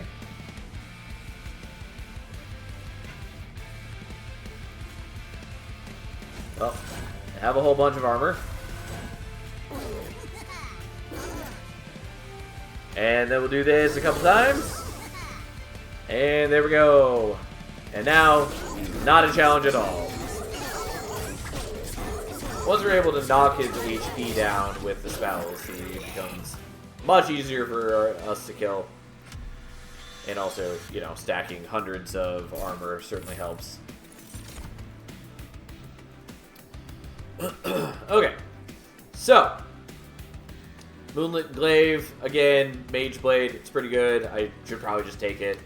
I don't think we really care. How many mushrooms can you stack? Like, visually, or, like, how high does the buff number go? Because the buff number goes to 9,999. Visually, don't remember.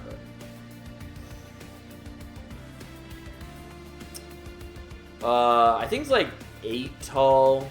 And there's maybe one stage beyond that, but I forget. I have not been playing for like the last month, except sparingly, because I was trying to not burn myself out. I've already played like 200 hours of this game, despite it not being released. Played a lot of this game. I played like I played over 40 hours of this game on the first week I had access to it. It was not the correct choice for my life, but I was just so ecstatic to play this game. It was good. Anyways. Planetarium, don't really need. It's fine, but I already have other rooms. Glittering, draw it, consume, restore 20 health, and apply Conduit 4. Don't care. Don't need the healing. Conduit's fine.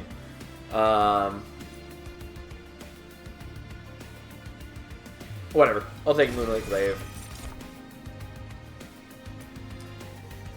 Cheery Deathcap. Summon applied to case 7 to enemy units.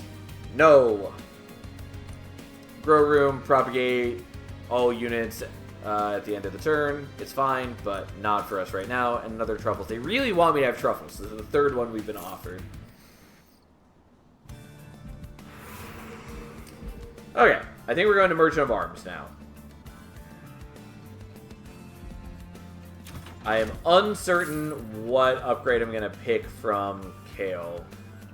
I could just take Capacity, in which case I don't really need to do Deployable and Steward's Quarters if that's the case. But that's fine. We'll still do it.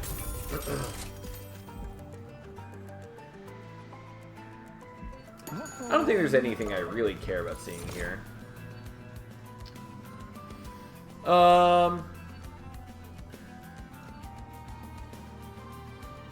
So I could take Void Armament and combine it with the Moonlit Glaive that I just got to make something into a beastly creation. That's really not necessary, but I think we're gonna do it. Just because why not?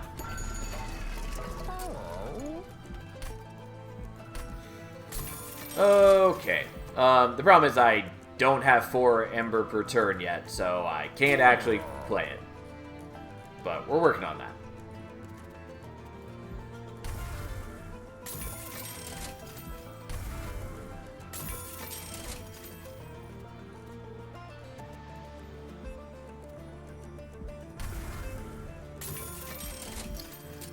Alright, let's just get rid of some stuff so my deck is a little easier to manage. Alright, we don't want to let things eat. It actually doesn't matter. We're still probably going to set up on top floor because we're just killing things with spells anyways. So, them getting spikes doesn't matter to me. And we do know that he's going to be starting top floor because that's just how it works. Even though they never tell the player that, that is how it works.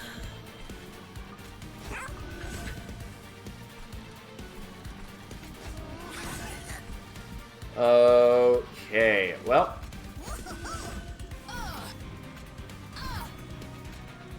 Alright, 37 armor right off the bat. Not bad. And then, oh, you know, waiting for casual 180 damage.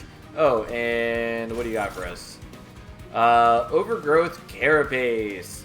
Resolve, gain 1 capacity, as an increase in size. And then gain plus 20 attack, plus 20 health, if there is extra capacity available. Doesn't matter, he's gonna die. But I didn't actually, like, it does nothing on top floor for me, and I didn't actually want it to take up extra capacity on mid floor. So here we are.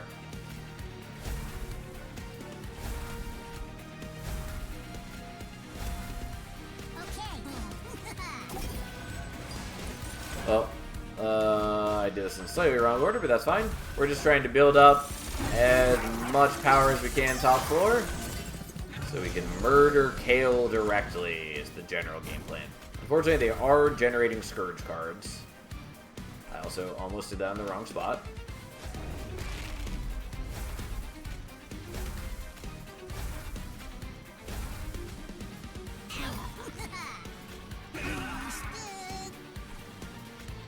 Well, we'll kill the Scourge generators, but there's no reason to let them exist.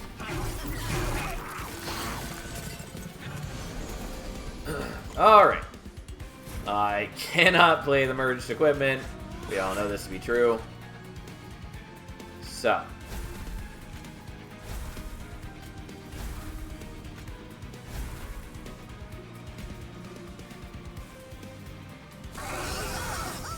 Alright, we'll just kind of murder those, and then I'll hit you for 480, and then 490. Not bad. You're not dead quite yet, sadly, but, you know, we're working on it. Also, I did forget to check on Truffles' equipment. What do you got for me this time, buddy? Luna Cycle Staff. Moon Cycle. This equipment gains +1 attack permanently, which is not very impressive at the moment. But, like, it's fine. I do Moon Cycle quite a bit, thanks to all of my Moon rituals. The problem is that we don't get to keep that after battle, so it does not matter. Alright, let's get rid of those guys, just so I don't have to deal with the Scourge cards next turn. I almost said deal with the Scourge cards tomorrow, which is a whole different thing. Anyways, here we are.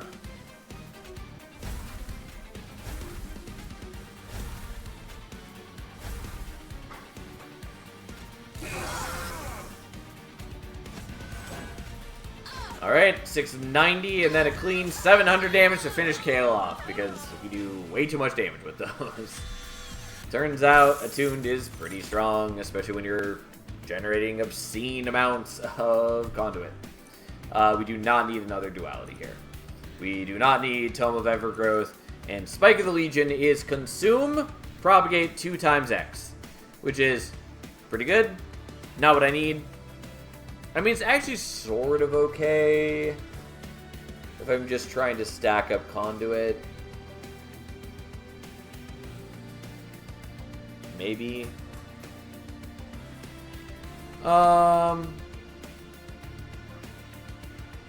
Sure, I'll take it, I guess. We are going to take Ember, I think. Because draw sort of doesn't help me. It kind of does. It gets me more real cards, but I am already playing 10 cards a turn, thanks to the Moon Rituals that are being generated every turn. So, we'll just take the Ember, just because it lets my X spells be slightly better. It is fine. It also does let me play out the merged equipment, which is the other reason for doing it. I guess we'll go here. The removals are nice. Merchant Magic is fine. And we're going to go to Spellweaver 3, which is Conduit 3 on Incant. So, here we go.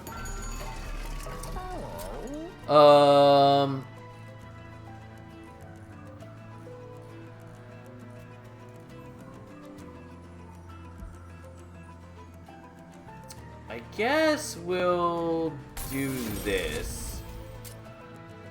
I don't really care about removing Consume. Although I could, like, add Consume and then remove it, but I'm not going to worry about that. Is there anything I strongly care about here? I think the answer is no. I think we just want to do more and remove more.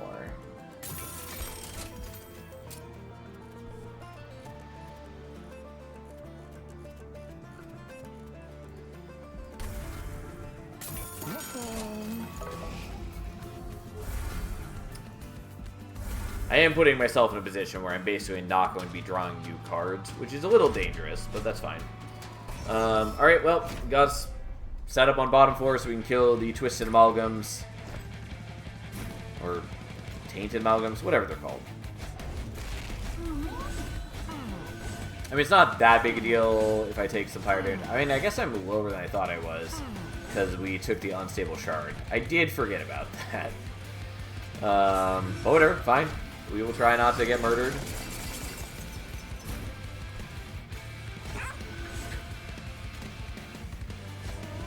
Alright, what do you got for us this time? We got a Wind Blade!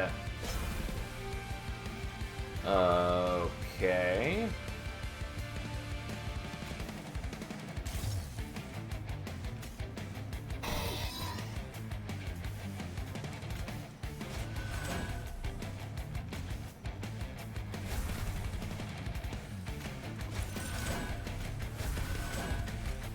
Yeah, that's not enough to kill here, which is concerning. Might have to do things a little differently. We'll find out.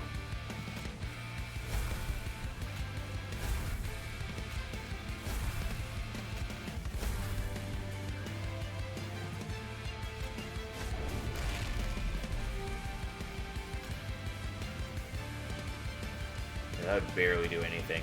I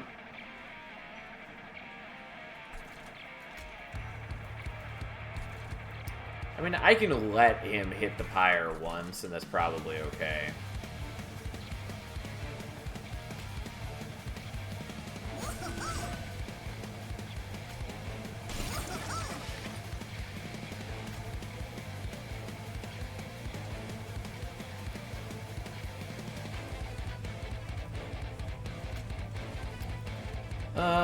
Sure, whatever. We'll do that. I probably could have done that slightly better. And then we're going to do this. It's going to feel a little silly that this only does 10 damage to him. But that way we can get him below 100, so then the pyre can kill him in a single attack. Which is useful to me.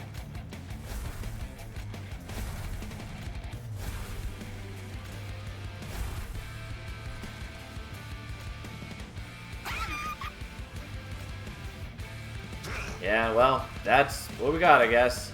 Which feels pretty bad, but okay. And then we'll heal up a little bit, because why not? Alright, so I do take one hit on the pyre. It's fine. It's not, like, no damage, but it could be worse. It's ultimately not that damage.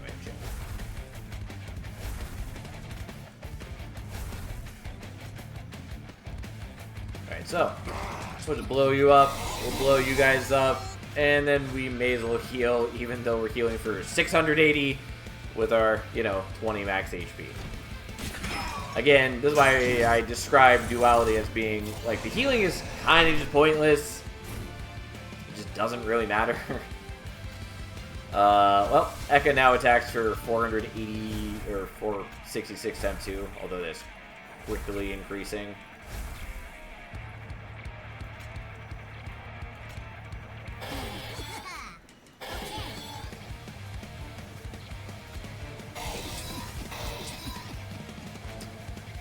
Well, should have done this slightly differently so I could have killed the sweep units. Not a big deal.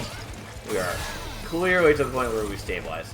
Anyway, taking the one hit on the pyre was definitely better than setting up higher up, because the amalgams, if we had ended our turn with no units on their floor, they would have done 5 damage each to our pyre, which would have done a lot more damage to us than the 1 8 damage hit that we took. So, it's fine. Athane, again, does spikes on Incant, which is not ideal, but not a big deal here. Like, aside from the fact that Eka can just kind of murder everything.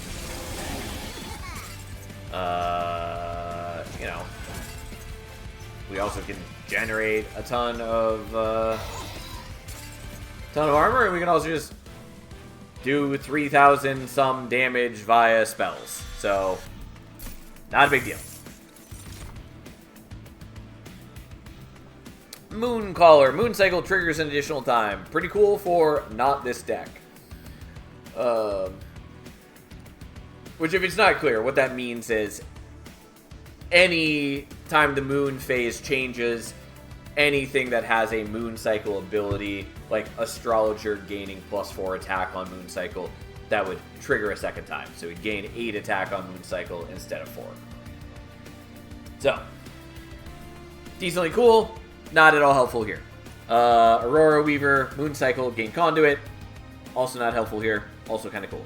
We do not need another Moonbeam that is unupgraded.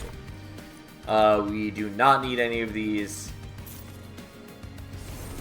And we have unlocked Aqueth's Reservation. Once per battle, select the heart to gain 3 Ember. I was pretty confident we were going to get that on this run because even though we had done basically none of it before with the amount of damage we're doing via spells now, it seemed pretty guaranteed. Okay, so do we care about healing? I think not. Do I care about duping something? Only vaguely, but I'll still do it. Well, doesn't matter if units can get an extra upgrade slot. We're not at the Merchant of Steel. Equipped units gain armor. Who cares? Trader's Quill doesn't matter. Cleansing Water. 50% chance to remove all buff effects on enemy unit when it enters your train. It's fine. On turn start, spawn 1 on each floor per 20 cards in your deck. It's kind of cute. Or Razor Thin Crescent. Mageblade adds an additional +1 attack per stack. I might take that just for the sake of it, but it's not, like, necessary.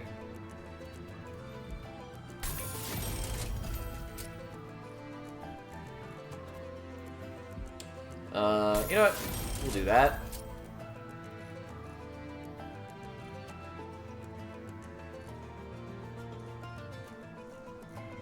The 50-50 cleanse seems better. It is good. It's not really pertinent to our needs right now, though. Well, that's not entirely true. We are up against a bunch of enemies with Spell Shield, which I did forget about. That's fine.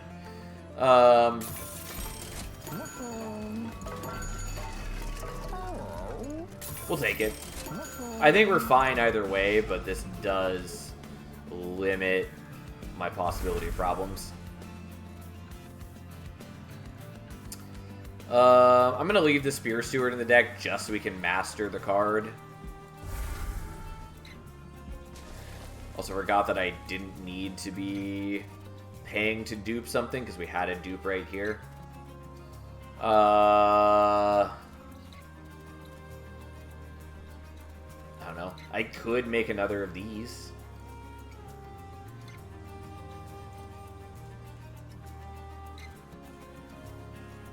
The problem is, like, we're basically not seeing new cards on any given turn because I have so many holdover cards.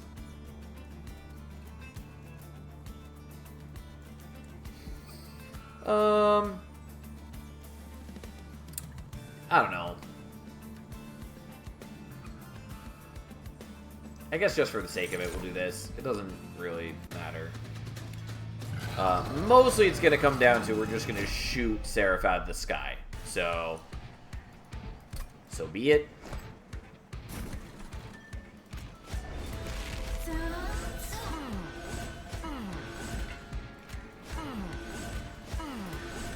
Alright, Shade Guard goes there. We have barely used Shade Guard this entire time. He's fine, but it just does not matter to us. Alright, Truffles, join the fray. Everlasting Light, sure, enjoy. We will kill these guys via Decay, which is cute, because it doesn't... It's not affected by their damage shields or anything, so...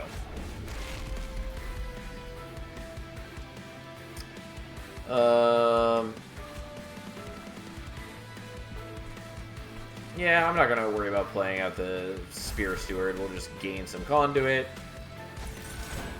And then we'll block. And then we'll start doing a bit of damage to you. So we're a long ways off from that being lethal.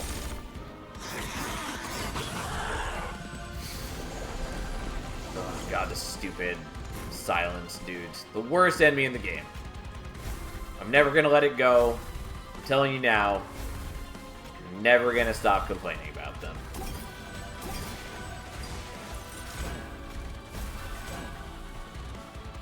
Well, we'll just build up more conduit here because it doesn't really matter a whole ton to play them elsewhere.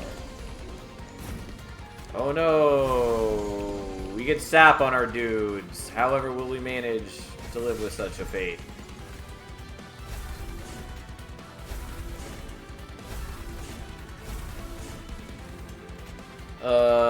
Okay. Well, we'll apply Decay so we have less things to kill next turn.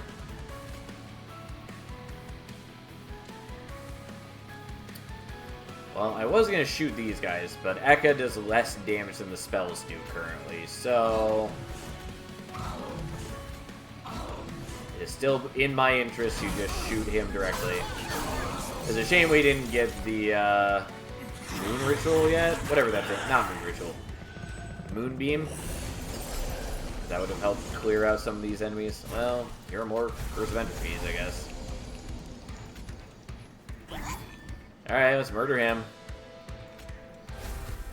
So we can get back to incanting.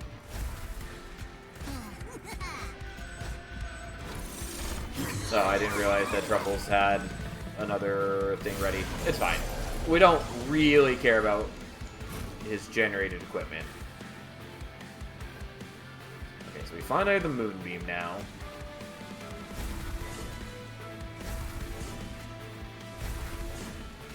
And we want to be in full moon so that the Silver Strike does work. Oops.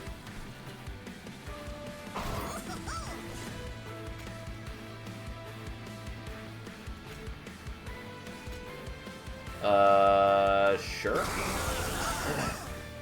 go ahead and murder some of these guys. And then 850, 865, 880, and then we almost get the kill. Not quite.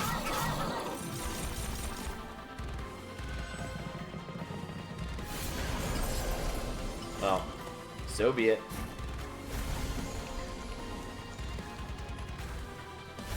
We'll get there eventually. I mean, he'll come back top one more time, so... Actually, no, that's not true.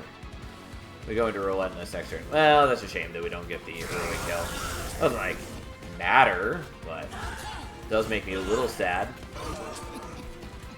But, you know, it doesn't help to cast them down there. They do 10 damage if they're not on our Conduit form. Oh, no, never mind. I did have it right the first time.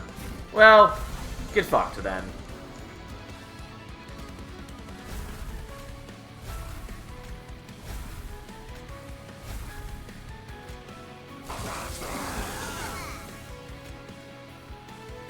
Well, we'll shoot these a little bit first. And then that hits for 1,175 and just nukes him. There we go. Easy. How thrilling. Anyways, that's the sort of shenanigans that Luna can do. There's a lot of other things you can do with Luna, but that's kind of the classic Luna doing its thing game plan. Oh boy, and we barely used Thunder Legion in that. So we've unlocked Gravity! 5 damage. During New Moon, it descends the target. During Full Moon, it ascends the target, which is cute. I do wish that Luna had more cards like this where its effect differed depending on the phase, rather than getting a bonus effect in one phase and nothing in the other phase. Which is what most of the Luna cards are. I get, like, why they would be afraid to do that from, like, not wanting to overload the player with information and decision paralysis and all that. Nonetheless, I think it would make for a more interesting clan if things do different things in different phases rather than all or nothing. Anyways, Astrologer's Orrery. First time each turn becomes full moon, gain 1 energy. Pretty decent. Cosmic Bolt, 35 damage, and it's attuned. Circle of Cycles. Restore 10 health to the lowest health friendly unit on Moon Cycle. And then Under Legion, we got Deadly Variant. Consume applied decay equal to 5 times sap. Verdant Cycle. First time each turn spell card with Consume is played, draw 1. Covenant rank 5, add 2 Vengeful Shards to the starting deck. So, there's a big change from Monster in 1. And from a lot of deck builders. Because in Monster in 1, it was just... why am I blanking on what they're called? Anyways, they were these unpurgeable, unplayable blights. Instead, we get Vengeful Shards, which are blights that deal 1 damage if they end the turn in your hand. Deadweight, that's what I'm looking for. Just couldn't think of the name. Anyways, Vengeful Shards are the ones that deal 1 damage if they're left in your hand at the end of the turn, and they cost 1 Ember to play. I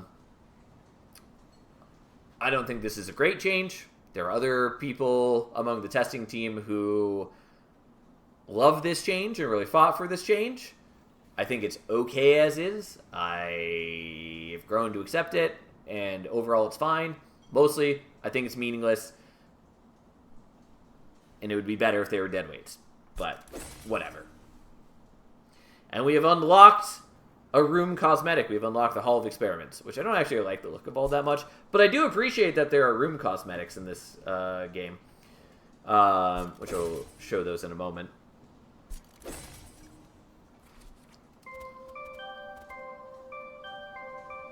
And our journey continues. We're still a ways off from Lazarus League. It's just hard to do the attach equipment one because, you know, we're not getting that much, like, that many equipment per run. And, like, we can only equip them so many times. So, it's fine. Like, we've got Luna and Under Legion to explore now, so we've got plenty to do. But, hey. That said, as far as... Oh, hey. We get sorry for actually going back to the outpost for once. Vel, there's a problem. It's the Hymnus. They're reluctant to board the train. For the last time, it's a train, not a cage. They'll learn to get used to it. I'll have a word with them. You better explain yourself, Vel. I agreed to let you use my Pyrotel, but this much? You'll need to pay me back with interest. Really? Of course a dragon would think first of gold. Why deal with the threats before us when you can pad your profits, right? And Angel, speaking of threats, need I remind you what happened when you were the threat invading us? Enough! Look, we get it. We invaded hell. We came here to atone for what we did. But we aren't your enemies anymore. The real enemy is taking over heaven as we speak. If we don't come together, they'll take over hell too. Let heaven enjoy its comeuppance. My portfolio will be happy so long as the Titans get what they deserve. And so long as you actually help us. I'll be back in heaven and never have to deal with you again. What a headache. How did Herzl ever manage to get angels and demons to agree to anything, let alone a covenant? Hef, I need to ask you something. That bad, huh? Didn't think I'd see you looking to me for wisdom. What's got you all wound up? The covenant. It's barely holding together. Angels and demons. No one trusts each other. And why should they? It wasn't too long ago when we were fighting against each other. Your father, Herzl, brought everyone together. He unified the clans of hell. Then he forged the covenant between heaven and hell. How did he do it? Huh. Funny you should say that. What do you mean? Earlier today I found something. Something better than advice. Come on, you're gonna want to see this. Is that Herzl? It can't be. It's him, alright. Never thought I'd see my dad again. He's frozen solid deep within some cavern just waiting to be found. And he's alive. Bit of ice ain't enough to do my old man in. Once he thaws, he'll be up and running soon enough. Side note, this is straight from an event in Monster Train 1. So it's cute that they brought it back. Then you can ask him all the questions you have for yourself. F, this is incredible. Thought your father perished in the invasion. I tried to save him. Come on, let's not waste any time. Let me bring him closer to the pyre. We'll give him a warm welcome home.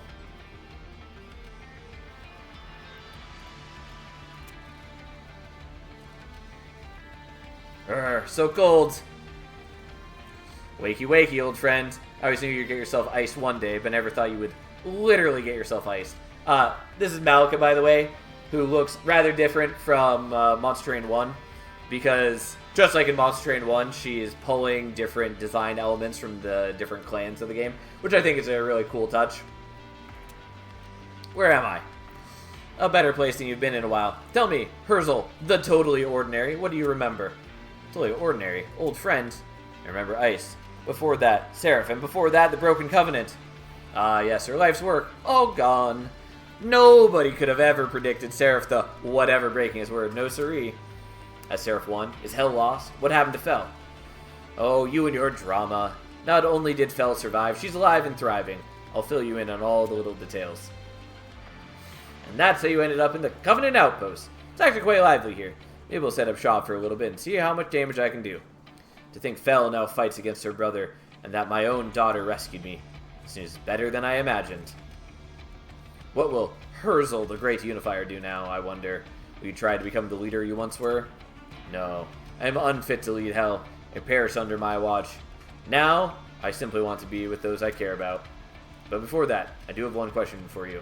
Who are you? I'm Malika, the totally ordinary. If you want an actual answer, you should ask yourself that question, because you and I are one and the same. So by the way, I'm pretty sure that had we been going back to the outpost like regularly instead of just playing, 5-6 runs in a row or whatever, I'm pretty sure these would have played out, only one at a time. And so the fact that this is the first time I've gone back to the outpost and just playing all the queued up dialogue at once. Didn't realize I was going to do that, but fair enough. How does it feel to be back? I'm sure it must have been disorienting waking up to all this. Disorienting, yes, but in a good way. Hell was on the brink of destruction, but now thanks to you it's thriving. Thriving? Hardly. We're barely getting by. But now that you're back, we finally have a leader who can bring us together. I'm not fit to lead anymore, Fel. What are you talking about? Herzl, you forged the Covenant. You unified the 9 rings of Hell. If anyone can bring us together, it's you. No. Hell was nearly destroyed under my watch. I was helpless to do anything. It was the clans that saved themselves, not me. Herzl. That's the perimeter alarm. Something's coming. Hell, destroy! Stand back. Fel, they're heading for the pyre. Talos, go rally the Banished. Gather them to the pyre, quickly! Herzl, can you still swing that hammer? Never said I forgot how to fight. I'll go warn the others. You go to the pyre. Get out of my way! That's all of them. Is everyone alright? We barely managed to fend them off. Thankfully, none of us were hurt. They ignored us and went straight for the pyre. If they succeeded, we'd be done for. Without the pyre, our trains can't run. All the pyre hearts draw upon its heat for their powers. They knew exactly what they were doing. This is concerning. Fortify our defenses and summon the council. Phoenix, Eka, Orechi, Billet. We have a lot to discuss. You unlocked your first train cosmetic.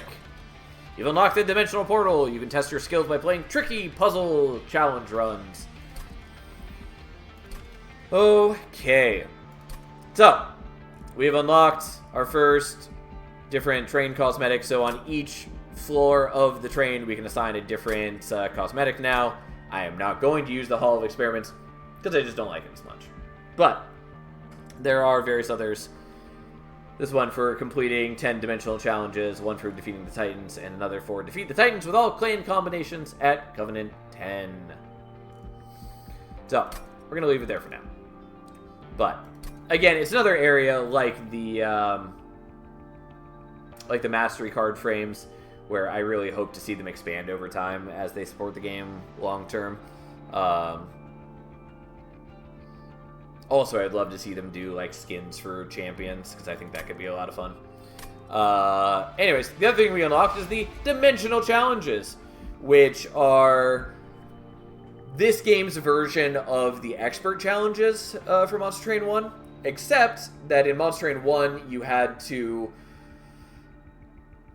be at Covenant 25 to do the Expert Challenges. These unlock just now. And each of them determines its own Covenant rank and determines the clan combo, or at least most of them determine the clan combo as far as I'm aware. And yeah, so anyways, we can do them all. I have not done more than the first one of these. I figured they were just something I would wait till the proper release for, so the only one I've done is the first one because we unlock Malika's pyre by doing a dimensional challenge, which maybe we'll do in a moment because I do want to unlock all the pyre hearts. But also doing 10 of them gets us Rock and Roll Heaven, and then also there's a card frame for doing 21 of them, which I think is all of them. 14, 15, 16, 17, 18, 19, 20. Yeah, 21. That said, don't know if we're going to do this right now, but if we did, what would it be? So, Enchanted Armory. Equipment cards cost 0. Add 3 random equipment cards to your starting deck. Attack and health benefits from equipment are doubled. And all cards have 1 fewer upgrade slot. So, harder to upgrade your units, but your equipment are stronger to make up for it. Seems okay. Also, it's only a Covenant 1. Not too hard. We might do that in just a moment. I feel like there's something I was going to look up. Don't remember what it was. It was probably just like the Pyre Heart unlocks.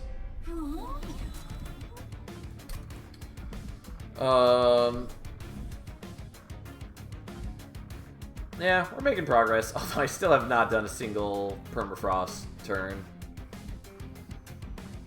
Yeah. Of note, by the way, I am really hoping that like one of the like extra clans they add over time, if they get to do that, which I am really hoping they do. I'm really hoping that they do a clan with like a construct-based clan with Hef and Herzl as the champions. That's something I really want to see. I just think that could be really cool, and Hef's a cool character. Anyways, I guess we'll do... No, we'll put that off for a moment. We're gonna play as Under Legion. We've done plenty of Banished and Pyreborn for the moment.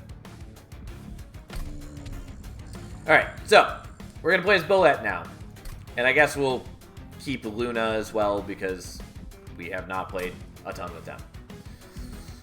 We are going to remember to change the Pyre.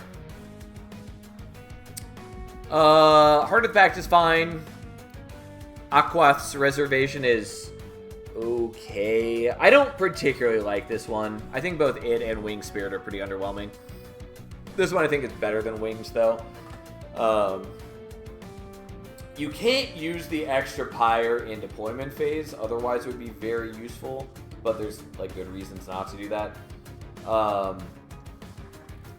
So it can be okay, like if you're using an X cost spell, it can be, you can use it to like supercharge a spell, or if you are making like super expensive equipment, like when we made the 4 cost equipment last run, or 5 cost equipment prior to that, I think. Again, you could use this to like play something beyond your normal means. Like there are uses for it. I just am not that excited by it. I guess we'll just do Heart of the Pack because we still haven't played that. And yeah, there we go. Okay, we are finally up against Seraph of Dominion. Which, well, we'll explain its mechanics once we get there. And we finally get the other Archaon, which is similar to the Twisted Amalgams. If you have no units on the floor at end of turn, he'll deal damage to the Pyre directly. Yeah, and then Lifesteal Kale is fine. So we get Proliferate, which is a consume card, propagate 2 on all units, both allies and enemies. It is quite good. Phase Blessing, again, quite useful, although dramatically less good if we're not using Conduit. And then we get Shade Guard again, which is not great, because Bulette himself is a 3 capacity unit, and we have the Shield Stewards, so we cannot fit all of those units at the same time. Not currently. But we'll see what we can do. Okay. I don't hate more Deployment Ember. On the other hand, Kingdom's Tears is also pretty decent for us. Increase healing from spells by 10. Which I don't care too much about normally, but it does work with Phase Blessing, which means that it immediately goes from being heal 5 to heal 15. And it gives us the overhealing, which is pretty nice. Kind of want to take that. I do really like the extra Deployment Ember, especially because Under Legion has a lot of expensive units.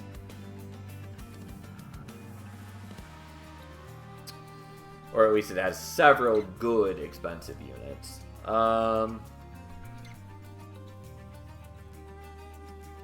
I really care about Kingdom's Tears?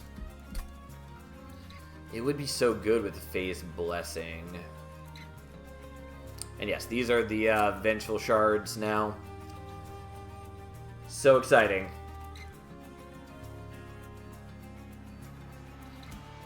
Mostly, I think they're just kind of an annoyance.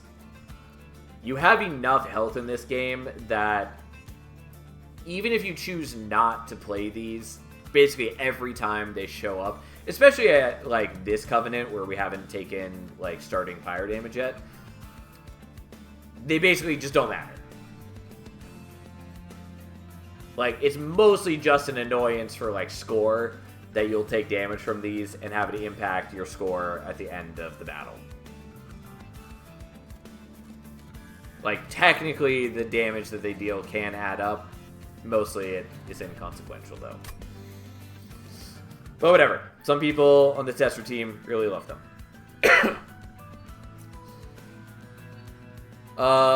Anyways, I don't know. I still kind of want to take the Pyre Stone. I do think Kingdom's Tears is probably the better choice for me right here, though.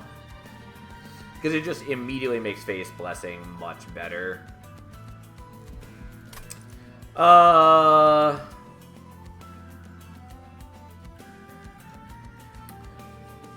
Yeah, fine. We'll do it.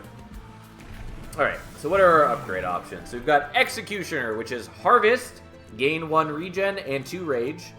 Or Hiveminder, which is Rally, gain 1 attack permanently. We're going to do Hiveminder and go for the permanent power gain.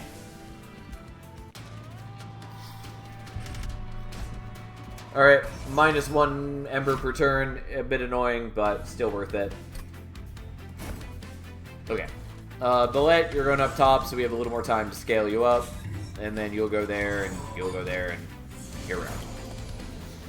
So, goodbye Vengeful Shard. We're going to play the Spear Steward. I actually should have just let the... You know what? We're going to undo this turn. I'm going to lose a little score, but that's fine. This way I can do this to get 1 extra rally proc. Plus, it allows me to trigger Harder the Pack, so I get an extra card draw next turn. Although, the extra card draw means I'm a little more likely to draw the other Vengeful Shard. How exciting. Not a big deal overall. So, we can now proliferate, which the only buff we have on this floor is the troop, but that does still count, so it counts for 2 extra rallies, which is cute. And I take a little bit more damage with the Vengeful Shard. Ooh, how terrible.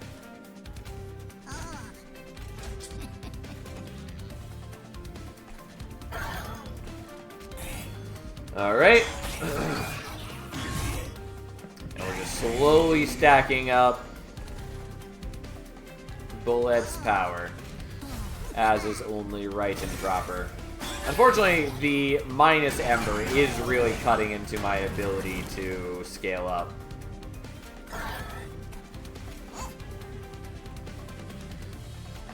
Well, I technically should have healed the Shade Guard. Not a big deal. I don't actually want him to win on that turn anyways, because I would just want more time to scale up Bulette, even though I didn't really do much on this turn. Regardless, our big block of fungi do their job.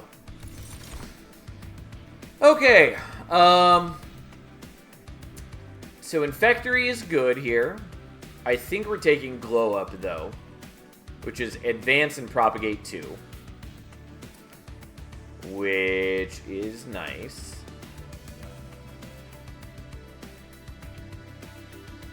I mean, I kind of want Infectory, but... I mean, Rod's also okay, but we're going to take Glow Up. So we've seen Meddler before. We have not seen Moon Pixie or Bloody Moon. Moon Pixie, Conduit 3, and then Enchant, Conduit 3. So She has Conduit, and every other unit, every other ally on the floor also gets Conduit. Can be potent with large floors. And Bloody Moon. 2 costs, deal 25 damage, but if it slays something, it also gives 2 Ember back. Which is also cute, because if you have any way to minus cost it, then it can be Ember positive. Yeah.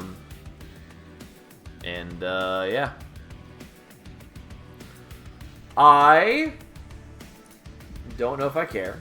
I might take the Bloody Moon.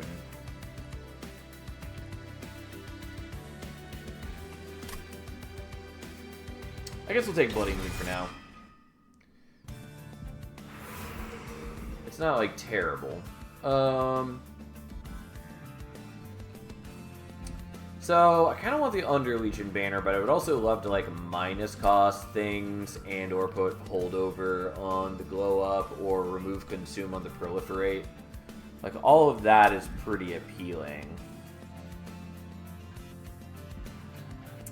And really, there's one main banner unit I would be hoping to see. I mean, there's sort of 2, but one of them got nerfed in a way that makes it much worse with Bullet.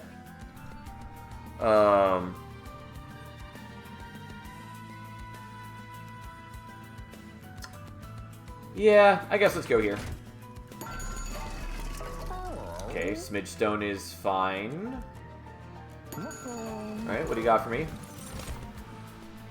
So, Spore Launcher was one of the ones that I wanted.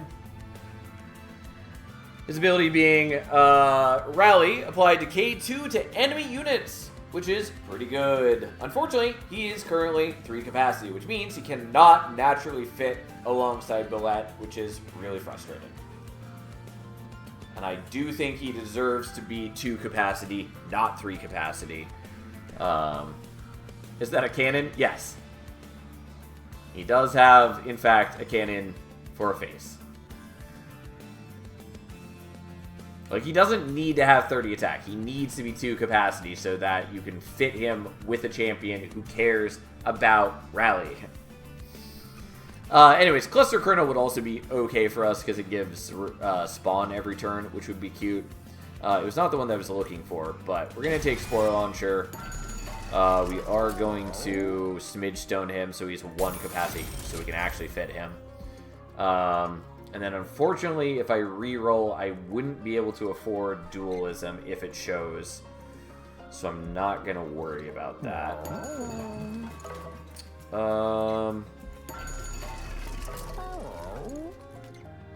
I am going to remove a Shield Steward, even though I probably don't need to spend that gold yet, but that's what we're going to do. Okay. Enemies enter with Titan Skin. I guess we're going to set up bottom floor this time, even though it doesn't give me tons of time to scale up. I do kind of wish that I had taken the extra deployment Ember now, because it would help me play out multiple Spore Launchers, which would be rather appreciated. Anyways, we'll play him down. We'll see what happens.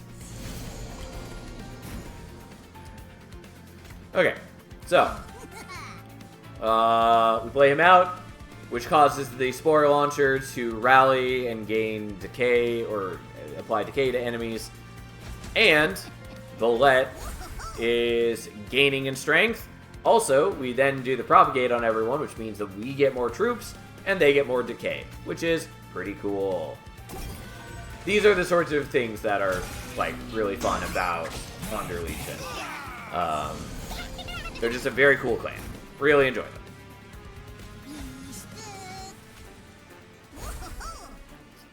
Okay, and we're going to heal you 1 just so that this then gives you 15 armor instead of 14.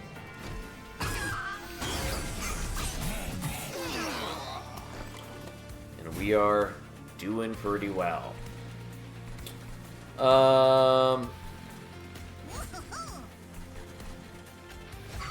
Yeah, I mean, like, we don't need to use the Bloody Moon on anything. There are no enemies, and I could use it to kill my own units, but it doesn't really matter. Alright, and the moment that we start applying decay, they instantly crumble. Probably because we're killing the backliner, who is a good chunk of Elebor's damage. We almost cut his damage output in half by just killing the backliner. Unfortunately, because I was set up on bottom floor, I did get less time to permanently scale. I probably could have gotten away with setting up top floor, but I didn't. Anyways, we did take 2 damage from the Vengeful Shards. Oh no, so be it. This is why I describe it as mostly just an annoyance. So I like Proliferate, for sure. I think we want either Infectory or Loam Coat, though.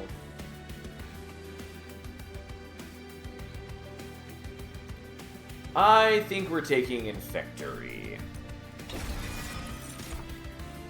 I don't think we need another Phase Blessing. Gravity is kind of interesting, because we can use it to overstack our own floor if we want. Or to stall enemies and give more time for decay to tick down. I'm gonna skip those, though.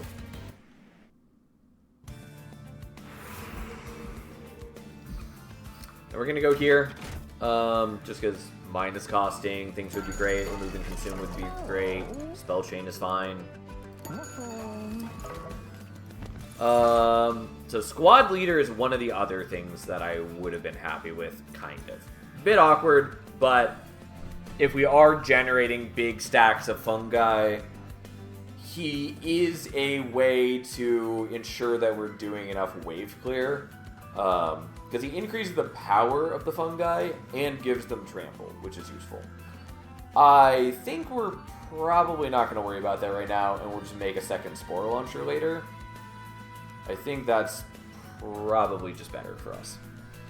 I like the idea of squad leader. I do think he's probably a little underpowered right now, though. He's a higher covenant.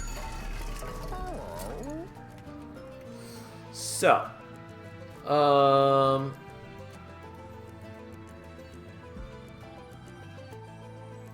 gonna do that.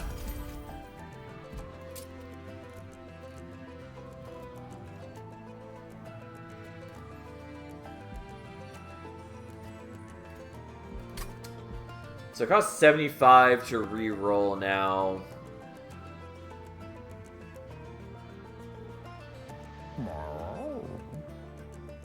Yeah, I can afford to do this, I think. I guess I'll do that.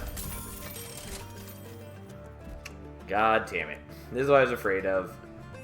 Well, mistake on my part. We maybe should buy Permafrost just so I can start working on the Permafrost Pyre Heart.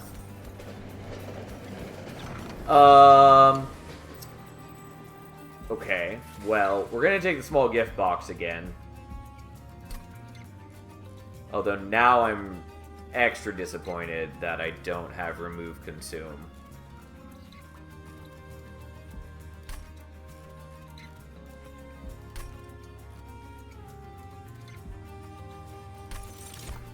Okay, well, we're doing that.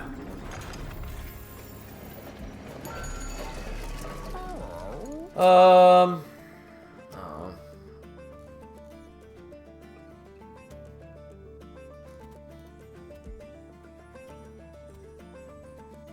I wonder if the Under Legion came from the world down under, aka Australia. I am disappointed that I can't afford the Eternal Stone. That's unfortunate. Well, I guess that's good enough for the moment. We'll save our money for the next shop. Alright, so he punishes us if we don't have units on the floor. So we're going to try to avoid not having units on the floor.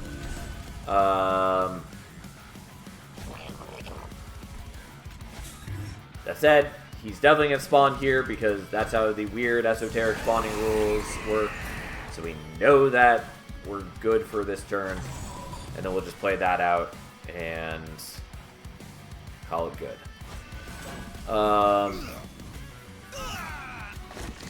Okay. Surprisingly, we have no way to generate a fungi this turn, but we still kill things.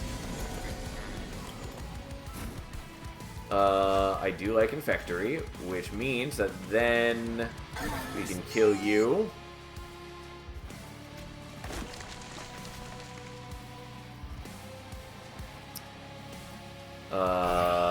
Anyways, he's gonna die, which will then spawn again. It's fine. Unfortunately, the spawning is not gonna happen until after Decay procs, and so then, even though it applies Decay, it's not gonna proc again afterward. But whatever, it is okay. We're just gonna kill you so you can't hurt our dude. And then we're gonna do some spawning.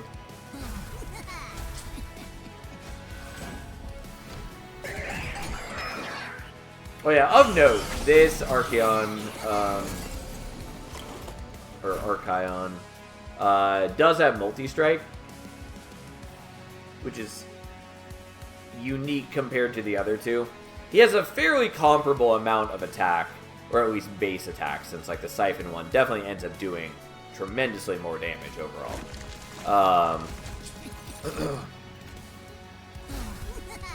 Oh, actually, I don't care in the slightest about playing the Vengeful Shard. So let's do that properly. I just played it on autopilot, but I would actually much rather just use the Eager conscript. But yeah, there we go.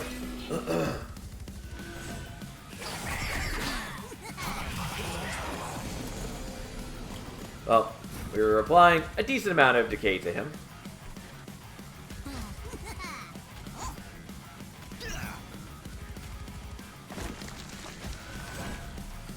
And our dudes on other floors are chunky enough that he's not going to have any hope of killing them, so he never gets to do damage directly to the pyre. Not a big deal.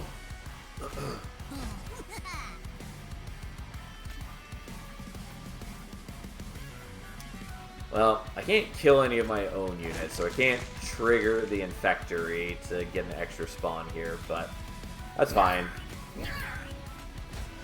Here we are. We're not, like, doing a crazy good job at scaling up Bullet, but, like, he's got a decent amount of attack. And overall, this run is going quite smoothly so far. Okay, so Stardust Invocation, phase, create an ephemeral copy of a spell in hand. Deadly Variant, consume applied decay equal to 5 times sap. We're not sapping any enemies, so that doesn't matter. Or we can take Racking Pain, which is damage equal to 3 times the debuff stacks on this unit, which is a maybe. I don't love Racking Pain, but if we are applying a bunch of decay to a boss, it is a way to help finish them off.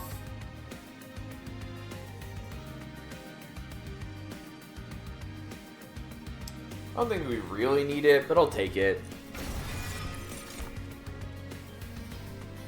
Okay, so we're not taking Astrologer here.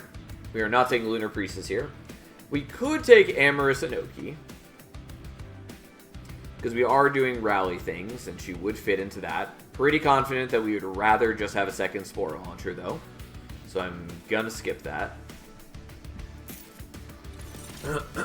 And I think we just want the Ember.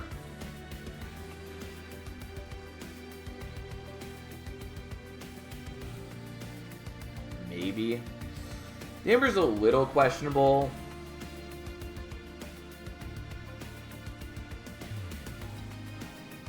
I will still take the Ember. It's fine. It's whatever. I could maybe get better use out of other things, but at the moment, this is what we're doing.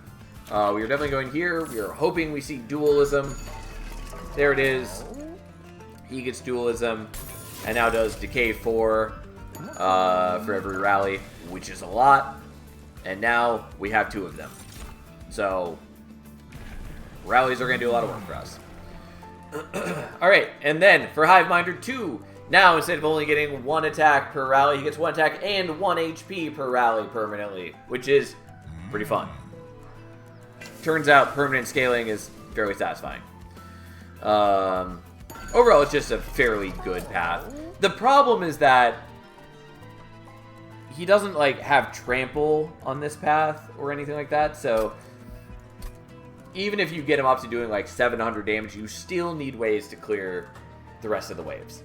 Mind you, that's a lot less of an issue than it was in Monster Train 1. Like, yes, you still need more wave clear, but a single, like, high damage unit does contribute a lot better in Monster Train 2 than it did in Monster Train 1. So, also he functions as a very good tank, since we're just going to be increasing his health from here on out.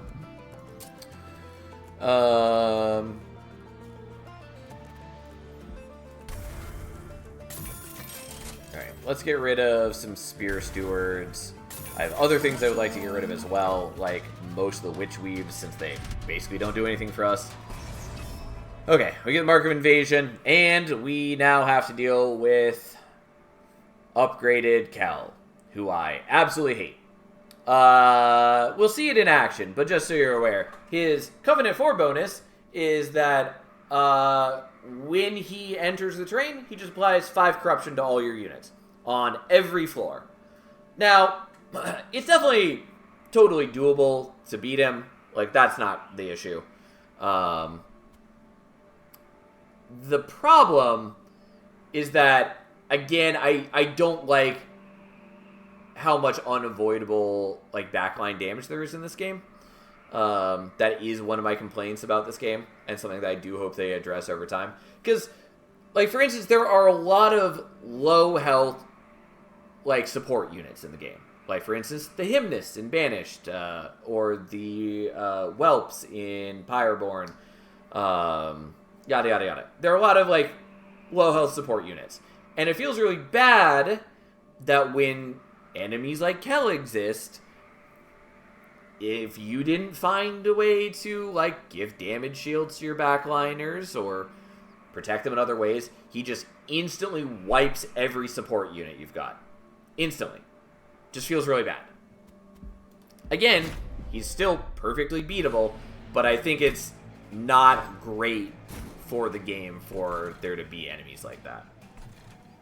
So, anyways, that's a wrap.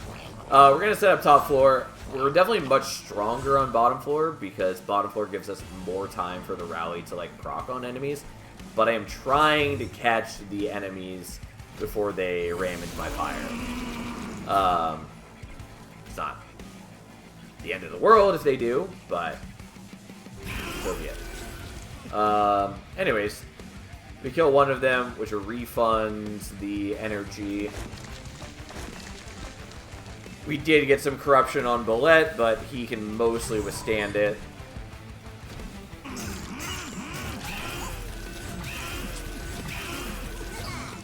And a lot of the corruption went onto the fungi. Not all of it, though. Also, this guy gets rage on Slay. Since, once again, I forgot to mention that at some point. Regardless, here we are. Let us make a whole bunch of troops. Yes. And then we're just going to heal Bolette, because he is taking damage from the corruption and from having been attacked before. Our poor fungi is getting just a big bundle of corruption. But hey. Okay, we have just enough to kill this guy, which I am pleased by. And then over here,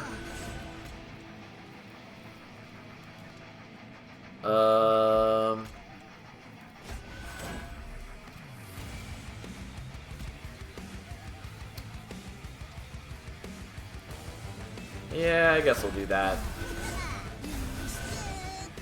And then we make a bunch of fungi, and they still are taking a lot of damage from corruption.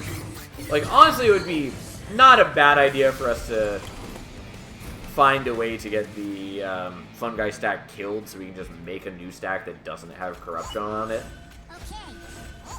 Yeah, like, it's working out here. Great. Wonderful. Absolutely love it. Anyways. Other than that, we're pretty solid. Like, we just want to keep making more fungi, because it is making Bulette stronger and stronger, like never before. And as long as enemies are dying on this floor, they're also making more fungi from the Infectory, which again plays into our general game plan. We're getting that sweet, beautiful synergy.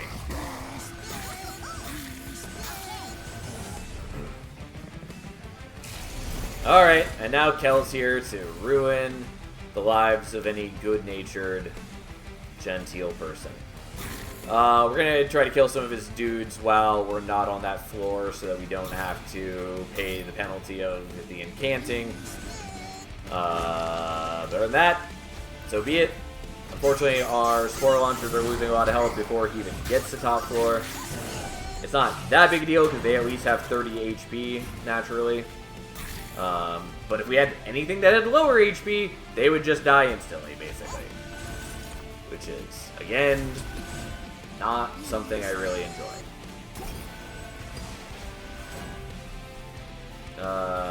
And then you don't have debuff stack, so it doesn't matter. Okay.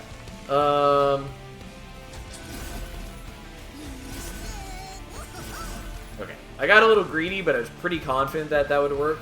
And I did want to get the extra rally drops for the permanent scaling, so here we are. And thus, Kel is dead where he belongs. Okay, so, Fertile Grounds. Consume, spawn one more for each card in your consume pile. We probably want that. Inhale, 10 damage. On Slay, spawn 2. Or, Shiri Death Cap, summon, apply Decay 7 to enemy units. If we had more capacity, I would use that, but at the moment, it's just not worth us trying to work around. We're definitely going to take Fertile Ground. It's not, like, great for us yet, but it'll get there. Cover of Night is a good card and maybe worthwhile here. So, consume, face a new moon, apply +5 attack and stealth 1 to friendly units. That is vaguely pertinent against Seraph of Dominion. I think I'll be fine without it. But I probably should have taken it anyways. Do I care about Merchant of Arms? Maybe. Do I care about Merchant of Magic? Yes, I do, actually. Should have looked at the shop first. Oh, well. We're not taking Capricious Reflection. The worst artifact of all time.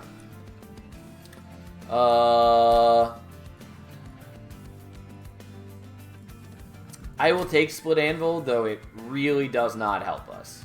I legitimately should just be taking the skip, because we only have one card that costs 2. And everything else is the same cost, basically, as each other. Remove Consume. And hold over. Works for me.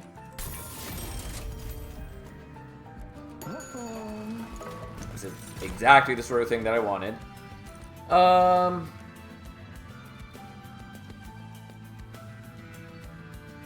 mean, I kind of want Zone of Silence. I don't think we care right now. I definitely don't care about Glass Cannon, and Fight Club is fine, but not what we want right now. I think we're just staying as is.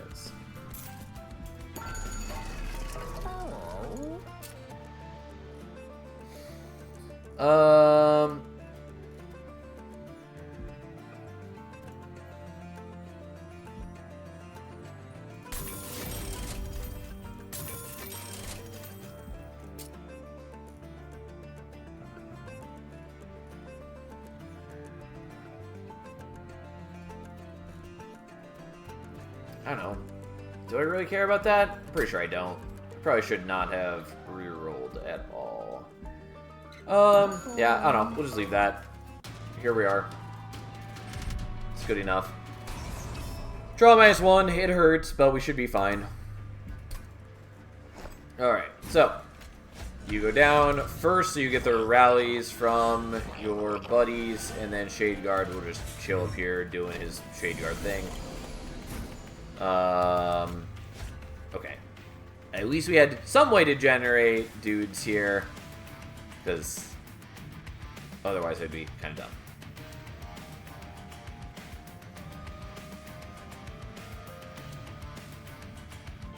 Gotcha.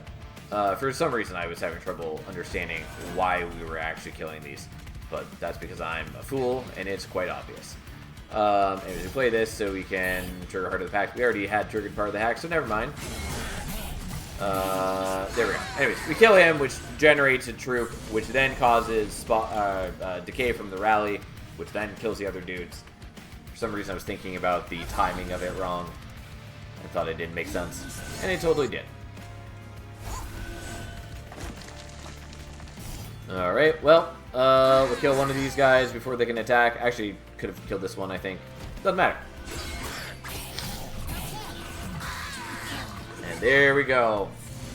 I really like Spore Launcher. It's a good unit.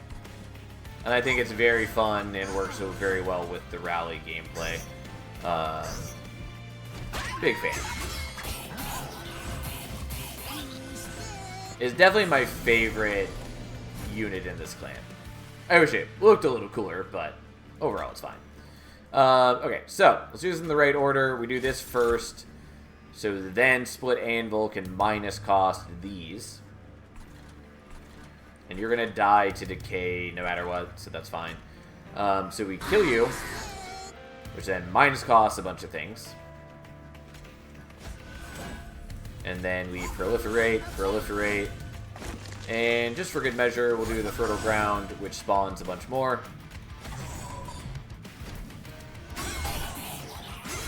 It's not that impressive yet, because I could have waited until, you know, later, since I am now making consume cards every turn using the box. This is part of why the box is so good, by the way. Because you can do things like this where you just print consume cards on demand. Turns out, it's real good. Okay. Could have used that last turn-ish. Not really, but here we are. Anyways, we very easily get our revenge on Undying One.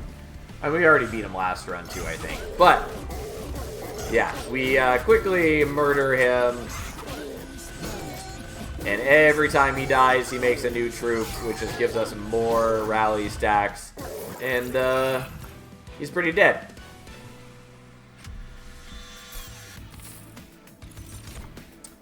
Pox. Consume 20 damage and apply Decay 10 to all units. All units, including your own units. I am not going to take that. It's not like a bad card. I mean, it's a little weird and situational, but like it is a fairly hefty amount of damage to enemies. Because at base, it's 50 damage because it's 20 immediately, and then 30 at the end of the turn, and then, you know, the decay still stays on them for later turns as well. It's just, you don't want to use it on your own floor, so. Grow Room is fine, but I want Infectory a lot more. Fertile Ground will take another one, I guess.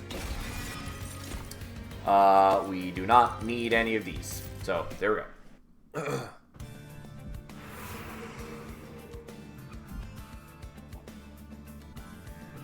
I do not need Merchant of Steel. I mean, the money's nice, and there's good event things, but we're gonna go here. I don't need the healing. Again, I have skipped playing the Vengeful Shards on many turns that they've shown up, and it mostly doesn't matter. I'm still basically at full health, and I'm about to go to full health.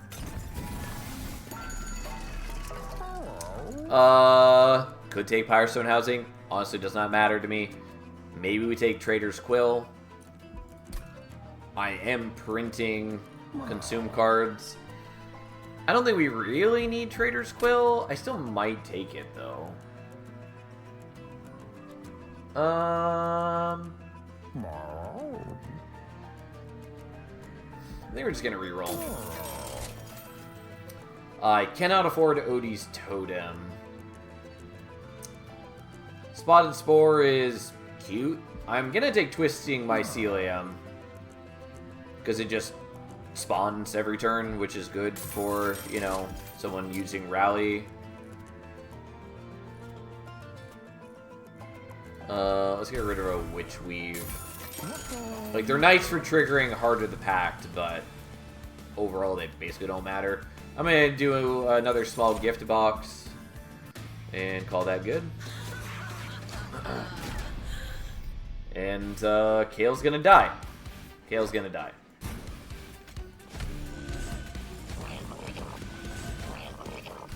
Alright, and whatever floor we summon the Shade Guard on is where Kale starts, so... How exciting.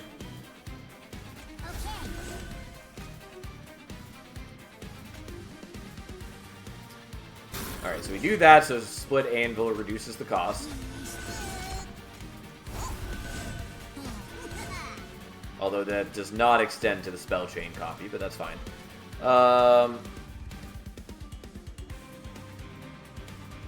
So this would only spawn 2 right now. Kale's a bitch. I mean, Kale's very difficult if you aren't killing things on the bottom floor. And that only gets worse as you go higher in Covenant. Because, like, it gets out of control real fucking fast. Anyways, let's get some decay on them. And then let's amplify that decay a whole lot more.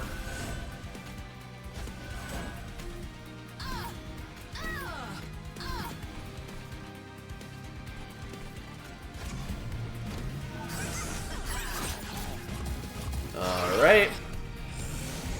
I've killed Kale in the demo with only 3rd, but Kale is a bitch regardless, especially if newer to the game. Yeah, I mean, like, you can kill Kale on top floor. I'm not saying you can, but yeah, it's very easy for things to go poorly. Alright, whatever. We'll just take the Vengeful Shard damage. Who cares? This comp really screams Grandpa Nurgle. Yeah. I mean, that is a way to look at it. I'm no fan of Nurgle, but I get it. Alright.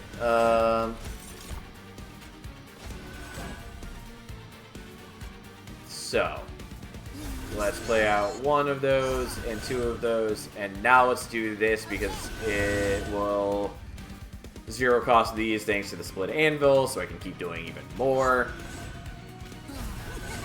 Unfortunately, Kale's not on this floor this turn, but we can at least do 150 damage with that, which is something.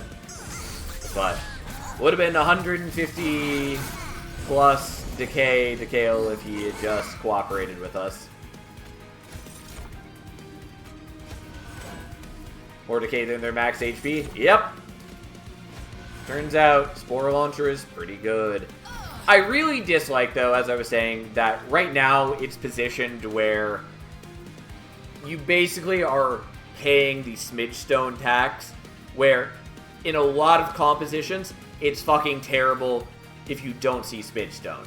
And I think it's really lame for a unit to basically have a required upgrade to be usable. I think that's pretty lame. But that's where it's currently positioned.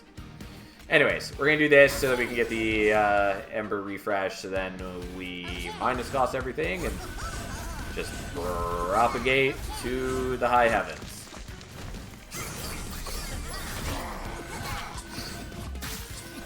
Poor Bullet never actually gets to attack a boss or anything, but that's fine. He's getting swole regardless.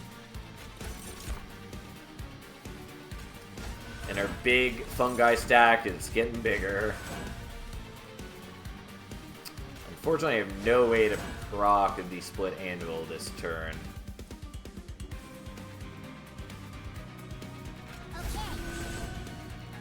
Well, doing the glow up is just the same as doing the proliferate, but slightly worse, so we'll do the proliferate.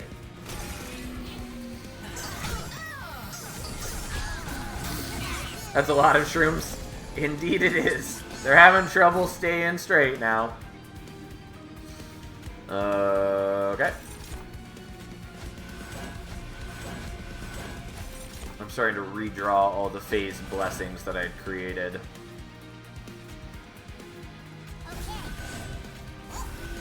Again, unfortunately, Kale isn't on this floor. We generate a whole lot of shrooms there. Cause yeah, it was 20-ish when I played it. Alright, look at us go. Murdering our way to victory. Yeah, Kale is real dead.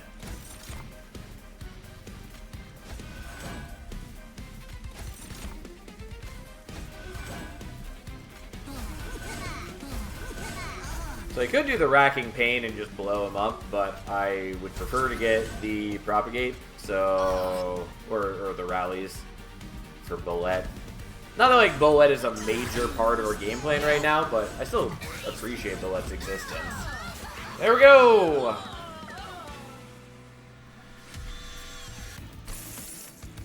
Alright, Fungi in a suit. Spawn 3, apply armor to fungi equal to 4 times troop. It's pretty cute. We really don't need it, though. But it is a good card. I'm just gonna skip it, though. As much as it would be kind of nice.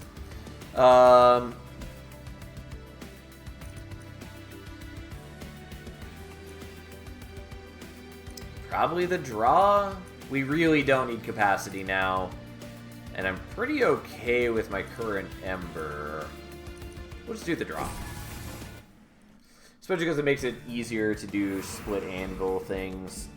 Merchant of Arms, I'm sure there are nice things, and I would love the removals. Nonetheless, we're going here in the hopes of hitting something that I didn't get.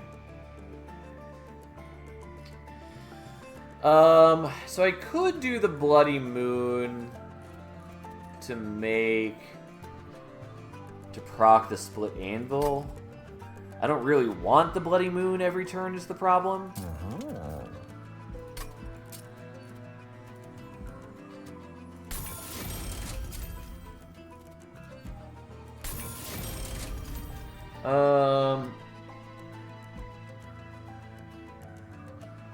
Also, if I reroll, there's a chance I can't afford the upgrade that I want. Still at IC? Yes, indeed I am. I will be going for a while longer still. I'm planning to go for several more hours. Because that, I mean, it's a long day, but this is what I had planned for the day. It's just hang out and play Monster Train. But yeah, here we are. I do need to eat at some point, though. I'm definitely hungry, so I will have to make a snack at some point. I do maybe want to do this. I don't know. I don't really want to play the Bloody Moon every turn, but it is useful for me. So, we'll do it. Just because. So be it. Moonlit Glaive does not matter. Equalizing Rings does not matter. Fight Club does not matter. How you doing, by the way, Edwin? Alright, Hiveminder 3. Now he gets +2/+2 permanently with every rally. Also, we still have not seen his third path. We saw Executioner as the second path each time. So, hold on one second. Who was texting me and why?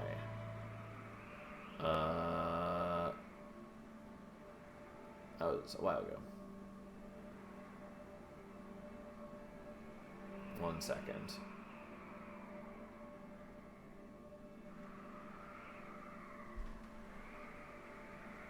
Okay.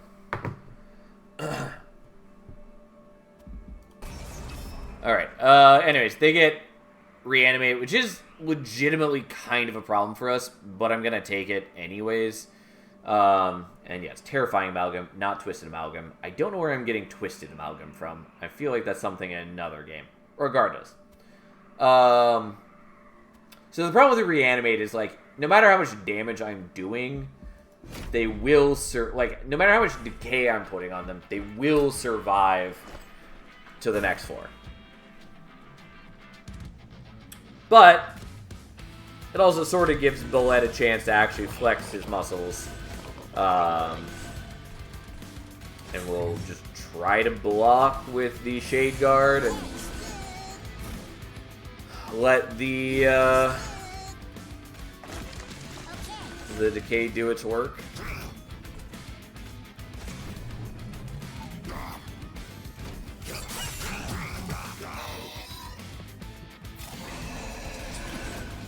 Mostly we're trying to protect ourselves from the terrifying amalgams, since they will do damage directly to the pyre if left alone. Anyways, let us minus cost some things. Thanks to the joy of Split Anvil. Whatever, will kill you so you can't hurt our Spore Launchers. It's not that big a deal because we do have ways to heal the Spore Launchers. I'm going to hold on to the Fertile Ground because it's pretty underwhelming right now, and it will be quite whelming later. Okay, well.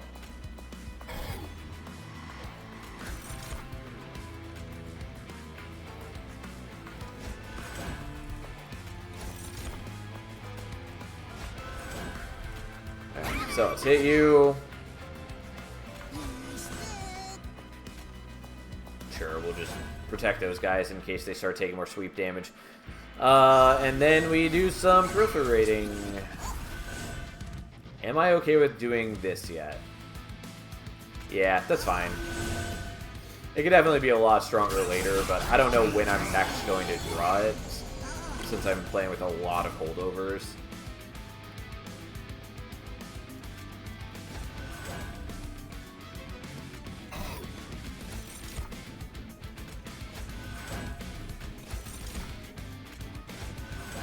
Okay, well, let's kill one of the sweep dudes. Do that, and then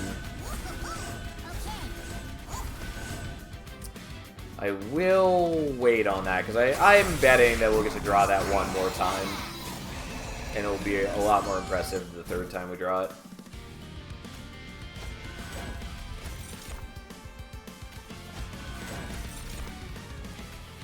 Yeah, so look at all of that delicious stats that Bullet is building.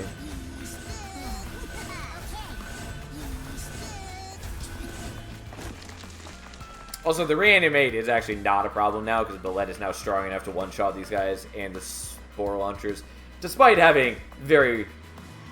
I mean, like, it's an okay level of attack. They actually is a lot more attack than I think they should have. But, anyways, the point is, they're able to finish them off.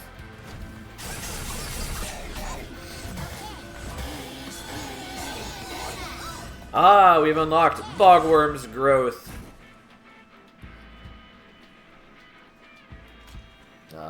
Let's just heal these guys up. Which, honestly, I kind of spaced out that that was an option.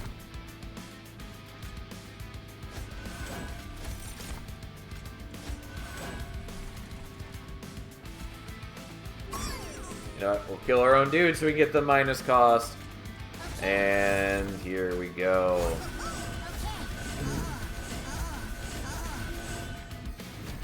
Alright, now, moment of truth. Please draw the card I want. Fuck. We didn't. Ah! Well, I tried. That's underwhelming. Yeah, I really wanted the Fertile Ground again, because now it would be Spawn 18, which is about to be a lot more than Spawn 18. But whatever, fine. It's my own fault for not counting cards. I could have mapped it out, I'm sure. Or at least I could have come close. Also, I definitely played this in the wrong order. Doesn't matter. We still have enough Ember that we get to play it out. Anyways, it's fine. And Bullet clears 500 attack. That is all naturally his attack. Like, he doesn't have any buffs on him for that. He's just a cool dude like that. I'll take another Fertile Ground. I will skip this.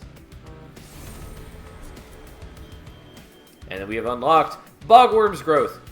Permanently add 1 capacity to a random floor after each battle. Now, I do wish this one was a little more deterministic. Also, this will matter once we actually play with this Pyreheart, but I wish that it had some sort of way to tell in the UI which floor was affected, like when you're outside a battle. Because there's no way for you to check. Because normally, looking at this UI, it tells you how much capacity your floors have. But with Bogworm's Growth, your floors don't all have the same capacity, and there's no way to tell which one is which. So you just have to make sure you're paying attention at the end of the battle and remember it. And that's a little annoying. But it is a cool pyre. Like I said, I do wish it were more deterministic. Like, my pitch for it is for it to be that it can't hit the same floor until they're equal. So if it hits top floor first, then it can't hit top floor again until it has hit both mid floor and bottom floor. And then once they're all equal, then it can hit any one of them again. So that it still is random, but it is keeping somewhat even so you can vaguely play around it. Rather than sometimes you just get it always hitting the same floor. Which is, like, fine, but it's a little annoying. We'll just go here, I guess. Mage Blade does not matter to us. Crown of the Eternal is kind of cute. I don't think we really need it, but healing Bullet every turn is a lot of health.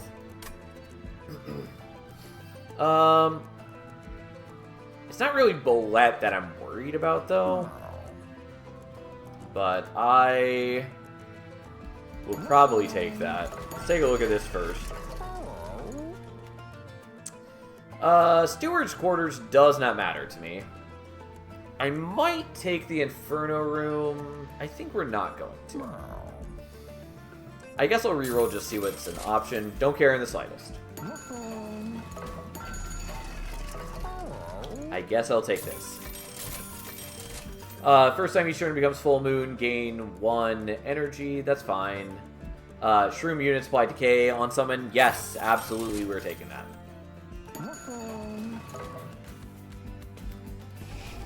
And then I don't care about you, and I don't care about you. I don't really care about Racking Pain either, but I have it. I guess I'll copy this. That's fine. I don't know. Realistically, does not matter a ton to me. And we'll get rid of a Witch Weave. I don't even need them for Heart of the Pact, since with my boxes, I do have a Phase Blessing in there, which does count for a Luna card.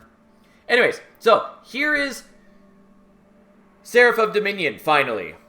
Like I said, while I'm not a huge fan of the Dominion blessed enemies overall, I think a lot of them are just kind of ugly. I do really like the design on this one. I especially like the posing on it. I think it just looks really cool. It's definitely my favorite of the Seraph designs. I like Entropy Seraph a lot too, but I think it's a lot less interesting of like a pose and yeah. Anyways, so his whole deal. On his turn, as in, it is an action. So, at every time he would attack, basically, he applies corruption to your unit. So, all units on that floor. I don't love that. Because, again, it's unavoidable backline damage. Like, it does not play with a lot of the defensive, like, strategies in the game. Like, Stealth does nothing against it. Valor does very little against it because Valor is only armoring up the front unit. Healing doesn't matter a whole lot against it because you can heal your dudes, but he's just increasing corruption until it eventually is going to one-shot your dudes unless they have, like, a pretty hefty chunk of HP. Etc., etc., etc. Like, it's frustrating. I just wish that this game had less things that made, like, support units kind of unviable. Like, you can use support units, but I think there are too many things that are needlessly restrictive to utilizing them. Anyways, his main other ability is that on strike, he will double the corruption on the attacked unit. So he will be putting corruption on all units every turn, basically, and then every time he attacks, he will double the corruption of whatever he hits. And so if you just try to do like a casual, like traditional tank against him, you will quickly find that tank getting exploded even when they have like hundreds of armor. So that's his main whole threat. And then his waves have tons of reanimate, and they have Scourge units. I will say, I think there's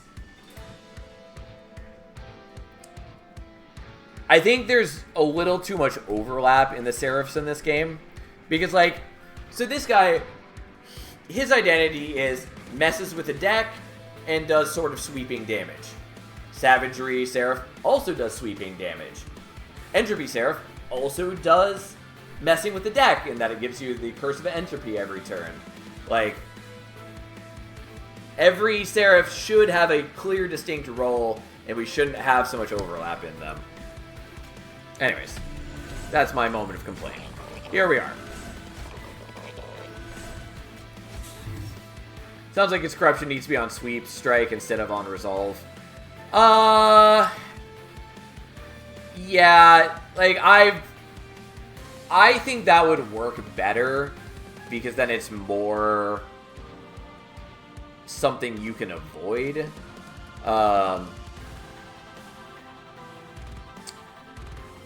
don't know how much details I am allowed to go into with a testing period now that the game is out. But, like, it used to be different from action, and I do think action is at least healthier for the game. But I don't love its existence overall, is the main point. Okay. Let's try to avoid getting a bunch of corruption on Valette. It's not the end of the world. I'm going to avoid the Fertile Ground for now. But hey.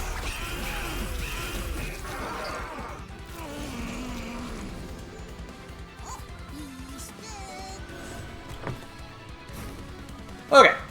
Well, we drew into the things we wanted pretty simply, so that's nice. Alright, so let's start piling armor onto the backliners, because he's just going to be giving them corruption, and I would like to mitigate that problem right now. Alright, we Bloody Moon.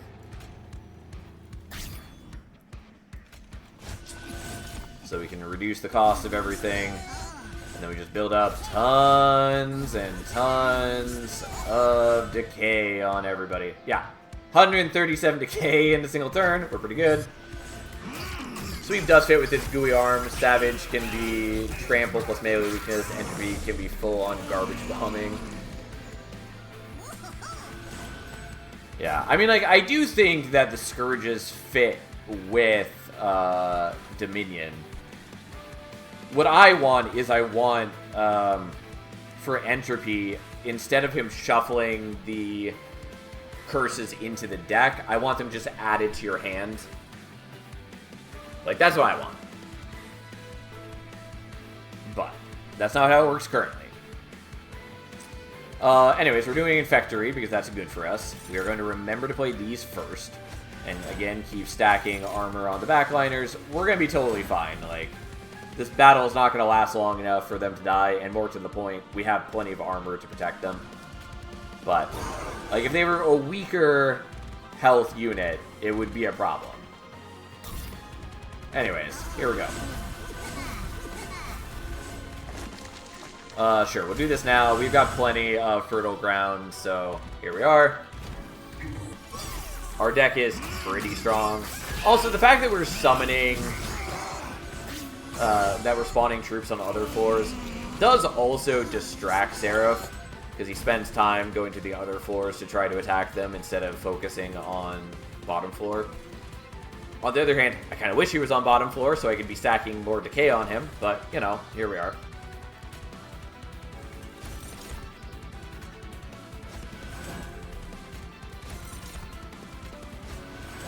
Alright.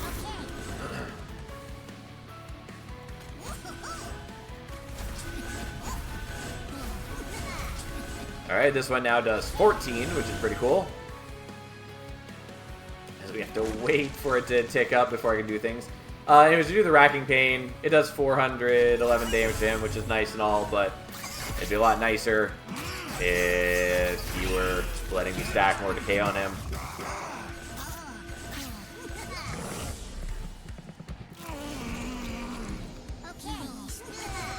Again, this is the problem with having to fight reanimate units, is they just kind of survive. Luckily, we're in a position where we're guaranteed to kill them. But if we were not setting up on bottom floor, then these guys are dramatically worse for us to deal with. Because even if they survive to the pyre with just one stack of reanimate, that's 16 damage per dude guaranteed. And like, that's pretty bad.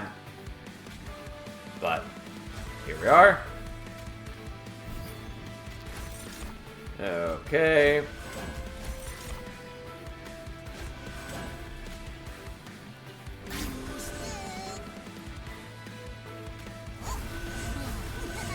Yes, look at all that beautiful rallying. Alright, this now spawns 19. And there we go. We had to wait for it to get ready. And now that one spawns 20. Bullet is up to a casual 759 attack. And we generated 424 decay in this turn. It's actually going to be more once we actually kill them, because they'll spawn troops when they die from the infectory, and then they'll feed back into rallying even more.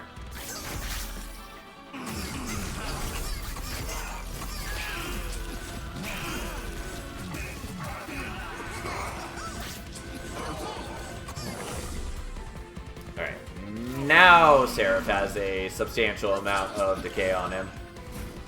And in fact, is actually dead.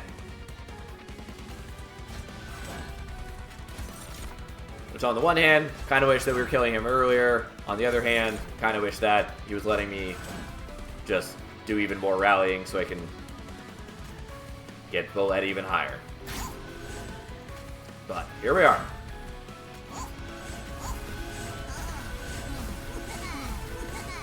Alright, so 24 this time.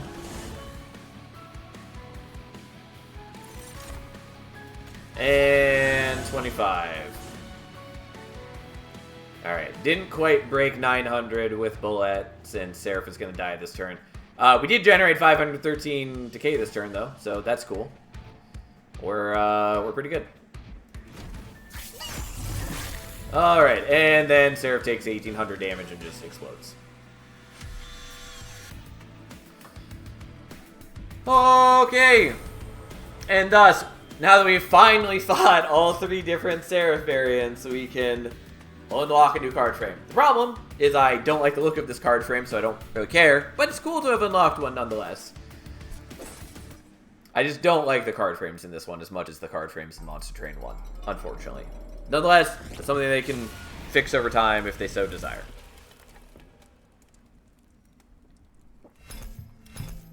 Anyways, it was not a short run because it took a long time for us to play our turns. But here we go. That is a small look at why I think Under Legion is super cool. Sal has no taste. What?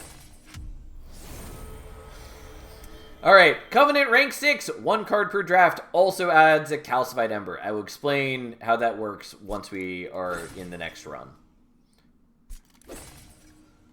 Oh boy.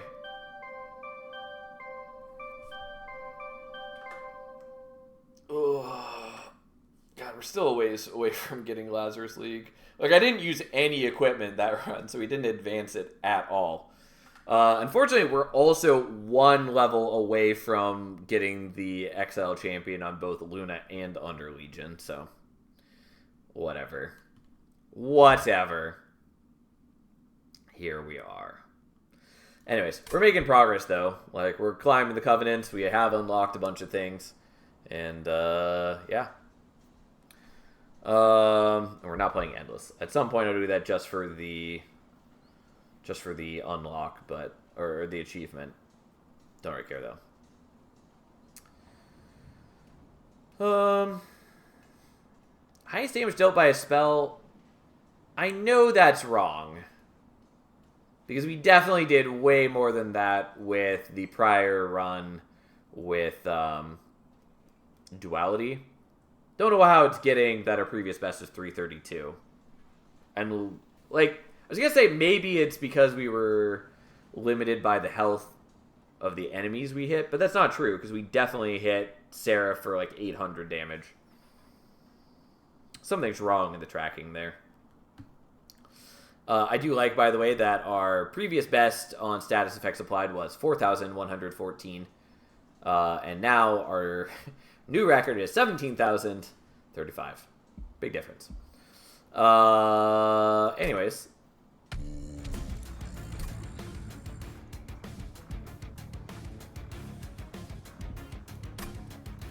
Just real quick, back to the outpost. Another war cancel.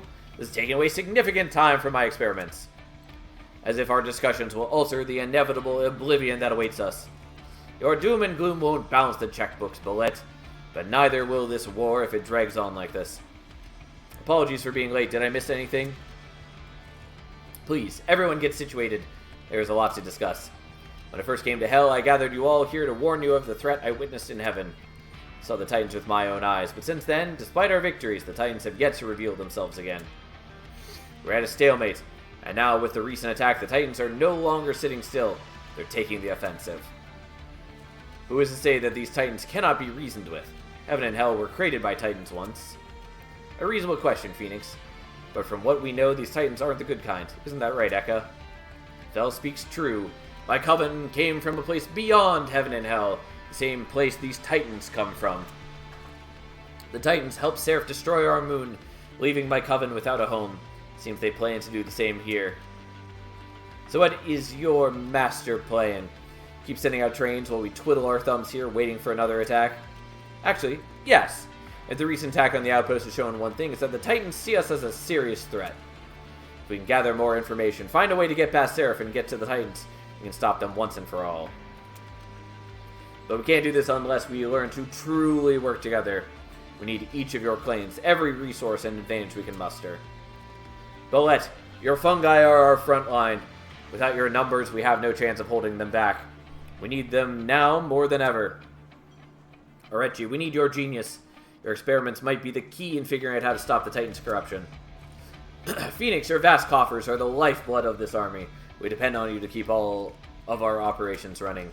And Eka, your coven's knowledge of the Titans is our most valuable weapon. Without it, we're in the dark. I know this war hasn't been easy, but if we don't stand together, everything you and I care about will be destroyed. So please stand and fight with me.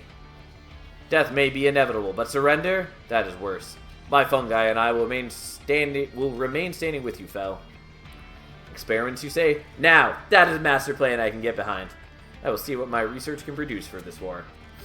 Heaven will have some serious financial obligations once this all blows over. Perhaps this will be a fine investment. My coven's knowledge and strength are yours to utilize. The Titans took our home, but we will not let them take this one. Thank you. All of you. We will move forward together. Let's win this war once and for all.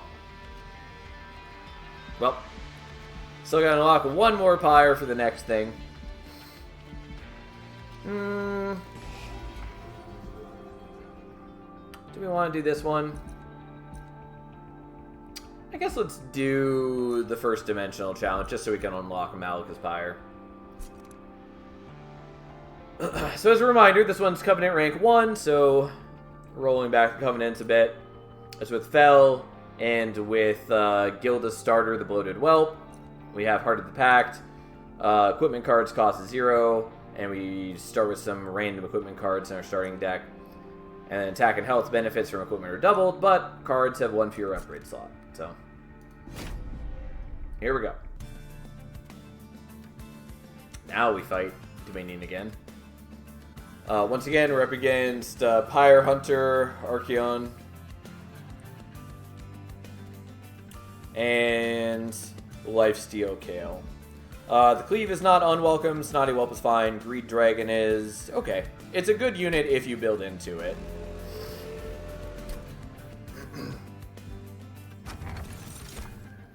Burning Feather. When a friendly unit dies, angels on the floor gain Rage 7.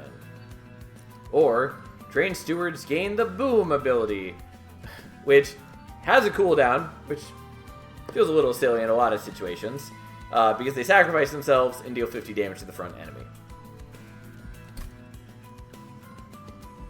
And we start with 2 Cursed Dragon Staves and Overgrowth Carapace. Interesting. Those are not bad equipment. I was going to say that we have no use for Burning Feather, but on the other hand, we do actually start with the Bloated Whelp, so they kill themselves naturally, so we could use those to just build up a rage on a floor. Don't hate it. I'm not sure I care about it, but I don't hate it. I also sort of just want to do Steward Explosions. Part of the problem is, like, again, Fel, despite very clearly being an angel, not an angel, because she's a champion. So we'd have to be getting actual, like, banished units to utilize that. And I don't know that we'll have enough capacity on the floor to use it. Burning Feather in general is just kind of a weird artifact that I don't find myself having a use for. Does Rage expire? Yeah, it's just like Rage was in Monster Train 1. 2 attack per stack, decreases by 1 every turn. Exactly the same. I might just take the Unstable Pyre Sparks. Not really sure what I'm going to do with the Cursed Dragon Staff. The best thing for it would be is if we get, like, Magma Cultist. Might just aim for that. I don't know, fuck it. We'll take Unstable Pyre Sparks. Done. So, there's Unchained and there's Savior. We haven't played a Savior yet. I don't think we're going to do Unchained here. We'll just do Savior. We haven't done it yet. It's fine. Savior's ability. So she gains an active ability that makes her advance. She gains 5 Valor. And she gains armor equal to the amount of Valor that she has. So, it's a more defensive play. Alright, minus draw each turn. It's a bit painful, but it is what it is. Unfortunately, the Greed Dragon is not super helpful right now, but that's fine. Yeah, whatever. So be it.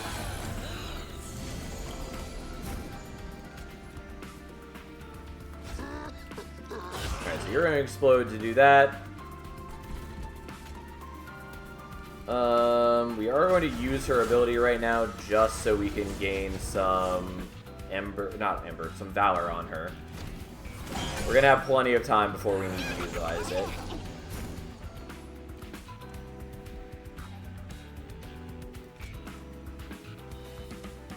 Alright, so we're going to cleave and then explode just so he's dead. And then we're going to just blow up these guys. Which does also trigger Heart of the Pact.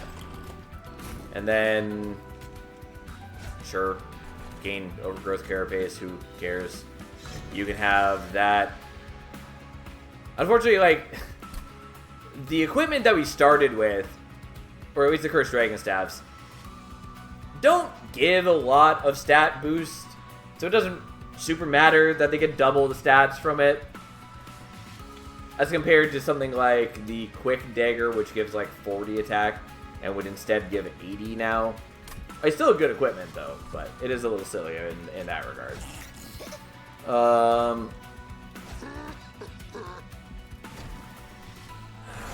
Oh, and I accidentally made it so I couldn't trigger his thing. Whoops. My bad. It's fine. Anyways, doesn't matter. We're just exploding him, and then we're playing you out, and we're exploding him too. And then we're exploding to do damage with the Pyre Gel, and more exploding, and then you can have that. Enjoy.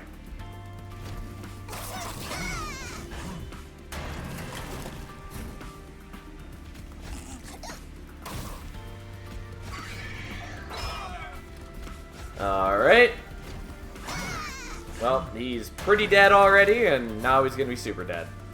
The Cursed Dragon Staff, if I glazed over it, is incant, deal 1 damage to enemy units. So, you know, it's not bad. Especially when you're applying Pyre Gel, and 1 damage is actually 21 damage.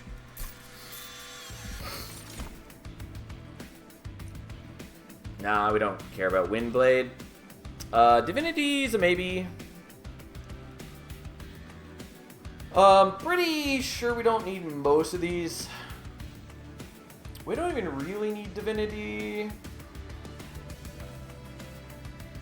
I might still take it, though.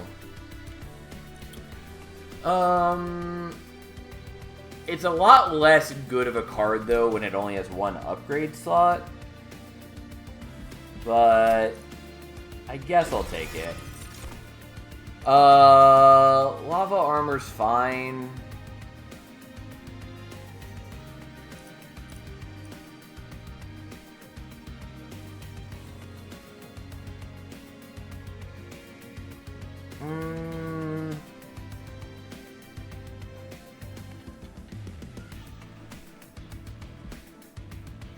Nah, I'm gonna skip it. Maybe should have taken the Pyre Cask. Oh well, here we are. Alright, we definitely want to look for Pyroborn units. Did not get what I wanted. I mean, Miser's fine. He's gonna generate us a boatload of gold, so I guess that's okay. Sure. We'll make you 2 capacity. That's okay. I could Smidge Stone the Greed Dragon. I'm not gonna worry about that. Probably need to get more water in a moment. But alas, here we are.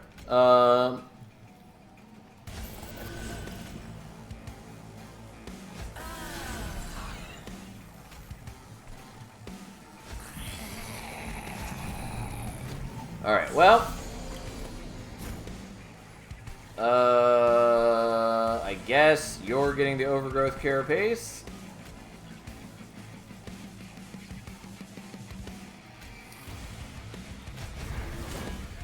And then...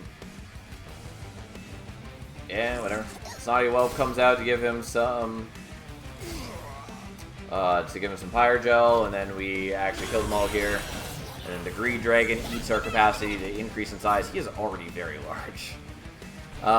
Anyway, so you'll get that, and you'll get that, and now... is that... oh, yeah, I know why that's not working. Okay. Stupid Titan skin. It's messing with my... it's messing with my incant damage.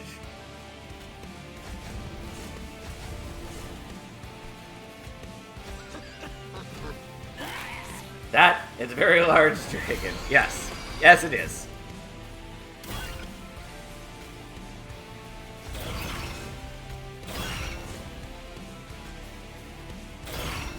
Again, unfortunately, they're...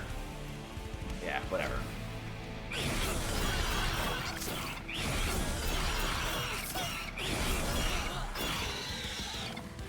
Alright, well, we murdered him without too much difficulty. Don't want Windblade. Self-sacrifice is a maybe. Challenge is fine. I'm going to skip, though. Yeah, I'll take Make It Rain. Also, Lava Flow is not bad for me. Still gonna take Make It Rain, though. Because it hits 3 times, which is very good with Pyrogel. And the gold cost isn't too big a deal. No! Stop not giving me the thing that I want.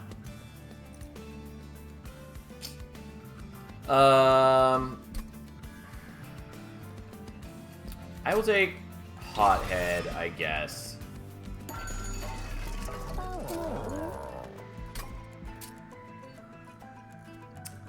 Well, you can have -1. I could put Permafrost on something to start working towards that one unlock. We're gonna -2 and consume that.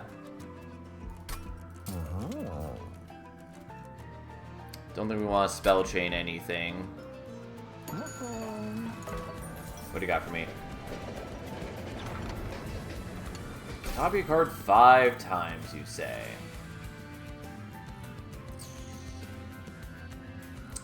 So I kind of want to do the Divinity. Also kind of just want to do the 0 cost, just cause. We're going to make a bunch of Divinities. The problem is that I do need to actually draw my equipment at the right time, but we can always make them deployable. This should not be a big deal. We're gonna have units on floors, basically. I'm not too worried about that.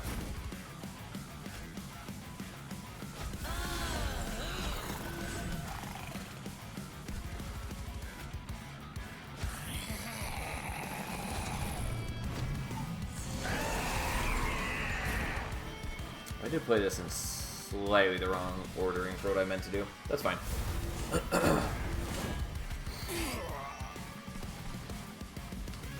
Okay.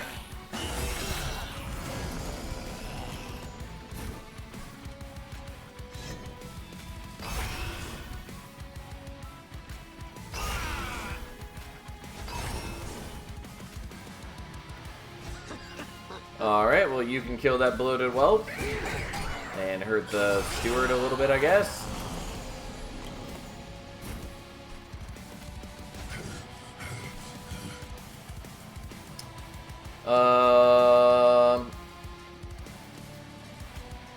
Alright, we'll play him out.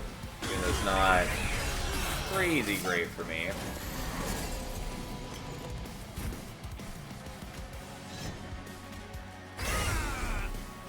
It is annoying, by the way, that the incant on this doesn't trigger Avarice, even though the wording totally reads that it should be able to.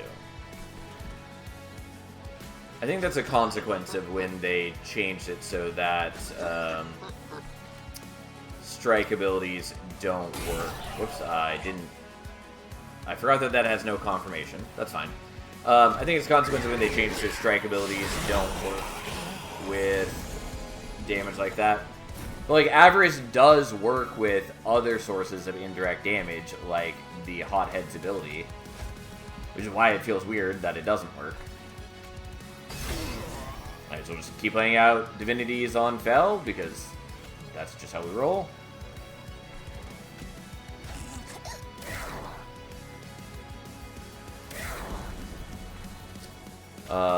Yeah, that's fine. There we go. Now our Hothead is growing, though it doesn't really matter because we're 100% going to kill Archeon right here.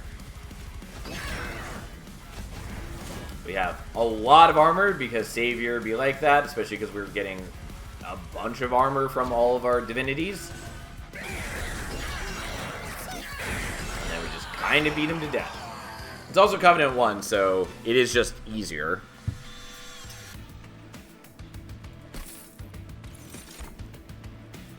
I don't think I need another Cursed Dragon Staff. Is that true? If I could hit the unit I cared about, I would be more inclined to take another one. Soldier of Fortune is nice, except I don't think it matters to me right now.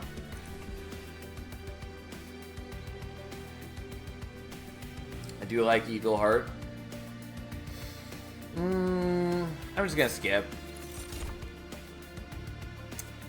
I do really like Death's Dancer. She also just has like really cool visual design. Shift apply 4 attack to friendly units. I'm not really doing a whole lot of shifting though. Obviously I could kind of pivot to that. I'm gonna skip, even though this is ill-advised, and I probably should have checked to see if there are any other... Yeah, there are no more Pyreborn banners. Okay, I made bad choices. That's fine.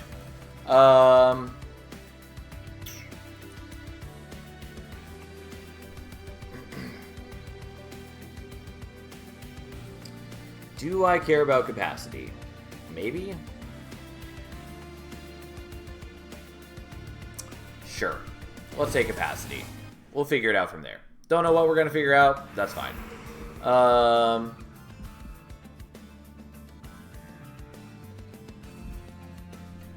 guess we're going here? I don't know. Alright, Savior 2. And so now she gains more Valor. And that's it. That's the only change. I mean, she has higher stats too, but that's the only change to her ability.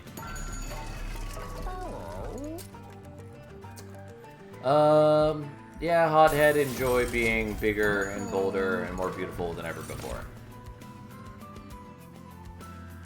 Yeah, I'll take Everlasting Light, for sure. The rest of these are good too. And I guess Swift Steel Dagger did get changed at some point and is now only 15 attack. Nonetheless, or I was completely misremembering it. Regardless, still more impressive than the 10 attack that we get from the doubled damage on Cursed Dragon Staff. Anyways, Everlasting Light. There we go.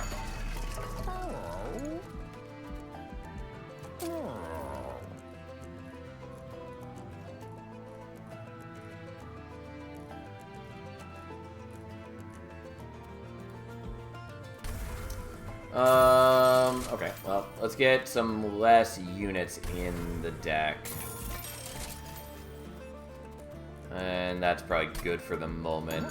I do want to thin my deck out. I mean, it's a lot less important to have, like, a greatly thinner deck in Monster Train 2. Especially because the deployment phase makes it a little deceptive.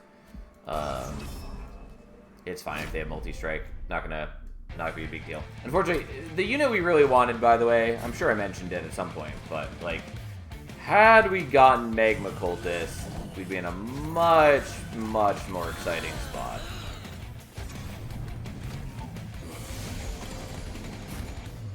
Alright, so you're gonna get the Overgrowth Carapace.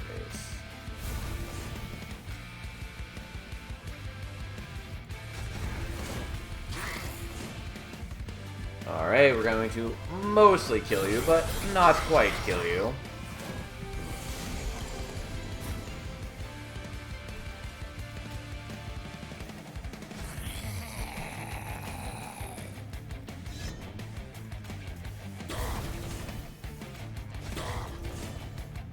Yeah, the Cursed Dragon Staff, not as exciting as one might have hoped at the moment, but that's fine.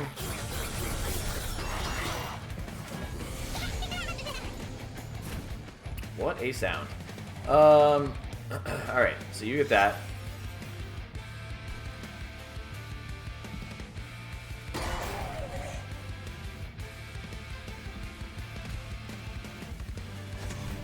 Alright, so now you guys can kill the Collector together. You're just chilling up here, getting bigger and bolder and more beautiful than ever before. You can come down and get your own Cursed Dragon Staff, and then we'll Divinity that too. And yeah.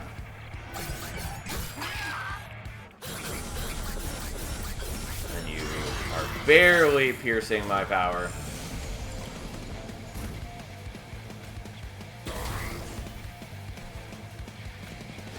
I could have killed this guy last turn if I had played a little differently. It's fine. And guess what? You now are on this team, so that you can benefit from the everlasting light. You can also be gaining valor.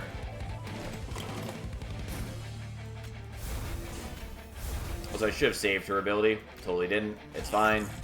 We're in pretty decent shape overall, though. Okay, so in the ordering that we're going to do, we're going to kill them first with the cleave. So then we can apply a bunch of Pyre Gel, and then do a little bit of damage with incanting. Doesn't really matter. We have the kill here pretty easily. And if they somehow survive, then we can explode. And also, this guy's chilling up here, ready to do 120 damage times 2.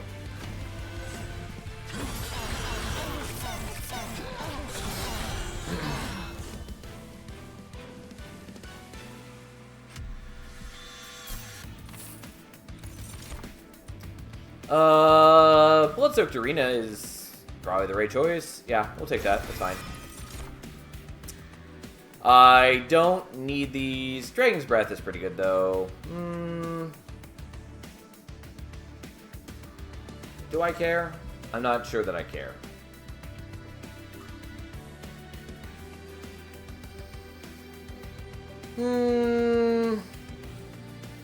It's a good card, especially when you have, like, Split Anvil. Makes for a great Split Anvil anchor.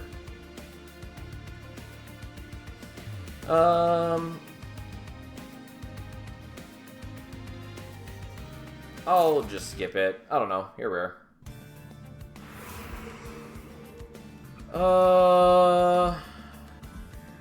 Yeah, I guess we probably do Merchant of Arms now.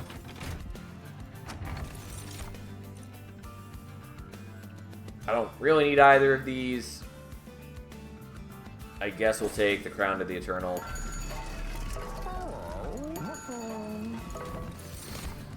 We could get Death's Dancer again. I do like it quite a bit, and I would like to use it in a run where we're actually shifting, but...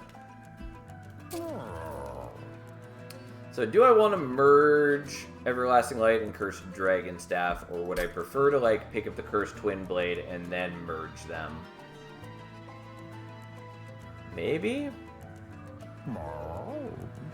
I think so.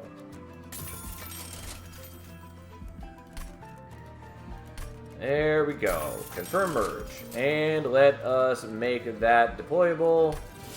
We'd also love to make other things deployable. That's what we got. I could get another Cursed Dragon Staff. I don't think that really matters to me, but it's cute. Equalizing Ring's also kind of cute. Not cute enough, mind you, but it's kind of cute. I'm gonna get rid of the Greed Dragon. Just not doing a whole lot we care about.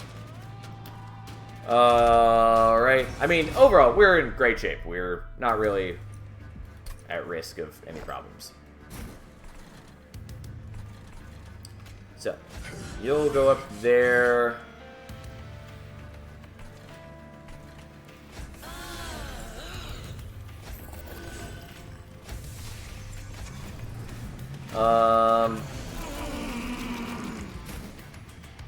Okay.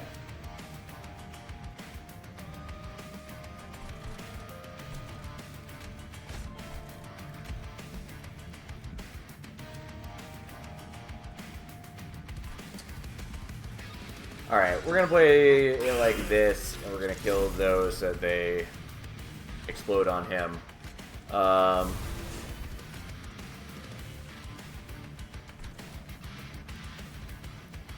And I guess I'm going to play a Snotty Whelp out there. It would be nice to play it behind Fel, but for the time being, I want to try to minimize the chances that I am going to be taking Pyre damage. Again, not a big deal if I do take Pyre damage.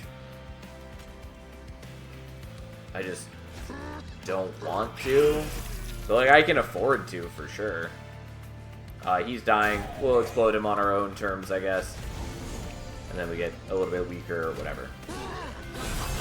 I really should be playing at another unit here so I can be benefiting better from Fel's stuff on strike. Alright,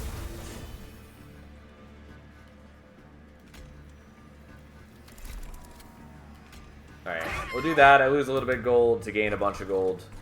That's okay. Then he gets beaten to death. It's fine. Oh, again, since I think I never mentioned it, these guys, they apply Corruption 3 on strike.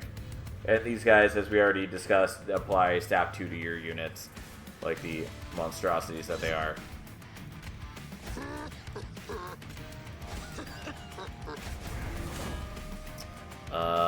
Should not have done her ability yet, but that's okay. Also, should have waited. There's a lot of things I should have done differently.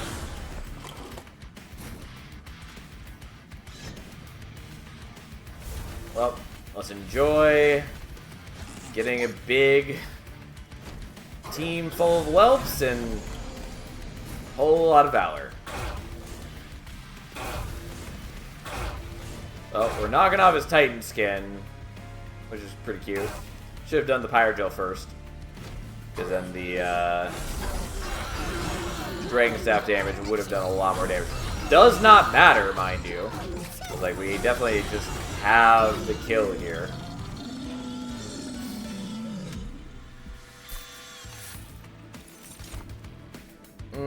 I could take another Everlasting Light.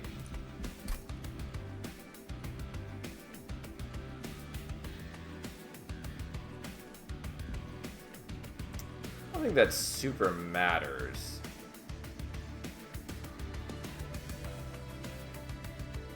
There's a Merchant of Arms here that I could go to.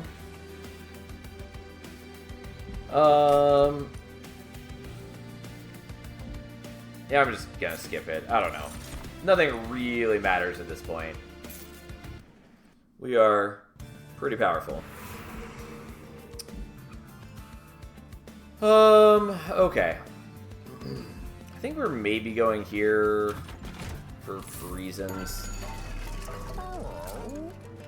Well, if I could do this on the Divinity, I would, but I can't, so who cares?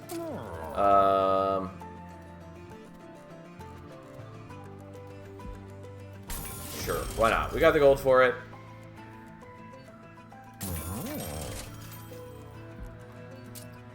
Well, can't remove consume. Can minus cost this.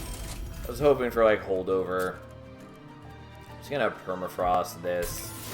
Just because we can. And then I'm going to merge it, or dupe that, I guess. Doesn't really matter, but here we are. It's not a particularly difficult challenge. Okay, you can go there, you get to go there, you get to go there, and then you each get your own little equipment, and then you exist there.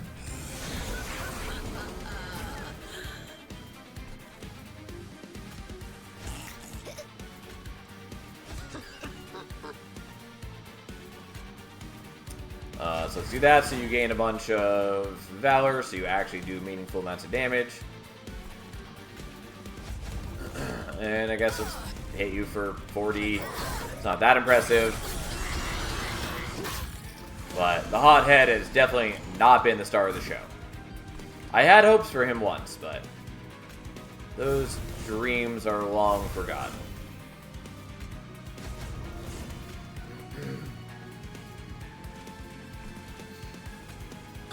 Sure, whatever. Take a little bit of damage, my dude. Who cares?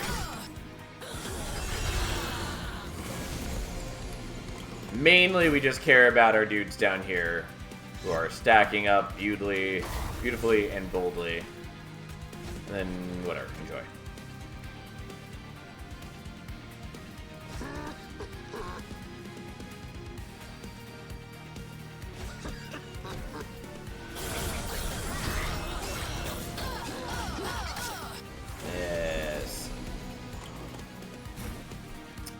Let's play this down here. Also, now that he's multi-strike, the Miser is getting us a bit more gold, which is something. Enjoy your Pyrogel. Although I probably should have played out the Divinity down here instead. Not that it really matters. Meant to use the ability. Fine. Doesn't really impact us.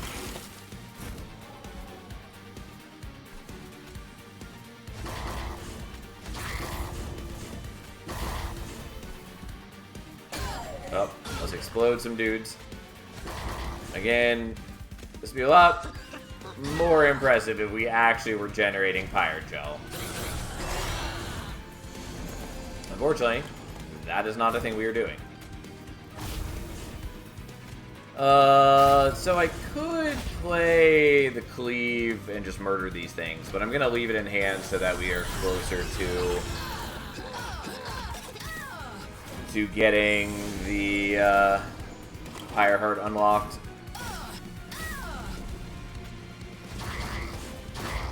Even if it's only a couple turns, like there's no way we're hitting the 40 turns required to unlock it. Not with the way that we're currently doing it, but hey.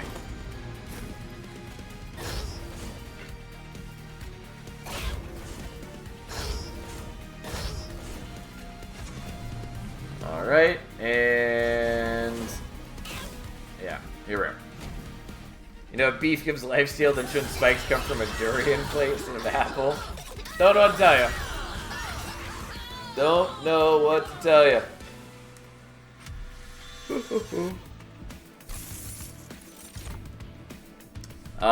Would love to be doing enough Pirate Gel for Death Row to matter. We're not. Sanctuary. We are up against Dominion. We'll be fine though, because we're about to hit Savior 3. I'll take Eagle Heart now. And I'll take Draw. I don't know. Maybe should have taken Ember, but this is fine. I had some sort of plan. I guess that plan is this. Those do not matter. Not with our current needs.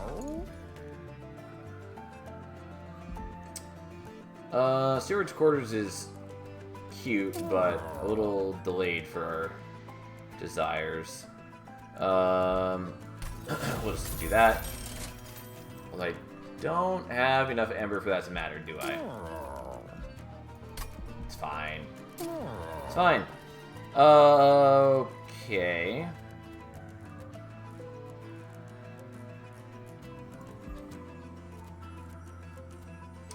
So I have what? 4 deployment Ember. So 1, 2, 3, 4. Yeah, you know what? Let's get rid of the Stewards. They've outlived their usefulness.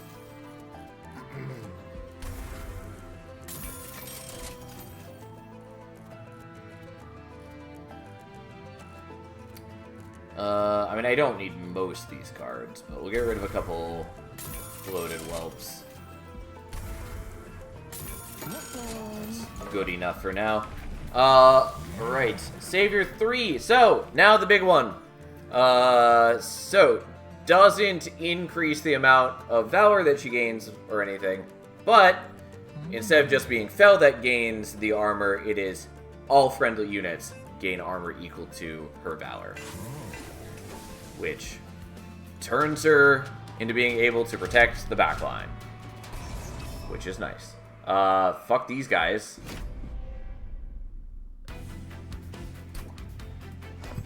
Truly the worst creature ever created.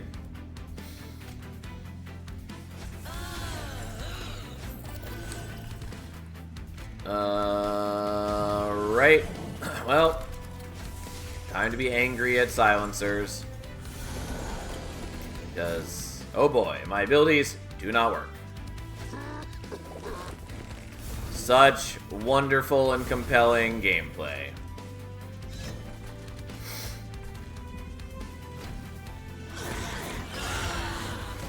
I always get the armor at the end of the turn. That's something. Annoying, though. Okay. Get your Cursed Dragon Staff. And we'll just cleave through those guys. I would do the Eagle Heart, except that I don't need to. And the other things I did were just fine on their own.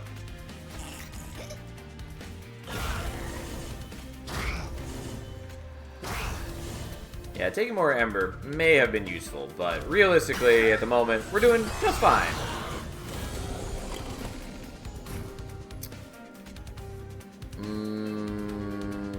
to hate you.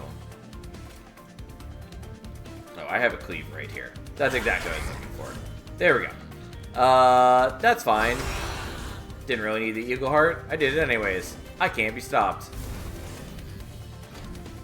I was trying to avoid using this cleave so we could at least hold Permafrost things in hand a bit longer. Since I am pretty sure that still works even on challenge runs. Well, dimensional challenges, I should say.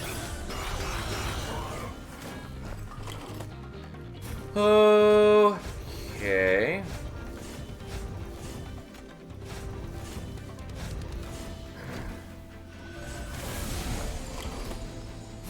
Well, these poor guys are no match for Cursed Dragonstaff with their 1 HP that is not at all protected against indirect damage. Look at this guy. So big, so beautiful, so bold.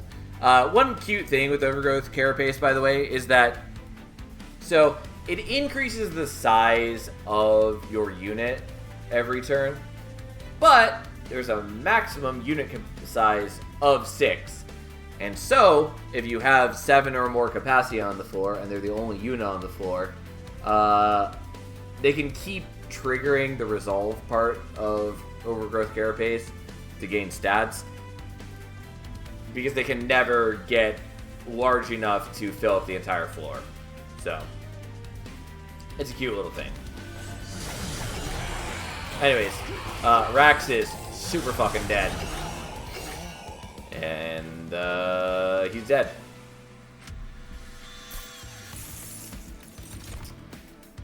Spike the Banish is okay. I don't want Demonize, and I do like Benediction. I don't think we need Benediction. We do not need another Cursed Dragonstaff. I'm not going to take the others.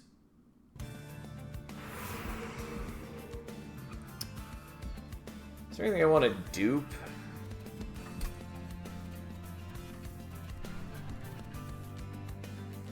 Maybe the Eagle Heart.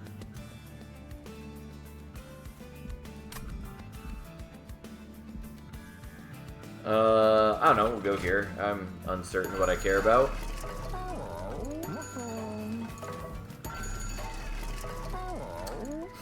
Spanning Horde Max does not matter. When you equip an Angel, not helpful. Guild Marker, reduce cost, sure, fine. Equipped units gain armor, sure. Apply Pyrogyl 5 to enemy units when a whelp dies, fine, doesn't really matter. We're not killing our whelps for the most part.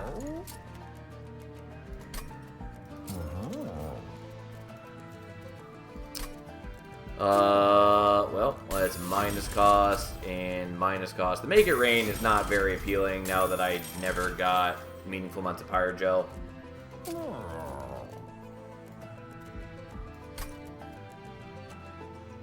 Yeah, and I don't have enough Ember to play this out twice, sadly.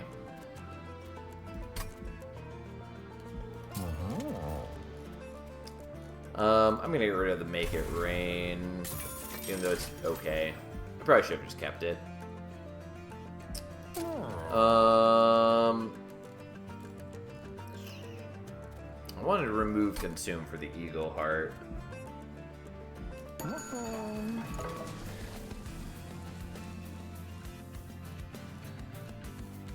Whatever, fine. Eagle Heart, we'll make a second one. It's whatever, who cares? I can buy more things. It does not matter. Alright, let us beat Dominion to death.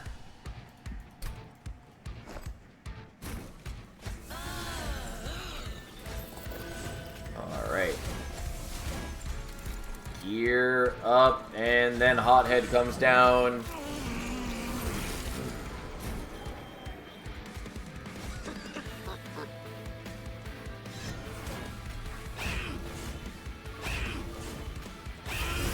Alright, they'll start getting corruption, which is a concern, but not a problem. Also, forgot to use visibility, top floor, whatever. I think that is unlikely to matter.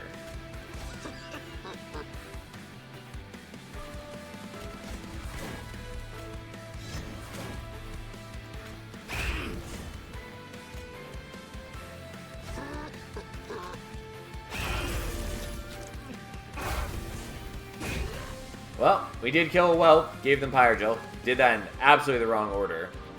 Could have rewound the turn. That's fine.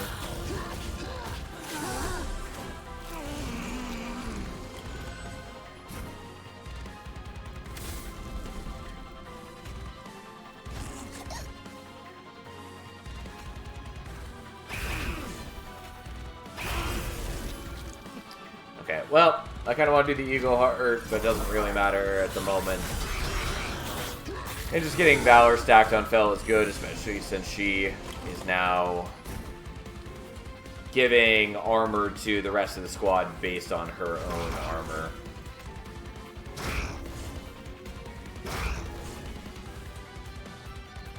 Should have done that first.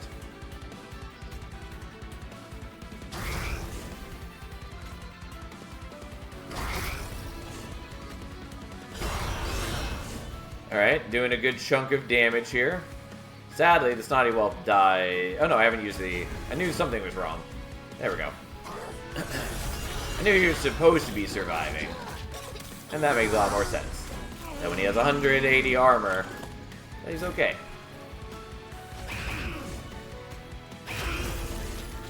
We are getting a hefty amount of corruption on Fel. Like, she will die soon, but...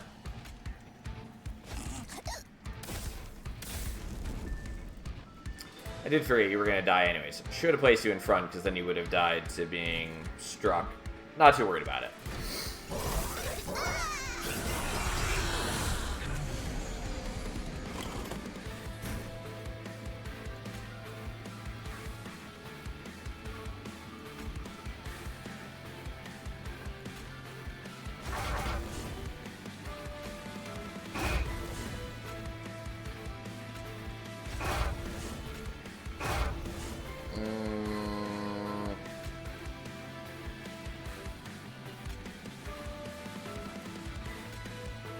Also do the cleave and stop worrying about the permafrost.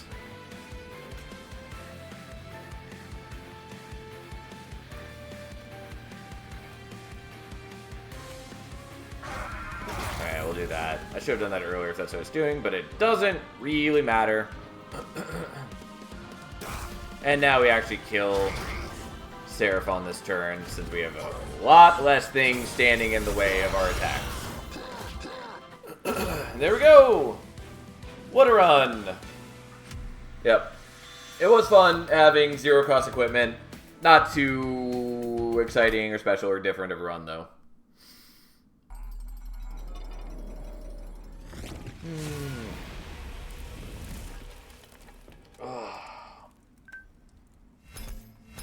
Alright, we have unlocked Malka's Shifting Pyre. Tome of the Lost Path. Honestly, did not remember this is what the tome is called. I just, in my mind, have always thought of this as either the Banished Tome or the Flight Tome, because it gives flight to a random or to a friendly unit. Karmic Sensor shift triggers an additional time, which is pretty cool. And everyone's favorite death metal hymnist.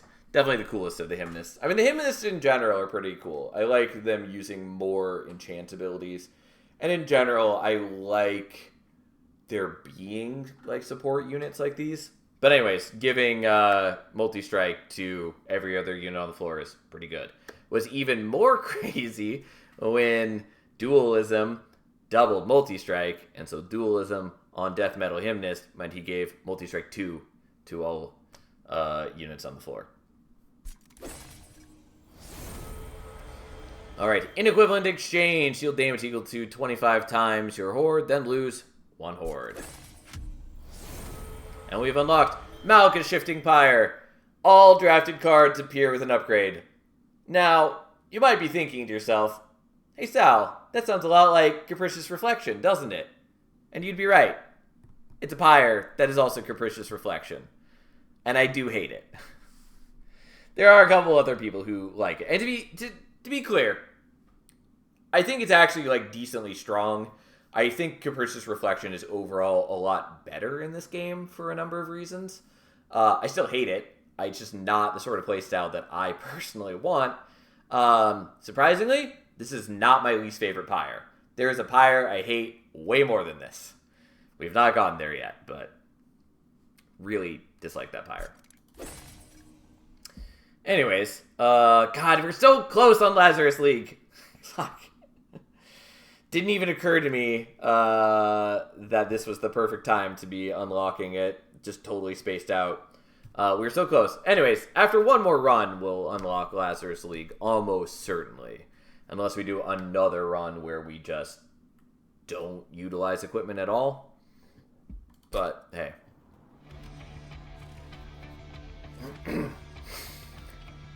My besties finally found their way back. I was about to get bored. Now the real fun begins. Del, the perimeter alarm went off again. Seems like it's another attack. We're ready for them this time. Everyone, get to your positions. Defend the pyre. Wait, look at what's coming. Is that the Bone Shaker? It is the Bone Shaker.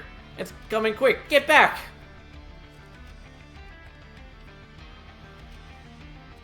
That old train still got it in her. Well, well. If this isn't a nice little reunion, didn't think I'd be seeing you again, Herzl. Hornbreaker? How? I thought you were dead.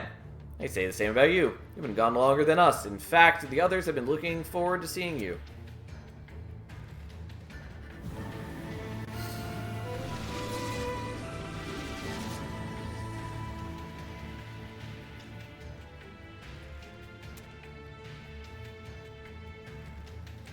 It is good to see you again, Herzl. It is nice to feel the warmth of the pyre once more.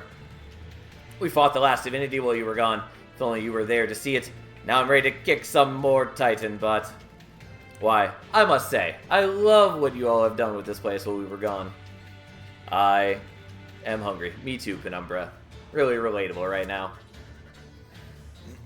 Come no closer, Angel. I understand your distrust, but I'm not your enemy. I'm on your side now. Herzl, this is true. It is true. Her efforts that brought the rest of Hell together against the Titans. Without her, Hell would have been destroyed. Very well. Fallen Angel it is then. Your horns suit you well. How did you make it back? I saw it with my own eyes. The Titans destroyed the Bone Shaker and you all along with it. We were not destroyed, but sent into a vast void. We drifted there endlessly until we heard the pyre call to us. It led us back here. Apologies for the hot entrance. We caused quite a commotion when we landed back in heaven. The pyre has many mysteries. Perhaps it was able to reach you past the Titan's influence. It called to you, and it reached past the Titans.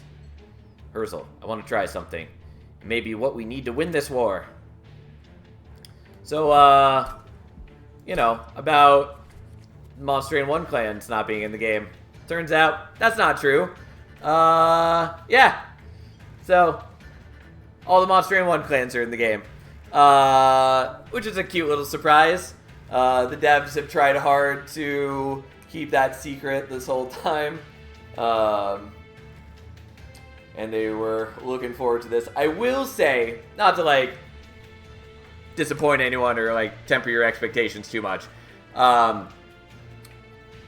They are basically unchanged from Monster Train 1. They don't have any new cards or any, different champion upgrade paths, unfortunately.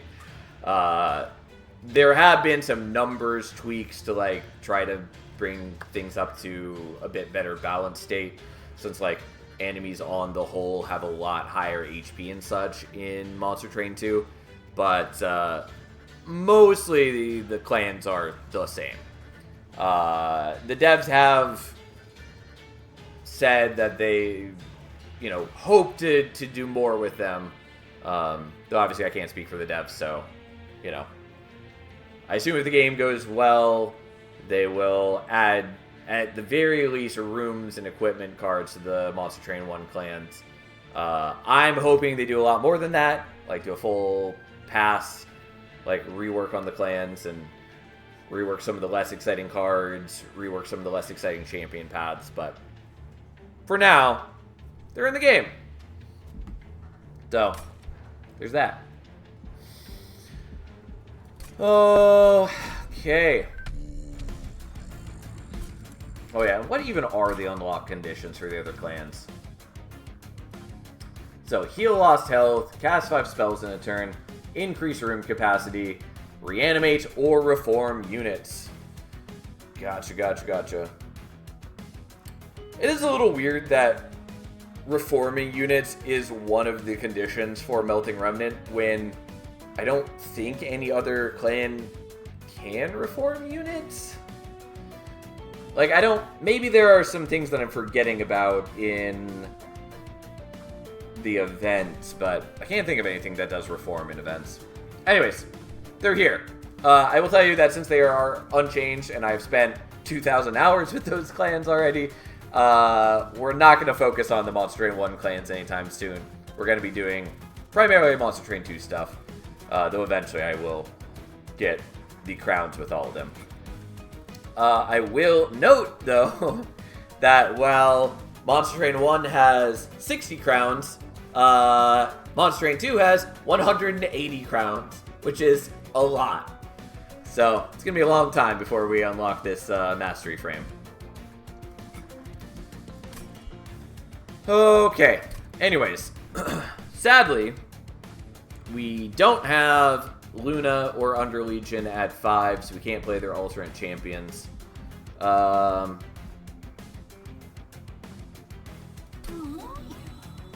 think we're going to do Luna again. I guess we'll do Under Legion again just so we can try to get both of them to 5. Though before we do that, I'm going to take a short break so I can get more water and stand up for a second. I'll be back in a couple minutes and then I'll play another run.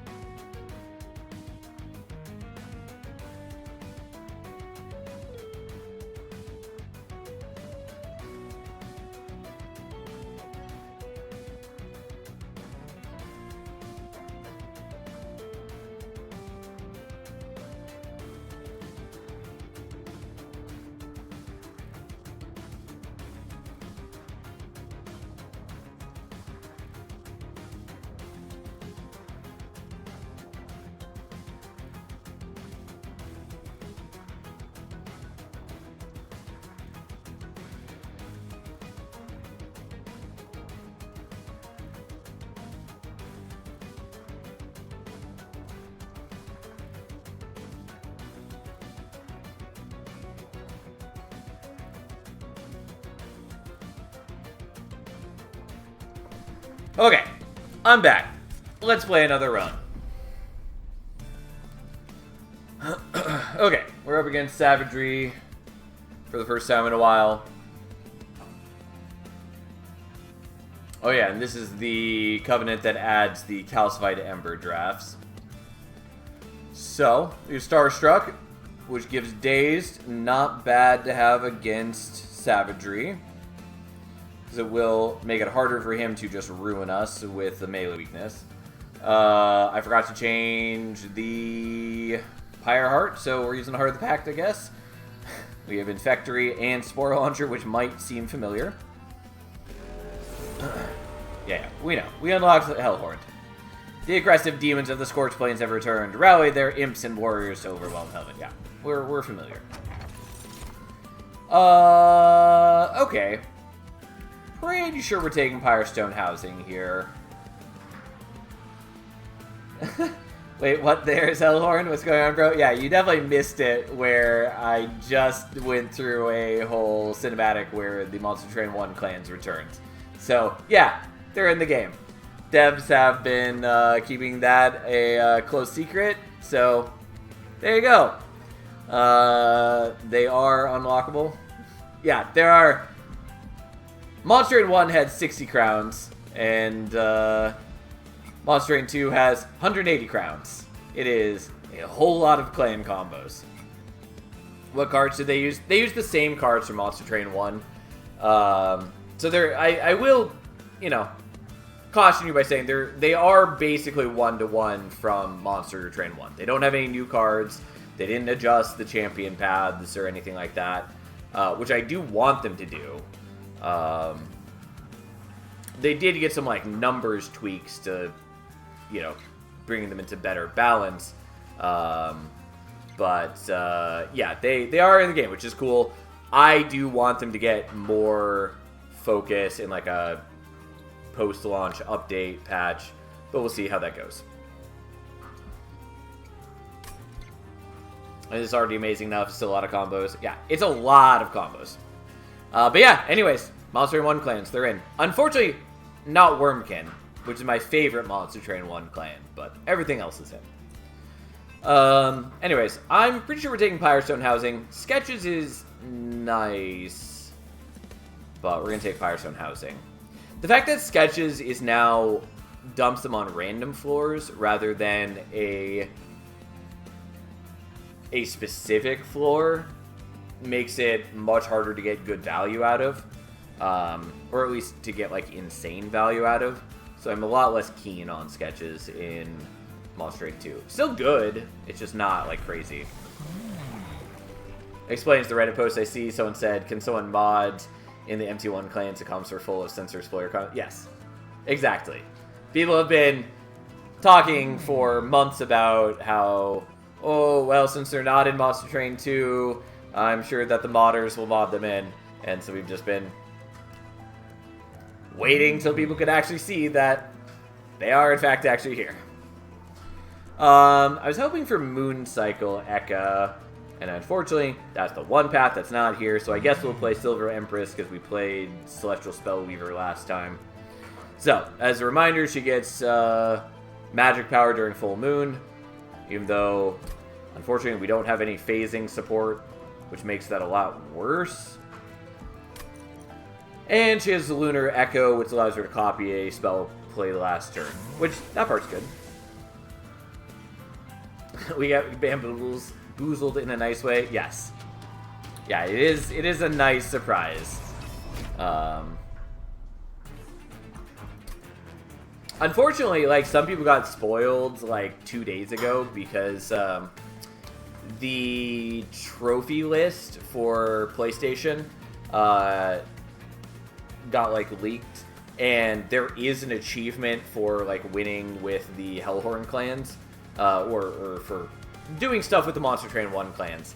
And so anyone who saw that list early saw that for sure the Monster Train 1 clans are in the game, which is pretty lame, but whatever.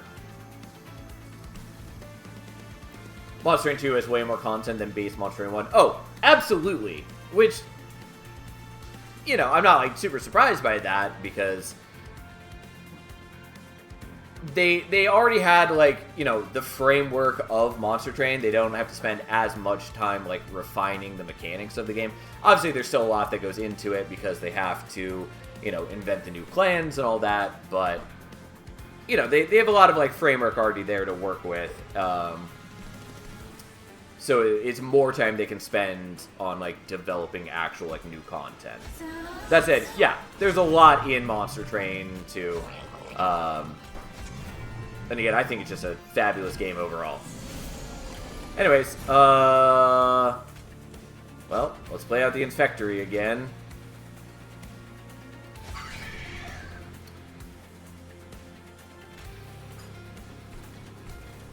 Okay, well, let's daze you. So we're at least taking a little less damage on our frontliner. And now we have some shrooms in front, which makes it a little less threatening. Okay. Yeah, I don't really need to worry about the Starstruck. We're just going to heal you with the very underwhelming Witch Weaves and just take a little less damage here. But yeah, tons of content in this game already, and I know that the devs want to do more, like they want to support this game long term, and so I'm really hoping that, you know, well, I'm both hoping and confident that the game will perform well, but the better it performs, the more the devs can justify, like, supporting the game long term and, like, adding new clans, adding new modes, adding new stuff, revisiting the Monster Train 1 clans.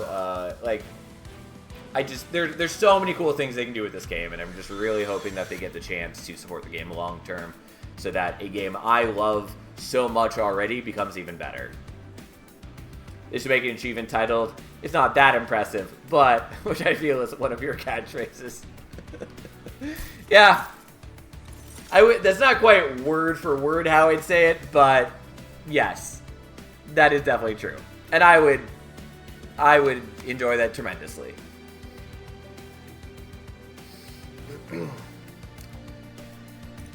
Oh, man.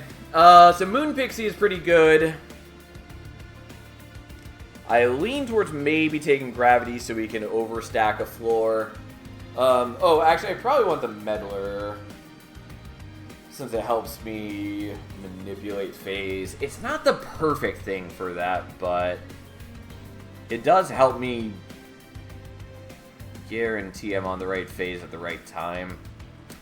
Oh, and to explain, the new thing for this Covenant is on every draft, one of these has a Calcified Ember attached to it. Calcified Ember being the 3-cost blight that purges itself when played. So, it's essentially just saying that you get junk added to your deck if you want to draft that card.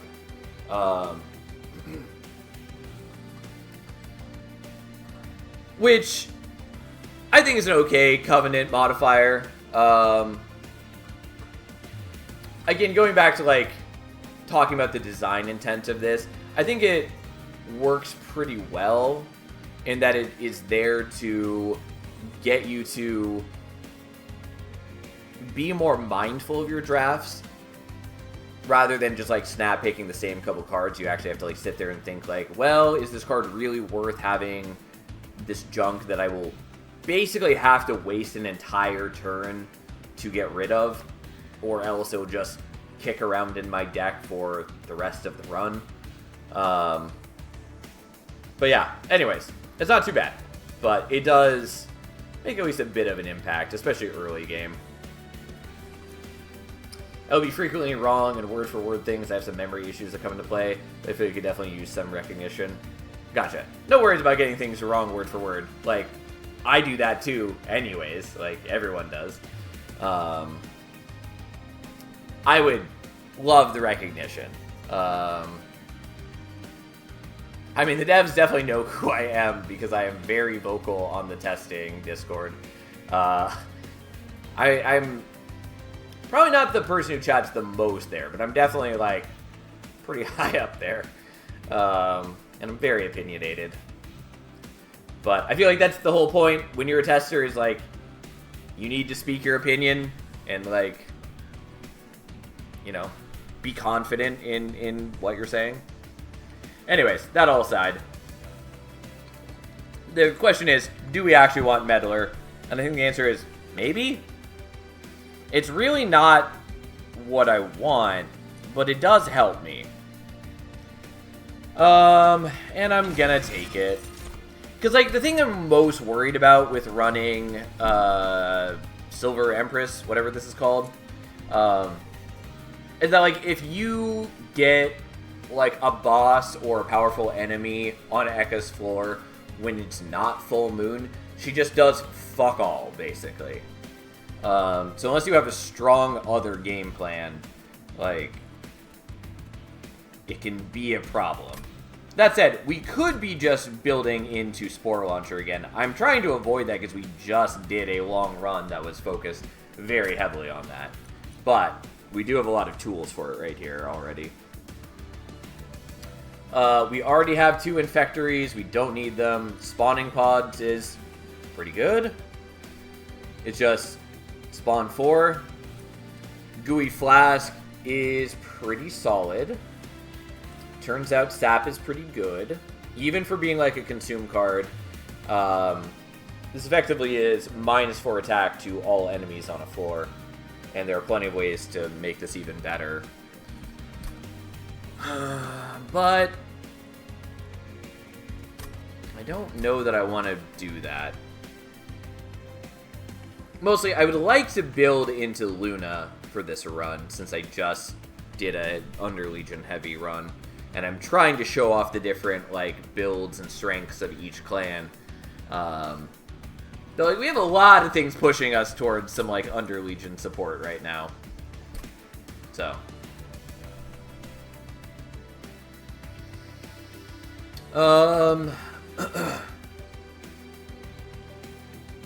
I don't know. I kind of want to skip this, go for the Luna Coven banner, but there's a lot of things that could just not help me there.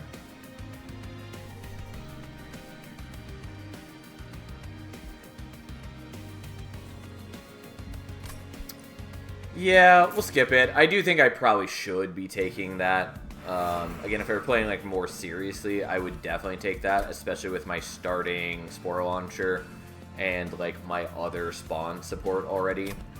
That said, we're gonna go here. Dualism is generally good to see. Don't care in the slightest about regen. Unlikely that I will need Endless. Okay,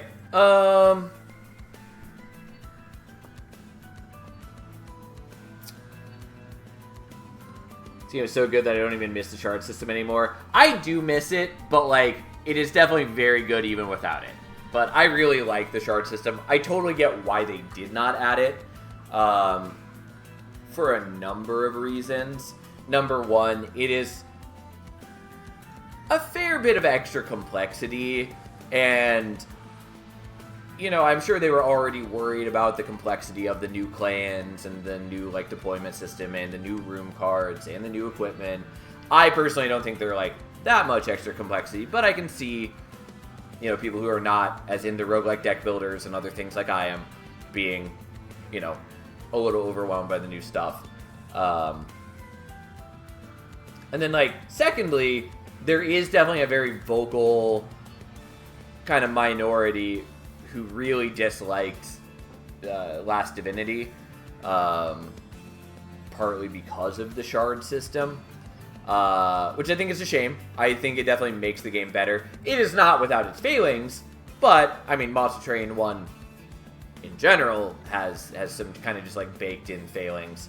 I still love the game dearly despite that, and I think that all the strengths of Monster Train 1 well outweigh its shortcomings.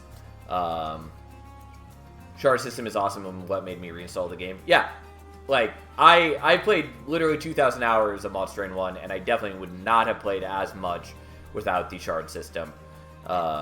Especially just the ability to fuse units makes for some like really fun gameplay. But also just in general, the risk-reward management of taking on shards. It's a lot of fun. I really enjoy that aspect of Monster Train 1. That said, Monster Train 2, it's great. Doesn't need the shard system, but I would definitely be happy for them to add in things like that at some point. Anyway, so here's the problem. Moon Guard is a rare unit, and so I kind of want to take it. The problem is that it is meant to be a new moon unit, and Ekka's path that we took is meant to be a full moon unit. And so they don't mesh super well together. I still might take it for a couple reasons. It's not great for us, though. But fine. We'll take it for now and see if we can do something with it. Does Dualism not affect Mageblade? I thought it did, but... Gotcha. Doesn't affect Mageblade anymore. That's fine. Well, we're going to give you Multi-Strike. I also already forgot that I have Pyrestone Housing. I probably just want to give him Conduit. Because Mageblade gives attack based on how much magic power you have on the floor. And so this would immediately give him plus 15 attack and empower our spells. And also make it a little less dangerous when Ekka's ability is not online. So we'll do that. Could also give him HP. I don't think I need to yet, but we don't have like Phase Blessing like we did previously, so we are much worse on defense. Since right now our healing is actually limited to the amount of like health that units have. I mean, like, weird to say it like that, but it is true. Okay, so yeah, he's still pretty strong, even when he's not getting the additional Mageblade for being a new moon, just because Ekka's giving so much magic power. So we're gonna do that, and we're gonna do that, which will deal with those problems, and then we're gonna spawn here so we can hold on to a bit of HP. We'll take the Vengeful Shard damage. Who cares?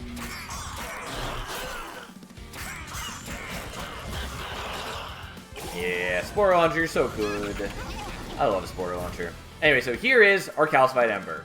So, again, now we have a moment where we either play a real turn, or we get rid of the Calcified Ember.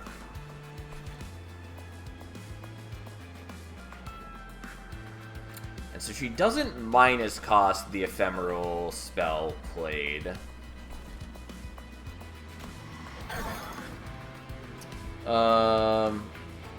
Alright, we're gonna get rid of the Calcified Ember.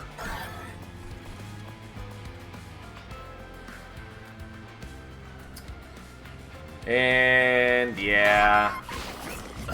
Yeah, Spore Launcher is dying, but that's fine. It was important to me to get rid of the Calcified Ember. It's not like a huge deal, but it was nice. Anyways, be dazed, be dead.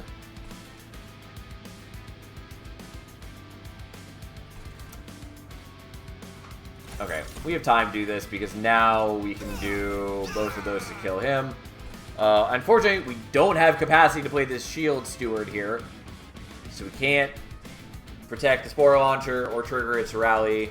Again, this is why this should be a 2-capacity unit. It does not need to have 30 attack. Being 3 capacity makes it function way worse with its cleanse mechanics, and that really irks me.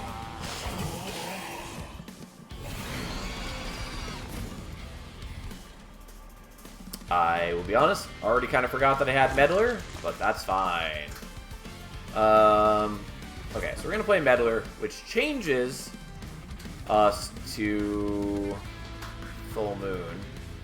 Don't know why I played him in front. I, for some reason, thought that I could just kill you.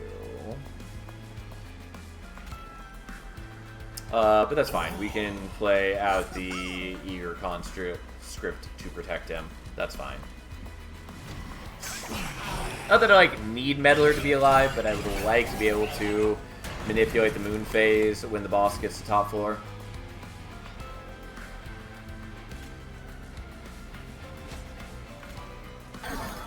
Okay, so we played the Infectory. So now when we kill things here, we will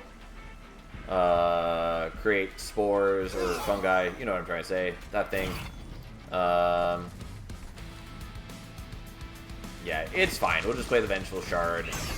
I kind of, just on principle, don't like playing them, but realistically, it doesn't matter. Alright, that is the spell I was hoping would get copied, because now we can just daze him twice. And then our Moon Guard is just absolutely going to beat him to death. Ta-da! Alright, yeah. Moon Guard doing work for us, even with the, not getting the power from New Moon. We probably want Phase Blessing here. The rest of these are good, too.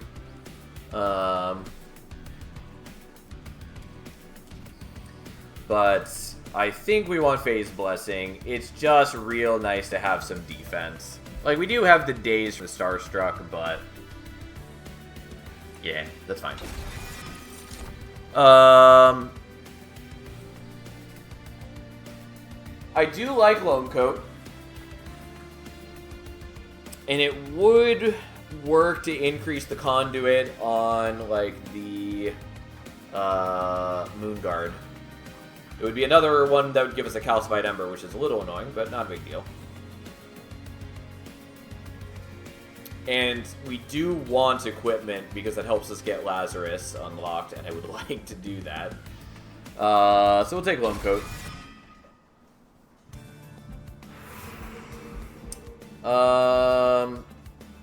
Kind of want Merchant of Arms. Also, by the way, I wish they would get rid of these, like, tags saying what each node is when you hover over them.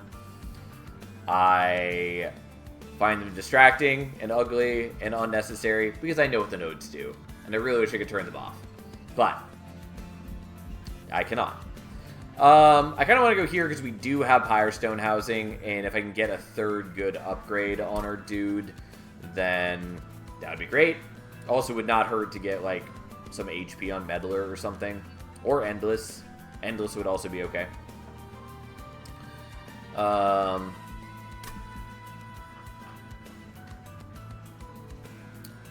Yeah, and then if we do want to dupe the Moon Guard, which I probably do, it would be nice to do it while he has 3 upgrades. So we'll do this now. I'm sure there's value at going to the Merchant of Arms, but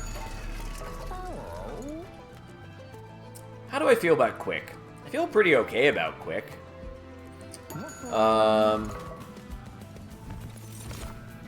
Nightingale, Stealth 2, and while in New Moon he has Multi-Strike. Don't really care. Lunar Priestess is what I want Meddler to be. I think we're taking Lunar Priestess, because then it ensures I can always be in the right phase and never have to worry about it. The one problem with it is that if I'm ever using her ability, it can potentially grab the Moon Ritual, which is such a underwhelming spell to get a copy of. But I think we still want to do that. Because I don't have to worry about meddlering it. Anyways, do I care about Quick? Probably yes.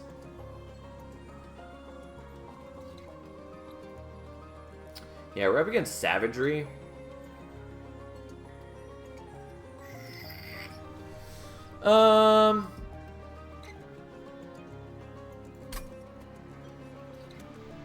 I am probably okay with that.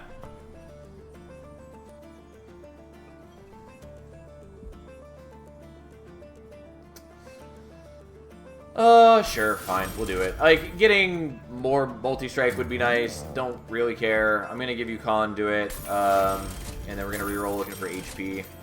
Yeah, Titanite would have been also nice. Smidge Stone I also would have appreciated. It's fine. Turns out most of the big upgrades in this game are quite good. Alright, what do you got for me? Forge or Alcove, whatever you are. Yeah. Okay, it's the inscription event. A dim light flickers overhead, revealing an ornately carved table in the center of the room. 3 cards lie on the table, each one stamped with a strange sigil near the bottom of the card. Across the table is a stoat, watching you with glazed eyes. You want one of these sigils? Go ahead, take one. Do you take a sigil from the stoat? Do you take a sigil from the stoat?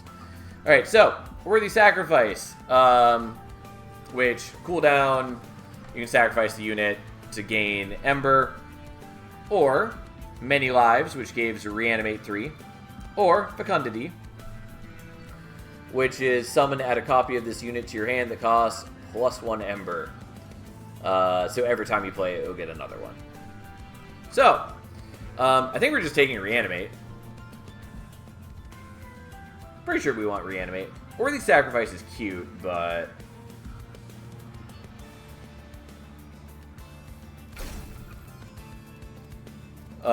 and we were going to put it here, even though it weirdly squishes all of these symbols together. But that's fine.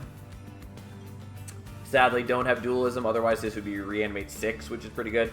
Again, Reanimate, since we haven't used it as a player up until now, is when it would be killed, it will instead be revived with 1 health and lose a stack of Reanimate. It does count as dying for Extinguish or Harvest or Slay effects, but the unit just stays on the field. So, we're going to take that. Total misplay. How dare you, Stoat.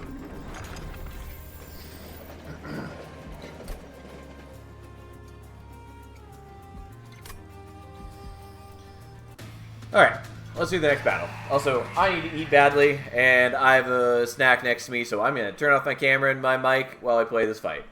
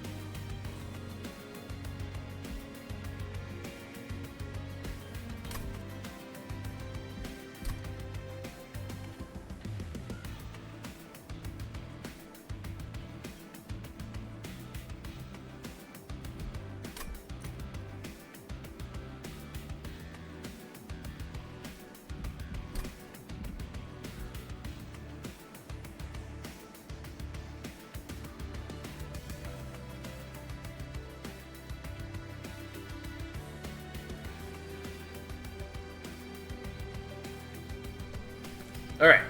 I exist once more. I made some mistakes in that battle. Nothing too serious, though. But I have to decide what I want. The problem is I want both more deployment Ember and I want more capacity because I would like to make a second Moon Guard. But I also would very much like to be able to play with the Lunar Priestess. I think we're just going to take capacity for now. Also, we unlocked Stygian Guard. Ancient Guard of the Stygian Sea emerges once more. Mystical sirens and ancient totems work together to eliminate the hostile titans from heaven. I'm pretty sure they was deal damage with spells to unlock them, which easily a thing that we were doing. We do not have a ton of money.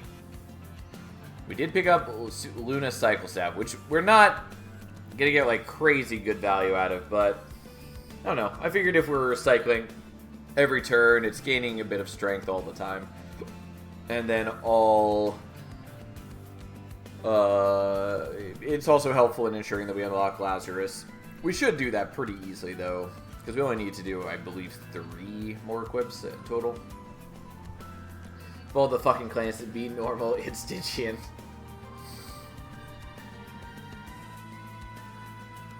Why couldn't it be Awoken? I wanted beefy Awoken Hollow. I mean, they're in the game. You can have that. And like Awoken Hollow and Thord Hollow are definitely a lot more viable than they were in Monster Train 1.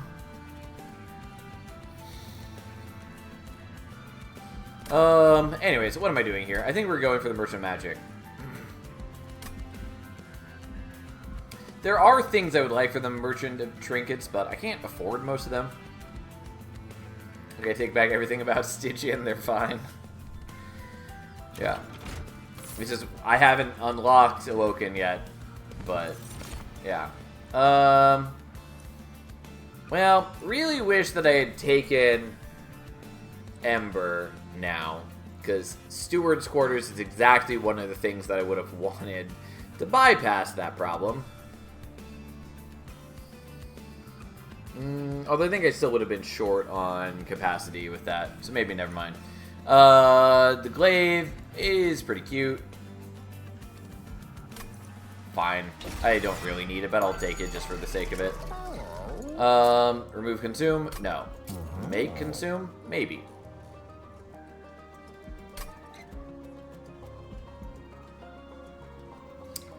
I'm just gonna reroll. So I do want that to be intrinsic. I guess I'm gonna do that. And the problem is I would like to remove a lot of things, especially the eager conscripts. But it is what it is. Anyway, Silver Empress 2 is now 40 conduit, which is a lot. Like, with her Incant conduit path, you can definitely get up to much higher numbers. But, you know, 40 conduit is nothing small. Anyways, enemies get multi-strike. Shouldn't be too big a deal since we have, what am I trying to say? We have Quick on the Moon Guard.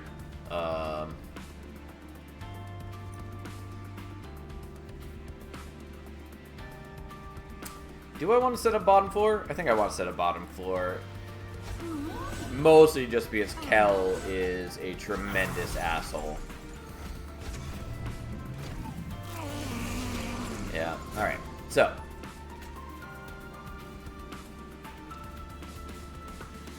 Sorry, Meddler, but it's time for you to suffer.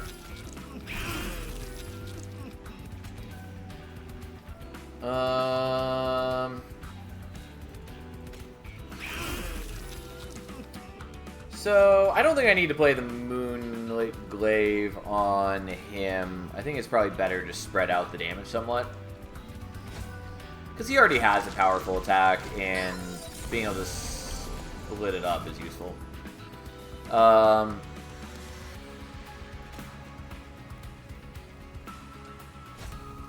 I can also equip the Loam Coat here, so that, there's Lazarus League, So now we are increasing both his reanimate and his conduit every turn, which is pretty silly. Yeah, I'll do this. It's fine. Like, it puts us in the worst moon phase for us, but it doesn't matter. Not for our needs.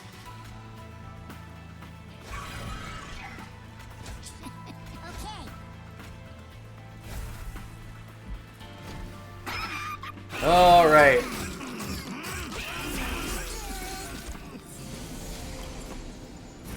Okay, so we definitely want this played out so we can start stacking up. It's not, like, crazy impressive yet. Well. Sure, we'll play out the Infectory. It's fine. I do want to get rid of all the Eager conscripts from my deck, along with a lot of other things, but that's fine. Overall, our deck is in pretty solid state. I'm going to play that just so there's a chance that she can pull that back this turn. I definitely should have played less spells. Also, I'm just going to... Okay, good.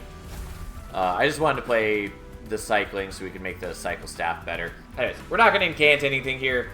Doesn't really matter. The Moon Guard is going to beat Kel to death all on his own. Even if the other units did die, he has like 13 reanimate now and can easily withstand the incoming pain. Alright. Well, I did kind of want Eclipse Chamber. New Moon effects are always active, and silent units gain plus 15 attack on resolve, which would mean that he would get his New Moon bonus even when we are in full moon. Holy fuck, lost a Covenant 4 run. May I post a link here? I think I had a worst starter decks ever. Yeah, you're fine to post a link.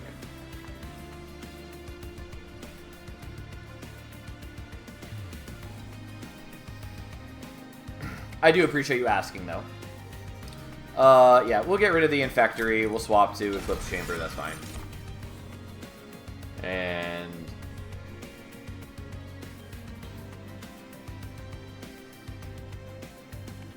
okay. Yeah, so you lost on Ring 2.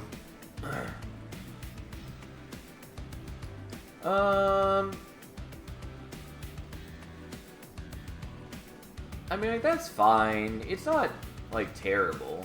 It's not great, but it's fine. Like, Infectory is quite good. And Meddler is okay.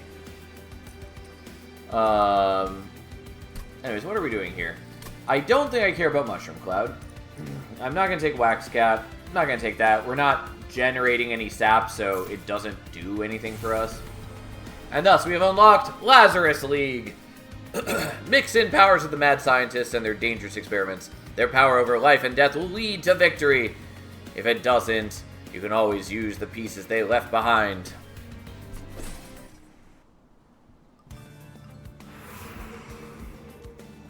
Meddler and Infectory were basic curses at this point in my deck. I don't believe that about Infectory, at least. Like, if you're killing anything on the floor, it generates stuff for you, which is not bad. Not Infectory, sorry. I mean Luna Priestess. I mean, she's still a 1 capacity unit, which is not bad.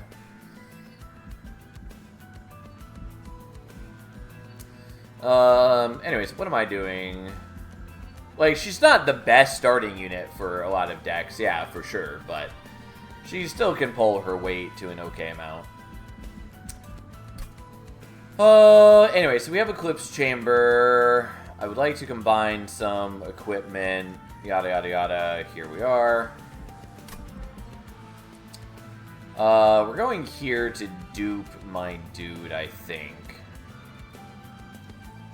Yeah.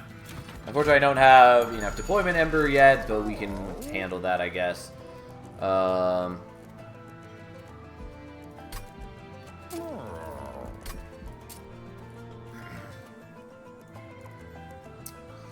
Yeah, I'm willing to do double stack on this for the days too. I think that's pretty decent.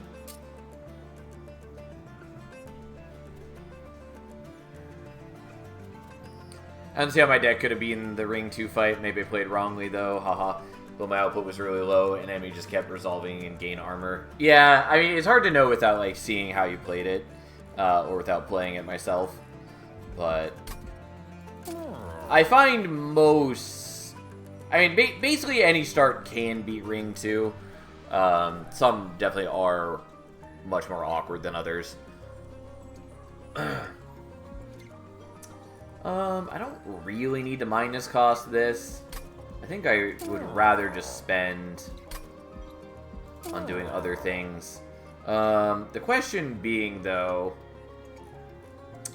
do I care about re-rolling first? And I think the answer is no. I think I'm pretty just happy to get rid of some Eater conscripts.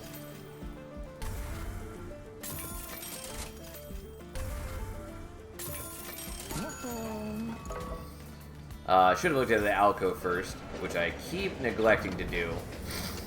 Okay. So, upgrade to triple stack, reserve, permanently gain magic power, and it gets permafrost. I kind of want to take this just because it helps me get closer to the Pyreheart unlock, where we have to, you know, hold over cards for a bunch of turns. Well, permafrost them. I don't think it's, like, great for me. I might do this. And most of my things cost 0 anyways, so, like, committing the energy to playing out the Blight isn't that bad for me. We could also triple stack the Daze, which is pretty cute. But I'm going to do this. I do think, like, triple stacking the Daze is probably better. But I'm going to do this anyways. You stow the glowing crystal away, but before you have a chance to put it down, a portion of the crystal spreads onto you. You try prying it apart, but to no avail. Entropy is now a part of you. What was your experience with Under Legion so far? I only tried it once and got to Ring 2 only, but so far I'm liking Lunar more. Under Legion is my favorite of the new clans. I think they're awesome. I do think that they got a bit over-nerfed recently. And there are some things that I would like them to change. But I think they're a strong clan. I think they're a fun clan. I just think they're a great clan.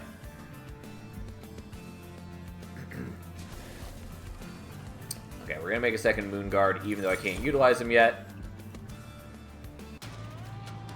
Should I use my first 2 combo instead? I don't know what you mean by first 2 combo. Do you mean, like, banish Pyreborn? But, like, play whatever you want. Like, that is one of the strengths of this game, I think, is getting to experience all the different clan combos. Like, my first 2 clans are level 5, Luna's level 3. Yeah, I mean, like, you're not really gaining any extra power by, I guess we'll just play the Moon Guard instead of the Lunar Priestess. Probably should have done the Lunar Priestess. It's fine. But yeah, you're not like gaining any extra power really by leveling them up. Oh god, you have so much Titan skin that this barely hurts you. What a jerk. Anyways, I really should have hit the others. Oh well, it's fine. We'll just play these out and suck it up.